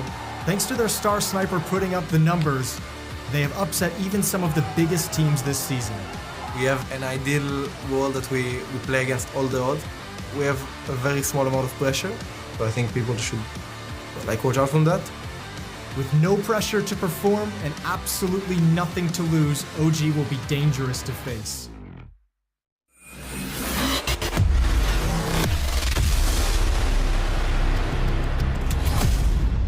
Welcome back, ladies and gentlemen. As we just saw from OG there, they don't have the pressure on their side, but it will be a tough fight for them going up against one of the best right now, even with the situation that Heroic have for the moment in terms of Stown, the star player, not being there and Config coming into it. But we'll touch on that a little bit later. You've got myself, James Banks, alongside Pimp. Not Pimp's, just one of them, but I think one's enough for me, mate. I think one is enough. One is enough for the world, James, to be completely honest. We never want any more of that. But what we should take a look at, Pimp, right, is how some of these teams got here, how we saw the journey for these teams, right? I mean, there was a bit of a critique about OG, you know, maybe they didn't fully deserve their way here. They gathered enough points through the group stage, and OG has been one of those teams, as they said, who've been performing well in the group stages of Blast. You know, they've been gathering a lot of points, they've been making upsets, but never really fully made it through. You see it right here, right? FaZe, NAVI, Vitality, Outsiders for that matter, winning tournaments, winning some of the biggest tournaments out there, whereas OG, they had to qualify through the leaderboard, and it came down to the nitty-gritty. There was a world where NIP would have qualified instead of OG or Liquid for that matter. So they got here, you know, on the last spot, and I also think they'll finish the tournament at one of the last spots. Oh, straight away, Pimp. Now, I'm not holding back today. Is it really all doom and gloom from, right? They said no pressure. We've seen what happens when teams play with no pressure. Yeah, sure, but if that's your best argument for winning a game, that we have no pressure because we suck, is that the argument? You know, I'm not saying OG is a bad team. All I'm saying is that if you want to be a team that compete against the best of the best in the world at the World Finals here in Abu Dhabi, you got to have a little more confidence in your own abilities. Sure, I like OG, and I think OG is a solid team, but they're not more than just a regular top 10 team in my books, and that's what they have to overcome here. That's what they have to show me, and I guess the fans out there as well. You're still saying top 10 though, right? So just about out, maybe. Okay, you changed your mind, because you sound like some of these Reddit comments I see, Pimp, where it's like, oh, it's 7 of the best teams in the world, and then OG. It's not like OG is a bad team, and again, I'm not gonna question whether or not they deserve to be here, because they didn't make it through with the points. All I'm saying is that OG, and the vibe I sense from them is always that, yeah, we're underdogs, and yeah, we have no pressure. How about you withstand that pressure? How about you stand up for yourself and say that we are good enough to beat the best of the best here? It's not like they don't believe it themselves, but I do find it kind of, not provocative, but I do find it kind of settling in a way that if your best argument for winning a game is that you have no pressure on you, you need a lot more than that. That's very true, but I think I do want to touch on at least some positives of what I look at with this OG, Pimp, is the likes of Flames and Dexter. These are the ones you can rely on. Dexter has been a great signing. I was surprised when Dexter signed with OG. I think he's too good. I think Dexter is a player that could play on a top team, at least individually speaking. We don't know exactly how he integrates into a team and how much space he's occupying, because that's one of the big issues I feel with OG, that since Dexter arrived to this team, he as an individual, he's playing super, super well, but some of the other guys, James, they're lacking a little bit. Yes, they are lacking a little bit, but they will have to step up now, especially if they want to take on this version of Heroic. And that's what we need to talk about, because Heroic are going through a tough, tough moment. You lose Stown. He is the absolute star. Sure. I'm not worried, though. I'm not worried at all, though. I spoke to Yabi yesterday. He said that he believes Config is one of the best individual Danish Counter-Strike players we have right now, and he's fired up. He even said that himself, Mr. Config right now coming in, and he's potentially playing for his future. He's potentially playing for a contract. I'm not necessarily saying there's an opening within Heroic, because I think it would take an awful lot to find a spot within this roster who just won a tournament. But for Config right now, he got the perfect opportunity to showcase himself in front of the world. The perfect opportunity to showcase that he's back on a level that he can compete with the very best. Yeah, I basically look at this as like an interview, but for every other team except Heroic. Exactly. That's the thing, right? Because Heroic, they're a very close group. They're a very tight group, and I don't expect Stown to be out of this lineup. No way. And none of the other... No, that's the thing. And none of the other players, you know, in terms of roles, doesn't really fit for Config. So he got a golden opportunity right now, as you said, to job interview himself for pretty much any other team out there. And maybe even Astralis are watching right now thinking to themselves, maybe we should bring back this guy, because the fire inside him, you know, the redemption act that he's on right now, I'm curious to see if that's just all words or if he can put it up on the server. And that's the thing, right? Words are one thing, and this is a golden opportunity like we're mentioning here. He must deliver in a big way. And realistically, his stats even at the end of Astralis, okay, it was a very weird Astralis. It wasn't like a consistent team. It was not great. There was not impressive numbers there.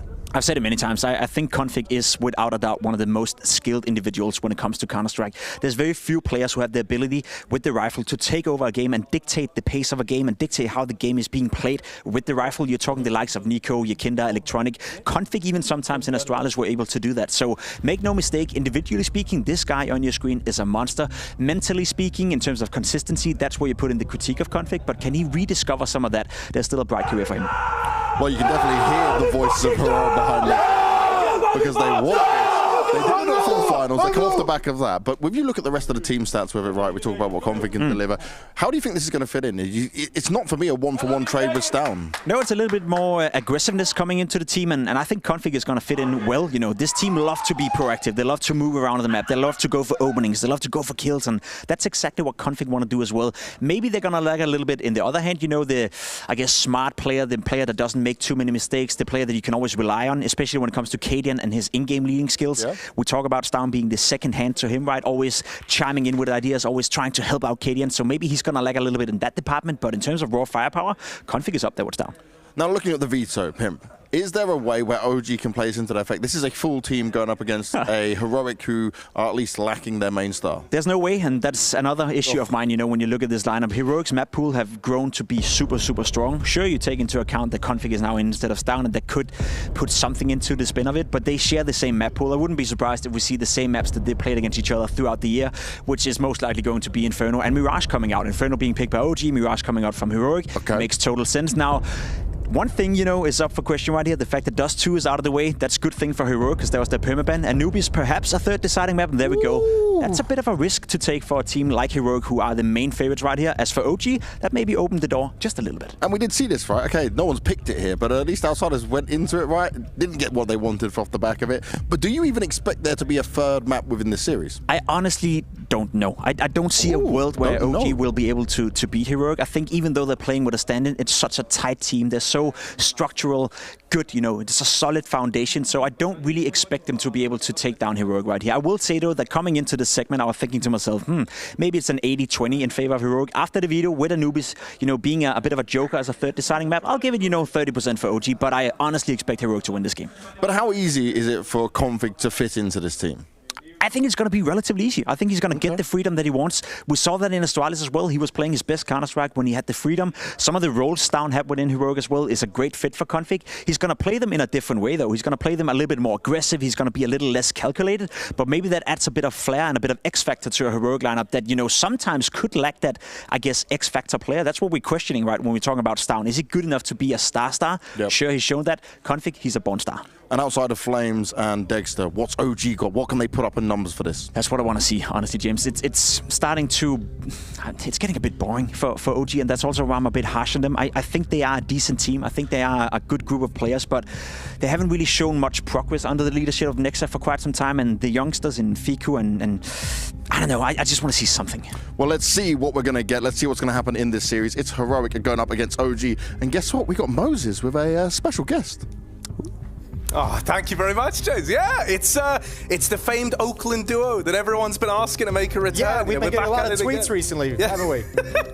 and we have a pretty cool game to open up with, Jason. You know, a little bit of heroic taking on OG. I think under normal circumstances, this would have been a real feel-good tournament for heroic. But then you kind of factor in the fact that they have Stown out, they have Config in. Do you think that's going to cause them some problems here? Because I know the Pimp's kind of all in on this Config redemption arc story. Sure, it makes it a little bit weird, a little bit interesting. It opens the door of opportunity for that kind of conversation that OG have like an extra angle to take with the lack of cohesion. But honestly, like Config feels like almost in a way a perfect player to have as your stand-in because he's just a volume fragger. You can leave him on his own. He likes to play on his own. He likes to just do his own thing and take his risks whenever he feels like it. So, I mean, don't even attempt to really integrate him into the strategies. Just let him play his game and let him put numbers on the board. We got Inferno as the first map as well. Heroic OG going live here at the Blast World Championship. And this is going to be spicy. It's going to be good. OG over on that T side to open up. And Shush, he did just take a little peek in through the apartments there. So he's got that info that OG are moving in through alt mid. This is something Heroic have got now. And they're going to start to adjust on the back of it. You see Config back in spawn, looking to move on over, but Cadian, he's done enough for the time being. Smoke over at Moto as well, going to give you this option across into CT, but that's exactly what Config's ready for. Nice shot from Neofrag, one more to find, but it's the dualies of Yabi just waiting behind the pillar. Do they want to keep pressing the issue? Now he knows one is close as well. He spotted that. Here it comes. Here's the salvo, but everything misses until the headshots come out and Yabi's recovered. Yeah, just barely. Thank God for the 30 bullets in the dual Berettas. He does get them out of the way. It's going to leave it all on Dexter. Even though he might have a bit of a path through B, it's this man at the back of the site. Tess says lying in wait. And he just snipes him out of the round, out of the server. So there's the pistol for Heroic locked in. Yeah. A lot of that coming on the back of Cadian, opening up with that lovely double from Long. Yeah, this is huge. It stops the strategy, right? It slows it down. Those two kills, they want to aggressively attack Rap side towards CT spawn, and those two kills make the final two players, Nexa and Neofrag, they both pause, and they have to readdress the situation. Timing for Yabi and Config both to shift over, and that's a nice pistol round start, pistol round victory for Heroic. I'll tell you what as well, you want to talk about this stand-in situation for Config. Think of like the pressure it takes off of you if you're Heroic right after you win the Copenhagen, the fall finals, the big event, the flagship event for Blast. You kind of have like a little bit of pressure taken off now that you're here with the stand-in, right? You're not going to be compared in the same way if you're not able to kind of live up to that hype and string the tournaments together. No, 100%, you know, because it'll always be that caveat, right? Yeah. It's like, yeah, the full team wasn't there. There's so a little bit of an asterisk. Yeah, you know, we had it going against us from the get-go. And so as a result, you know, any damage they can do, I think, makes them that much more terrifying. Also, Config spoke very, very highly of how they've tried to integrate him, you know, and of the kind of Heroic game plan as a whole. He said it's been pretty easy slotting in because they have a very good system in place. So, yeah. Yeah, it seems, at least from the interviews, like he's very, very comfortable from the little exposure he's had. Got to be something as well for someone like Config also to be inside that Heroic huddle with Cadian just hyping everyone up. You got to imagine that's going to get his blood boiling.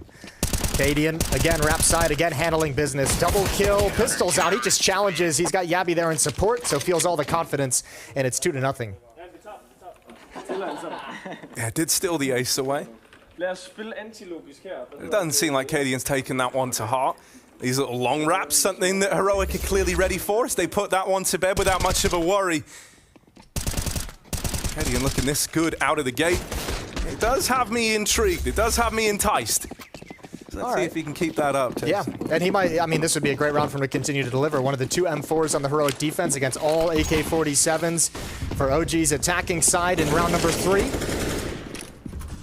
A trio of SMGs for Heroic to try and contend against the rifles. And look at this shift in the defense. Even Cadian was thinking about rotating back, but 4 players stacked up at the A-bomb site early. Leaving Cadian alone, that's great utility damage down Banana. And that's one of the things that's been marking this kind of rise in these great performances from Heroic. 2nd place at the Major, 1st place at the Copenhagen Finals. Like, their utility usage has been phenomenal during this stretch. Yeah, he's even dropped back an extra nade over towards spawn, so he's got a lot more damage util to lay out before this B play comes through for OG.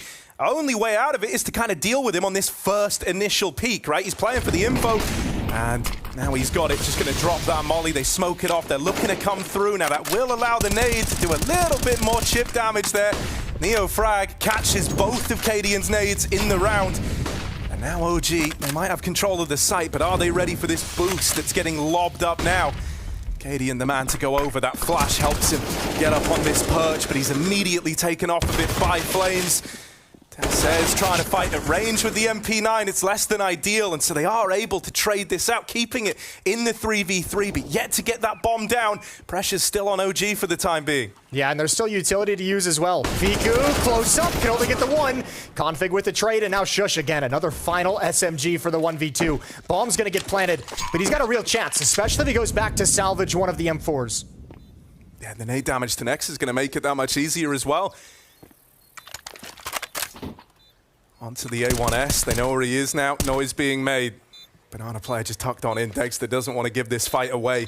Right now, Shush has got to find this 1v1 in the back of the site, or else there's no winning this round. Half the time ticked off that bomb already, up and over, and not even accounting for Nexa, waiting at the back of Dark. OG, they will take that one over the line. Yeah, it was a battle though. Heroic does a great job stalling out that bomb plant. Good utility usage to delay things as much as possible, and OG have to be cautious and patient with it because all the smokes have cleared by the time they've settled into this 3-on-3. Phenomenal trading, good round from Nexa, including the final kill, but he got all the important trade frags coming in to secure the site. And it's 2-1.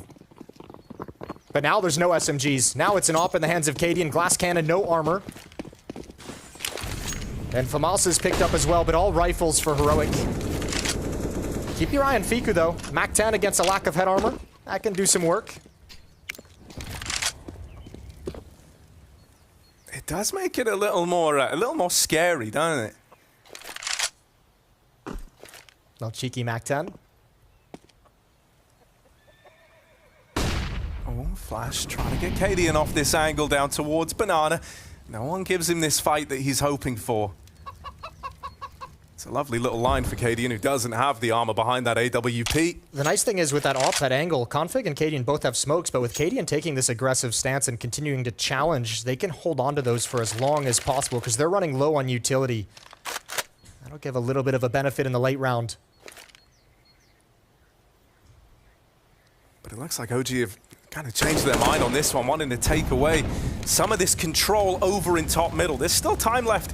They did want to change their mind, but the fact they haven't left a Banana player in tow, that's kind of suggesting this is the commitment to the A play. Heroic, they've got to nail everything to the floor here because the waters are getting choppy as OG start to close in on this A side of the map. Yabi down in pit. Let's have a teammate alongside him. They had to kind of play this trade game. They lose the first man in the site. And this is where you're hoping that Shush can pick up the pieces. One man out of the round, but he is dealt with. Nexa flushes him out of the pit, and with the other two far removed for this from Heroic, they might just have to look at saving here. It's definitely in consideration. I think they want to see if Config has found a timing to maybe alleviate some of the pressure, find a kill over towards lane, and without that, no kits on these two players, no armor on Cadian. I think it's got to be a save call. And setting up to punish any escape from OG to get away from the bomb blast. That's a great hit from OG around Rap side. This time there wasn't enough presence there. Tessus had been brought down low in the initial battle. Jiggle peeking the corner. He couldn't continue fighting in that position. And without a whole lot of nades, no Molotovs towards the B bomb site, Config and Cadian were very slow to cheat a fourth player over into the A defense, and OG have found a way to string two together. These two weapons that Config and Cadian have should be the only ones on the board for Heroic. Nice. Yeah, still, I'm never willing to kind of put a, hero AWP round on Cadian, hero gun for Config. That's a pretty dangerous recipe right there. It really is. Yeah, you're exactly right. Those two guys can create something. And Heroic's done a pretty good job as well of this style of being able to have these really grimy, effective, low-buy rounds. I just don't think they have the money to pick up any of the deagles or the extra utility around them. All the little kind of extra bells and whistles you would love to really make that round threatening. Right. you know, we kind of focused early on, obviously, on Heroic and, you know, looking at, obviously, you know, like Stow not being here, Config, his whole situation, the fact that, you know, he had that removal from Astralis. He's trying to kind of, you know, the desk, I say the desk, you know, like James and Pip, they were saying... the guy's standing up in the middle of nowhere. Yeah, the guy's standing up, not at a desk. They were kind of saying, you know, this is almost like an interview for Config in a way, like a chance to put himself in the shop window again. If we look the other way, though, OG, they've kind of also had words said about them coming into this tournament. You know, I think it's fair to say they kind of are the underdogs, right? Here on the back of the leaderboards and the points that they've been able to accrue in the Blast circuit. Well, remember as well, OG as a roster is still relatively new. I mean, they kind of completed this lineup right before Dallas. The first match was a show match in Lisbon that I casted with your boy Hugo. Yeah. So I mean, it's still relatively new, and now it's about saying, you know, once these younger players start getting some experience, are we seeing that we're on the right path? And there's the aggression from the two rifles. Wow. Config being covered by Cadian, and what an advantage found. Dude, that's crazy. You know, we said like, oh, these two have potential. They certainly do, but that's a lovely little interplay between the two of them on the mid push. It's going to force a reaction out of OG. Nexa tries to get something back from this B aggression. And at bare minimum, you've kind of displaced the Heroic setup a little, but this push down alt mid out of Shush means Heroic are getting a very clear picture as to how this round is looking. Nexa, he could save it all right now if he opened up a path in a B, but with the bomb getting dropped all the way back at the base of alt mid, this one is wishful thinking. Nexa is in a really, really rough spot. Yeah, that's a bummer, because Nexa actually opened up the possibility to get back into that round. I don't think Dexter expected the fight on Config to come all the way down alt mid. He was looking for the push. And now Nexa's going to walk right into the op, recovered by Yabi. And man, that round could not have gone any better for Heroic. That's exactly the way they game planned it, exactly the way I imagined it. And those kind of mid pushes, I feel like, just so rarely work out this perfectly. But that's what you want the opper to do, cover the player sliding down to take a fight towards alt mid. Config gets a kill, and Cadian comes back for seconds. Fucking nice. I love the way Danes just switch in English just to swear. Yeah, it's good, man. Do they not have curse words of their own? Danes can do that. They always seem to know like 3 or 4 languages apiece. But they'll tell you they don't, and they do. And then your voice breaks midway through the sentence. So, right. Here we are. Pistols in for OG. They're going to try and, you know, replicate the kind of low econ successes of their Danish counterparts on the other side. And they've got substantially less to do it with, and already, you know, having this kind of banana control taken away from you, snuffed out early on, that triple setup getting dissolved on the back of Katie and not seeing anything.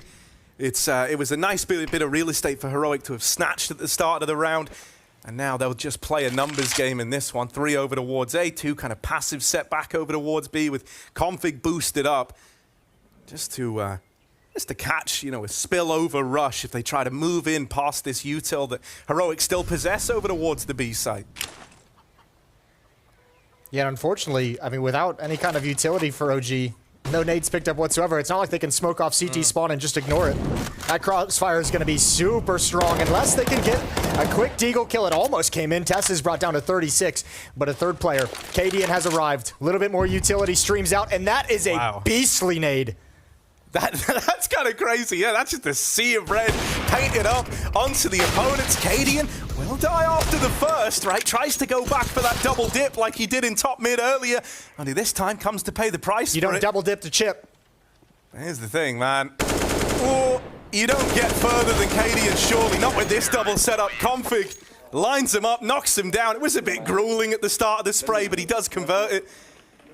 And so Heroic, sure, they lose Cadian, but they save the AWP at the end of things. They keep 4 alive. That's still around with money made.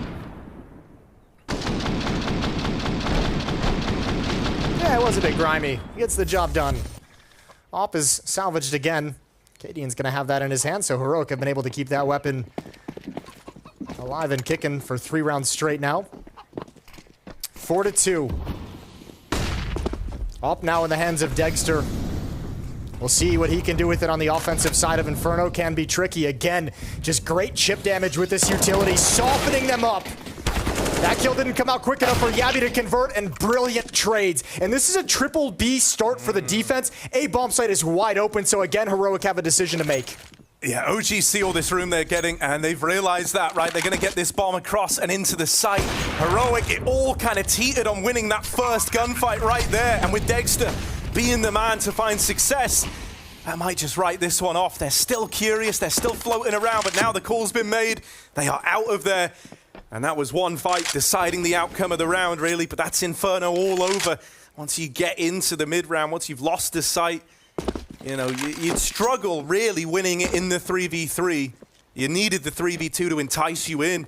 And, well, it went pretty badly. OG's doing a great job trading kills into bomb sites. They had a great one earlier next to trading those kills into B, I think, in the first round that they won. And now here, these are phenomenal trades. And obviously with the pacing as well, no chance for Heroic to recover. This is great. 4-3. They're keeping it close. Problem is there's a good amount of money for Heroic. OG's gonna have to grind out a couple more rounds to take all the economy away.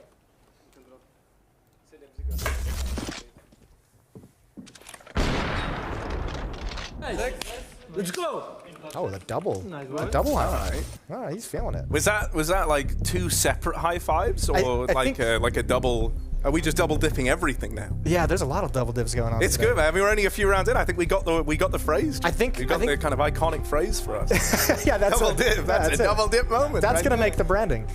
I think that's Dexter just saying instead of one ultra intense high five, I'll give you like two half-powered high fives. Yeah. Because if he high fives you at full power, we've seen you're it. not gonna stand around much longer. You're flying. Yeah, Flames probably like had a chat with him. Was like, bro, I'm into it, but this is my mouse hand. This is my shooting hand.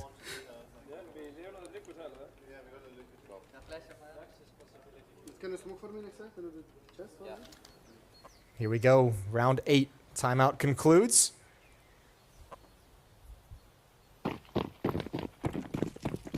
Curious if that's going to scare them away from this triple B lean early, but it doesn't look like it has. Cadian did have a nice little spawn to try his hand at this mid peak as well. Even going to try the one in opening. All right, flashed off the angle. They do get rid of him, and there's an opener. Neo Frag handed a double kill over towards B, and so suddenly the alarm bells are going off. You kind of don't really have much to do here for Heroic other than take a bit of a gamble in a moment like this. Yeah. It's very awkward because OG know the pressure that Heroic are under, and so they're just trying to find gaps. They're trying to find, well, where is this hole now that we've created? Yeah, this isn't just a gap. The hole's way more apt. There's no defense here. There's a great call from Nexa saying they're probably going to have to shift at least one. At most, we'll encounter a sole defender, and there's nobody. And you see Heroic shifting over towards CT spawn, but this has got to just be the gamble at B. Hope and pray they come to this bomb site. And obviously they won't be. Bomb's going to be planted at any moment. Yabi's going to have to back away. The economy's been chewed into for Heroic, so Tessas will be able to buy. I think Yabi should be able to drop a weapon over to a teammate if needed, which it will be. Config's got $0. So Heroic have one more full buy in the back pocket. That was a banger round from Neofrag. Yeah, I do. I mean, it's kind of the dream as well. Like when you're holding bottom banana, you really want the push like that. You know, you really want just a little double layered peak where they're trying to take all the space, they're trying to get up in your face, and you're just in like the perfect spot to counteract that. Yeah, that first kill had to have just been so clean to be able to transfer over that quickly. Neofrag barely taking any damage. So OG have tied things back up at 4. Terrorists win. Maybe they will do heroic, but I don't. Let's go, man.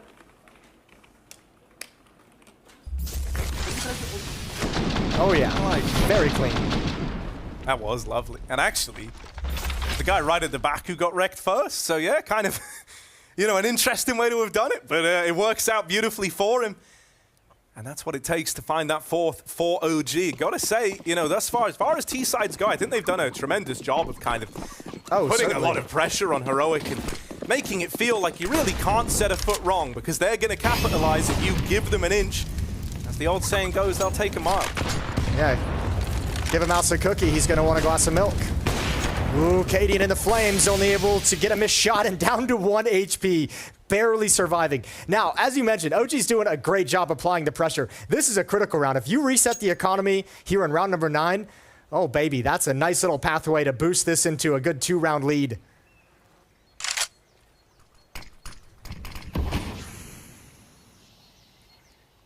I'm nervous for Cadian. 1 HP on this AWP. Even a smoke landing in this kind of vicinity is enough to deal with him. He's just holding the Molotov, waiting for any sign of this B play to come through. That's going to go out straight away. There are 3 players here for Heroic, right? Yeah, I was just going to say, keep your eye on Tess's. Although he's just been boosted up, so never mind that. But he's passed a flashbang over to Cadian with low HP, so Cadian might drop farther back to be support and chuck out some support flashes for Config and Tess's when and if this hit comes in. And it looks like it's coming any minute. There's the flashes going in, hoping that this bare minimum slows it down, but Config was hoping to find some guys running across to the pool, full blinded. Instead, gonna get this push just a little bit later. Tess's good for the first, dropping down now. And Config lying in wait. They don't know about him. The gatekeeper at the back of B, and oh my god, Tess's is the one with the keys. He comes through, does all he can. It's a very, very tight spray battle through the smoke. Shush will just about get out of it alive. And there's the trade back. This ain't done. Look at the HP. This is a rough one. 1v3. Cadian out of it. There's the 1 HP player dealt with. Shush is low, so Jabby might be feeling the pressure here as he comes up through Banana. Fiku will reposition. Dead silent as he does so. They've got no idea, and he's isolated every one of these fights perfectly. Fiku's on for it. Couple of bullets left, 2, and he makes them count. Lovely little tap from Fiku. And that's OG looking to springboard themselves into the lead in a very big way on this T side. Yeah, lovely bullet ammunition management and a brilliant 1v3. A great time to find it aggressive, to alleviate some of the pressure, the reposition. And you gotta say, this is actually a really well-played round from Heroic on defense. The support flashes buy time for the Molotovs to disappear so Config can slide into position. They had everything going for him. That's a fantastic clutch. 1 round lead now, but look what they're fighting up against. Deagles, a couple of them with armor, 5-7 with armor, just pistols for Heroic. OG with a great advantage here in round 10 to extend this lead to 2.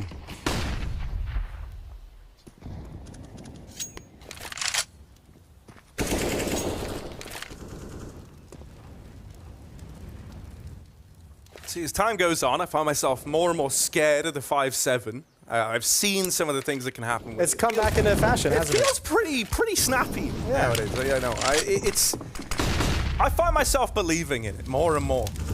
You're more of a Deagle player. I am more of a Deagle player. I just see what Connor can do with a 5-7. It's crazy. And I feel like, you know, where it's positioned right now, this little boost up on top of Orange is a great spot for it. Actually playing tucked in behind, but yeah, he's gonna have a good chance to get involved if they head B. And OG, they've quite liked this B bomb site in the last couple of rounds. They're grouping for another one of these B hits again. And once more, Heroic have got players in the right place. They've got this little stack assembled over towards the B side of the map. Only downside is that 5-7, the best thing they've got. I wonder, though, with no presence, they're going to go through it. That might make the 5-7 really effective. Dodges the flashbangs. There's the first, but thankfully a trade. And another one on top of it. And now just this USP from Config. That ain't going to get the job done. He's done a pretty good job thus far, but yeah. Only a matter of time. Nexa will deal with him. And so now any danger that this kind of 3-stack over towards B represented, it's been dealt with. You've only got the rotations left to deal with now. And Fiku is just actively trying to fight them, trying to put this one to rest. Keeping them bottlenecked back in CT, not even given the space to get to Ruins to make this weird. So OG, they do well to convert that.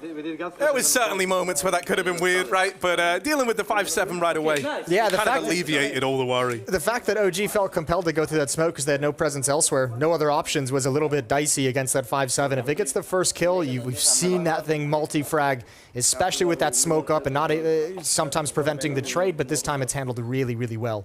6-4. And Heroic buy up again. Slaughter a chicken on the way out.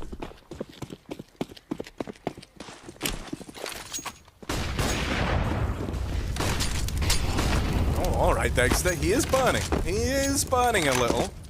Just down a half. Hangs around in the molly. Bit of a trader util over towards Banana as OG once again try to assert this control early. This time, though, getting a kind of vibe that they want to go back and clear some other avenues of the map. This is a nice response out of Heroic, right? They throw the retake util late into Banana. It's been pretty clear that OG have tried to take this real estate time and time again. So now Heroic is showing us that they've got answers. They've reclaimed that Banana control. And so, you know, the bomb might be there on the back of Nexa. But everyone else is over here in the apartments. So now the question becomes, what's the intent of these apartments players? Is it to sell the fake into this A site? Are they hoping that once this util goes in, that's going to open up a route for Nexa to rotate? Because right now he doesn't even know if Heroic have Banana. It's a bit of an awkward spot to be in. And these two Lurk players had to do something right. Unfortunately, kind of fallen on deaf ears here. Yeah, I mean, you could see Fiku there just having to take a big risk, just trying to gain pit control. Flames trying to be silent as he drops down the hay cart, looking for any kill, any pick that would force a rotation. And you're right, they want to activate Nexa on the fake. The Flames would have to do something special, and it's just way too much to ask for. Nexa's going to back away, 20 seconds on the clock. He'll be saving the AK-47. And Heroic with that little piece of aggression, this time denying Banana control, denying them the opportunity to just kind of be patient and wait for the execute on the B-bomb site. 6-5.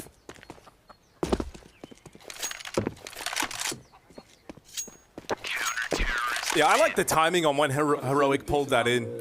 Like I think they've kind of set a bit of like a condition over towards this B side, which was like, yeah, we're gonna fight early, but then once that initial like volley of util is clear, we're gonna go turtle up in the site. We're gonna play our leans. They're not normally afraid to rotate that third man around towards B, and so that was kind of the precedent that was set right up until that moment there. And so now it's interesting, it's like, how does that affect the OG game plan? Does that change what they're doing over here towards Banana? Are they going to be worried about another one of these retake setups, coming in a little bit later? So it all starts to pile up into this mind game. OG have their sights set on a fight in middle. Dexter hoping that dropping down would have given him this chance at the opener. Another triple B start, and they don't choose to position Katie at the car with the AWP for a deep angle. So he's going to be the one shifting back, and you're aggressive at the top of the Banana right now if you're Heroic, keeping information on the pacing of OG's map control. And you're aggressive in mid as well, with players at each corner. But now standard utility is going to come out to force those positions away. And a slow-paced round from OG.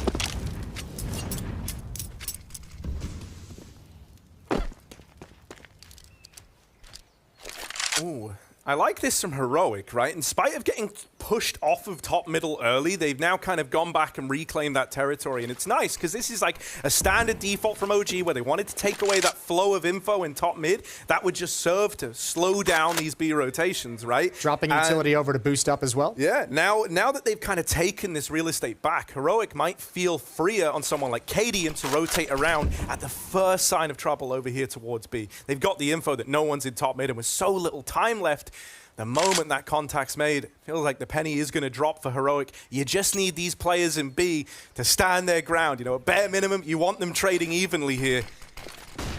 Let's see if they can do it. Config once again up on this boost, opens up the round, and now they hear this volley of AKs coming out. It's a lot of damage, and Nexa will oblige them by finishing the job. But a man down, that's going to leave you staring down the barrel of a save. And so Heroic, they're out of there. And because Config actually dropped off of that boost after the first kill, he was fighting at a pretty similar angle to Tess's, so a nice easy transfer as they kind of line up for the attack. And OG have once again just done a simple B execute and cracked in.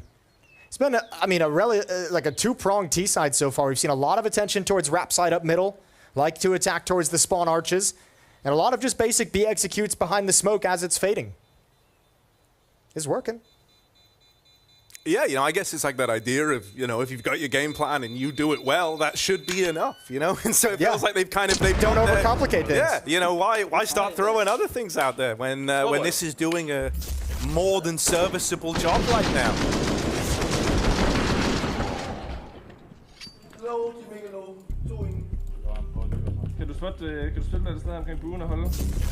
Maybe a little bit of frustration. Config wasn't able to build on top of that first kill.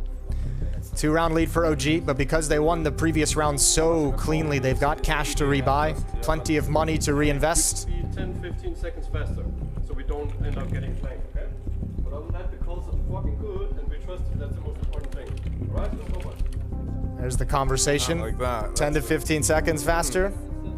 But other than that, it's good. It's good. And some other words in there. A few other ones mixed in. 2-round lead. I'm always curious to see what sort of spawn Cadian's looking at. That's pretty good. That's pretty good. I think He's that's enough it. of an invitation for Cadian, yeah. Hell yeah.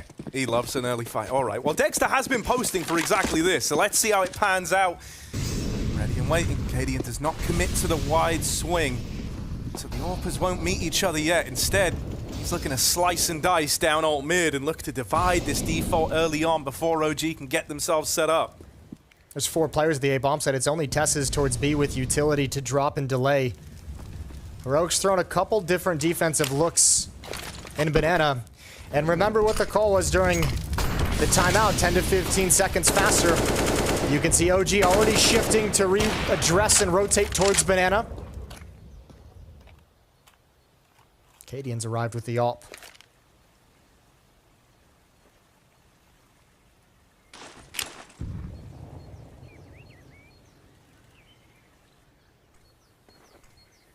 Yeah, similar to the last time we saw him bring this AWP over towards B, right? He's just going to play this kind of long line from the coffins.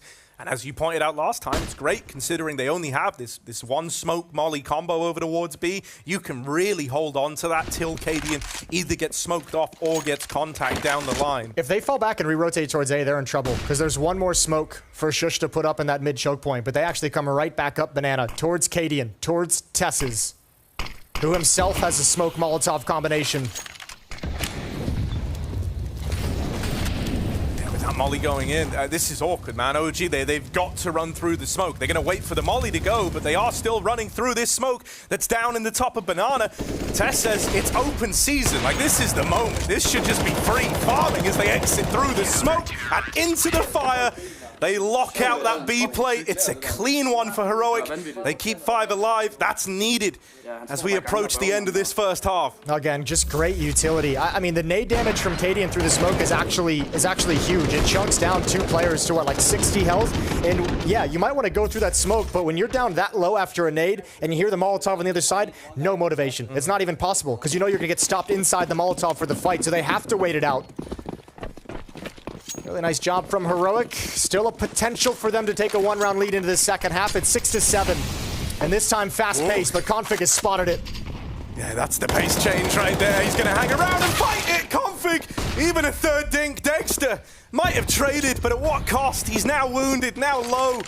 And this attempt to get up fast Banana, it's not gone well. Peeled apart by Config, who looked like he was in hot water. But he's just bathing, he's loving it.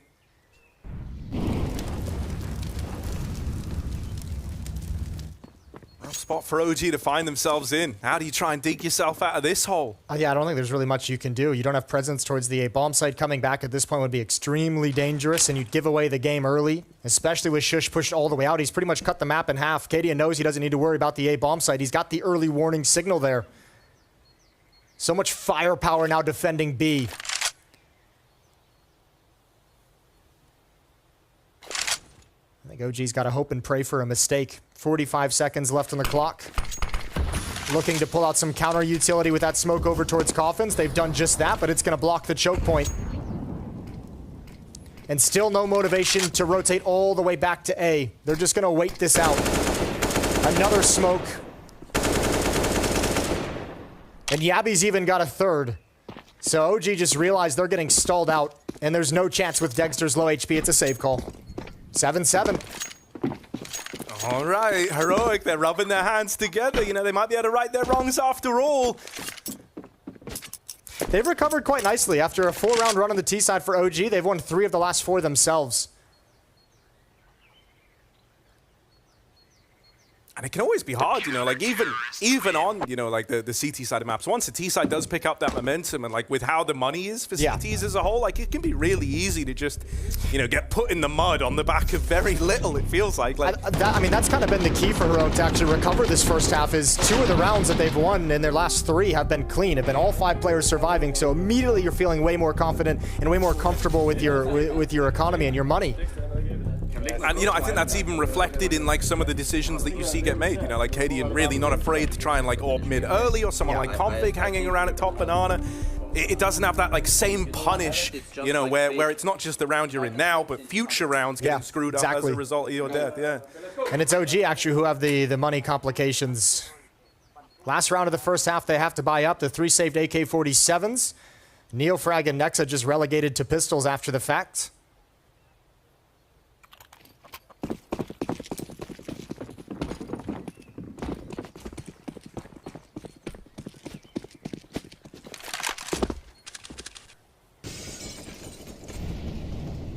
Having mercy on the chickens. I thought he was taking that shot all day. Oh, he just shifted his crosshair over. That's what he was looking for. Can't flip back. All right. Dexter still putting the fear in Cadian and knocking that AWP off of mid. It's nice.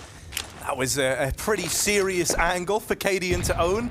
And there wasn't a lot you can do to contest it, right? That's kind of why he's taking that wide swing down through ramp. Knowing that on the back of a 3-man save and the money being in a rough place, he didn't have to worry about like an AWP staring back at him. There's been a lot of great defenses at B bomb site recently for Heroic. I wonder if we're going to see OG kind of switch back into their early half game plan of attacking up middle towards the spawn archers, towards the library. They might just put Flames in position to cause a distraction, to maintain presence, to keep Heroic honest as the rest of OG march up banana. Something that's nice there, though, is that, like, Flames got the info that they are fully off mid, right? Like, last time we saw this default take place and they tried leaning over towards A, they didn't have that info and Heroic just retook it. So now they know these rotates are going to be a little later. This B play can be that much more explosive because there's only one more man inside of the site. Tess says, up close, only good for one. And so now B falls into the hands of OG. They've overran the site and Heroic are left rotating in, scrambling some nades to try and deny that plant. They will put a stop to it. That's pretty juicy. Cadian moving in. Oh, want to offer up the trade, and oh my god, Blinken, you've missed it. It's an 8-7 half Heroic. They are able to recover.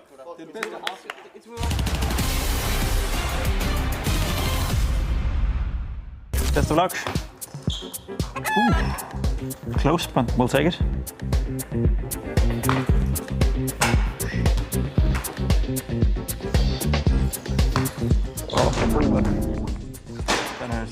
Lucky for me.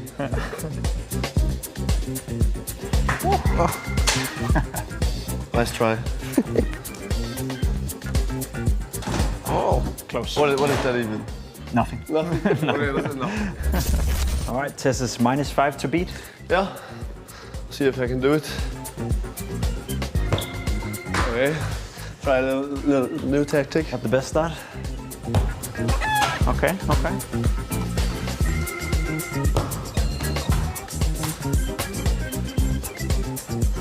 Alrighty.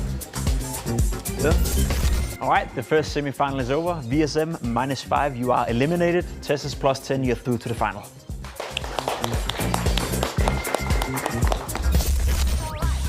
No. Yeah, that's a rough start, huh? Oh no.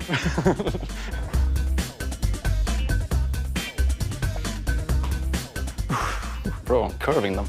Saved it.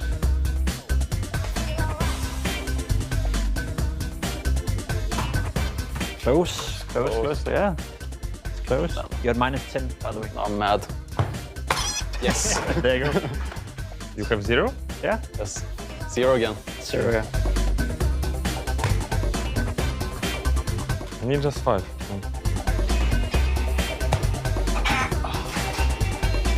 But now you can hit the barrel. On me. Yeah.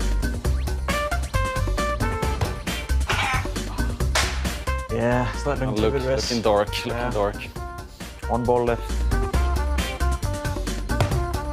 There we go. After a hard-fought battle, Res, you finish with a total of 0 points. Again. Yeah. Bit, you get 10 points and you move on to the final. You eliminated, you sub, you're in the final.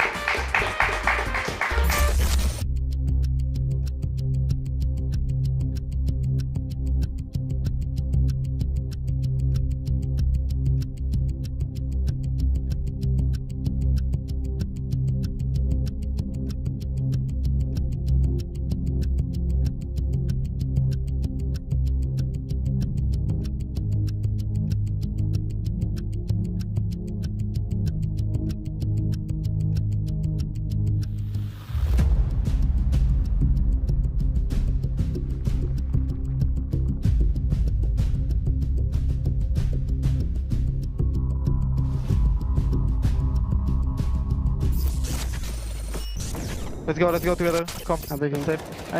Boost. Oh, I smoke ruins again. I smoke ruins. I just smoke city. I think on one side. I think on one side. New box. Through city. City out. That's city. New box dead. Yes. I'm coming to you. 10 seconds. Can you plant? Can you try to plant? Yeah, planting first. Turbo flow. I don't have bullets. I'm going to new box. I see it is spawned to the smoke.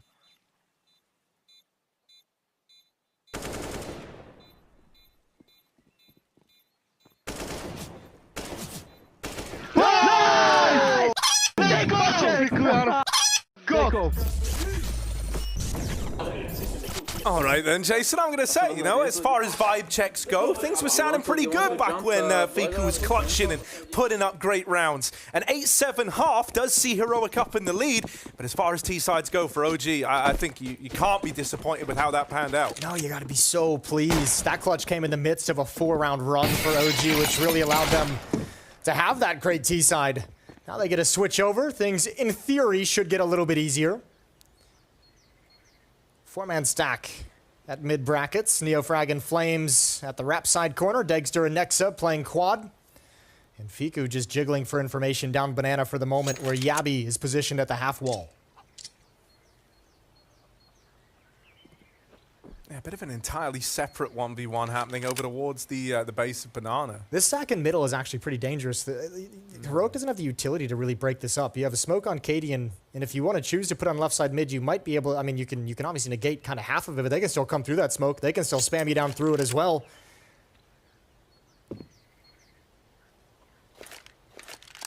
Yeah, the smoke could end up giving you a real false sense of security as you go out into the top of mid, right? This quad stack, it's always scary to run into.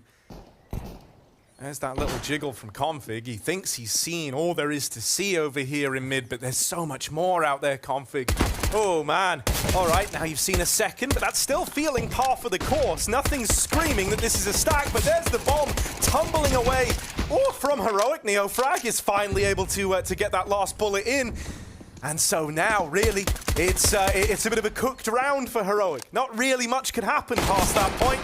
And for Yabi coming in at the end, they are going to give him a couple of 1v1s here, but now they can just tuck. They've got a flank coming in up through banana. It's all under control as OG steal away that pistol to open up their second half. Flames does an incredible job baiting for Neofrag, showing presence, backing off the angle, making it look like Heroic has forced him away and luring them deeper into that trap. They never expected a second player to be over in Cubby.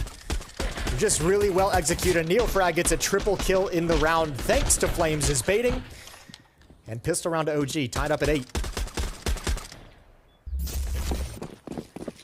Both CT sides winning the pistol. And the second round by from Heroic.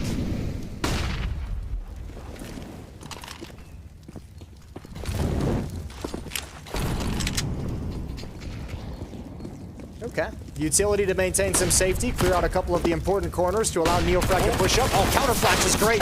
Counter flash is phenomenal, but the deagle from Config is just one level better. 2 out of the round. Now suddenly you need a hero. You need someone to try and step up and... What the hell? It's like this one, yeah. The eye of the tornado? He's found something there. Woo! All right, they'll double up. He's seen into the eye of the tornado, possessed by the storm, but it's Tessez raining on their parade, man. It's just Nexa left, 1 versus 3. Famous from CT, a hope and a dream, and Cadian is committed to a very long flank, so it's actually a 1v2 inside of the site. But we won't ever have to worry, because Tessez swings on out with his Tech 9 and finds 4 in the round. What a way to reply for Heroic. I love the balls on that call to identify the deep banana nades coming in and just going like, yeah, that would have worked if we were about, 2 meters ahead. Instead, we're going to counter flash through on the back of this. We're going to get up in their faces. They're taking that bottom banana and clearing the logs. Oh, that was a cool solution to that deep banana play from Heroic. Yeah, I think they hear the double nades towards logs, the Molotov towards Bell, and they're like, all right, someone's pushing behind that. These are nades used to get aggressive, right? Let's just challenge this, and a perfect timing on the flashbang. Obviously, Config helps out with a fantastic deagle shot. Dexter, scout in hand, upgraded pistols for the rest of OG as they do reinvest. Here in round 18, Tess is going to challenge all the confidence with an AK-47, but it comes out on the losing end of the duel. No defense inside the A bomb site. It's just these two players, Nexa and Flames. Oh, and that kill over towards B comes at a bit of a bad time. OG were like very committed to that B side of the map, and they were relying on this bait and switch hold, and it doesn't even need the switch part of it. The bait's done it all. Oh, mate, Yavi suddenly left up in the 1 versus 5. He's wondering, where did everyone go? Like this was a brand new round just moments ago.